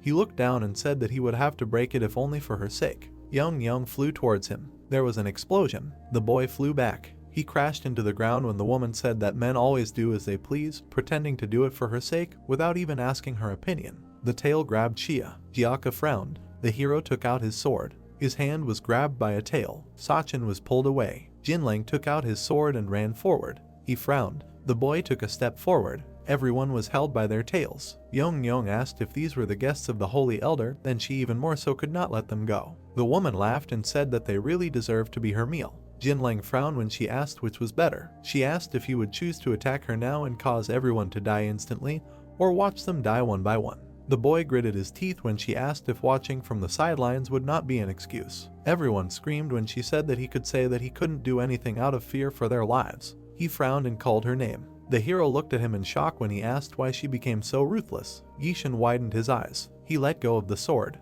The sword flew. Yong said that it was not something he should worry about. The sword flew forward. It pierced Jiaka. He looked forward in shock. Everyone looked at him in shock. Jinling looked forward. The boy coughed up blood. Xia frowned and screamed. Yishin looked at him and screamed. Yong raised her head and said that she had recently learned what a threat his sword was. It was wise to neutralize dangerous enemies from the start. She said that it would be better for them not to touch the sword. If they took it out, their comrade would instantly die from blood loss. Yishin frowned and screamed. Yong said that if he did something stupid, she would kill his comrades, subjecting them to even more torture. She had already realized that those red eyes had some kind of power, so he should not even think about doing anything unnecessary. Jinling looked ahead and thought about what he should do. He thought that he had not told him about this situation. Bong Pil smiled and said that guests he already knew would soon arrive at the entrance to the monster world. He would need to save them. Jinling frowned and asked what kind of guests they were and why he had to do such errands. He asked him just once. The old man smiled and said that they were all very important people. They needed to be brought. The boy looked ahead and apologized in his mind. Jiaka coughed up blood. The green-haired boy thought that it would be a little difficult. Sachin stuck an arrow into his tail. She frowned and asked why she couldn't weaken him. Xia cried and called out for the boy. She frowned and said that it pissed her off. This woman was finished. She would never forgive her. Yong smiled. The girl gritted her teeth and said that she would definitely deal with her. She looked down. She saw magic near her hand. There was a bracelet on it. Xia remembered how she was told that this piece of cloth concentrated powerful energy. Someday it would help her. The girl clenched her fist and said that if he was going to help, then let him do it now. Yong looked at the red-haired boy. The hero frowned and shouted at him to come to his senses. Hongyeon started shooting and told him to let him go now. Yong opened her mouth. She protected herself from the bullets with her tails. The woman asked what a midget was doing here. An arrow hit her in the eye. Xia was holding a bow in her hands. She widened her eyes and said that she had hit. She looked down. Jinling ran forward. He swung. Yong stood with her head thrown back. She lowered it. Yishin fell out of the tail. Xia was falling. Jinling looked back. Jiaka opened his eyes in shock. The girl was falling off the cliff. The white-haired girl was unconscious. The red-haired man looked at her and screamed. The golden tail pushed Xia away, and the girl fell off the cliff. The exorcist and the Gumeho turned around in horror. The girl was holding a puppy in her arms and was falling. Jiaka looked at her in shock and screamed her name. The nine-tailed fox gritted his teeth and muttered that nothing could be done. He flinched when he heard the voice. The redhead was shaking with anger. He threatened that if he did not save Xia, the exorcist would destroy him. The man narrowed his eyes and jumped up. Yong turned around and noted that the one who collected people's souls was now saving them. She looked at Jinling's back and asked him when he had changed so much. Jiaka lowered his head and demanded to take everything. Hongyeon looked at him in surprise. The man said that they would do it properly this time. He clenched his fists and muttered that he had already absorbed enough blood. A sword was sticking out of his chest. The exorcist said that he was sorry that things turned out this way. Energy began to emanate from him, and the Lilliputian princess recoiled. Young looked at her opponent in alarm. Jiaka exclaimed that he would kill her before he died. His demonic eye was glowing and his body was engulfed in flames. The woman screamed. Sachin and Yishin looked at their ally in surprise, and Hongyun jumped off his shoulder. The exorcist broke free from the fox's grip, energy circulating around his body. Young jerked and noticed that he had broken the shackles. The man's face twisted in anger, and he rushed at the enemy. The fox covered itself with its golden tails while the exorcist tried to break through. The woman sweated and thought, how could anyone surpass the power of a 1,000-year-old bead, even with the strength of a monster? She noticed how the exorcist broke through her shield, and a burning eye appeared. The fox quickly jumped up. The protagonist and the girl collapsed to the ground, freed from the grip. The youth looked at the man and shouted that he should not move anymore, otherwise the wounds will become even more serious. Jiaka looked at the woman and growled. Sachin approached the boy and said that he couldn't hear them. The hero grabbed his hand and asked if this was different from last time. He looked at the Lilliputian princess. Hongyun said that it seemed like the monster's power had absorbed the exorcist. She frowned and said that in order to match the 1,000-year-old bead in power, he had awakened the full power of the monster with it. At this rate, the man would cross the point of no return. The boy looked at his ally with alarm. Veins covered Jiaka's entire body. The Lilliputian added that if this continued, the red-haired man would be completely absorbed by the monster or die. The fox hovered in the air and looked at the boys. The woman clutched the bead in her hand and muttered that she could always restore severed tails, so she had nothing to worry about. The tail regenerated. Young looked down and noted that the man pierced by the sword would not last long, so it would be enough to wait until he lost his strength. There was no one where the exorcist stood. The man jumped away from the rock and appeared above the monster's head. The woman looked at the approaching silhouette in shock. Steam was coming out of Jiaka's mouth and his eye was glowing scarlet. The fox did not have time to dodge, and the enemy tore off several tails. She fell to the ground with a scream, and the others squinted from the gust of wind. The exorcist landed on the ground after the woman and stood in front of her. Dark energy emanated from him. Young was breathing heavily and tried to quickly grow new tails, but the man quickly tore them off too. The fox was in a panic. The bead was getting smaller and smaller, and the woman's hands were covered in cracks. She sat in front of her opponent and tried to catch her breath. The man swung and struck. Jinling stopped his fist and apologized for being late. Xia ran up to the redhead from the other side and called him. Young looked at her protector in surprise. Everyone looked at the redhead warily. He began to surround himself with red energy. Xia put the puppy on the ground, ran up to the exorcist and asked what he was doing. The man's fist hit Jinling's chest and blood gushed out of his mouth. The blonde rushed to Jiaka and exclaimed that he couldn't move anymore because he could die. The man turned his head and growled. Sachin and the hero looked at him in surprise. He swung his fist and tears welled up in the girl's eyes. The brown-haired girl kicked him sharply and demanded that he stop. The exorcist pushed her aside. The young man tried to hold his ally's hand, but he was also thrown back. Xia looked at her hand, where a scarf was tied. She squeezed it and frowned. At that moment, the red-haired man swung at her. The girl blushed and said that she would believe that he would help this time too. Xia closed her eyes and hugged the man, asking him to stop. The protagonist and his partner rose from the ground, and Jinling held his wound. The short-haired girl cried and asked the exorcist to come to his senses, otherwise he would die. She stuck the feather into his chest. It glowed, and the dark energy around the man began to dissipate. His eyes returned to their former state, and he saw Xia crying in front of him. The exorcist sighed in relief, and the strength left his body. The girl picked him up, and the protagonist ran up and said that he should not lie down. Yishin asked if she could heal the red-haired man, but she replied that this was the first time she had encountered such serious wounds. Jinling stood in front of the fox and took a deep breath. The woman sat behind him, and he noted that, judging by her appearance, she had overdone it. The man did not turn around and said that she had asked earlier when he had changed so much, despite the fact that he used to collect human souls. Jinling replied that it happened right after her death. The woman shuddered. The monster frowned and thought that he had not really thought about the fact that it was necessary to collect 1,000 souls to complete the bead. There are an incredible number of people in the world. The death of 1,000 will not affect anything. At first, he bewitched them and took their souls, but at some point even this was no longer necessary. A huge number of people wished for themselves to die. They easily parted with their lives in exchange for the fulfillment of their wishes. And now, after many years, he met the last soul of this bead, Young. The Gumiho approached a girl piercing a doll in the forest. The man asked her who she was cursing. The woman turned around and answered that she was cursing the ruler of this country. She does not have enough strength to kill him and all the courtiers, so she looks for other ways. The monster stood behind her and asked why Young wanted to kill him. The interlocutor answered that he killed her husband to marry her. She added that she would kill the ruler no matter what she had to do and sacrifice for this. Jinling said that he could help her in her revenge. The woman looked at him and asked what she needed to do. The man said that he was a Gumiho, collecting 1,000 souls to become a celestial, and he had to find the last soul. If the girl gave her soul, he would fulfill any of her wishes. She looked at him with wild eyes and said that she was ready to give everything for the fulfillment of her wish. They approached the entrance to the palace and stopped. The girl said that she would finally end all this. Jinling looked at the bead and noted that after this, their deal would end too. He added that human life was stupid. The interlocutor looked ahead and said that she was not quite human. The woman was born to a man and a fox, but after a long life in human society, she lost almost all her magical powers. The men turned to her in surprise. Previously, she had a habit of smiling often, which is why many wanted to marry her. However, as soon as they found out that she was a fox, they either began to avoid her or tried to kill her. But that man did not turn away from her. Even when her entire family died and she was almost left completely alone, he was next to her. Wang Xing was everything to her. Her mother-in-law scolded the girl for constantly smiling at other people. At that time, Yong was not yet able to understand why she did not have the right to smile whenever she wanted. But when the king killed her husband, he told her something. The king said that he was convinced of her love for him after seeing her smile at him. That is why he killed Wang Xing.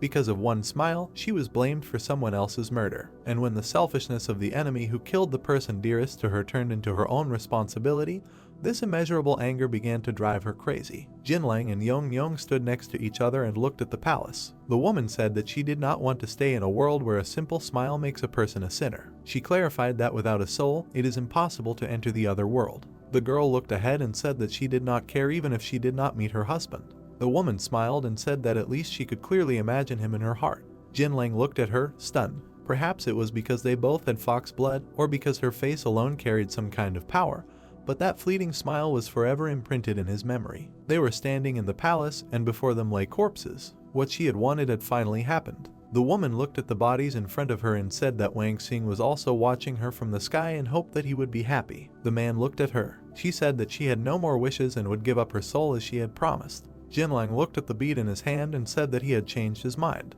If possible, he would like to see her continue to live and smile again. The man handed her the bead. The girl took it and said that there was no longer a place where she could smile as easily as before. Yong smiled and apologized because all she could give was her soul. The woman swallowed the bead and the man was unable to stop her. A bright light appeared in her chest, then a ball separated from her body. Jinling looked at her in shock and sank to the floor next to the girl. Later, he was asked why he gave up on his quest to become a saint. The man stood in front of the grave and said that once he became one, he would again be drawn into someone else's life. In the coffin lay Yong. The Gumiho said that after listening to her story, he thought that everyone he had previously placed in a bead could also be the whole world for someone.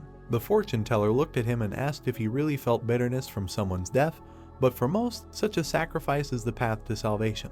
In the future, they will serve for a great cause. The interlocutor frowned and said that he did not like that she presented it this way. The man said that her words had not irritated him to such an extent before. Apparently, he was no different from her then. The woman smiled and noted that everyone who had died before and the one who died last were absolutely the same people. But only because the girl belonged to his family, for the first time he felt compassion for someone. Jinling looked ahead and said that she could think whatever she wanted. The interlocutor said that she was simply right, and that was where they ended. Present tense. The Gumiho turned to the woman and frowned. Seeing her like this, he begins to think that he could not restrain his emotions due to the clash of souls inside the bead. The girl looked at him and asked why he was coming now and saying that he would destroy the bead and kill her, although he also had a hand in making it like this. The man squeezed the artifact and frowned. Jinling said that because of her, the woman would only drag out her existence between life and death. She smiled and offered to try to destroy the bead. The man clenched his fist. The feather glowed, sticking out of the exorcist's chest. The boys sat next to him. Xia noted that his energy had calmed down, but he was not allowed to move at all. They turned towards the sound. The fox rose into the air, restoring her tails, and said that it was time for her to leave, and she saw no need to report this to anyone. The Gumiho frowned, and Xia asked why he was letting her go. The woman's eye glowed red. She said that her master had already seen everything through her. Everyone else looked at her warily. A scarlet pupil looked at them. The monster said that she hoped they would have more emotions during their next meeting. The man stood near the panoramic window. His red eyes flashed and said that he would need to personally listen to the story of the mother of the saint's world. The fox approached the portal. Xia ran up to the Gumiho and asked what he was doing because the enemy was running away. The man wiped the blood from his lips and guessed that the leader was watching them through her eyes. Yong passed through the gate. The short-haired girl looked at the monster with displeasure and asked if he was also on their side to let her pass. They both looked down at the princess of the Lilliputians. Hongyeon said that she did not think that the assistant of the leader herself did this. Most likely, it was the work of the Celestials. The pink-haired girl looked at them and said that she knew that the girl was under the leadership of the leader. But did the fact that the Celestials sent him here have anything to do with the rumors about the disappearance of the mother of the Saint World? Hongyeon asked if it was true that the leader was at the center of these conversations. Sachin looked at them tensely. Jinlang narrowed his eyes and noted that the princess of the Lilliputian country had too much information. However, he was not going to interfere with this. The man added that she could ask them herself when they met in person if she was interested. The trio turned to look at Sachin. The girl exclaimed that the exorcist had regained consciousness. Shia quickly ran up to him and told him that he couldn't get up. The redhead looked at her and asked where the fox was going.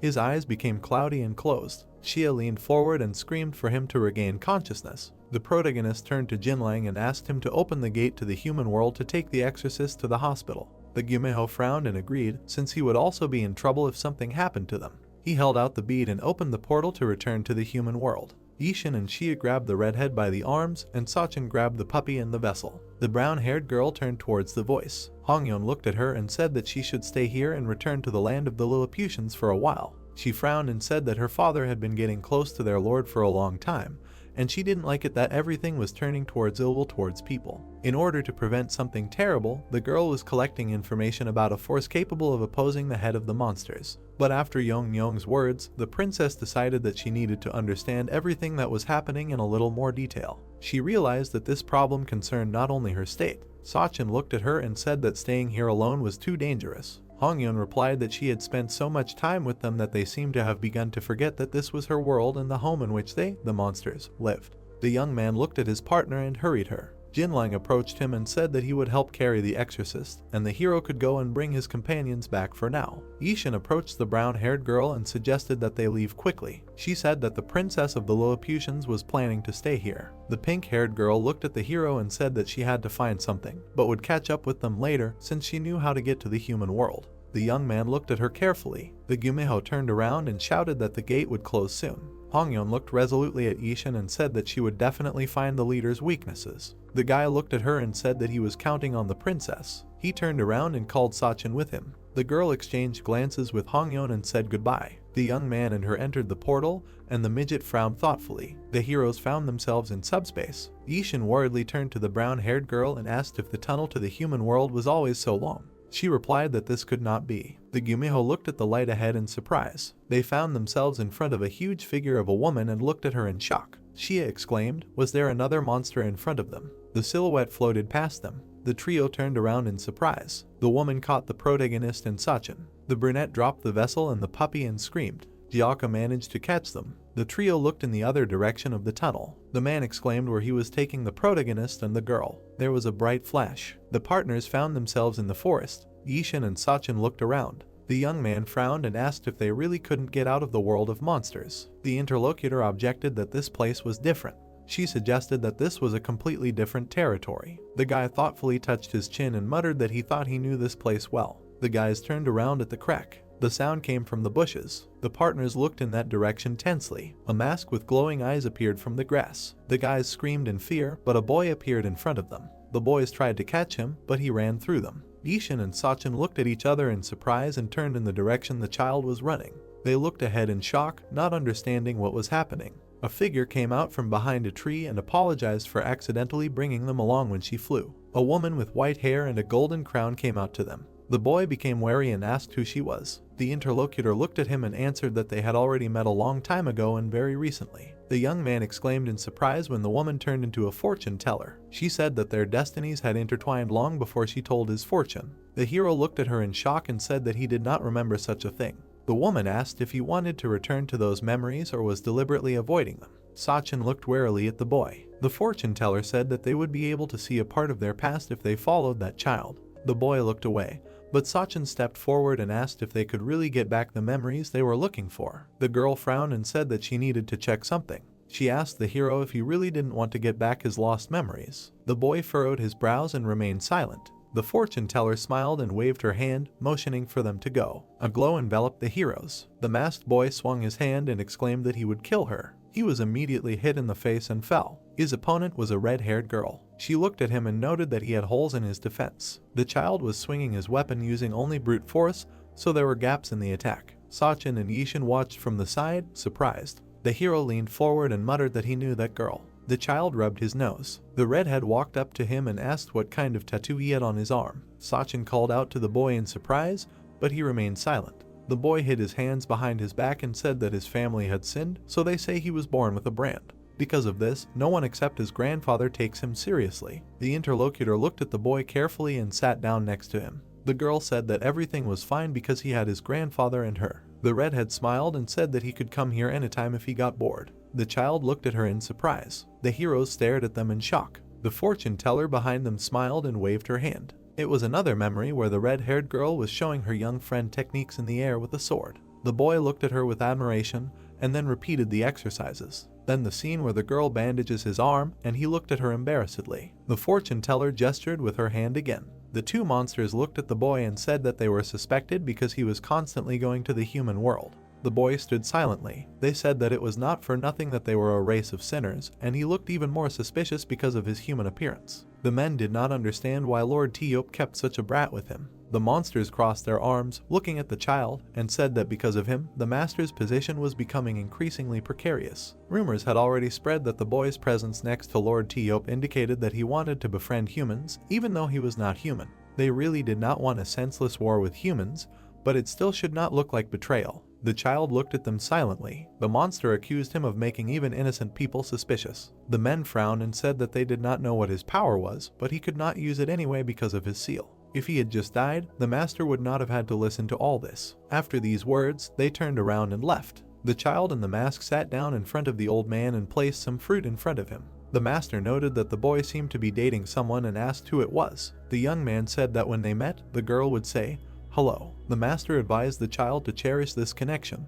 The boy looked at him and said that he would not go there again if it caused problems for his grandfather. The man patted him on the head and said that he could date her. The master said that the boy's mark was not his sin, but just stripes on his skin. The master asked him not to get involved in silly talk and not to let it lead him astray. In the next memory, the girl was sitting in a tree with a book. She smiled at the boy who approached and greeted him. He jumped up and suddenly hugged her. The girl looked at him in surprise. The young monster promised her that he would study martial arts diligently. She patted him on the back and agreed. The boy made a mental promise to himself to become strong and not lose to some brand to protect them all. Sachin and Yishin watched the memories in silence. The boy sat on the ground in front of the red-haired girl, who was holding a wooden sword. He muttered that he could have won. The girl sweated and noted that he had improved a lot since she had barely dodged it. The girl handed him the wooden sword as a gift so that he could continue training even after she left. The boy took the gift and wondered if she would be able to accept it even after she knew he was a monster. The weapon broke with a crack in the monster's hands. The child jumped up to him and asked what he was doing.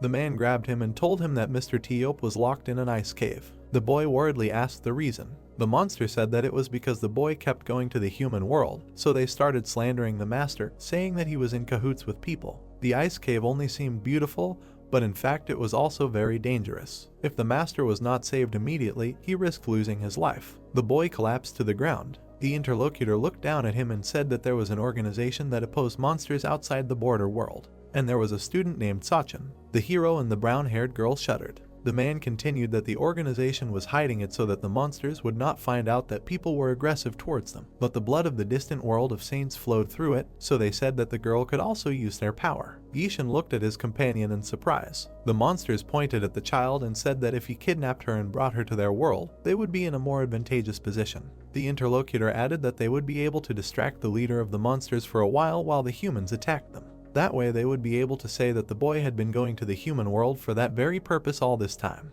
Then they would stop torturing Mr. Teop. The young man looked at them and tried to object. The man closed his eyes and said that he didn't want to fight with the humans either, but they still needed to rescue the Lord. And if it was too difficult for the boy, then he could just kill the student right there. Later, the child sat on a rock near the river and held a wrapped wooden sword. He wondered what to do, because if he didn't kill the human, his grandfather would be in danger. The heroes stood behind him. Yishin looked at the brown-haired girl and asked if she knew that the blood of the saints' world flowed through her. The girl lowered her head and replied that she wasn't sure because she was seeing all these people for the first time. Was she really that Sachin? The redhead leaned over to the boy and asked what he was doing there. He looked at her tensely and tried to say something, but she was called out. Sachin and Ishan looked in that direction in surprise. The girl nervously turned around and muttered that she had gone too far, but he still found her. A voice shouted that the master was calling her. The interlocutor looked at her friend with regret and apologized for having to leave early today. The boy looked at her and clarified what she had just been called. She smiled and explained that her real name was Sachin,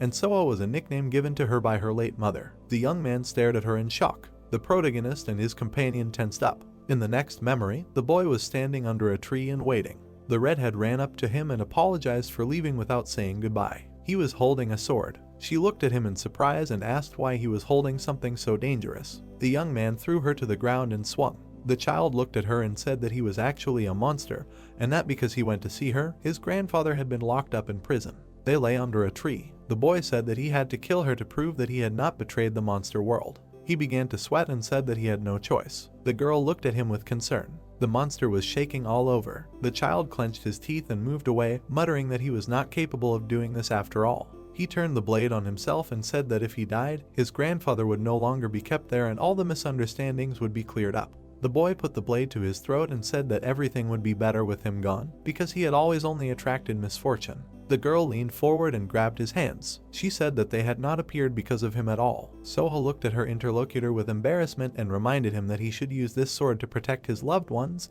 because that is what martial arts are studied for. Tears began to flow down the boy's cheeks. The red-haired girl reached out and took off his mask. The girl asked him not to try to erase himself. The pink-haired boy began to cry, and her friend hugged him tightly. After a while, she asked if he felt a little better. He answered in the affirmative. They sat next to each other under a tree. The monster looked down and apologized. The girl rested her chin on her hand and replied that it was okay, because she couldn't even help in any way, she only listened to his story. However, it was still better than thinking about everything alone. The red-haired girl suggested that they continue to share their experiences and meet every day under this tree. She looked at her friend with a smile and said that she would wait. The boy looked at her in surprise. They turned around at the rustle. A man with a spear appeared in front of them. He looked at the boy in horror and exclaimed that the monster was trying to kill Sachin. The girl jumped up and tried to stop him, but the man had already called everyone for help. The red-haired girl turned to her friend and asked him to run away quickly. Armed men jumped out of the forest. Sachin stood in front of him in an attempt to detain him,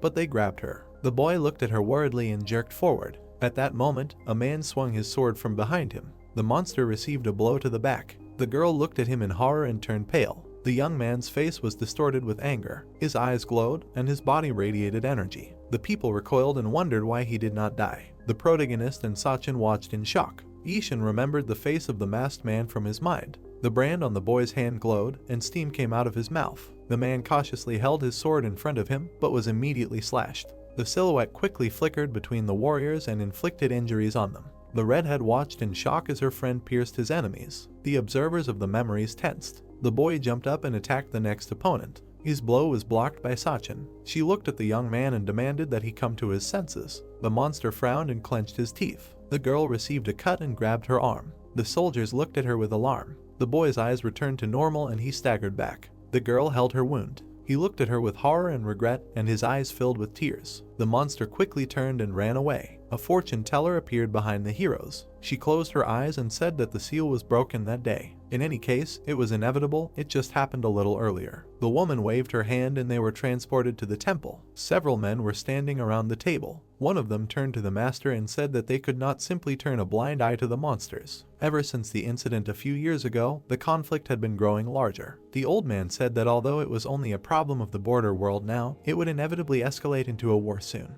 He asked her to consider his opinion as well. The man thoughtfully touched his beard. The master looked away and asked her what she thought about it. The red-haired girl frowned and replied that it was complicated. She doubted that all the monsters really wanted to get rid of humans at all costs. She wondered if there was a way for them to live in peace. The master frowned and was indignant that she was still spouting such impenetrable heresy. A servant ran into the room and reported that the monsters from the border world had begun the battle. The man turned around and ordered everyone to get ready immediately, including Soha. The subordinate lowered his head and added that the monster that had injured Lady Sachin that time seemed to be with them too. The girl's eyes widened. She ran quickly through the forest and breathed heavily. Could Chana have returned? There was a battle going on in the clearing, with a masked guy standing in the center. He deftly parried the attacks and stepped towards his next victim. The girl blushed and asked with a smile if it was really him. The monster bared his teeth and attacked her sharply. Soha managed to block the blow. She looked at him in surprise and asked why he was doing this. The redhead dodged several more of his blows. When she jumped back from another attack, she tripped and began to fall down the cliff. The monster stood and looked down at her. Suddenly, he jumped and hugged her. The people from above approached the cliff and shouted the girl's name. The waterfall roared. The girl bandaged the wound on the guy's hand and muttered that this fool first attacked her with a sword and then suffered himself to save her. They sat on a stone near the water. Soha looked at him and said that she thought he would come to talk about that day. She didn't know that they would never see each other again. The guy listened silently. The interlocutor asked why he appeared so suddenly and started killing people. She frowned and reminded Soha what she said. The monster interrupted her and said that she really said that these arts are studied for protection. The girl looked closely at the back of his head. The guy said that he did not forget her words, because it was only for this that he endured everything that was happening now. She looked at him worriedly and asked what happened to him during this time. A shadow suddenly grew behind her. The girl turned around in fear and asked what it was. China stood up and muttered that he had been in the human world after all. In front of them stood a monster with glowing eyes and a blue tongue. It was he who had been killing people and monsters lately, and also committing atrocities in the border world. The friends stood in front of a huge creature. The guy said that they had to catch it to prevent more victims. The protagonist and Sachin looked ahead. The brown-haired woman asked if it really devoured monsters. Memories flashed before her eyes. The guys turned around. The fortune teller said that it all started then. Monsters devoured monsters, which is why creatures with strange energy appeared. The woman looked at them and added that that was when the monster began to act. Hiding among people, it devoured them and pretended to be a human. China jumped up and attacked the enemy, and Soa came to his aid. This monster had only one goal, to devour all living things. The friends stood in front of the body of the defeated monster and breathed heavily. The guy in the mask said that even in the world of monsters, he had never met it. The girl looked at him worriedly. The interlocutor said that there was someone who deliberately released it here, and he needed to be found. She asked if the boy had come here to catch them and clear up any misunderstandings. They turned around at the sound of voices coming from the forest. Someone was calling the girl and asking if she was okay. China started to run. He suggested that they not meet again because their meetings would only cause her trouble. The redhead extended her hand, trying to stop him. Ishin and Sachin looked at the fortune teller and asked who it really was who was hiding among the people. The woman looked at the hero in surprise and asked if he didn't remember him. The boy frowned and thought that he had some vague memories. But who was it? Soa was sitting under a tree. She frowned and said that she had always waited for him and thought that he never came. But the boy kept appearing here. The monster leaned on the other side of the tree. The girl demanded that he come out right now. He moved closer. Soa said that every time she came here and smelled the scent of unknown flowers, she thought it was very strange. You can't find such flowers here. But when they fell, the same smell came from the guy. The girl folded her hands and asked why he didn't say that he came. She thought that she was the only one who wanted to see him. China looked ahead and said that he didn't come to her, but only appeared to catch the one causing trouble in the border world. Now he would return to the monster world again, so they would no longer have a reason to meet. The girl came up and took off his mask. The guy looked at her in shock and exclaimed what she was doing. He frowned and said that maybe their fates crossed before, but now they were enemies. The red-haired girl looked at him upset. The monster exclaimed that many of his comrades had died because of humans. The boy frowned and said that now that they had destroyed the monsters in the border world, they would fight humans again. The two of them could never be on the same side. The girl frowned and said that she didn't care. The boy shuddered in surprise. She said that she just wanted to ask if he missed her as much as she did. China suddenly hugged the girl. They stood together under a tree. The boy frowned and said that it would be incredibly hard for them. Soha narrowed her eyes and said that she didn't care. He pulled away and looked at her sadly. The girl blushed and closed her eyes, and their faces came closer to each other. Sunlight was shining through the thick canopy. The boy said that not all monsters wanted to start a war with humans. In addition, there are many monsters who want to leave their dangerous world and stay in the safe human world. The two were sitting under a tree, the red-haired girl leaning on the monster. China said that if they did not find the one who was inciting the monsters to do this, they would not be able to avoid the war. The girl looked away worriedly and asked if they could prevent the damage if they resolved all the misunderstandings. Her father wanted to take revenge, thinking about the people who were sacrificed. The boy looked forward thoughtfully and said that he did not know. Even if they did not stop the war, they should still do everything in their power. After all, this is what his late grandfather wanted. Soa jumped up and looked at him in surprise. The monster continued to say that since her grandfather was gone, many people began to think about war little by little. Therefore, he was the first to go to this world in order to find the violator of the balance between the human and monster worlds. The redhead looked at him with disappointment and said that the reason why the interlocutor had not appeared before her all this time was because of his grandfather. The guy frowned and remained silent. The girl resolutely leaned forward and said that perhaps they could stop them, because now Chana was strong enough, and she was the successor of the Nanyang school. The interlocutor put her hand on her chest and promised that she would try to persuade her father and the rest of the people. Perhaps they would be able to stop this feud. She said that the young man had become their leader, so let him try to convince the monsters. The guy turned to her. The girl blushed and added that after they finished all this, she would create a flower-filled garden in the very center of the school, so that even if Chana lost his way in the darkness, he could always return here to the smell of flowers. The young man looked at her in shock and said that he would definitely come. The redhead smiled and suggested that they try together. Evening. The walls of the temple. The girl looked at the master with alarm and was indignant that they had begun preparations for war. She exclaimed that these were not monsters, but another creature that she had seen with her own eyes. The old man stood opposite and sighed that she was talking about this again. He frowned and said that the monsters were leading her by the nose. Soa frowned and thought that the master seemed to be deliberately leading to conflict, although he was not usually like this. The bearded man looked at them thoughtfully and suggested that they first observe the situation and look for the creature that his daughter was talking about. The girl sighed and thought that at least her father was quite reasonable. The old man looked at them with displeasure. Night fell and Soa went outside. She shuddered and turned around at the sound of her voice. Her father was standing in the doorway and asking where she was going and why she was going to wander alone in the place where the creature had appeared. He frowned and threatened that his daughter would deeply regret it if she acted without his permission. The girl looked at him in confusion and agreed. She found it strange that her father was making such a scary face. After a while, Soa jumped out of the open window and headed into the forest. She thought that Chana should be waiting for her, so the girl had to go and talk to him, even if it was too late. She ran and breathed heavily. Yishin and Sachin shuddered. The brunette's eyes widened. The redhead ran closer and saw the silhouette of a guy stabbing a man. It was her father. Sachin covered her face with her hands in shock. The main character frowned and thought that he seemed to be able to remember something he didn't want to. The guy grabbed his head. The man's body slid to the ground. The monster looked at him silently. The girl cried and asked why he did this. Was he really getting close to her for this? Chana looked at her in confusion and asked again if this was her father. People with torches appeared behind the girl. They shouted that Soha was here. Chana extended his hand and tried to explain. A soldier jabbed him with a spear and called him a monster. People attacked him from all sides. Blood splashed. The guy swung his sword and cut down the attackers. The men fell to the ground. Chana stood and breathed heavily. The girl looked at him with tears in her eyes and said that she would never forgive him. The young man clenched his teeth. He squeezed the blade and said that it was better for her to hate him. The protagonist leaned forward in shock. Yishin turned his gaze to his companion. The fortune teller stood behind him and said that this is how the war between people and monsters began. Ironic. The actions once aimed at preventing the war became the cause of its beginning. The humans were discussing how they should destroy the gate to the border world right now and destroy all the monsters entering it.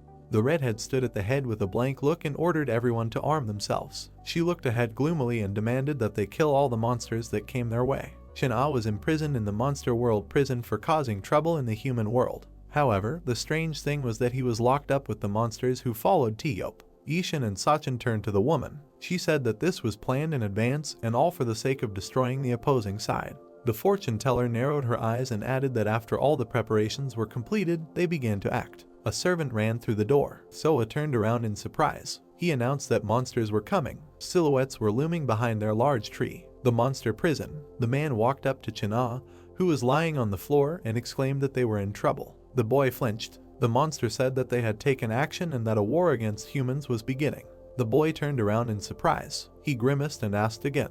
One of the monsters ran up to the bars and asked the warden if this was really what they had planned all along. The warden hit him in the face with a stick. Chana walked up to the victim. The warden said that such weaklings did not dare to yelp at their great decision. He said that such idiots who hid behind the excuse of their weakness, calling it fear of a legend, had no right to open their mouths. The orc grinned and said that they would be next after the humans, so they should sit here quietly and await their fate. The boy grabbed him by the throat and pressed him against the bars. The warden grinned and asked what he was doing. The man approached Chana from behind and asked him to stop, as there was nothing good to be gained from fighting them. They shuddered. The boy asked if they would continue to do nothing and accept the day of their death. The man looked at him and said that they would die anyway, even if they were outnumbered. The boy was serious. He relayed his grandfather's words that if the balance between the human and monster worlds were destroyed, the devil that had closed the border world would awaken and ravage the lands again. The boy frowned and squeezed the warden's neck. China said that in the past, this was the reason why the monster world looked like it did now, despite being much more spacious than the human world. His kinsman frowned and exclaimed that this was just a legend, and the only one who had personally seen it was Master Teope. The other wardens ran up and shouted that the boy must be killed. The tattoo on his arm began to glow. China said that if it was true, then not only would these bastards die, but they themselves as well. Another orc attacked the boy with a spear. He clenched his teeth and said that if he was going to die anyway, he would die fulfilling the will of his grandfather. A bright light appeared and the guards were thrown back like a wave. The boy's cellmates narrowed their eyes. He stood with his hand outstretched, and the bars were destroyed. There was an emptiness where the orc's head had been. China asked his fellow tribesmen what they would do. They looked at each other and said that Lord Teope was their support, their pride. He united them, and under his banner they were one family. The Lord told them that strength was given to them not to make foreigners kneel before them and cause them pain, but to use it as a shield to protect something more important. The monsters surrounded the guards. China stood on a platform in front of the crowd of prisoners. He said that Teope was against the frivolous world of robbery and war, where they point swords at each other out of greed and anger, and sadness breeds more sadness. The boy frowned and exclaimed that they had crushed all of the master's aspirations, and then made up false excuses and taken his life. Now, in the same way they had done to them, these bastards were going to attack the humans and subjugate them. If they were to turn a blind eye to their oppression now, how false would the peace they had tried to protect with their own lives be? The monsters looked at the boy carefully and listened. He said that they knew that if this cruelty directed at the humans resulted in their victory, then the next ones the villains would turn their weapons on would be themselves. They could not continue to watch everything get tangled up in their hands. China declared that, following the will of the late Master Teope, who had wanted everyone to be treated with respect and non-hostility, they must raise their weapons for the sake of the peace they would live in. At that very time, a battle was going on in the human world, where Soha herself was fighting. A subject approached her and reported that they should retreat because there were too many enemies. If they stayed here, everyone would die. The girl turned around and objected that there were residential buildings right behind them. She turned around at the roar. A woman ran up to her and said that the enemy number was quickly decreasing. The red-haired girl looked at her and asked again in surprise. She answered that there were monsters who were helping them. A squad of China appeared on the battlefield. Soha looked in that direction in shock. There were piles of corpses of both people and monsters lying on the ground. Soha stood at the head of her army and asked what he was trying to achieve. The guy looked at her and answered that the enemies had only retreated briefly to correct their battle ranks. They would soon begin to attack again. China said that they were against them crossing the borders of the monster world and coming here to harm humans. The boy suggested an alliance. Soha frowned and exclaimed, "Who would trust a monster?" The boy showed her the lists and said that they could make oaths. He held up receipts written in the blood of their alliance members with their personal fingerprints. If humans also signed them with their blood and they formed an alliance, they would not be able to harm each other. The redhead frowned and asked how they could believe that. A man approached her and noted that they had no other choice. The man frowned and said that even if there was one less enemy, it would be an incredible help to all of their warriors. He asked her to agree. The girl exchanged glances with China and frowned. Soha turned around and said that she would agree only this once. Once this war was over, they would never see each other again. The space with memories began to crack. Ishin and Sachin looked around worriedly. They turned to the fortune teller and asked what was going on. She frowned and said that he was approaching. The brown-haired girl asked again. The woman narrowed her eyes and said that she had to leave everything to them. She could only help them up to this point. It seemed that her powers, collected piece by piece, had a limit. The partners looked at her in surprise. Cracks also appeared in front of the fortune teller. The interlocutor said that an uncontrollable force would soon appear. They had to return their memories up to this point. Now only they could stop him. The girl anxiously leaned forward and exclaimed that they hadn't heard anything yet. The space split into pieces. Sachin reached out to the fortune teller, but she only said, "Please." The guys fell into the abyss while shards of memories hovered around. They examined the fragments of memory. The protagonist saw a scene where China was kneeling in front of Soa's corpse. The shards of glass shattered into tiny pieces. The blonde woman was tied up with thorns. She muttered that there was no more time. Loud footsteps were heard. The man in the suit said that he had discovered that someone had been making a mess in the border world. The shackled girl listened to him say that it seemed like she was the one doing it. Introducing the protagonist, the man said that he never thought that she had hidden him in the human world, and it was no wonder that he couldn't find him anymore after turning the monster world upside down. He frowned and said that judging by his stupid actions, it was hard for him to be here without attracting attention.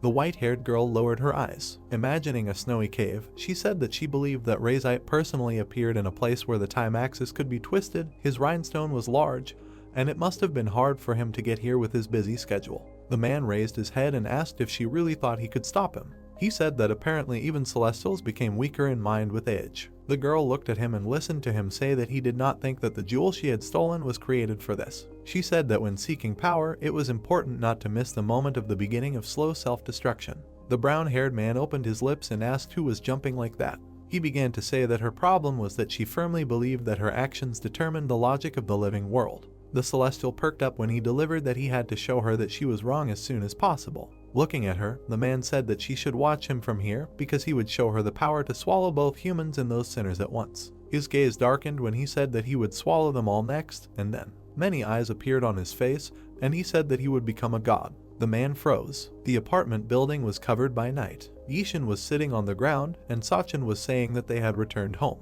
The guy was remembering everything he had seen. The dying Sachin was begging. The girl looked at her friend sadly. He turned around when she began to ask if she had shown them these memories because he was Chana. The brown-haired girl touched her hand and said that she had said that he was going to stop this war. She asked if it was true that he had killed her father. The protagonist remained silent. Sachin perked up when he said that it was not her father. Looking at her friend, she began to ask him what he was talking about. Yishin replied that he didn't remember exactly. However, looking away, he said that he was sure it wasn't her father. The girl looked at him with surprise. The guy started to get up, asking if she was tired. He turned away and said that they had been through a lot of hardships, so he thought they should rest for a while. The brown-haired girl listened attentively to his words about the night of the diet, and it was unknown what could happen if they continued to stand outside, and then suggested looking for Jiaka and Shia tomorrow. Entering the house, the protagonist said that she also needed to rest for a while. Sachin watched him sadly. The room filled with steam. Yishin was sitting in a hot bath, saying that he hadn't relaxed like this for a long time.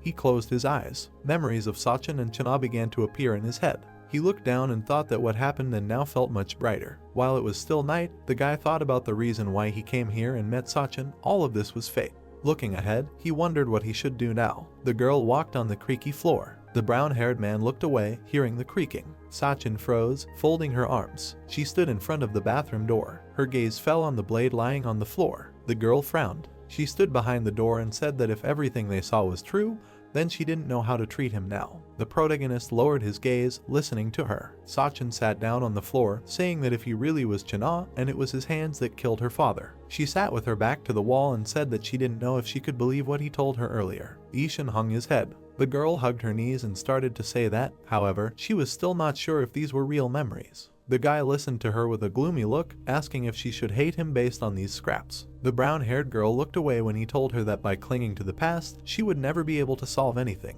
The protagonist began to get up, saying that it did not matter what happened then, because he would not take it into account. Sachin listened to his words that no matter who was talking, he was living a real life. The bathroom door opened with words about finding her ashes in her reincarnation. Yishin came out of the room, saying that this was the most important thing in his real life. Sachin looked up at him. The guy looked back at her. Walking down the dark hallway, he said that he was going to sleep. The girl listened as he wished her good night. Night covered their house. The brown-haired man was sleeping quietly in his bed. His weapon was lying to the side. The woman's hand reached out to him. Then she pulled back. Sachin finally took it. Looking at the blade, she wondered if it didn't react. She looked up. The girl was looking at her sleeping friend. She was still holding his weapon in her hands. The brown-haired girl was watching the protagonist. She decided to take it out of its sheath. Yishin didn't react at all. Sachin frowned, then closed her eyes. She put the weapon back. Then he left the room. The guy was lying with his eyes closed. Everything around was on fire. The man mentally noted that it seemed to him that his powers would seal him. The gloomy silhouette said that he was born in the name of, with aspiration, and if he did not crave one side he would not have to. Looking at the many corpses, the unknown said that they would think that this whole tragedy happened because of him. Blood was flowing from the guy's mouth, and he asked if what he knew was true. Chana was lying on the ground and turning to his grandfather. He did it all alone. The brown-haired man jumped up abruptly. He was on his bed. The protagonist had long ago run his hand through his hair. When day came, he wished him a pleasant appetite. There were semi-finished products on the table, and the guy said that he usually did not set much on the table, so this was all there was. Sachin looked at the instant rice and listened to him say that in order to get energy, you need to eat something, so even if she doesn't like it, she still needs to eat it. The girl frowned. Looking at her friend, she said that she doesn't eat human food. The brown-haired man looked down. When his friend sat down at the table, he said that now he understands. Then he began to eat. Sachin watched this. She listened to his slurping with displeasure. The protagonist raised an eyebrow when she asked why he was doing this for her. The girl folded her hands in her lap, saying that she still suspected him, so they couldn't help each other. Yishin looked down. Remembering the woman's body, he began to say that his parents and the director who took care of him, they were all caught up in his fate and died, and in this life, like in the past, he was unable to protect anyone. The guy put the chopsticks on the table and said that now he has no one but her. The brunette listened with surprised eyes to his words about how he sincerely wishes that at least she could protect what she wants. She lowered her eyes. Remembering the murder of her father, she said that she did not know what to do with it. His eyes widened when the protagonist began to say that when she did not know, she should trust her heart. Their surprised gazes met. Yishin closed his eyes and began to say that they still could not be sure of anything. Sachin listened with fascination to his words about how he thought that in such moments you need to think only about the present.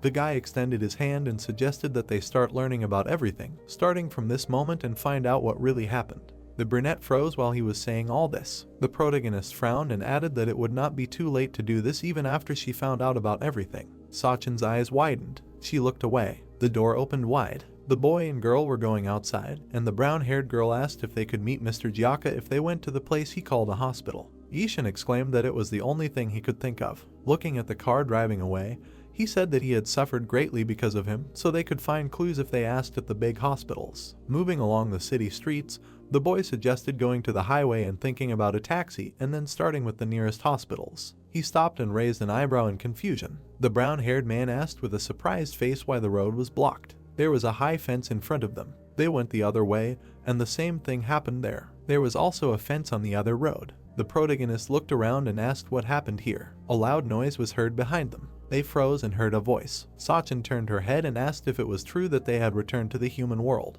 An unknown voice behind the tree said that Grai was very hungry. Then a huge monster appeared. It rushed at the people. Suddenly, a man jumped on it and said that they really do appear without stopping. A lens of whips made of coins was heard. Gyaka hit the monster. It began to disappear. The man jumped to the ground and was surprised. He immediately began to hug the protagonist, exclaiming that he was alive. Yishin smiled nervously and began to ask what happened to him and if his wounds were okay. The red-haired man put his hand on his chest and said that he had completely recovered because it had already been a week ago. The guy asked him again with a puzzled face. The man looked at him and said that after they shared, they came here, and there was a mess. And because the head of the monsters created an unclosable gate to the monster world and the promised Orchid Temple, the people from their organization are doing their best to block this place from everyone. Seeing the city from above, he said that that is why they evacuated all the civilians who were here and declared the area infected and cordoned it off, so now they are confronting the monsters. Sachin asked with a surprised face if the head really opened the entrance. The brown-haired man looked at his friend and asked where Jinlang was, because he needed to find something.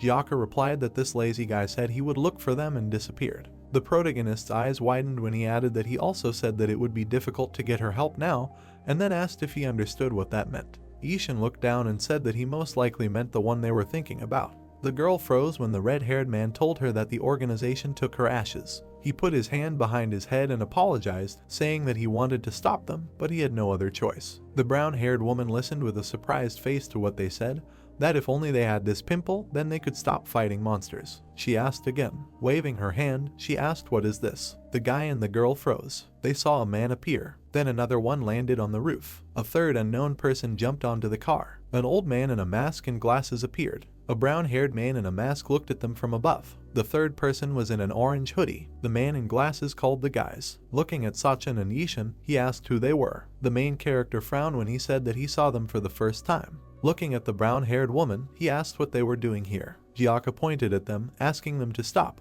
The brown-haired man in the mask pointed and said that he could feel the energy of a monster. Seeing the weapon behind the guy, he said that he had an object filled to the brim with monster energy. The girl's expression darkened when he asked if that meant they were monsters. She put her hand on her chest and asked them to stop, saying that she had used promised Orchid and had come here to find her ashes. The man in the orange hoodie said that it was the one Gyaka was talking about earlier. The brown-haired man looked at Sachin and said that she was a little weird, and then asked if the fact that she was looking for her ashes meant that she was dead. Looking at the ring on her hand, he added that she didn't look like a ghost. The girl turned around when the stranger said that it meant she was a monster, and then asked the red-haired man if that was true. The man in the suit jumped to the ground while Gyaka was saying that it was a little confusing. He told him not to lie. He pointed at the brown-haired girl and said that she could be lying to him because everything about her was strange, starting with the fact that she introduced herself as the successor to an organization that had long since disappeared. Sachin placed her hand on her chest and said that they were looking for their ashes. Her gaze darkened when she was told that it might be better to just hand her over to the head of the monsters. Looking at the masked man, she asked him to repeat himself. He replied that Golden Crown said that if they received those ashes, they would close the path between the worlds and retreat. The girl waved her hands and exclaimed that this was impossible and that she couldn't trust his words. The man asked her how they could trust her then. Standing on an empty street, he said that to them, the two of them were just monsters. The man's expression darkened and suggested that they imagined that she really was the owner of the ashes. He asked if it was possible that if she were reborn, promised Orchid would be restored and they could become the greatest organization that would protect the little humans. He asked how they could believe that and still argue with the head of the monsters. The brown-haired girl listened to him with her mouth slightly open, saying that perhaps her organization was destroyed precisely because of weakness. The man perked up when he was called. Jiaka told him to watch his words with an angry face. He stepped out of the spit and noted that he could vouch for them, so he shouldn't interfere, since he wouldn't stand aside if they kept crossing the line in their speculations. The man raised his hands and began to apologize for being too rude. The protagonist silently listened to him, saying that if she really was the successor. The man perked up when he was told that if he asked them to adhere to etiquette, then it would be right for them to do so themselves.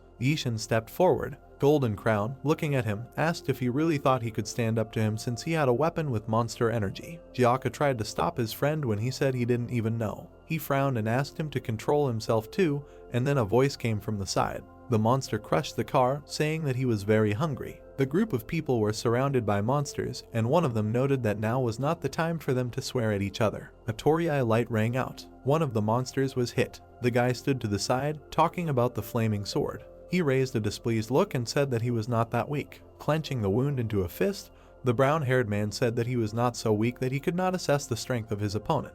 Monsters were being killed behind him. Someone made several holes in the monsters. The flaming sword glowed in the protagonist's hand. Holding the weapon, he asked if this sword was strange. Sticking it into the ground in front of the man, he said that he could confiscate it if he had enough strength. Sachin looked at him silently. The rest of the masked men were silent when Yishin asked if there were any left who wanted to continue to pick fights. The guy with a gloomy look told them not to approach if there were none and if they did not want to make enemies not only of the head of the monsters, but of them as well. The man's bald head was covered in sweat. Jiaka looked at his friend and said that the war was in full swing now, and of course, they were all especially sensitive right now. He asked to forgive them. The brown-haired man looked at him and asked if the war was somehow connected with the monsters that had just appeared. He asked if he had gone to the promised Orchid himself. The protagonist's mouth dropped open in surprise when the man said that he would show him the entrance they had just talked about. While in the large tower, the man said that she had recently run away, refusing to fulfill the request of a feeble old man. The king sat on his throne and asked for what reason she had suddenly appeared in front of him now. Hongyun sat on her knees in front of him.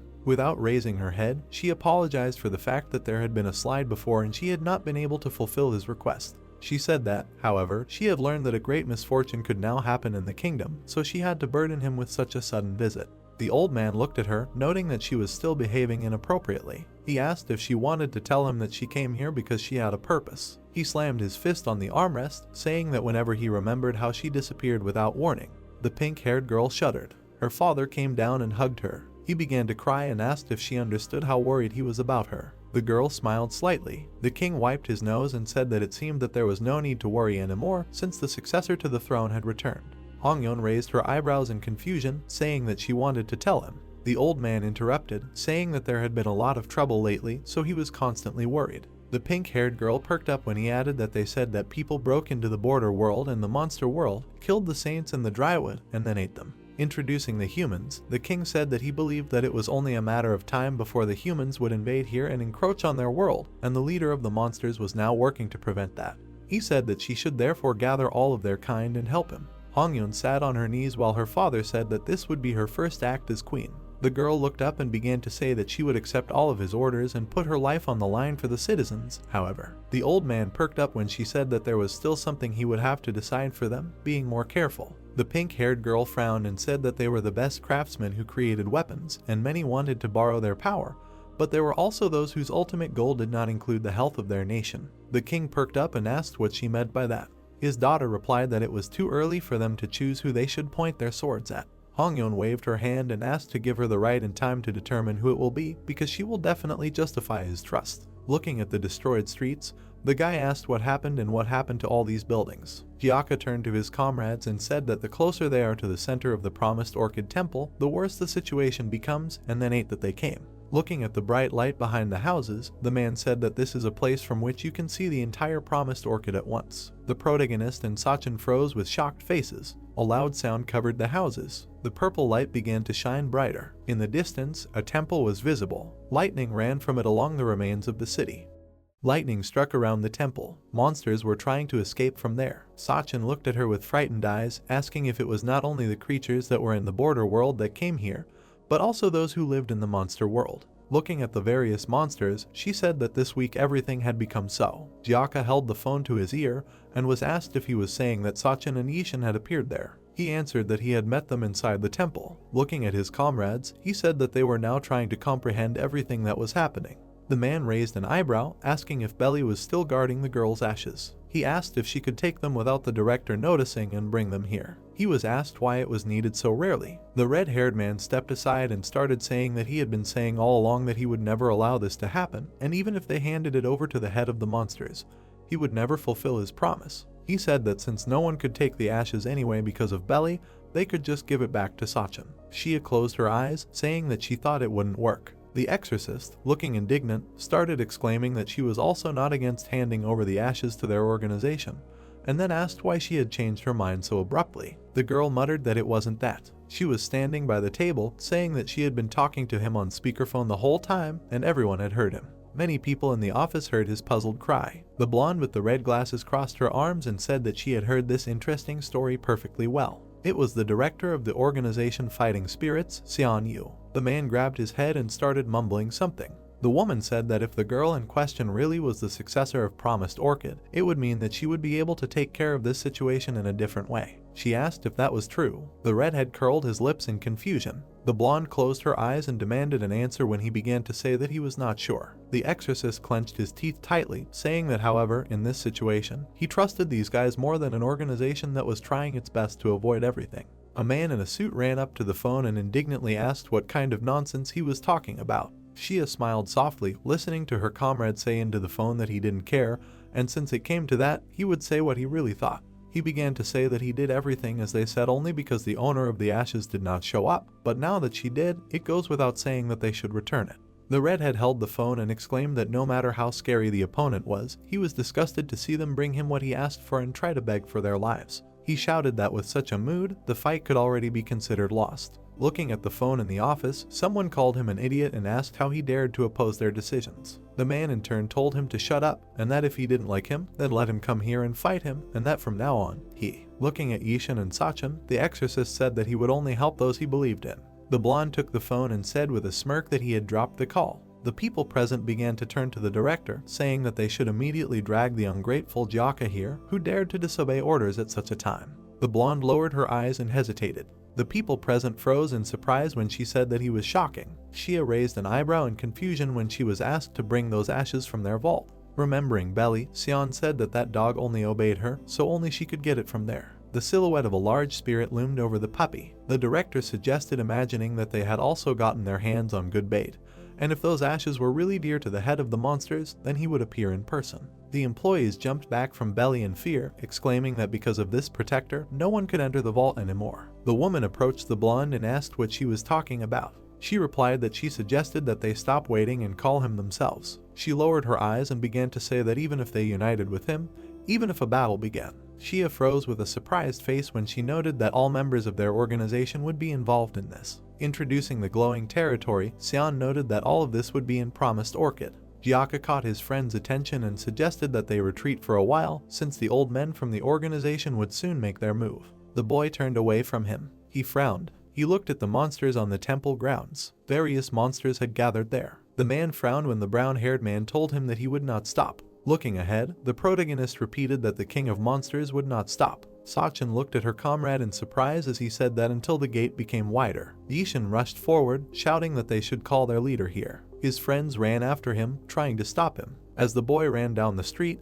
they indignantly asked him why he was doing this. The boy and the girl froze. The brown-haired woman looked puzzled. She frowned. Then she also ran forward. Jiaka gritted his teeth and cursed at them. He ran after them, shouting that they should do whatever they wanted. The monsters heard the sound. The protagonist cut one of them with his sword. The others looked at their brother in shock. Ishin froze with his sword in his hands and loudly addressed the king of monsters. With an angry face, he shouted, demanding him to come out. Suddenly, monsters attacked him. The guy hit them with his weapon. He skillfully killed his opponents with his blade. Sachin also joined him. On the other side, Jiaka activated his amulets. The brown-haired man gritted his teeth. The girl attacked with a concentrated face. The red-haired man screamed in anger. The snake's head flew up. Then it fell to the ground. His eyes glowed brightly. The man's eyes shone with the same light. He bared his teeth. The king of monsters grinned and said that this was just funny. Body parts of monsters flew in different directions. A powerful force struck the beast. The butterfly blade dealt a slashing blow to the opponents. Sachin jumped to the ground.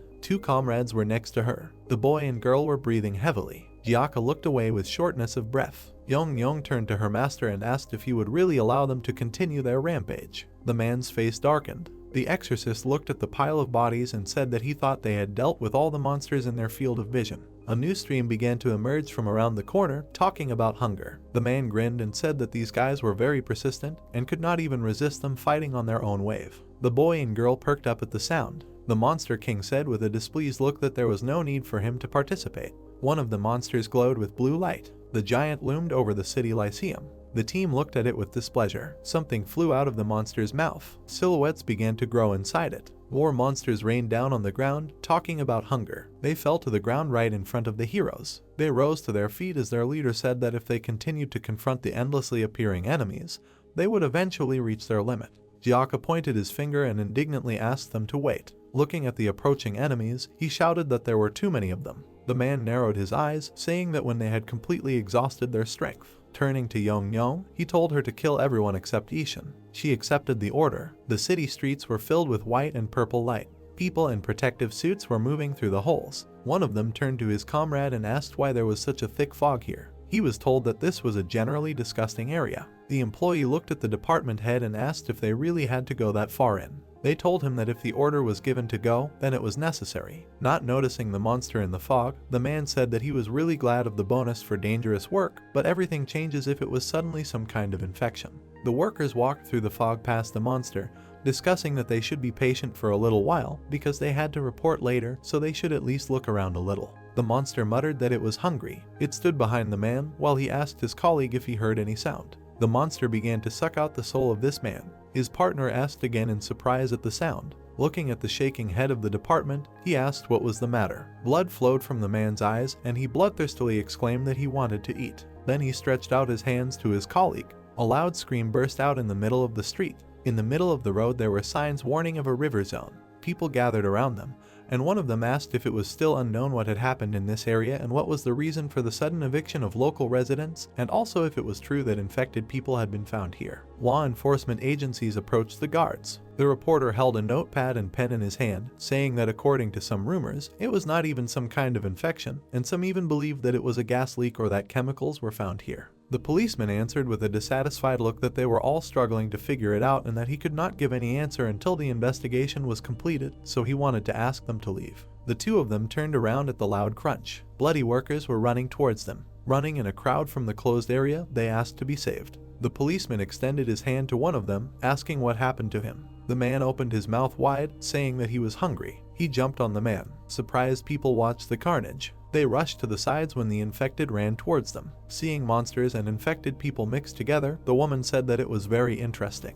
She watched the brawl from the car window. The blonde with glasses noticed that the monster's energy had spilled all the way here. She crossed her arms and said that although she wasn't sure, they had set up barricades inside to contain her amulets. Looking at the dark smoke in the distance, Sion asked why it was so bad that they could sense it even from outside. The older woman frowned and said that although there was a slight possibility that the amulets would be destroyed, given the answers they had received about the current situation, it was probably because their energy had become stronger. The director thought about it. Then the car slowed down. She stepped outside, saying that she hoped it wasn't too late. A man in a suit followed her. A man with glasses also arrived. An old man and a brown-haired woman appeared to the side. Shia stood among them, holding Belly. The blonde raised her fan, saying that they should first get inside using this mess. She waved it. The Udov fell upon the monsters. The man was holding the man with red eyes by the face. Suddenly his eyes took on a pleasant shade. All the infected began to come to their senses, asking what happened. The man turned to his comrade and asked if he really didn't remember, and then said that he was going to bite him.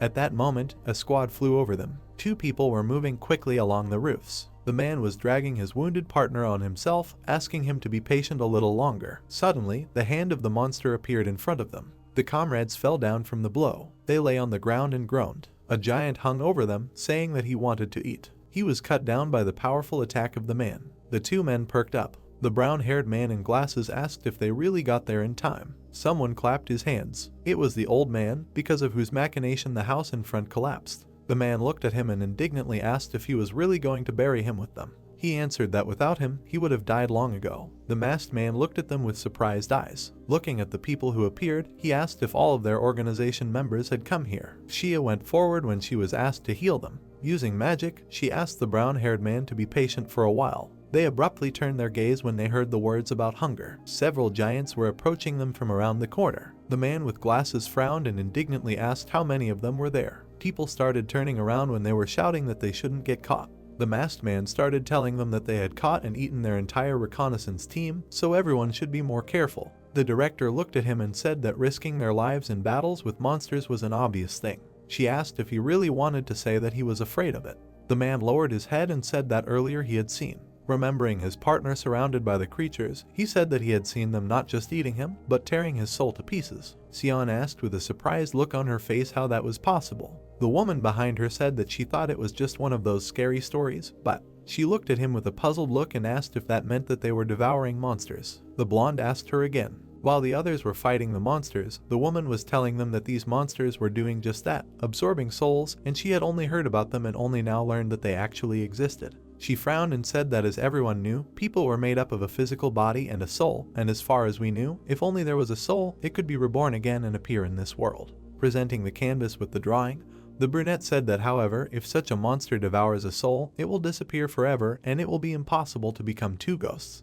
The director looked at her and said that it was too dangerous, so they should get rid of them all. She was told that it was impossible. The masked man frowned and noted that there were an incredible number of them. Recalling the glowing giant, he said that he saw a huge monster consisting of those that devour souls, and they appeared by falling from it, as if they were multiplying by division. Sion turned to him and asked how many of them were there. The man looked at her and said that there were hundreds now, but soon there would be several thousand, and even if all the employees went against them. He turned around abruptly, hearing someone say that they could catch them. Shia was holding a puppy in her arms and said that those people had already fought similar monsters in the border world. She was asked if she really suspected those people. The blonde pursed her lips when the girl asked to meet the guys halfway first. The girl with a confident face exclaimed that they would definitely be able to end all of this. Many cuts appeared in space. Body parts of the monsters began to fall to the ground. New ones immediately fell from the sky. They ran forward, saying that they wanted to eat. Sachin perked up. Suddenly, the man caused a large explosion. He was standing next to the brown-haired girl. Jiaka with a burning right eye growled. Looking at the glowing giant, he asked with displeasure why he still couldn't eat his fill. Yishin ran forward with a sword. A bright beam from his weapon went up. The red-haired man froze with shock in his eyes. A bright blow broke through the body of the monster. Then it began to shrink. The exorcist clenched his teeth tightly and cursed. The protagonist was breathing heavily. The monster's eyes lit up with a bright light. They watched intently. The man's eyes were also glowing. He looked at his hand and said that for some reason he felt pain, and then asked if this was the memory of this body. The king of monsters lowered his eyes. He remembered how this body was once pierced by a sword. The brown-haired man clasped his hand to his chest. It was said that the lives of the people who lived in the past were in danger due to the demons that appeared from the world beyond the border, so they were very angry with them. It was also said that the excitement and fear that arose from weak thoughts grew into a cult that relied only on God, and the saints gained strength from this faith, thanks to which they were able to support themselves for a long time. It was further said that as time passed, however, the people began to increase their strength in order to resist the monsters, which caused them to believe in themselves even more than in God, so the world of saints began to lose its former power. It was noted that it was necessary to increase the power of monsters and fill people with fear, then they would begin to believe in God again. The balance of this world would return to its place, and after that he would be called back to the world of saints and rewarded for his merits. Night fell over the forest. China perked up when he was told that they came here after sensing the powerful energy of the monster. A brown-haired man stood opposite him. introducing himself as the leader. Standing in the middle of the dark forest, he said that with the help of his ability to receive the powers of the enemy he had absorbed, he ate this man and hid in the promised orchid. The man waved his hand and said that by using it, he was inciting people and would soon be able to start a war, which meant that they would soon take possession of the Kalola from the world of saints, which was hidden somewhere in the promised orchid. Chin'al listened attentively to his words about becoming his assistant.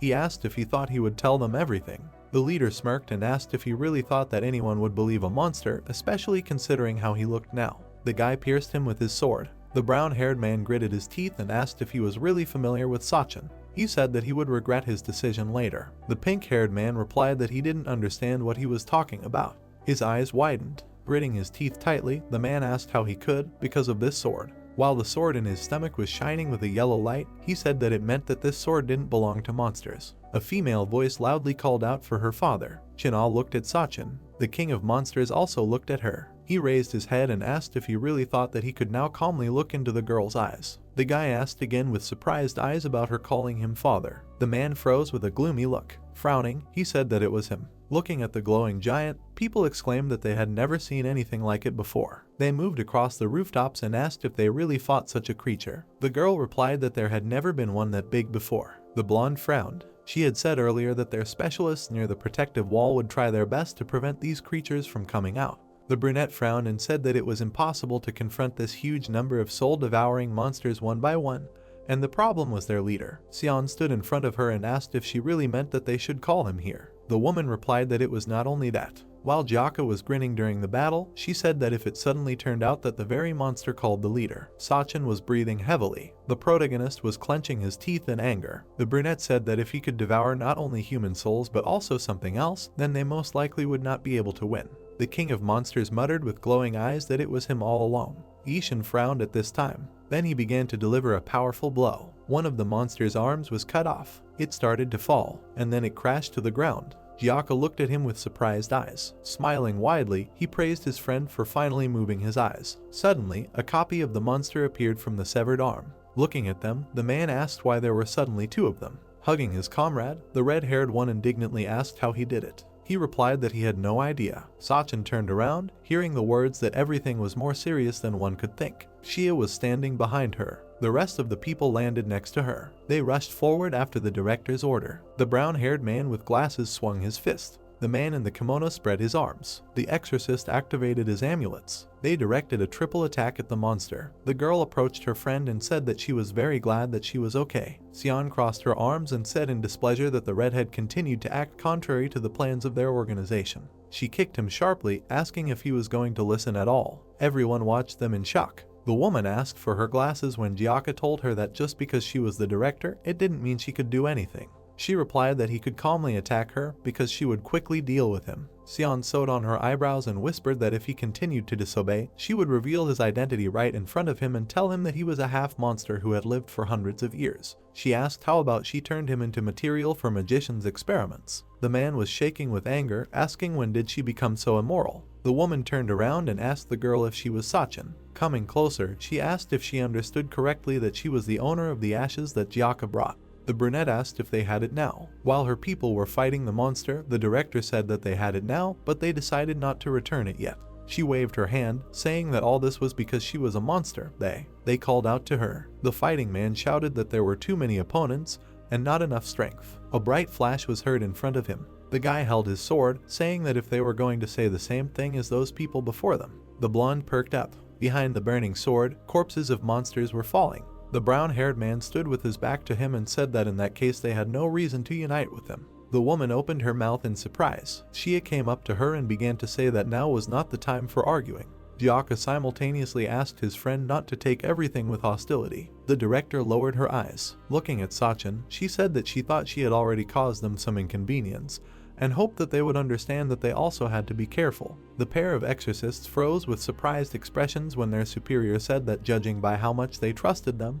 they had no reason to distrust them either. The protagonist listened with a stern expression to her words that she would return the ashes, but only after they all went to the promised Orchid temple together and checked it. The brown-haired girl looked at her and asked why the temple. Xian asked if she knew how to use it. She raised her eyes and said that they should have sealed it as well as the temple's successor was strong. The girl listened attentively, that if they went to the temple, they would be able to find the beginning of this thread, and although they were unhappy with her, she had a way to change their attitude. The director asked if that was a reason to go with her. Looking at Yishin, she asked their opinion. The guy turned and suggested going together, since after learning about the ashes here, maybe the leader appeared. The blonde with a puzzled look said that no matter what the situation was, she did not think they would have much time. The brown-haired looked at his friend. Then Sachin nodded. Gyaka frowned and said that in that case, they would go to the promised Orchid temple. Suddenly, his eyes widened. A giant appeared in front of him. In the fog, he saw another one. Several glowing monsters were approaching them. The shocked people began to ask what it was and shouted that there was more than one or even two of them now. Sion's face darkened in an instant. Sachin and Yishin froze in horror upon hearing a familiar voice. Gyaka gritted his teeth in displeasure. Yong was approaching them through the sky. The red-haired man frowned and called out loudly for her. The girl indifferently noted their annoyingness, noting that this time was their last. Looking at the monsters, she said that when the sinners devoured human bodies and souls, they would become even larger and stronger than now. Looking at the people below, the fox said that she did not need to waste time fighting them, because he alone would be enough for them. Several monsters came forward. The director with a gloomy face began to ask really. She waved her hand and told the employees that they simply had to stop them. Looking at the monsters, the blonde said that they were all falling apart. New opponents were pouring out of the creatures. Sion frowned and noted that because of them, the barrier that their employees were supporting was also collapsing. Looking at the low gate, the woman added that they would go beyond promised Orchid and burn everyone in their path. Her colleagues looked at her in fear as she said that this would be a disaster, after which they would not be able to take back the human world. The masked man began to say that even during an attack on them all together, it was difficult for them to resist even one, and then asked how they could stop everyone. The woman looked at the enemy, saying that they should try until the very end, and then asked to convey this to the barrier supporters. Everyone froze. The brown-haired man with glasses intervened and indignantly asked why they were standing there and not following the director's order. He exclaimed that they would stop these idiots. Running forward, he called everyone to follow him. Looking at Sachin, Sion said that she would go with them to the temple because the only way out was to grab the beginning of the thread. She perked up when the girl asked if it meant that her ashes were here. The blonde smiled and asked not to worry because she had hidden them safely. Yong, a pious person for people, asked what they were up to there. She loomed over the girls. Then the fox perked up. A turquoise beam flew at her. She covered herself with her tail. It was Shia who had launched the arrow. She was sitting on the back of the guardian spirit. Yong, looking at the arrow, bared her teeth. Suddenly, an exorcist struck her from above. With his right eye burning, he smiled, saying that he would pay her back properly for what she had done last time. The protective gates were surrounded by amulets. Musina turned to Elder Yu, saying that they had doubled the barrier on all sides. The woman praised him for his good work. Looking at the amulet, she said that for some time this barrier would make it so that monsters could not leave here, and people could not enter here, but, of course, it would also be difficult to maintain. The brunette raised her head, saying that yes, for now the director and the people from the organization.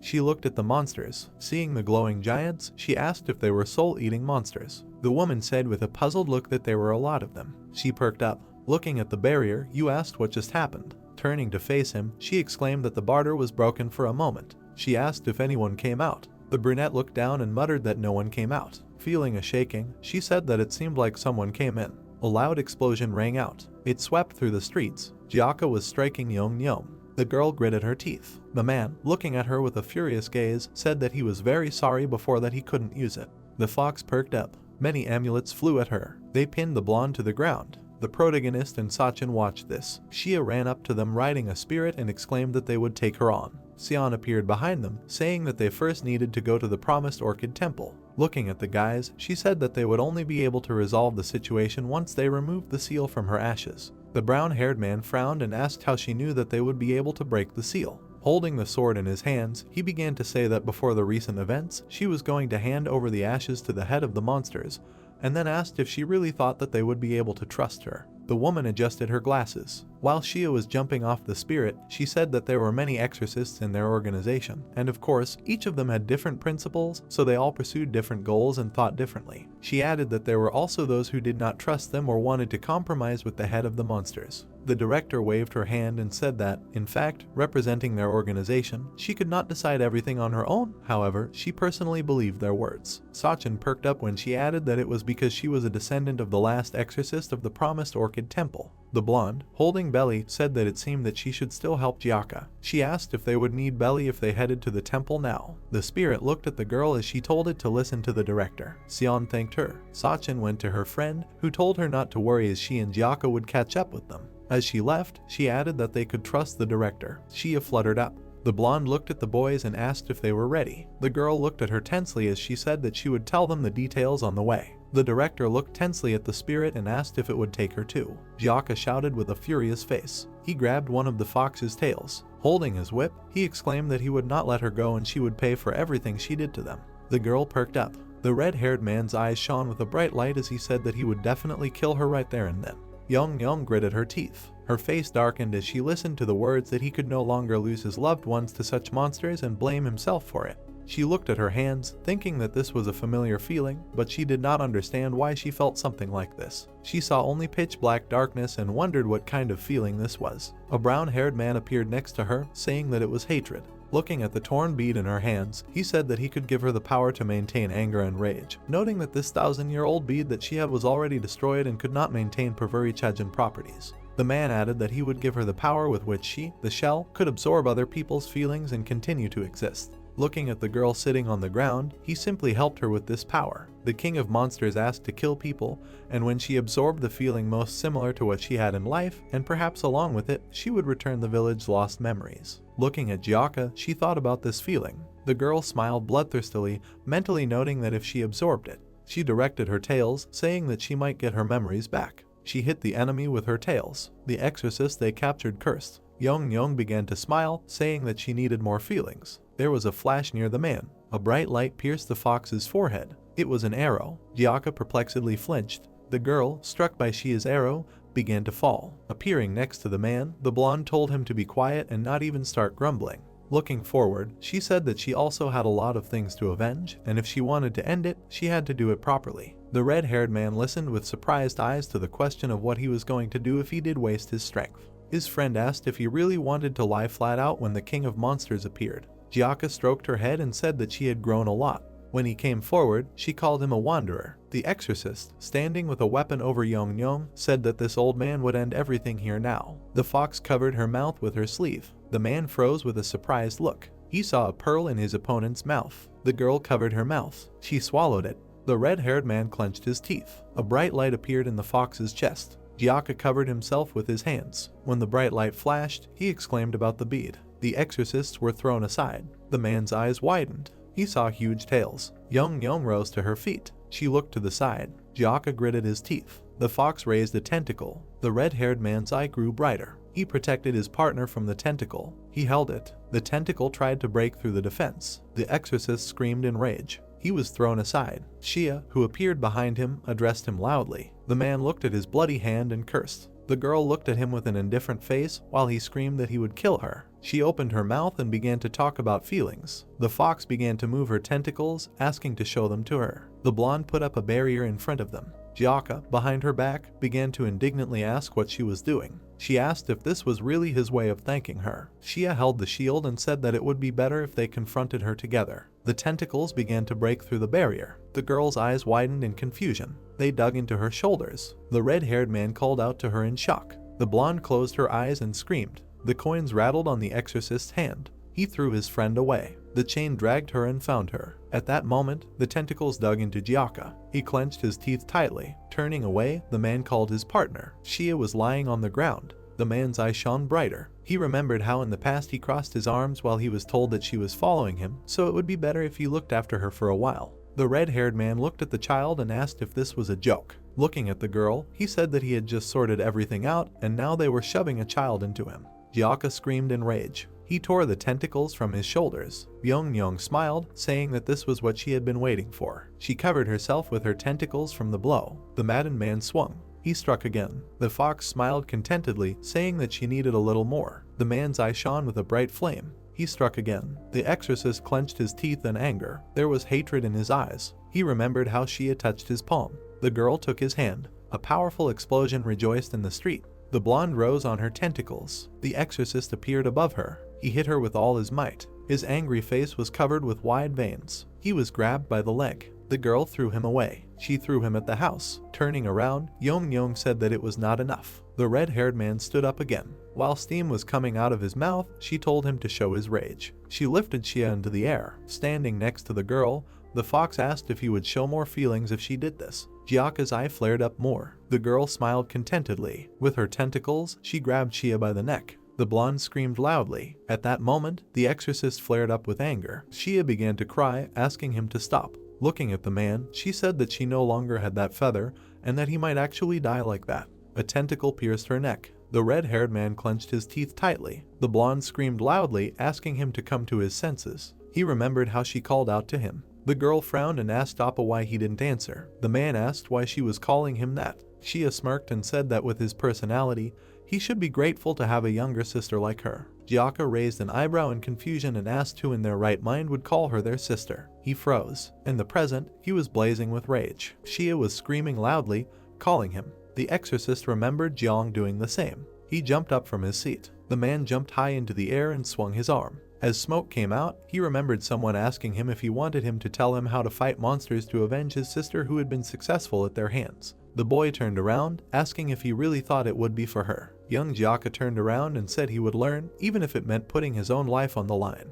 The fox smiled, saying that she had been expecting this wrath. She extended her tentacles forward. They flew towards the exorcist. His eye was blazing with a bright flame. Muslina remembered how he, injured, was asked to stop. The blood-stained man said that he would not be able to resist the king of monsters this way. Jiaka, crying, clenched his teeth, listening to how revenge would not make him stronger, because strength cannot be obtained through hatred. He was blazing with rage. At this time, Xia was crying, calling him. The red-haired man, overcome with anger, remembered that the one who has something to protect is the strongest. He was pierced by tentacles. Yong smiled contentedly, and the girl froze in silent shock. The man clenched his teeth. His silhouette began to turn white. A puzzled look opened his face. The exorcist began to disappear into space. He saved his partner and darted to the side. Jiaka slowed down on the ground. The fox turned around, asking how he could do this. The blonde raised an eyebrow in confusion. The red-haired man remembered the elder's words that if he was afraid of the power taking over his mind, it would be better not to use it at all. He said that he had been thinking in the wrong direction until now. Looking down, the man said that it was all because of him all along.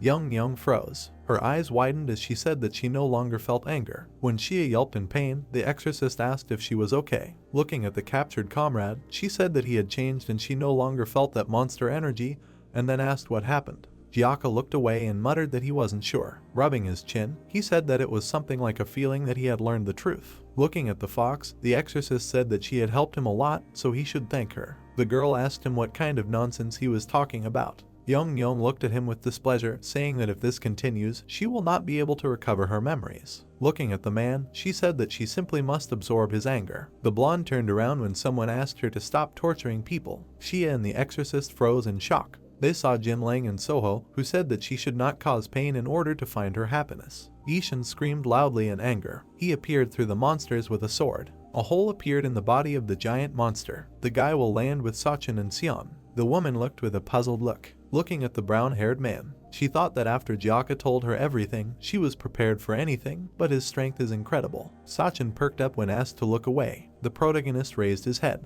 There were monsters ahead, talking about their hunger. Seeing the temple ahead, Ishan noted that it seemed like they had entered through promised Orchid. The monsters were leading up to him. The director adjusted her glasses and said that the bound place that was created to stop them had instead become an entrance for them. She said that their current situation was worse than she had expected. The girl looked at her and asked if there would really be a way to remove the seal from the ashes. She lowered her eyes and asked why she was helping them even though it was in such danger. Sion paused, and then said that it seemed like she had not yet let her guard down in front of her. Looking at the building, she asked who in their time would verify that Promised Orchid was a unique organization that could communicate with the gods. While her comrades were fighting the monsters, the woman said that even though the gods were not visible, humans were still here at the moment. So she had gathered all the exorcists together and was maintaining the barrier that still existed, because humans must protect the place of their lives at all costs. The director lowered her eyes and said that she was still trying, hoping that she would be able to find the safest way someday. She said that initially it was amulets and barriers,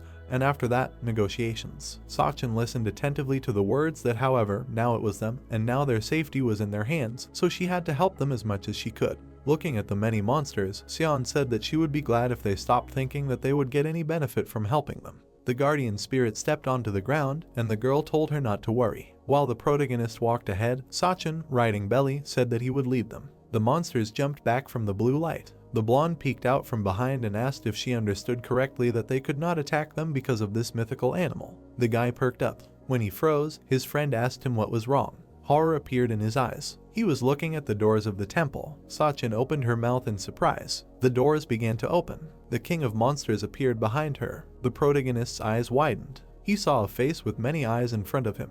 Yishin's face began to darken. He remembered how in his past he was asked if he was a human or a monster. The guy froze, remembering the words that if he was a human, then he would kill him because he hated people. The blonde asked with a surprised face if this person was really. Sachin Pomrachnev frowned. The brown-haired man's irises began to acquire a red light. A man was looking at him. The protagonist's eyes turned red. He stood with a sword in his hands. A second later, he was no longer there. He rushed at the king of monsters. Yishin plunged his sword into his stomach. His friend called out to him with a dumbfounded look. The brown-haired man with red eyes lowered his eyes. The guy frowned in anger. Soho looked at the fox, saying that she hoped she would be happy. She asked her not to do bad things anymore. Yong froze and started saying that happiness can only be felt when you have memories and when you can enjoy something. She waved her tentacle, saying that you can't feel happiness if you lose your memories. Pointing them at the girl, she said that she would get her memories back no matter what it took. Jinling blocked her blow. He looked at the blonde and told her to stop because she was using the wrong method now. Suddenly, his eyes widened.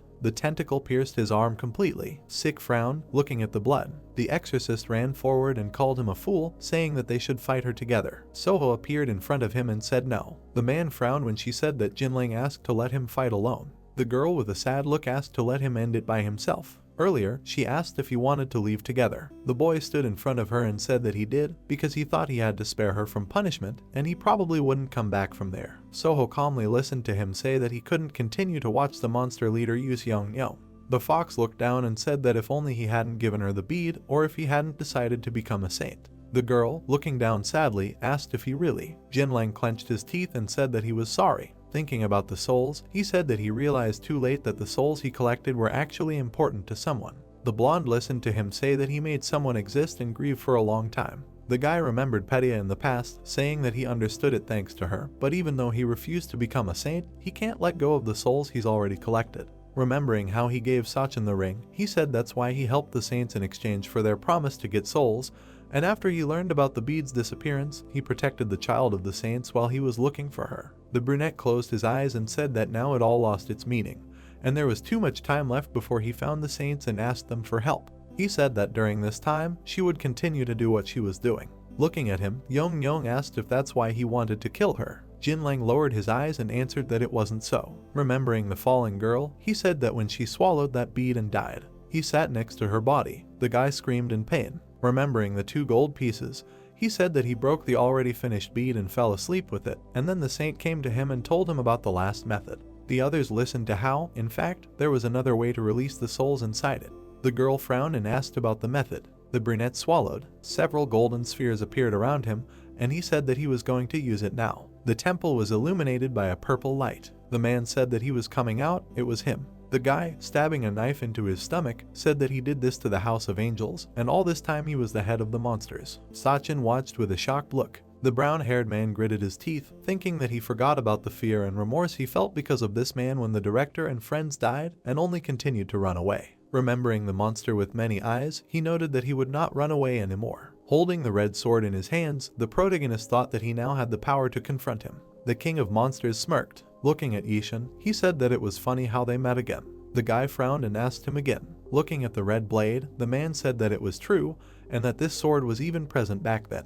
He said that he was surprised how a relative of a sinner could get hold of a sword from the world of saints. The brown-haired man frowned, hearing that it belonged to Tiyop. Remembering the guy piercing the man, he understood everything. The king of monsters looked down at him, saying that it meant that this was the treasure that he flatly refused to give him no matter how much he asked. The two girls, riding on the spirit, listened to his words that he could not even imagine that he would give it to some relative of a sinner. The man smirked and asked if he really thought he could kill him again with that sword. Tissue began to grow from his wound as he said that at least he had to lose then because he couldn't stand up to the powers of the saint's world. The boy perked up when he said that he was no threat to him now. Teeth and pieces of flesh began to emerge from the wound. The brown-haired man narrowed his eyes, saying that the limbs of a huge monster appeared. A huge mouth protruded from the man's chest. A long tongue and teeth reached out to the main character. Sachin screamed in fear. Yishin's hand was empty. The sword remained in the flesh of the king of monsters. Of course, they also began to appear from his back. They began to disappear, taking the sword with them,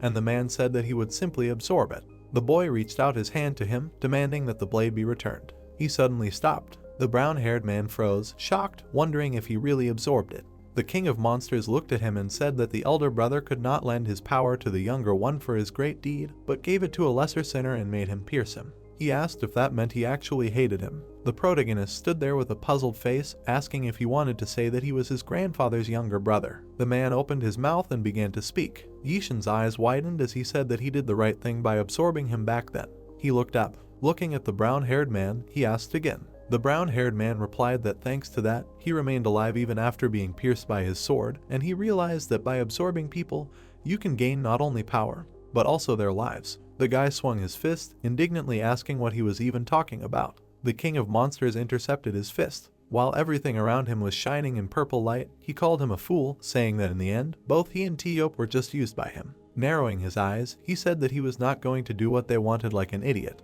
and would soon go to the world of saints and absorb even more power and become a god. Gritting his teeth, the protagonist listened to his words that he could not stop him, because now it would not be difficult for him to get rid of the human world. Sachin listened to the conversation with displeasure. A loud explosion was heard in another district. A yellow light was shining inside it. The exorcist ran away with the girls, shouting that this was not a joke. He turned and asked if this fox was really going to release the power of the bead and use it all. Soho, looking away, answered that no, and that this is not what happens after release. Yong was lying on the ground. She raised herself and said that she had also absorbed the bead. Looking at Jinlang, she asked why she could not resist him then. The brunette with glowing eyes answered that it was obvious, because he himself created this bead, noting that it could not give her much power. Extending his hand to the girl, he asked her to return it quickly. She looked down and said that she couldn't and that the boss said that it was a new power. The guy had been watching her the whole time, saying that she should if she wanted it. A dome appeared around the blonde. She screamed loudly. Jinlang reached out his hand to her. With a dark look, he said that in that case, he would take it himself. He brought his hand close to her face. A bright light shone all over her throat.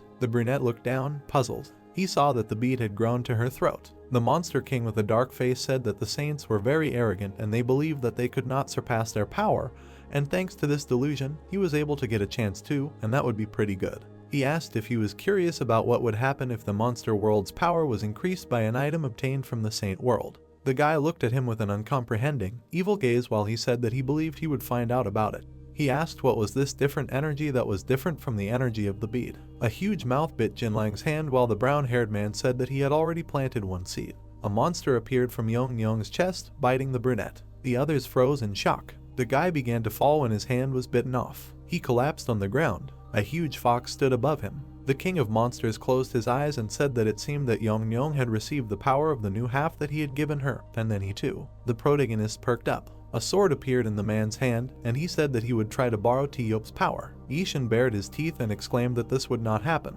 At this time, Jinlang was doing blood on the ground. The exorcist sent a silent scream. The beast from the fox's body opened its mouth. The exorcist jumped on him with his whip. The king of monsters opened his eyes when he was called. The boy frowned and demanded his sword. The man swung the blade. Suddenly, brown hair flashed in the air. Sachin cut the brown man's hand. She frowned and screamed that she could not leave Yishin to die. The monster king's hand began to fall. He was punched in the face. The boy's blow sent him flying backwards. The red sky covered the tower. Someone inside said that war is something that can start both among fellow tribesmen and between unrelated people when there is benefit at stake. Noting that, however, he realized that even if the commander continues to fight endlessly to maintain peace, the sacrifices will never end. Tiyop said that he thought that when he became a saint, he would be able to use even more correct power, so he closed his eyes while screaming for the sake of creating a saint's weapon, and also considered it a moral duty and continued to endure. He sat opposite the boy and said that, however, that place of fashion was only a gathering of people who were worried about their own well-being, and it was no different from what was happening here,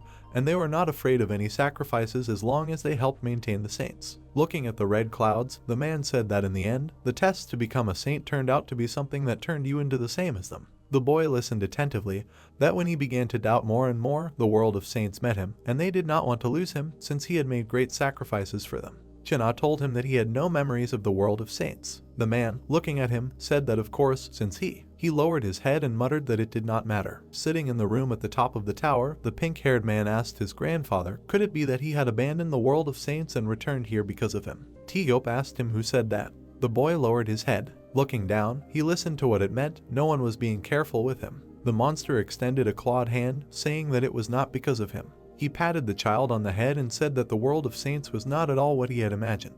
From the top of the tower, he added that this was why he had decided to give up on his plan and return. Recalling the various monsters, the man said that when he returned to the world of monsters, everyone wanted his sword, and that he believed that they thought that with it they would gain some kind of power. Chinal looked up in surprise when his grandfather told him that, however, he believed that he knew better than anyone what happened when such a weapon appeared in people like them. Teop, looking at the boy, called him. The child perked up when he said that he was giving him the sword. The monster stood up and said that he knew about discrimination, so he could reach the hearts of the weak. The pink-haired boy was kneeling, listening to the words that someone like him should know where to use power better, and he believed that he would fulfill his wish. The boy looked down as he asked if he would help him. While there were endless mountains all around, he began to say that the man replied that he knew, and that because he was a sinner, he would not be able to accept it. Holding the sword, Teop asked, didn't he say that he was not a sinner? China took the sword. The monsters looked at him. The boy was leading the armies. The brown-haired boy gritted his teeth. The severed hand with the sword fell. It fell in the center of everyone present. The protagonist's eyes glowed red as the king of monsters said that he had completely forgotten that he had seen it through Yong's eyes.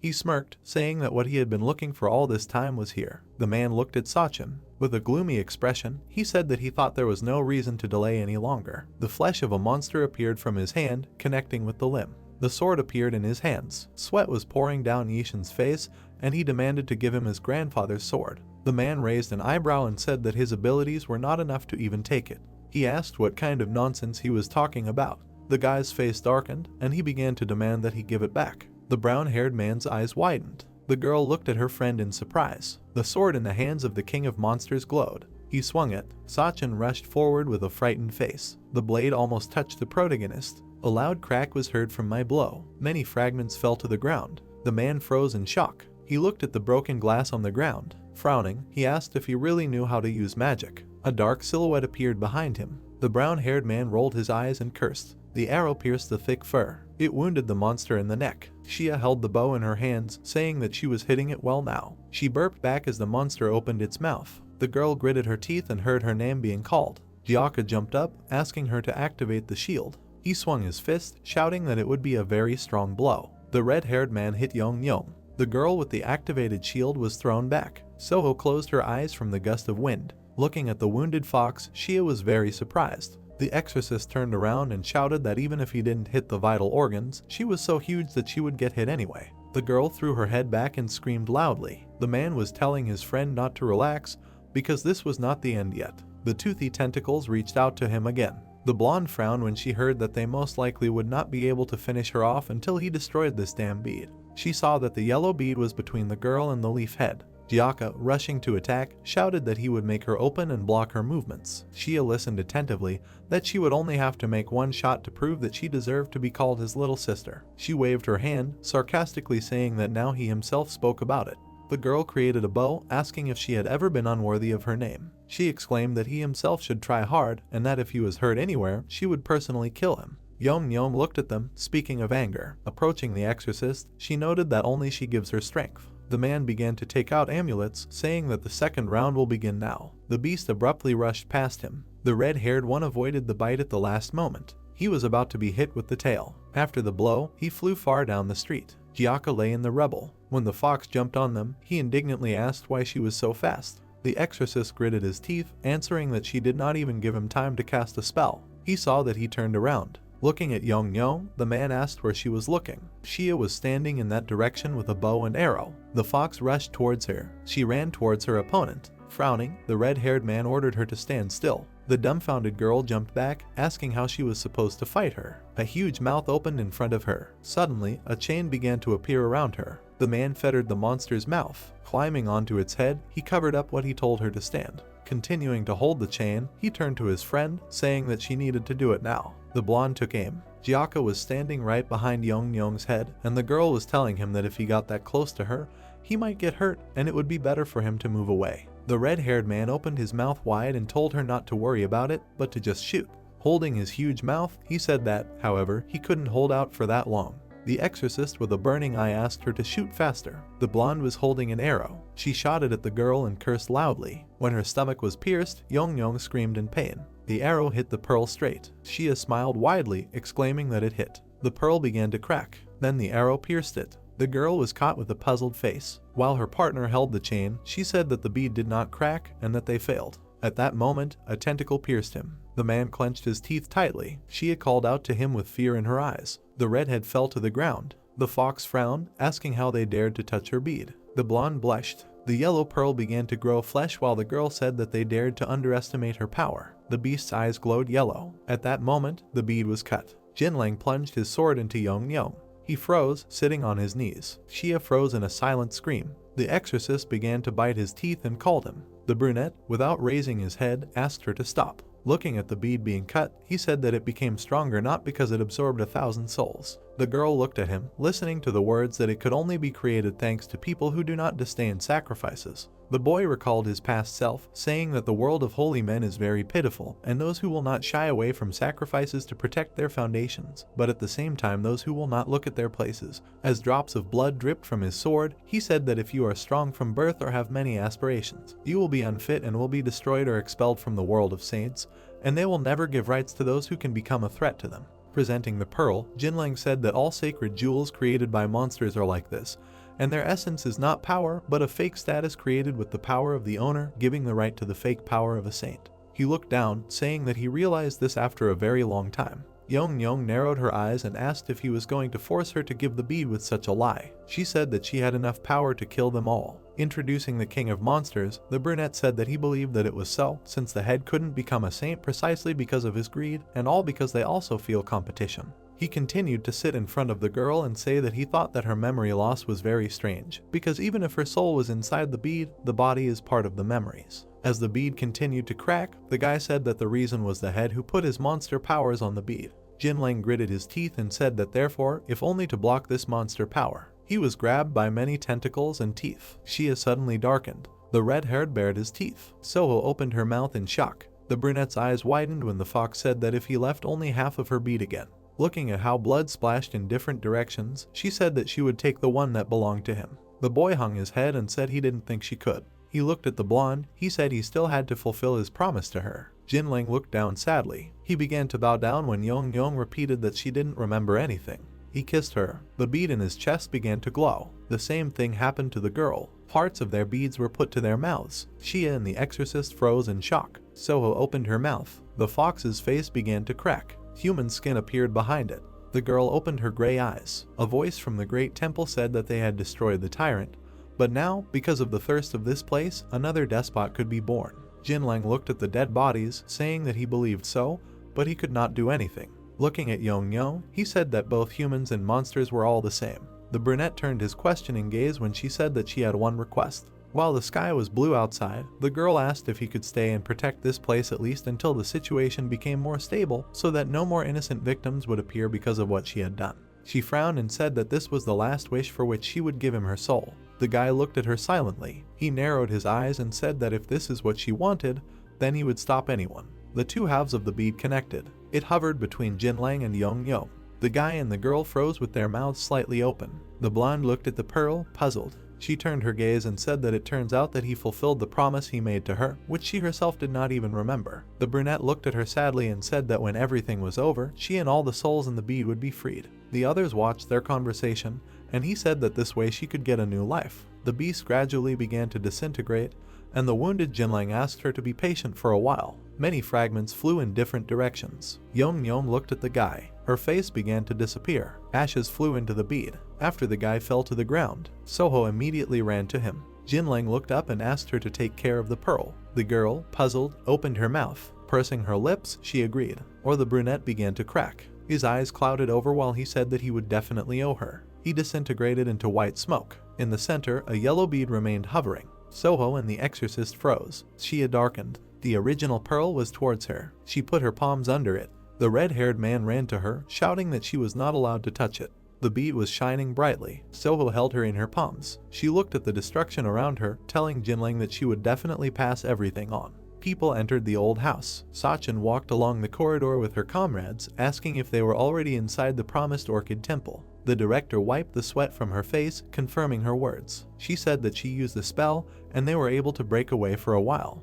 Looking at the spirit, the blonde said that with his ability, the headmaster would soon catch up with them, and maybe they could earn some time with the guardian spirit's ability. A guy approached her and asked why she brought them here. He exclaimed that he had to find the sword. The woman adjusted her glasses. She looked up and said that they needed to think sensibly, and that now that they were unprepared for anything and at a disadvantage. The brown-haired man frowned when she said that Sachin's ashes could be taken away from them at any moment. The girl looked at him. She looked at Xian and asked where he was. The director took a closer look. Looking at the main character, she remembered his gloomy image. She sighed and said that it seemed like there was no other choice. The blonde looked at Belly and asked if he would give it up now. The spirit growled at her. It opened its mouth wide. The urn with ashes began to fall out. The brown-haired woman caught it. The woman stared at her. Sachin looked up when she noted that her teacher had told her something. Recalling the temple, Xian began to say that although the saints promised to place the promised orchid in the temple and protect the people, after that war, the temple lost its successors and their offer became invalid.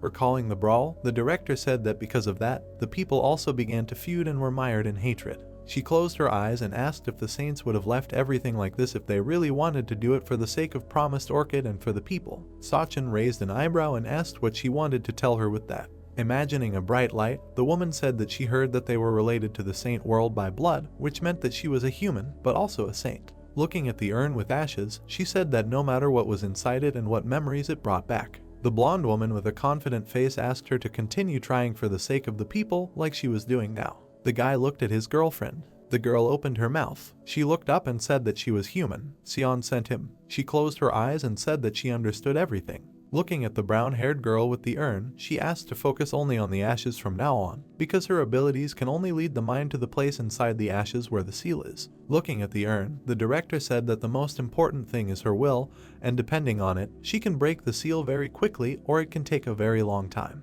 She looked at the main character and said that he will have to protect them all this time, because while she uses the spell, she will not be able to do anything. Yishin nodded to her. The woman opened her fan and said that she was counting on them. Waving her fan, she said that she was starting. The blonde brought it close to her face, saying that it would happen again. A white light appeared as she pointed her fan at Sachin, shouting that the most important thing was her will. The brunette with a confident face pursed her lips. The guy in belly watched what was happening. Xian clenched her teeth tightly. At this time, the girl closed her eyes. The protagonist covered his face from the bright light. He turned around sharply, hearing a voice that said that he vaguely felt energy. Then he was asked if they really hid in the promised Orchid Temple. Yishin turned around, listening to the words of the King of Monsters that he did not know how they twisted their energy. The man with a gloomy face said that he would find them soon. He said with glowing red eyes that they could not avoid his gaze with the help of human technology. On the other half of his face there were many eyes. Belly growled loudly. The guy looked at the two girls. He called Sachin, who had her eyes closed. The brunette didn't react. A white light illuminated her face. She was standing in a light dress in an empty space. Sachin looked to the side. She frowned, saying that this place. Suddenly, an object appeared in her hand. Looking at the bloody tip of the sword, the girl asked what it was, and then said that she seemed to know what it was. The tip crumbled in her palm. The brunette looked at the white smoke in confusion. It began to fill the spaces. A voice came from the puff of smoke, saying that a surprisingly long time had passed. An old man appeared and said that the power that the monsters of the border world wanted to absorb the most, and although it looked different, he was sure that it was her. Looking at the brunette opposite, he said that the fact that the one with this power was standing in front of him meant that, most likely, she opened her ashes. Sachin looked away. She looked at her pinky ring and said that the piece of metal was part of the sword he had stabbed her with. She asked if he would have sealed her ashes. The man frowned and said that it seemed like her memory had returned after all. He said that was correct and noted that they had problems. Those ashes had fallen into the hands of someone they shouldn't have. The girl frowned, listening to his words about how he had to sacrifice his body and put that seal in order to protect the world. She opened her mouth and indignantly asked how he could call what he was doing sacrifices. The old man, looking at her, noted her arrogant behavior in front of him, the teacher of promised Orchid. Standing in front of him, Sachin said that he was not a teacher and then asked what kind of sage would encourage mass slaughter for the sake of killing a protector. Remembering the man in the middle of the battlefield, the girl said that he did not care about people or promised Orchid and was only a protector of the saints who started the war and only wanted to gain their own benefit from it. The man with a displeased face said that this was the best thing that could be done to maintain peace and asked if he had told her about it. He said that she, more than anyone else, should follow the will of the saints, but now she says such things, and it is ridiculous. The brown-haired girl with a displeased look listened to his words about how no matter how much she denied herself, she was a saint and her mission was unchanged. The light was burning in the high temple. A voice asked if Chen-Ah would soon attack because of the seal she had broken, and did not this seal give a vision sent by promised Orchid? The red-haired girl was told that they had no choice, and if they did not do this, then she would not do this. In front of her stood a man, saying that this was her destiny, and she asked why. Sachin froze with a puzzled face when she was told that only she could open it, and all because it contained the lives of people. She lowered her eyes. Looking at the old man in front of her, the red-haired girl said that she needed to go and tell Chen-Ah about this, because if she did it now, maybe they could stop the attack. Her eyes widened as she said that after that, they would find a way to stop the war together.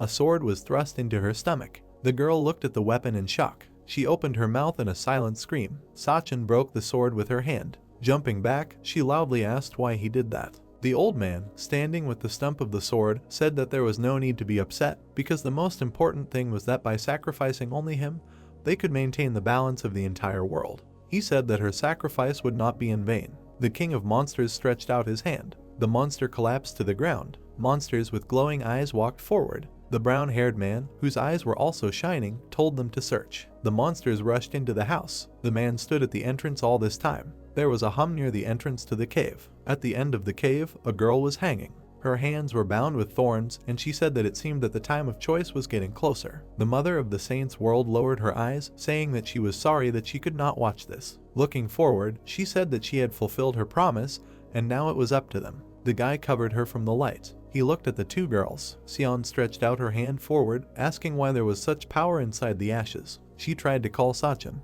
The old man looked at her in the white space, saying that he felt a huge thirst for killing outside. He asked if the war had started again. He added that he did not think that her ashes would lie in the monster world for so long. Remembering the battlefield, the man asked if she had met sinners. He noted that he had already said that her fate was predetermined. He had carried Sachin's body earlier, and now he was saying that her body was gone, so it was difficult for her to resist him the way she had done before. The girl was lying on the ground. Chen-Ah stood in front of her. He knelt down in front of her. The man was saying that now that she had opened the ashes, she would most likely be reborn as a human again. Tears were rolling down the boy's cheek as the old man said that then she should hurry up and calm all the unrest in the world. He looked at her and said that she should quickly break the seal on the ashes, because she would destroy all the awakened sinners who were threatening people. The brown-haired girl frowned and said that she did not want to. The old man frowned and said that it seemed that over this long period of time she had completely gone crazy and forgotten her main duty. The girl looked at him with displeasure. The man said that he was a saint and that this was something only she could do and that she could do for the sake of the people. Sachin began to tell him that she would not awaken him and would find another way. The old man in front of her said that the root of the evil was how the monster from that tree grabbed her, and if she lost her memory and was reborn, she would not have spoken such heresy. He grabbed her by the neck and exclaimed that he would force her to reveal it.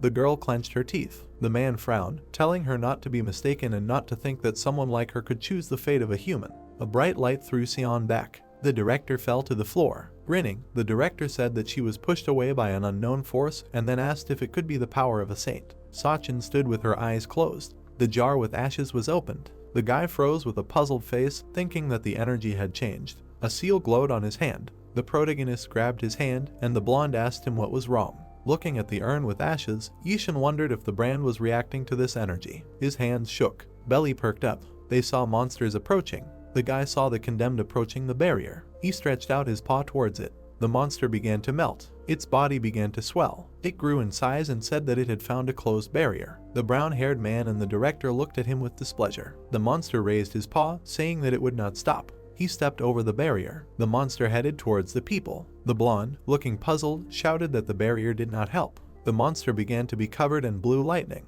Sachin released purple light from her body. While she held the ashes, the monster said that holy energy was spreading from within. Looking at Seon and Yishin, he said that it was coming out, that they hid here in order to awaken their powers. The monster, illuminated by blue light, said that perhaps this was what the leader was coming. The director frowned. She stepped forward, saying that she would deal with him. Opening her fan, the woman said that now it was more important not to fight, but to buy more time. She waved it strongly. Two spirits appeared behind her. The monster looked at them with confusion. At this time, the brown-haired man stared at his hands. Sachin opened her mouth with her eyes closed. The old man held her by the neck and said that she could save people if she did everything like she did back then. The protagonist clenched his teeth tightly. The man asked why she was refusing an easy solution and resisting once again, and why she valued the life of a sinner. The brunette squinted and coughed, listening to the words that their fate with him was a fake that was created in order to use her. He asked why she doubted because of a fake connection. Yishin looked at his hand. Not far from him was the spirit of the emperor. On the other side, a warrior hung over the monster. He swung his paw. His hand transformed into a long branch. The image of the man split.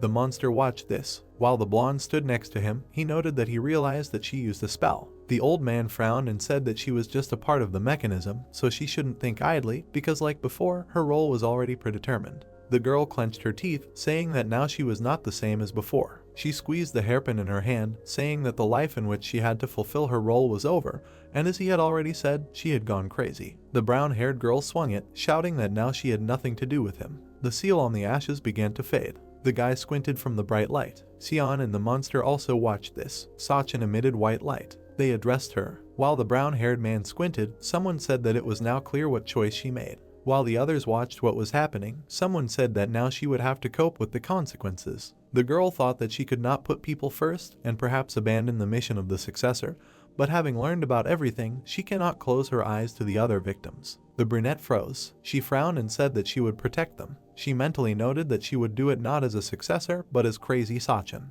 The girl stood in front of the day. In her hands was a shard, and a second later it evaporated. The girl said that there were many coincidences, because of which for a long time she could not reincarnate as a human. A bright light illuminated the room. The girl added that perhaps it was because of this that she had the opportunity. Then she raised her hand and said that if she forgot about everything, she would not be able to get her powers back now. The director looked at her and asked if the girl had regained her memories. The brunette turned around and said nothing. Then the woman came closer and said that after everyone remembered, she continues to fight for the sake of people. The girl stood in front of her and listened attentively. After that, she frowned as if she saw someone. And indeed, a monster approached the woman and asked what it was, a human or a monster. Then he rushed at the guy and said that it didn't matter, they needed to bring her to their leader. The guy decided to intervene and protect the girl. He immediately flew up to him and wanted to attack, but a brunette flew over him at that moment. The girl got ahead of him and destroyed the monster with literally one blow. Then she decapitated him. It was a victory. She immediately landed on the ground, and the remains of the monster began to fall nearby. The blonde saw this and did not know what to say. She watched what was happening and heard that she told her that she did not know whether she had the right to be called the successor of the temple. Then she came closer and said that she would not break the oath she had given to her. Then the woman smiled and nodded in response. At that moment, the king of monsters was in his lair. The building was already collapsing. Inside they were discussing that they had found the girl. Then he came up and said her name. Then he introduced the girl and said that with the help of the blood of a real saint, you can open the gates to the world of saints. After capturing the human world, take your hands, all measures will not be difficult. Then he frowned and said that he should keep this key to himself until that very moment. The guys were all standing nearby and discussing that right before the girl woke up, the barrier protecting them broke. The head of the monsters should have realized that they were here. First they need to escape. After the brunette turned around and said that they need to fight here, the woman asked again. Then the girl introduced a huge monster and said that everything outside is occupied by soul-devouring monsters, which in their essence are closer to monsters than to monsters, because they are clots of power that no one can control. Then he introduced the head and said that no one can do this except him. If you kill him, then they will all disappear. At that moment, the director raised her hand and said that the man restored his hand, even when it was completely cut off. Is it really possible to kill him just like that? And then the girl introduced his true form, replied that it was a monster that had grown in strength by absorbing many other people's lives, although it was hidden, but monsters also had only one heart. Then she clutched her sword and said that she could destroy it. The guys looked at her and were surprised. After the main character came up and asked what to do, the girl looked at him and was a little confused. Then she gathered her strength and began to think. Meanwhile, an exorcist was running outside the temple and shouting that he could already see him. It seemed they would be there soon. He was holding a phone in his hands and asked how things were going, and his comrade replied that everything was pretty bad. He watched the battle and shouted that there were too many monsters devouring souls, so their side was losing, and the barrier had almost reached its limit. Then the exorcist launched his head and shouted that at least something had to be done there. Then he turned and asked his comrade to hold on a little longer. A fox ran after him, who heard that he had promised to find a way. At that very moment, an explosion thundered inside the temple behind the girl. Everyone turned around and looked at what had happened. It turned out that it was the leader who had finally found them. He immediately tried to grab the girl, but it turned out that it was just a mirror. Then the leader was surprised, and right before his eyes, fragments began to fall. At that very second, the guy caught him and shouted that they had to attack now. The girl immediately appeared above the king's head. She began to look at him and study him. Her eyes acquired an interesting blue tint, and then the girl saw where the heart of this monster was. She immediately flew towards him and shouted that she had found it, but she could not strike because someone had reflected it. The leader took out his sword and asked if she could really see his heart. The brunette was a little surprised, and after one blow, the king threw her to the side. Then he turned and said that this meant that it was possible to pierce him. They exchanged glances with the guy, and the king suddenly tried to strike him, saying that he did not like his eyes. But then something happened that surprised him. The sword seemed to not obey him and began to run. The man tried to press, but it resisted, and the eyes of the main character were burning incredibly brightly at that moment, almost the same way the eyes of the king were burning, who thought that the sword that had become a part of him was not following his orders. He watched as the guy was bleeding, but could not deliver a worthy blow and thought that he was really protecting this man. And suddenly something dawned on him. If we dive into the distant past, when he was young, he shouted that it was not worth protecting a sinner like him, and did not think about him at all. Then a man came up to him and said that he had no right to him, doing everything only for mutual benefit. The young fighter listened to all this, and they also added that they had nothing to give to someone like him, so they had to leave. Then the guy gritted his teeth, and he remembered the same words of the elder, who said that there was no way to accept him into the world of saints yet. They stood opposite each other, and the woman added that the guy could not create a treasure, nor get it, and did not get rid of his self-interest. Immediately the young man lowered his head when he heard that he would be accepted only after he could understand the principles of their world. His eyes were burning. I think they know why they ignore him. In fact, he is strong and perfect. He also imagined that sword and thought that someone like him could become a god. All these events made him very angry. Then he imagined his opponent, why this man. All the events that had happened began to surface in his head. This sword, all of them wanting to help only him. Remembering this, the leader got angry. Then he squeezed his hand and said that they were all wrong. The brown-haired man looked at him and listened carefully, and the man opened his eyes and said that he would make everyone realize this. At that moment, they both crossed eyes. At the same second, a dagger appeared from his hand, it seems, to first explain to them who here is strong enough to control this sword. Then he looked at them and said that it was simple. Suddenly, a huge monster appeared behind him, growing right out of his shoulder. The guys were very surprised, did not know what to do with it. Then the guy extended his hand, and creating a protective barrier, he was able to stop it. Its energy was so strong that everything around began to collapse. The man looked at this and did not understand what was happening. Then he frowned and called him a sinner, and the guy at that moment continued to restore the monster. The leader was not going to give up and said that it was worth trying to resist them all, after which he released more monsters. He looked at the enemy and asked how many the young man could put out. Suddenly, a spirit appeared behind him who was going to attack and protect his comrade. And at that very second, one of the monsters began to tear apart. Literally in a few blows, he turned into a sieve. Then a brunette appeared in front of the guy, decided to help him. He looked at her and was surprised, and then he lowered his head and heard that they had not seen each other for a long time. The girl turned around and asked what she should call him. The young man was surprised at first. Then he put his hand to his forehead and said that his name was Chana before. Then he came closer and said that his name was Yishan now. Then he decided to ask the girl a question, asked what she could be called. The guys looked at each other, the guy was waiting for an answer. After that, the brunette smiled and said that her name was Sachin who knows both Chana and Yishan. After the guys were distracted by something, the man turned to them and said that it seemed that the girl remembered everything that happened before.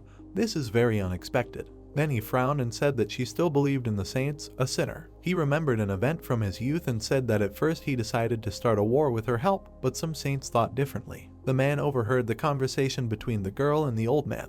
Then he remembered meeting him many years later. Not everyone thought differently. There were those who did not know about it. Thanks to this, he could make the border world answer for not stopping the sinners. He was in the thick of things, so can he really forgive the saints? The guy at that moment remembered all this. The event was scrolling through his head. He also remembered how he lay dying on the ground. Then the saint came up to him and looked at him. Watching the young man die, she said that she knew that he was used by the saints who wanted to get even more fear and faith. After she presented his seal, even if he had not been protected by the flowers that felt the danger from the power he was born with, as long as he had this brand, created by the blood of his parents, he would not be able to escape his duty. After the woman came closer and said that it seemed that even her power was not enough to completely seal his power, so in the end the world of saints was born by will to continue his existence. The guy remembered how he found his beloved who died, and the woman added that if neither of the parties had been mired in greed, he would not have had to fight. The man cried in pain. The saints would pretend that this whole tragedy happened because of him. And so he lay dying, looked away and replied that after all, he was the very monster that people talk about.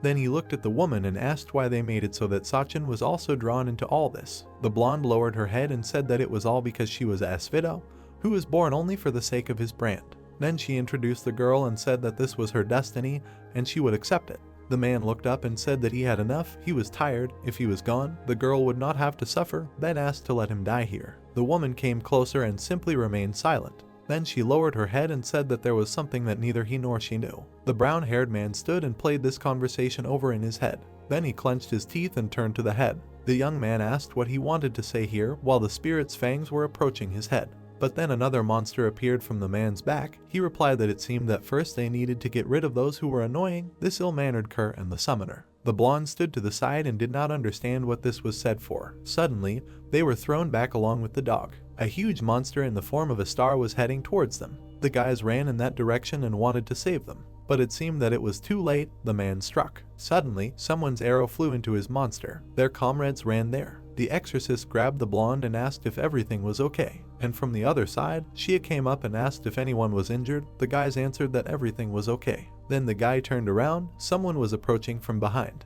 It was a fox who was carrying a core. Then she brought it closer and asked to accept it. The little girl raised her head and said that it was a Jinlang bead. The guy lowered his head and was surprised, then asked why they were giving it to him. The leader was watching this at that moment. Then he looked at the guys and said that he was going to destroy the scum. He also glanced at the dog and said that there were more of them.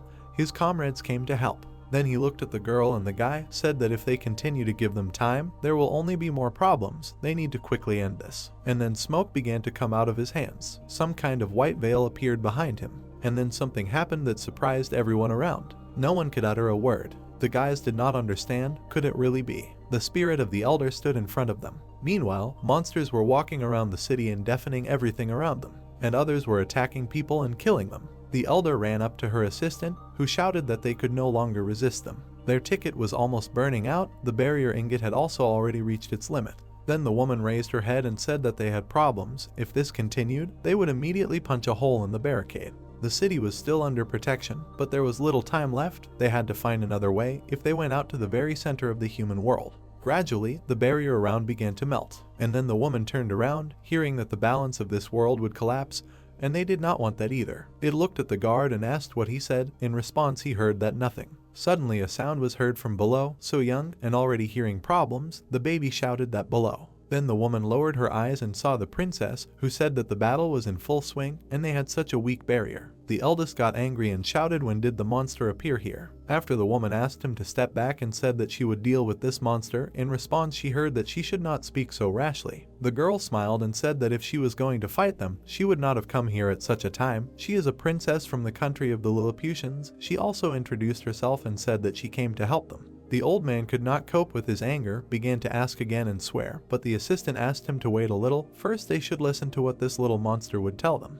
The princess also got angry from what she heard. Then she came closer and said that in such a situation they were ready to forgive their rudeness. They decided to take part in this battle for the sake of maintaining the balance between the world of people and monsters. Everyone listened attentively as the micro monster said that this is why they were going to cooperate with them from two positions. Then she raised her hand and told about the first position. A sound was heard from the side. People turned and looked there. Dust began to rise on the street near the city. A fight broke out. The Lilliputians entered the battle. The princess explained that these were their warriors who would fight with them. These monsters fought desperately, protecting ordinary people. When people looked at her, the girl spoke about the second position. Then she raised the seal and said that this was the weapon that would be given to them. Meanwhile, the exorcist was planning to attack. He looked at the oldest and thought about what was happening. This was the saint they saw in the border world. Were they really on the same side? Then the brunette came up and said that the head of the monsters materializes the powers of those she absorbed. She believes that this is an illusion in the form of that saint. They looked into his eyes and the girl added that his soul can only be freed if the head is killed.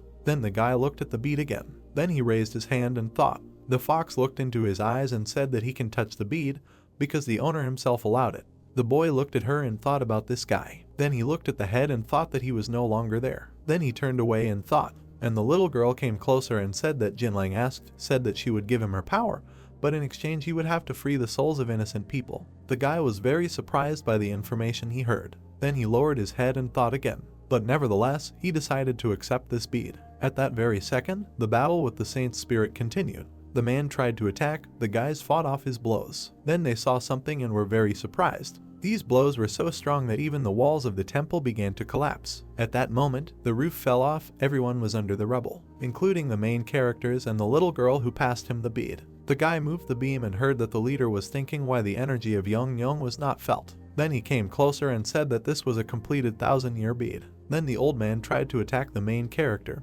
hearing the question whether they still had the plan for the mother of the world of saints. The same girl flew in, tried to save her comrade. The head watched this and did not understand what was happening. After all, right in front of her face, the weapon froze. Then the brunette lowered her head and exhaled a little. Then she looked into the old man's eyes and heard that not long ago he gave them items, and now he was running to kill them. This was not even a carrot and stick method. The exorcist came closer and called this old man capricious. Then he ran at him and called the director. She took out her major, and then they sent a double attack at him. The old man began to spin his weapon, and having created a whole whirlwind, he was able to repel their huge attack. Droplet and the girl watched all this. They did not understand what was happening. The man got angry and shouted that this old man was not so simple. At that very second, a dagger flew straight at his head, but the exorcist miraculously managed to dodge. Then he turned his head to the side because he almost got another blow. The girl looked at him and shouted that if the old man hit him even once, it would be the end. Meanwhile, the man continued to dodge. From the blows, everything around him collapsed. The brunette then tried to free her comrade and said that she had removed almost everything.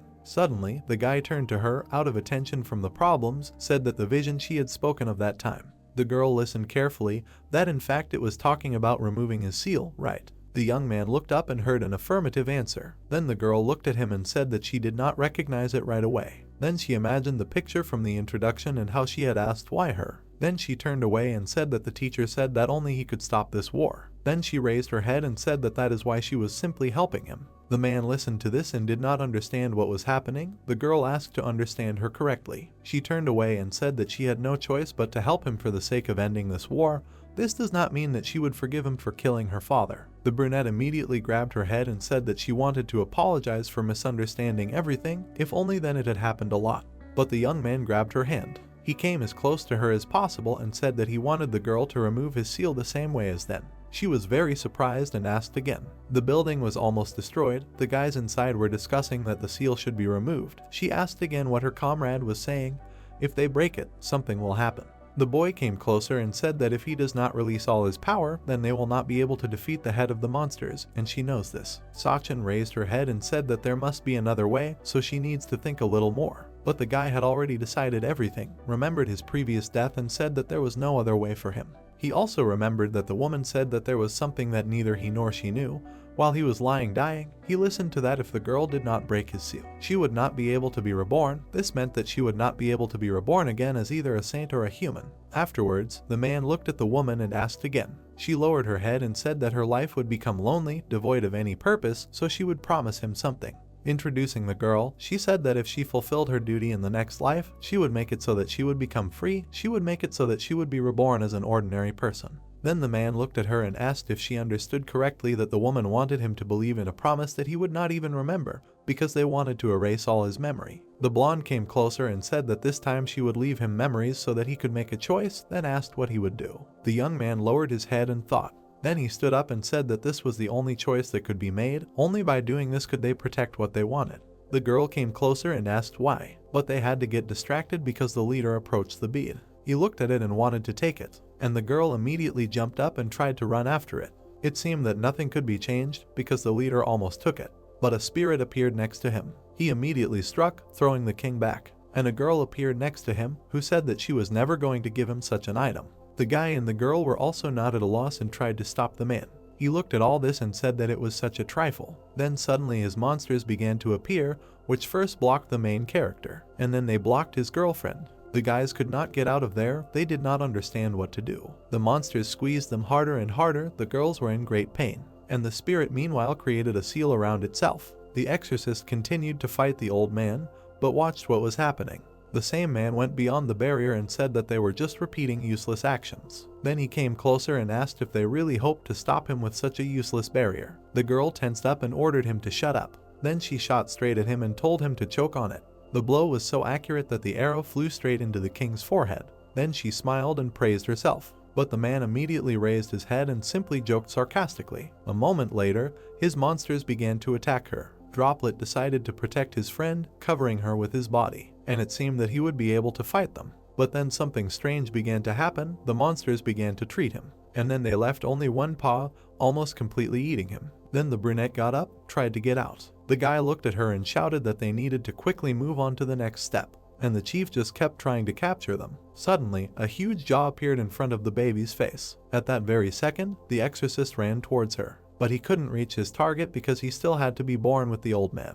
Then the man got very angry and ordered him to get out of the way. Then his eyes started to burn, the man called him a damned old man, played to release all his energy into a puddle. The blonde ran up to him and asked what was going on. Then she shouted that if he did this, then, but it was too late, the bright light was everywhere. The same elder struck the man right on the shoulder. He raised his head, was very badly injured. But suddenly it turned out that it was a trap that cracked. The woman jumped out of there and said that this was the last time she could use the spell, and the exorcist meanwhile appeared behind the chief. The man turned around and noticed him, was able to stop him. Then he came closer and was surprised. Then the man decided to give the young man a chance to strike, as if he himself approached him but ran into his fist. The head came closer to the exorcist and just started laughing. Then she began to look at his eyes, and suddenly turning away he said that he remembered this eye. He kept thinking where he saw it, but now he finally remembered. The silhouette of the monster woman who stood on the side of people until the very end was remembered. This is her eye. This is where one part of what he could not find was. The man was very angry when the king said that he thought he could now return everything else. Then he came closer and said that he praised him for such an attack. He continued to stand in front of the exorcist and said that a pathetic person could inflict such a blow on him. He should be happy that he did something like that with death. The exorcist himself looked at him and did not understand what kind of nonsense this was. Then he began to scream, warned if he touched Shia, he would definitely die. The girl, meanwhile, was also trapped, and she also began to be sucked in. Now everyone who could interfere had disappeared. The man turned to the side and said that all that was left was to summon even more soul-devouring monsters. His servants began to appear on the horizon. Although this took a lot of energy, he received something nourishing.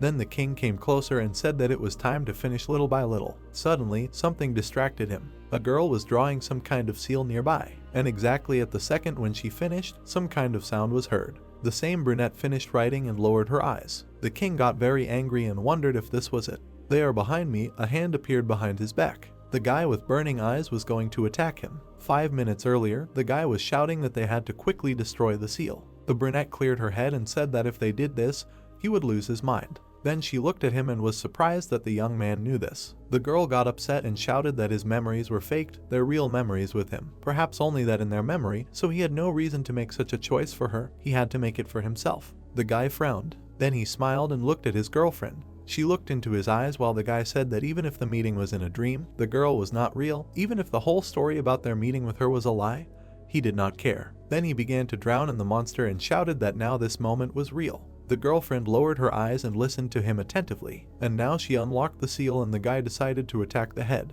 His burning eyes looked straight into his soul. Then there was a bright flash of light. The man looked ahead and did not understand what was happening. In front of them stood the possessed protagonist, and a brunette landed nearby. All the monsters began to slowly release their comrades behind the head. Absolutely everyone was released. The king approached the guy and addressed him. Then he looked at the bead and thought about what he was doing. Literally a moment later, his monster hand reached for it. But nothing happened because a young man stepped in next to him.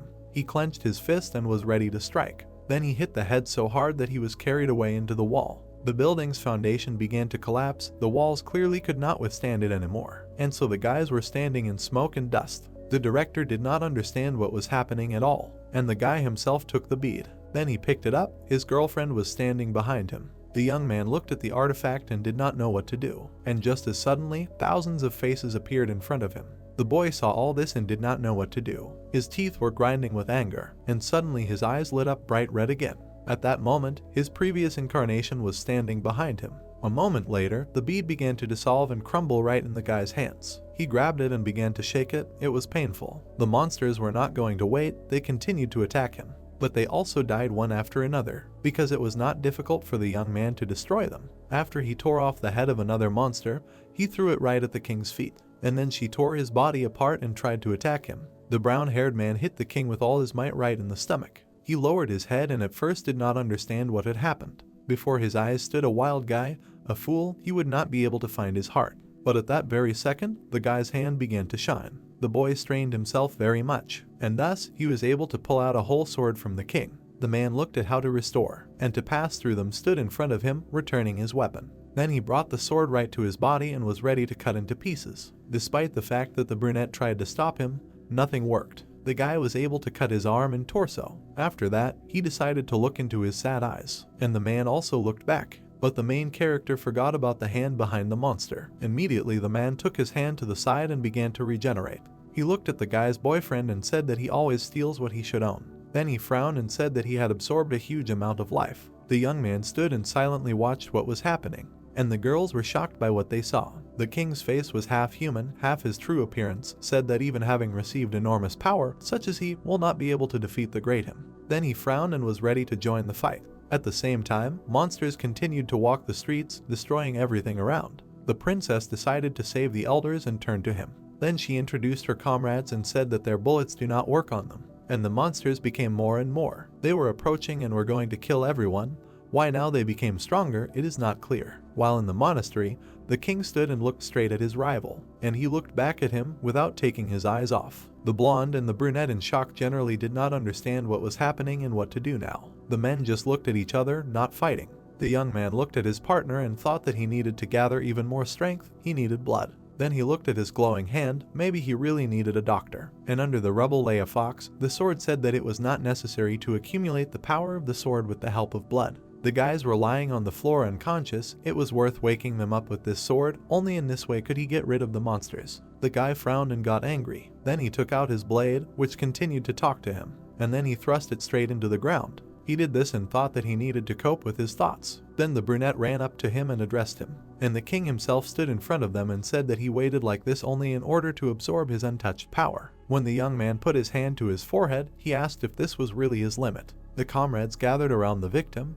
They heard that the seal might not be completely destroyed yet. Then the man transformed and said that he thought he should check it himself. He began to come closer and asked to show him how valuable the power he had was. Then the brunette and the blonde came up to them. The director lowered her hand and asked what it was. There was fear in her eyes. Did they really want to say that all of this was inside the head of the monsters? All of these were S-rank monsters. Then she looked at the huge pile of monsters and was horrified. The girls listened attentively as the head said that the better the guy proved his strength, the higher he would be recognized. So there was no need to be afraid. No matter how many creatures he destroyed, so many people would be left alive. The director turned and asked again, and the young man listened attentively when he said that these were those who were consumed for the sake of destroying the world of saints. It was worth showing how long he could hold out against her. The monster was getting closer and closer to him. The guy could not stand it and shouted at him to shut up. Then he looked up and added, "What was he muttering all this time?" The king was very surprised and a little angry about this. The young man immediately raised his blade and struck. The force of his blow began to demolish everything around. The monsters were defeated one after another, and then a serious explosion occurred. Pieces of subordinates flew to the sides, and the head tried to escape. But the guy did not let him catch his breath, but carried the blow one after another, and then suddenly he was able to touch at least the shoulder. Then the unexpected happened. Some eagle grabbed him. It seemed that the guy would now fly far and for a long time. But the monster teleported and ended up in the same place as they were. Then he raised his head up and looked at everything carefully. What he saw shocked him. The guy cut off the head of a huge eagle right in flight, and then he landed on his feet as if nothing had happened. The man looked at him and said, "Is he really nothing? Why destroy the world of saints like that? Don't make him laugh." But nevertheless, the remains of the monsters continued to fly in different directions. There were a lot of them, all pursuing one goal, to kill. They were approaching. A hopeless situation began. There were more and more of them with every second. The main character did not understand how to deal with this situation. Everything on the street was blazing with bright flames. It was as if one district after another was catching fire. The women came to the edge and started discussing what all this was, all these incredible monsters. The brunette lowered her head and thought. Then she jumped right there without answering the request to stop.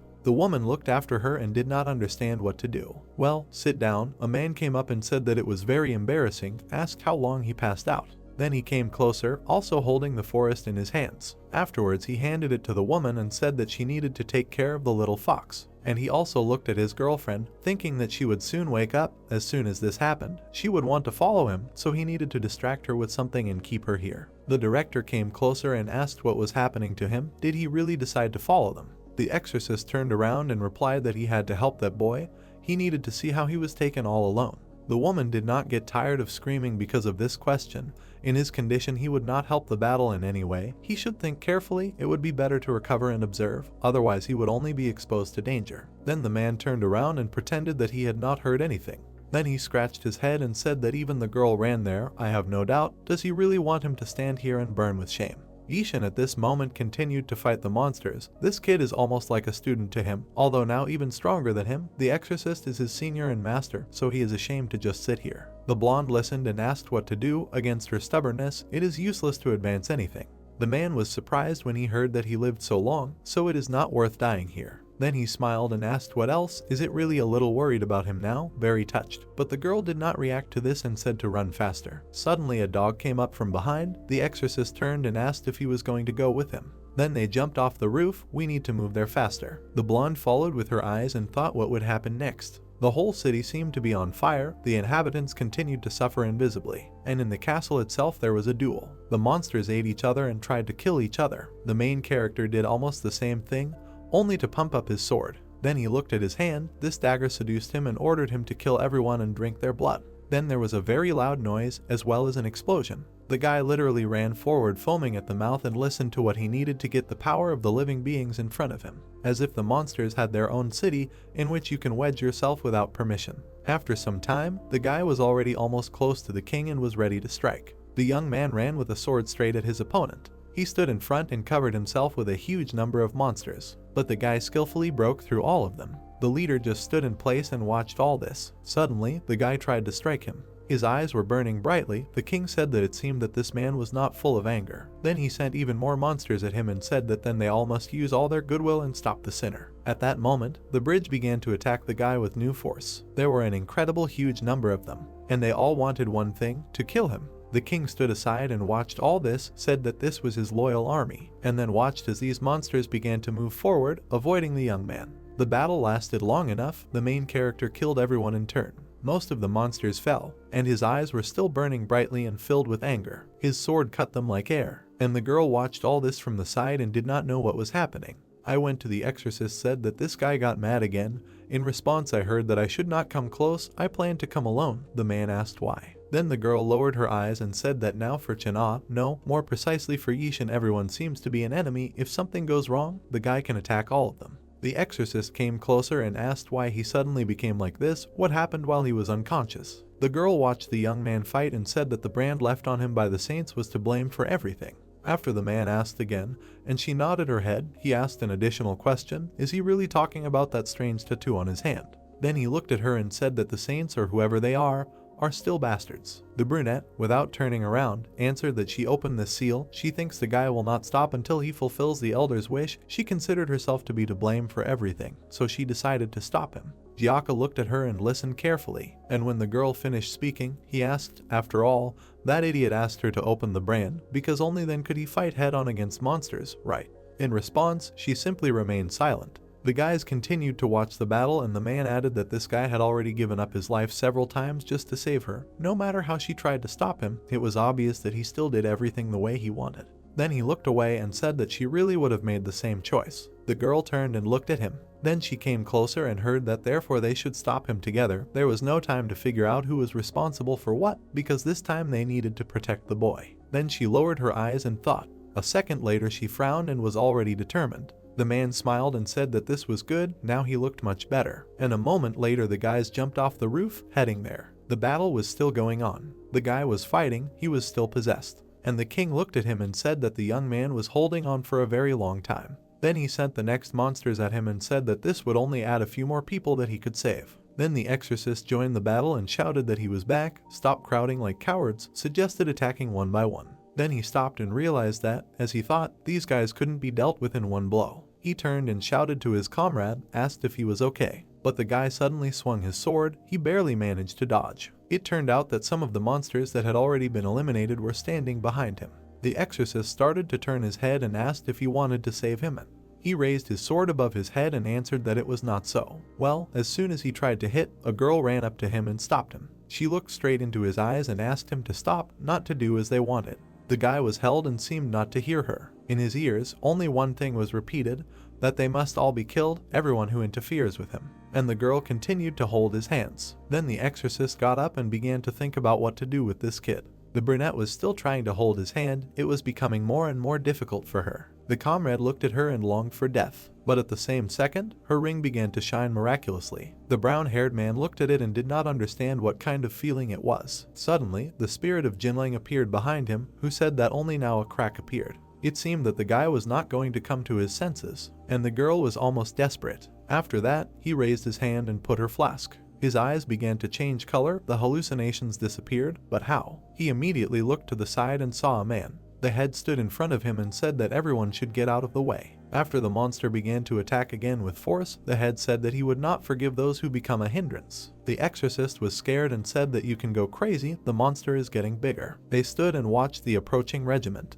and they were moving towards them and wanted only one thing, revenge. The head watched all this and did not understand what had happened abruptly. The monster would otherwise die one after another with incredible speed. Well, the guys themselves weren't involved in this either. The ground suddenly started shaking. There was smoke everywhere. The girl turned around and was surprised. In front of her eyes was a tree that started to glow. Could it really be it? And some kind of magical light really started to rise in her. She grabbed her chest and sat down. The spirit of Janling came up to him and said that he was glad that he stopped for a while. He was worried about what would have happened if he hadn't listened to him until the very end, it seems, all thanks to Sachin. The young man turned and asked if he was right in blocking his hallucinations. No, it would be better to first lower it, he will tell why there are beads inside. The monster raised his head and said that he had no other way to save Yong Yong and him, he only made the same choice as he himself. The protagonist frowned and said nothing. After he introduced the blonde, the mother of the saint's world had a request. Although she tried to personally correct the mistakes of the past, it seemed that she had fallen into an unexpected trap and was not in the best situation. He also introduced the bead, so he helped with the creation of the treasure, and the woman made it so that he met Yong Yong and made this choice, being in a non-awakened state. The young man introduced the mother of the saint's world and said that thinking about it now, women cannot personally communicate with people and most likely that is why they are used for this. He had to come to the girl and give her the ring. He believed that this affected not only them, but also many others. At that moment, the young man remembered the meeting with the fortune teller, and also memories of his beloved director began to emerge in his head. Then the guy turned around and said that in the end, everyone who was present in their destiny. The spirit looked at him and asked what it was about, although being used was a little annoying. It was his personal choice, and the young man also did not think that his and Sachin's destiny was their choice. Then he raised his hands and activated the bead. It began to sparkle brightly. The guy said that he could lend his comrades as much power as was in the souls inside this bead. The main character approached him and said that he did not have many comrades. In response, he replied that this was doubtful, it was worth turning around. At that moment, the brown-haired man did so. Before his eyes were his friends and in the distance stood an old man. It seems that someone was looking for him. The exorcist turned around and was surprised. The brunette also asked how the old man ended up here. He stood and looked at him. Sakadrev was pursuing some specific goal. The guy looked at him and thought, was this also in the plans of the Mother of Saints? Then he lowered his head and thought. A bright light appeared in his chest, the bead was activated. And this color began to fill everything around. The guy mentally apologized to the others. At the moment when all this was happening, he thought that they were buried in the cold ground, never having been able to resolve all their grievances, made them wait for so long. Finally the time had come to raise their sleeping blade swords, then ordered them to get up. And the earth began to rise as valiant warriors. There was an incredible number of them. The monster was dressed in shiny armor, and everyone bowed to the guy. Then they moved forward and began to move forward. They were very decisively advancing. There were such an incredible number of them that the earth would crack, and everyone pursued one goal, to defeat other monsters. Meanwhile, the king's servants stood opposite and were ready for battle. At the same second, they clashed and began to fight among themselves. This went on for some time. There was no leader in this battle. Suddenly, the main character decided to intervene. He started screaming and killing all the monsters in a row. Then the leader looked at him and said that he did not expect it. Who would have thought that the mother of the saints' world would think everything through to such an extent? At that moment, the exorcist turned around and asked his comrade to wait a little. The king came closer and said not to be fooled, thinking that he was in his hands after absorbing everything, along with the saints' world. But the guy did not listen to him and decided to attack right away. The man also attacked in response and said that he would rule at the very top of this world. A moment later, they lashed out in battle. At that time, a battle was going on in the city. The elder attacked the monsters thanks to the weapons of the Lilliputians. Then he picked up a golden pickaxe and said that the Lilliputians really have such a worthy weapon. The others were actively firing cannons at that time, and thus they destroyed all the monsters. The princess stood nearby and shouted that this was great. They could be held back with cannons, then ordered everyone to defend the last line of defense with this position. One of the servants approached her and said that their strength was insufficient to resist these soul-devouring monsters. They were definitely at a loss. Then she raised her head and said that she knew, but they had no other choice. They still had a small chance. Then she looked at the tree and said that it had recently appeared out of nowhere. For some reason it seemed familiar to her. She thought that it would be a good sign for them. Then the elder's assistant talked to the director on the phone and asked if she had heard her correctly. They said a strong leader with a kind heart, and she replied that they needed to hold out here. Then she came closer and said that a tree was also visible from there now. Monsters had appeared here and their forces were now fighting against them and the leader of the monsters. Then she lowered her head and said that she had just learned that this was the merit of the Kimuho, and also asked to take her word for it because she had just seen it with her own eyes. The woman listened to her in surprise when she said that it was necessary to convey to everyone that all the surviving members of their organization must immediately stop fighting the monsters that devour souls, and create a barrier of a strong leader with a kind heart. The guy was fighting the king at that moment. He was actively striking, but it seemed useless. The man reflected them all one after another. They stood opposite each other right in the middle of the street. Again, the main character went wild. His eyes were burning very brightly. Because of this, the blows were stronger and stronger. They clashed in a duel. Everything around was shrouded in light. The leader said that the guy would not be able to harm him. And also somewhere nearby, strong explosions began. The young man was thrown to the side. He lay in the rubble and listened. No matter what power he had, it was all in the past. Now his power was limited by the fact that he was a man. The king came closer and said that this meant that he could not compete with him, with the one who had grown his power throughout his life. Then something distracted him, and the guy himself got up and with his last strength said that he liked to compare everything. Such a weakling that he even began to steal other people's powers. All he does is chatter. While the brown-haired man was saying that there were enough excuses, it was necessary to attack. A fist was flying towards him. We investigated and lifted it above ourselves. The young man began to groan. It hurt. And the king raised his head and said that he still did not like his look. And then he stuck it into the ground, and with such force that dust rose around and the asphalt cracked. After that, the man brought his hand to his head, and closing his fingers, he said that before he absorbed him, he thought first he needed to get this, and he started to get his eyes out. But suddenly the exorcist intervened. He was furious and shouted for the monster to take his hands off him. Then he started to fight and insult him. The man's hands were beaten, his fingers were broken, but he was not going to stop. There was also a cut on the monster's body, and suddenly the girl's blade flew there. She was approaching and was going to strike him. The head looked at her and was surprised, and the brunette did not even pay attention to him. Her eyes were glowing bright blue, and she thought that a little more. And indeed, her blade was approaching his heart. Then the man raised his hand and asked how she dared to do this. Immediately the spirit grabbed hold of this hand. He had to be distracted by it. And the girl continued to thrust the sword and thought that she had a little more left. Every second counted, because the king was going to attack, but there was still a little more. And then the exorcist intervened in the fight again. He hit the monster's fist with his fist. He was furious and very determined. Suddenly, from the force of the blow, his bones began to break. And at that moment, he had to remove his hand because there were too many fractures. The monsters were stronger. Then the man jumped back, and the girl finally approached the target and shouted that now it was time to attack. Then she raised her head and did not understand what was happening. It turned out that her knife did not reach his heart. The head looked at her, and she thought that the heart had really moved. Then she looked at the swords and heard that he did not know his place and did nothing but get in the way. If she had fulfilled her role, he would be kind enough to kill her, so she could quietly accept her fate. Then the monster raised his hand and said that if he did nothing, he could decide on something more dangerous. Suddenly the girl swung. While he was saying what he thought, it would be enough to break her arms and legs. The girl closed her eyes and prepared to take the blow. Then she squeezed them shut. But then she opened her eyes and did not understand what was happening.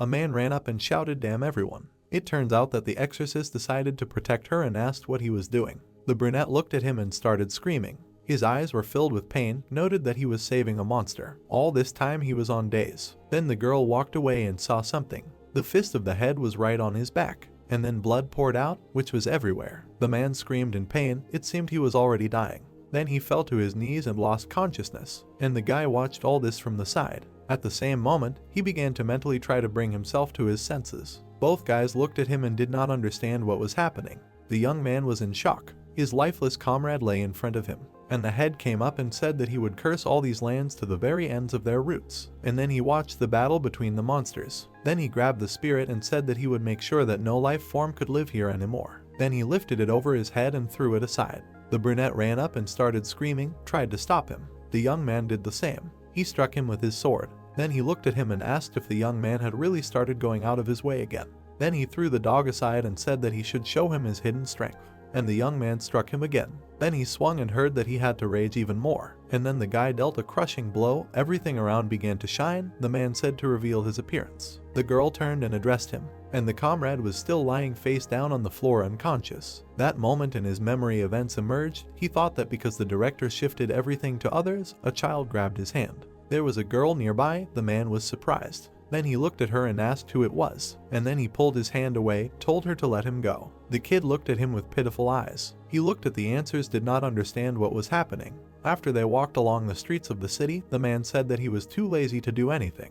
On the way they met old women who said that he had a beautiful daughter. He was shocked by these statements, and after some time the guys came to Basket Roberts. The baby really wanted ice cream and got it. At some points I had to teach her life. The girl grew up, woke him up, cooked for him, and grew into a grown-up girl who periodically got on his nerves. At that moment, Shia woke up. She got up and asked why all the old memories suddenly started popping up in her head. She turned around and saw a woman. She was standing on the edge. It was the director. The woman looked into the distance and remembered their last conversation. How the man approached her and said that this kid was almost like a student to him, was his senior and master, so he was ashamed to just sit here. Then he raised his head and said that he thought about using a strong leader with a kind heart. The blonde looked at him and said that this is what he taught them, but this technique does not attack, but creates a barrier. The guy closed his eyes and said that, to be more precise, his master taught him it. Then he looked at the battlefield and said that the master said that the technique would become more powerful depending on the strength of these monsters, although this was impossible when the master alone confronted the leader of the monsters. The woman looked at him and listened carefully, that now they have the director and all the people of their organization, so they will succeed, and most importantly they have that guy. The exorcist turned to the side and added that this is a guy with unheard of strength. The director raised her head and said that she had not seen him so serious for a long time. In response, she heard that because it was the first time. Then she added that for a long time he lived, dreaming of a place, so to be honest, it was quite difficult with him.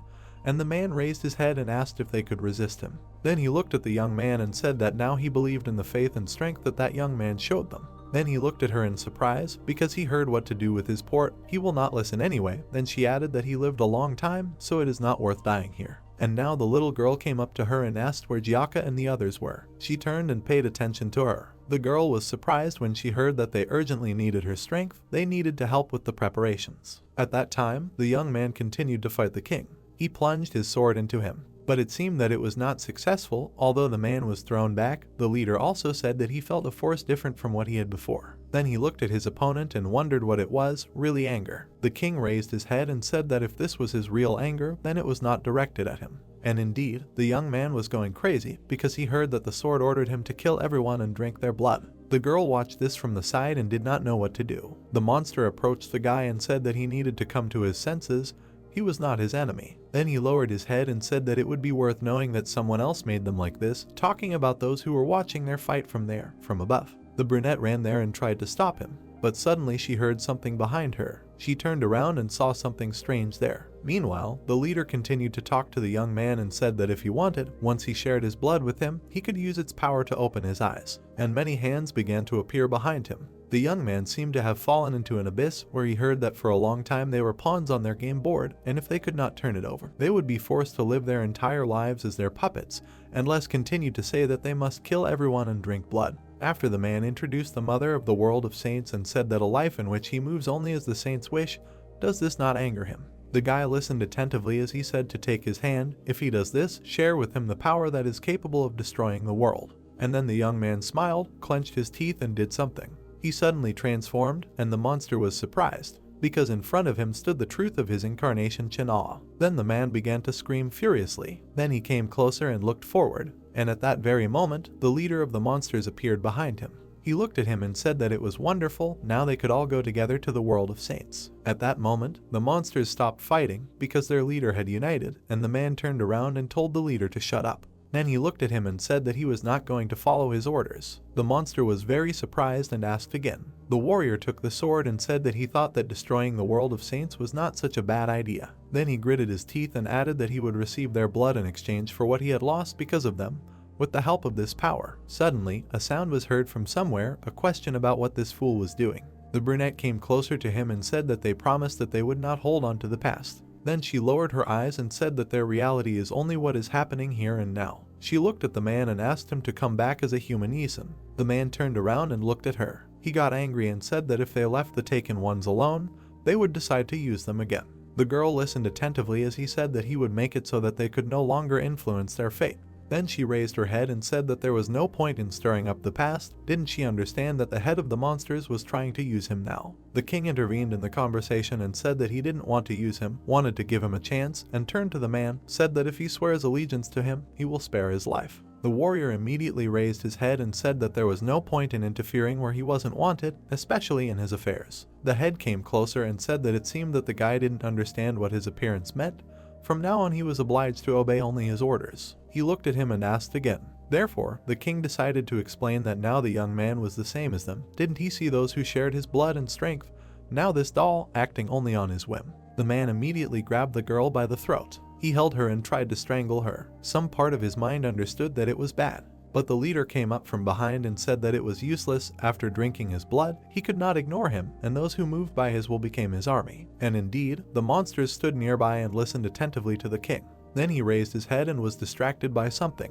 A barrier began to appear before his eyes. Everything began to glow. The man paid attention to this and energy. And the same thing began to happen in the city near the monsters attacking him. It turns out that the members of the organization created this barrier. They all gathered together. The men shouted that they really need to trust the director's decision. She offers to believe that person and put their lives on the line. The answer he heard was that he needed to shut up and concentrate better. The Lilliputians acted with them, discussed that everyone should pay attention and cover people while they use their spell. In response, the princess heard that this barrier was bad for them too, but they had to hold on. A bright light began the whole temple. She stood inside and worked very concentratedly. The woman looked at her and said that this is what she expected, and the girl diligently continued to work. Energy appeared in the city. The man raised his hand and said that this is overwhelming energy. What is this? Who is joking like that? Then he turned around and saw something. In front of him stood a new slave holding the girl by the throat. He did not like what was happening, and the brunette begged him to come to his senses. The warrior took out his sword and was ready to attack. When the girl opened her eyes and heard that there was no need to worry because everything was fine, a man stood behind her. The exorcist finally came to his senses and looked at the floor. Then he raised his eyes and said that everyone was gathering their strength. He could feel how people were creating barriers for the sake of the main character. The monster immediately approached and noted that he thought the man was definitely dead. Then he looked at him. Maybe he was holding on, having received power from the eye. And suddenly China attacked him. The guys came closer, no longer amenable to his control. And the exorcist continued to sit in his place. And with the last of his strength, he said that he would teach the guy the mantra. While the warrior ran forward, he said that with its help it would be possible to destroy the evil inside the barrier of a strong leader with a kind heart much more confidently. But there is no place for the forces of monsters inside it. Then he raised his head and said that it is necessary to use the power of a person. Despite the fact that he was bleeding all over, the man began to read this mantra. The guy turned and looked at him. At that moment, Jiaka screamed and ordered him to repeat. Then he lowered his head and repeated the phrase again. The warrior looked at him with his burning eyes. Then he continued to fight with the monster and began to pronounce the same words. Thus, his blow became stronger and stronger. Jiaka said the next part of the mantra. The main character's mask began to disintegrate. He continued to repeat. He swung and gradually returned to human form. But at the same time he did not forget to strike. The exorcist looked at him and said the next part about her. Then he closed his eyes. It was very difficult for him to speak. And the guy had almost completely transformed and continued to repeat. The monster also couldn't do anything to him. He just tried to escape the blows. The guy swung, completely returning to his appearance, and continued to fight with the king. His sword scolded the man's limbs with incredible speed. The young man moved too fast, it was impossible to catch him. This lasted for some time. The main character was definitely not going to give up. Then the leader looked at him and thought that this was probably the end. His head flew to the side, it was decided to change the position of the heart. But at the same second, a sword approached his head. This brunette was trying to destroy it. Her eyes lit up bright blue again, and thanks to this, the girl saw that the heart was exactly in the middle of the head. A moment later, she moved her weapon there. Then she pulled out the blade and he began to scream me from this. The girl ran to the side, an explosion occurred. After that, she frowned and looked at him. The king's body began to collapse, and his head was covered with red threads. Her eyes were filled with madness. Then the girl began to laugh. The young man did the same, and suddenly began to come to his senses after that. He dropped his head, did not understand what was happening, and yet turned and addressed him. Suddenly the guys remembered that there was an exorcist behind. As soon as he found her, he saw him, and immediately fell silent. The man was sitting with his head down, and he was already dead. The young man approached him and addressed him. Then he looked at his head and asked what was wrong with him, asked him to get up. The brunette could not hold back her tears and grabbed her face, and Yishin fell to his knees in front of him and begged him to come to his senses. After that, he began to scream, the evil eye began to roll tears. While the girl was watching all this, she heard what the monster began to say, that he could not die like this, he must destroy the world of saints. Then she turned and looked at him. The remains of the king lay nearby. He said that if all people were destroyed, the saints would disappear along with them. And a moment later he burst into a bright flame. It tensed up and didn't know what to do. Then it turned to the comrade, asked to look here. A bright light filled the entire room, so it wasn't the end yet. After that, the king's body turned into a fountain of energy, and all of it began to spread among his subordinates. Also from outside the monastery, including, it went to the huge monster that captured the city, and to those very monsters from which the people from the organization were trying to escape. The elder and the assistant exchanged glances. The man asked what was happening. Was this really the result of a strong person speaking with a kind heart? She frowned and said that she was also not sure, but it seemed that the situation was not the best. The monsters began to bubble and move towards them. It was unclear whether they were increasing in size or dying. And then, next to the guys, they began to go crazy. The guy asked why this happened. The head of the monsters was already dead. The brunette looked at them. Someone from the side said that this happened for this reason. Suddenly Sukhadrev approached them and added that the soul forces remaining in the body of the head of the monsters had lost their vessel and burst out. He watched what was happening and said that all these monsters had much smaller vessels than the head, so they would explode very soon. The girl was surprised and asked again. The old man looked at her and said nothing. After that, he imagined the city and said that he believed that the entire Nyanyak region would disappear. He also imagined the city and said that perhaps even more damage would be done. The guy approached him and asked again, also asked what to do. In response, he heard that there was no way out. Then Vredem raised his head and said that after enslaving the world of people, the head of the monsters was going to go to the world of saints. Here his plans were destroyed. Then he looked at the girl and added that they would not be able to get rid of the soul forces that this monster had been accumulating for all this time, so it was obvious that they would explode anyway. Then the brunette lowered her eyes and thought. Then I approached the old man and asked what would happen if the gate to the saints' world were opened. Sukhadrev closed his eyes and replied that if he did this, he might be able to shorten the nonsense, but in that case it would also become a problem for the saints' world. Was she really ready to be responsible for what was happening? The young man looked at her and asked what she was talking about, and heard the answer that there was no time. She watched what was happening and said that it was unknown when the forces of the head of the monsters would explode here. Everyone here, all the people could die. The young man was scared and said that even if so, how was he going to open this gate? Jinlang appeared behind him and said that there was a way. He needed to use the ring.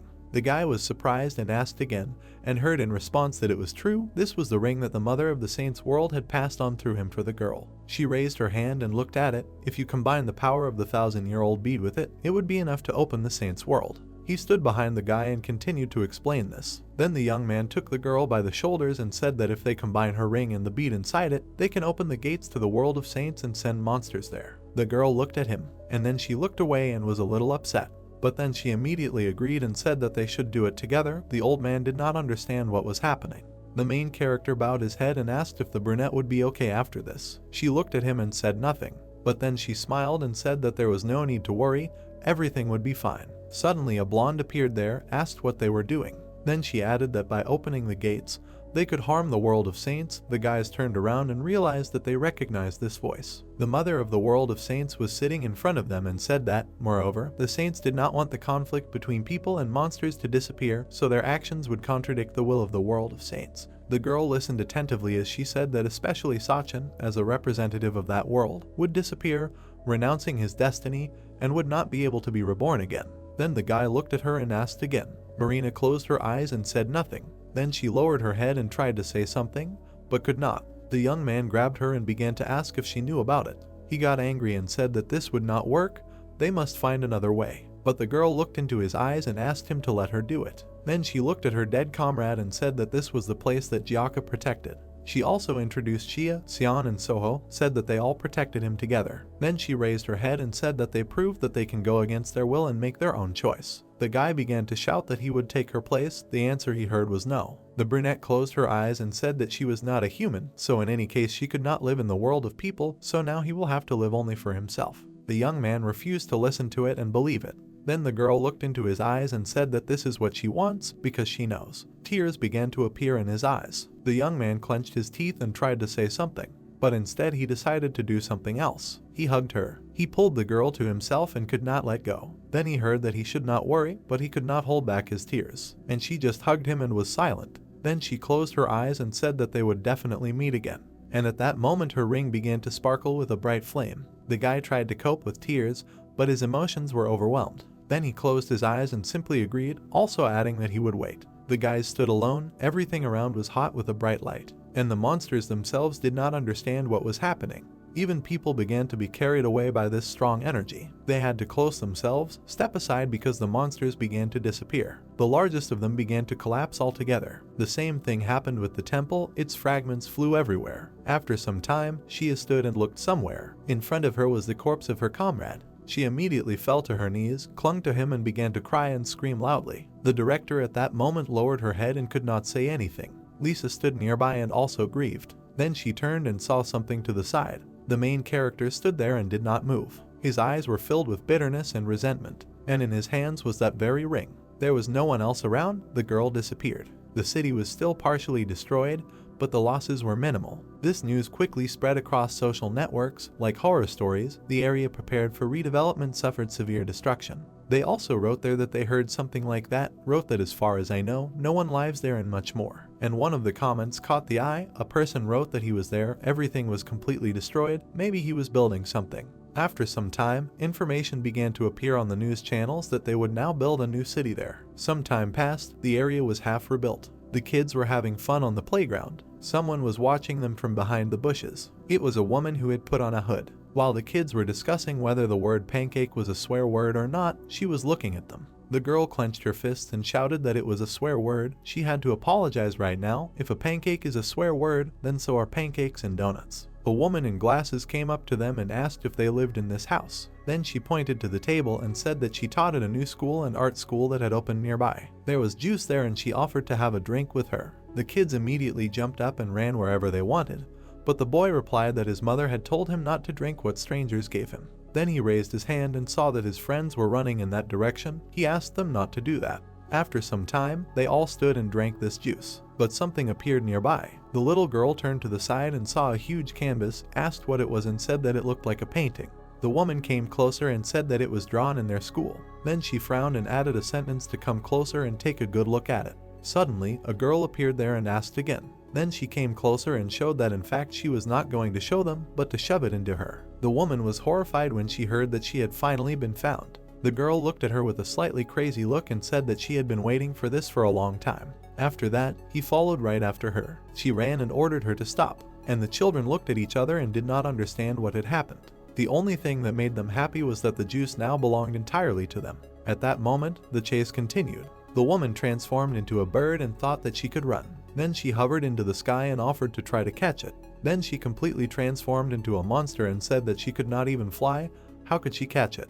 But suddenly a chain was wrapped around her leg. The girl began to pull it towards her and said that she had already caught it. Then she smiled and called her a sparrow. She looked at her and thought that it was all over. At that time, in the Exorcist Association, at the headquarters, they said that quite a lot of time had passed since the disappearance of the head of the monsters. The old woman turned and asked why the monster continued to appear. She turned to the man and asked if he could explain this. The micro monster continued to play with the dog and said that he had not been in the human world for a long time, and they immediately began to question her because the droplet was so happy with her. Then she stopped and added that it seemed that the representative of the monsters, the drywood, was not interested in anything at all. While the woman listened to her, she also added that she thought that after that day, all his greed had disappeared. She immediately closed her eyes and said that it was true. They said that this time they held her coronation. Then she came closer and asked how it felt to feel like a queen. Then a girl flew into the room and turned to the grandmother, said that she had finally caught the monster. The woman turned around and said that she actually had a guest and she had told her not to call her grandma here. The girl was a little taken aback and stopped. Then she took off her hood and apologized, saying that she had just gotten really excited. Then she looked at the woman again and addressed her as the director of Shia. The woman immediately closed her eyes and said that it was good, she understood, praised her granddaughter and told her to go rest, and she agreed. Then she closed the door, and the princess said that the girl looked somehow familiar, that she immediately remembered someone. The old woman looked at her and said that it was so unusual that she sometimes felt it too. She watched her granddaughter and said that she did whatever she wanted, that she could not stand anger and always rushed forward. Then she lowered her head and said that it was like a reincarnated Yika. The princess just looked at her and said nothing. Then she finally decided to say something. There are words that have been passed down since ancient times. People with a strong connection are happier in their next lives than in this one. This is the principle of the nature of the universe, by which all connected people will eventually connect. The woman answered her and asked for what reason the all-knowing queen of the Lilliputian country had traveled this way and personally visited them. The girl was surprised and said that she had already forgotten. Then she answered that the monster that killed the monster she wanted to know. The woman became interested. The girl immediately imagined the battle and said that it was Soho in order to wash away the sin that he committed when he was very young. He wants a king and help people. And indeed, the girl grew up and fought monsters. Shia came closer and said that's how it is it really her? That's why. Hongyeon looked at her and noted that the woman seemed disappointed. Then, in response to the question of whether she was looking for him, she turned around and apologized, saying that even in the world the monster could not find his trace. The woman raised her head and closed her eyes. They were inside and continued to discuss that they had not seen him since that day. Rumors had it that he had left this place a long time ago. Then the old woman suggested that so much time had passed, the guy could have gone to another world. The princess folded her hands and listened to her attentively. Then she looked up and said that this was also possible. She was also over 80. The answer she heard was that it was good for a monster to live so long. At the same time, somewhere in the city, people were actively moving along the streets. A small Indian town, a market. A young man was walking among the crowd. A fortune teller appeared next to him, who turned to him and offered to tell his fortune. The woman smiled and said that it was cheap. The guy grinned, but decided to agree. It was Yishin, who asked if their contract had already ended. Then he sat down with her and heard from the woman that he really worked hard to complete all the affairs in the saints' world. Although, of course, they did not like that they sent all those monsters to them. The release of the soul sealed in the 1,000-year-old bead, and how he dealt with all this on his own, she could not even imagine. Then the guy looked at her and said that he did not think that she came here to praise him. In response, he heard that he also came here to avoid meeting her. The woman smiled and added that he should be afraid that he would cross and come to this distant place, right? The guy did not understand why I was asking these questions, because the woman herself told him that if they were together, something irreparable would happen. She answered that it was so. Then she explained that if you imagine two cores, it is incredibly difficult to divide the soul of one living being into two. If you succeed, they will have no choice but to meet again. If they suddenly get close to each other, they will begin to attract like magnets and eventually unite. The guy looked down and said that because of this, all two creatures would disappear forever. The woman folded her hands and replied that it was so, that even she could not influence. Then she closed her eyes and added that, looking at him then, she had no choice but to act this way. The young man stood in front of her then and begged her to return the girl, offered to give her his soul in exchange for hers. But the mother of the world of saints stood in front of him, said that as he wanted, she divided his soul and resurrected it, although this life would be the only one for her. Then the guy stood up and said that if he wanted to chat about the past, then he should go. Suddenly she grabbed his hands and said that he should wait a minute. Then she looked at them. The guy did not understand what was happening. Then the fortune teller looked at him and asked what if he suddenly could not live the next life, but lived this one the way he wanted, what would he do then? He simply remained silent. Then he tried to say something, but could not. Suddenly the woman said that his brand was gone. The young man was very surprised. Then he looked at his hands and asked again, and she just closed her eyes and smiled. Then she asked if it was possible that he still had the ring of that child. He asked again. Then she picked it up and said that the boy kept it well.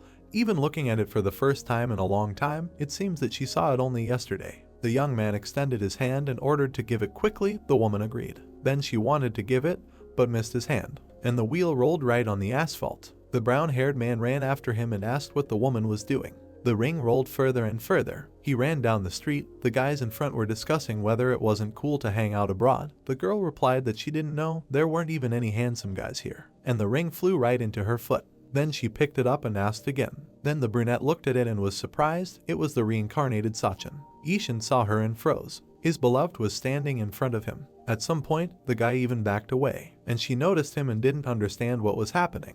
The young man stood opposite and thought, what is this girl doing here? He immediately remembered the words of the mother of the world of saints, that two souls received from one will eventually be attracted and unite, then all two creations will not be able to continue to exist. He lowered his eyes and was upset. Then he looked at the brunette and thought that he had saved her with such difficulty, but in the end he had ruined everything. Then he tried to run away and thought that he couldn't let her disappear, but the brunette grabbed his hand. She tried to catch up and screamed that he had to stop. Then she ran closer and asked if this was his ring. The young man was horrified. He looked at her and thought that it was impossible. Then a bright light lit up everything around. The guy thought that now they would both disappear. Immediately the young man closed his eyes and prepared for the worst. When the girl turned to him, asked him to listen to her. Then she moved closer and asked why she had closed her eyes. He raised his hands and began to make excuses, asked why nothing was happening. This surprised him very much. Immediately after that, the young man turned around. There was no longer a tent. He thought that the mother of the world of saints had really done this. The brunette turned to him and asked if this man was Korean, then said that it was wonderful. She ran closer and asked if the guy knew these places well, delicious restaurants, could recommend anything, would like to get help from him. Then she waved to her friends and shouted that she met a Korean. The young man froze, did not know what to answer her. He looked at her face and remembered everything that had happened earlier. And then a fortune teller came to mind, who asked how about living one life the way he wants it. He lowered his head and thought. Then he smiled. He came closer to her and said that his name was Ishan. The young man looked at her with a smile and asked her name. Then the brunette turned around, smiled too, and introduced herself. The guys started talking. Although this will only happen once, you need to enjoy your life to the fullest. After some time, she approached the guy and said that she was interested here. In response, she heard what? She asked about what shocked him, reminded him of how they once met that grandmother who for some reason called him brother and who is Sachin. The young man was a little confused. Then he smiled and tried to say something, but the girl interrupted and asked if what he called dolls that time wasn't alive. Because of this, the young man was even more confused. The brunette said that she saw her move. It was the princess of the Lilliputians who pretended to be a doll. Jarshin could not find an excuse because the questions were pouring out like a river. That day when the news reported the death of the monster, didn't they say that they would have been there that day? He scratched the back of his head and said that he didn't even know, didn't understand her at all, thought that she was too smart, a modern youth. The girl frowned and said that it was suspicious. Then she came closer and told him to promise that in the future he would tell her everything, not to hide anything, and also added that she was interested in everything connected with him, asked if he understood. The young man was surprised. Then he smiled. After they went forward, the guy asked if he told her, was she sure that she would be able to believe everything? In response, he heard that he would think about it after hearing this story. That's how this video ends. If you have sat through to the end, please don't forget to press the subscribe button and leave feedback. See you in the next video.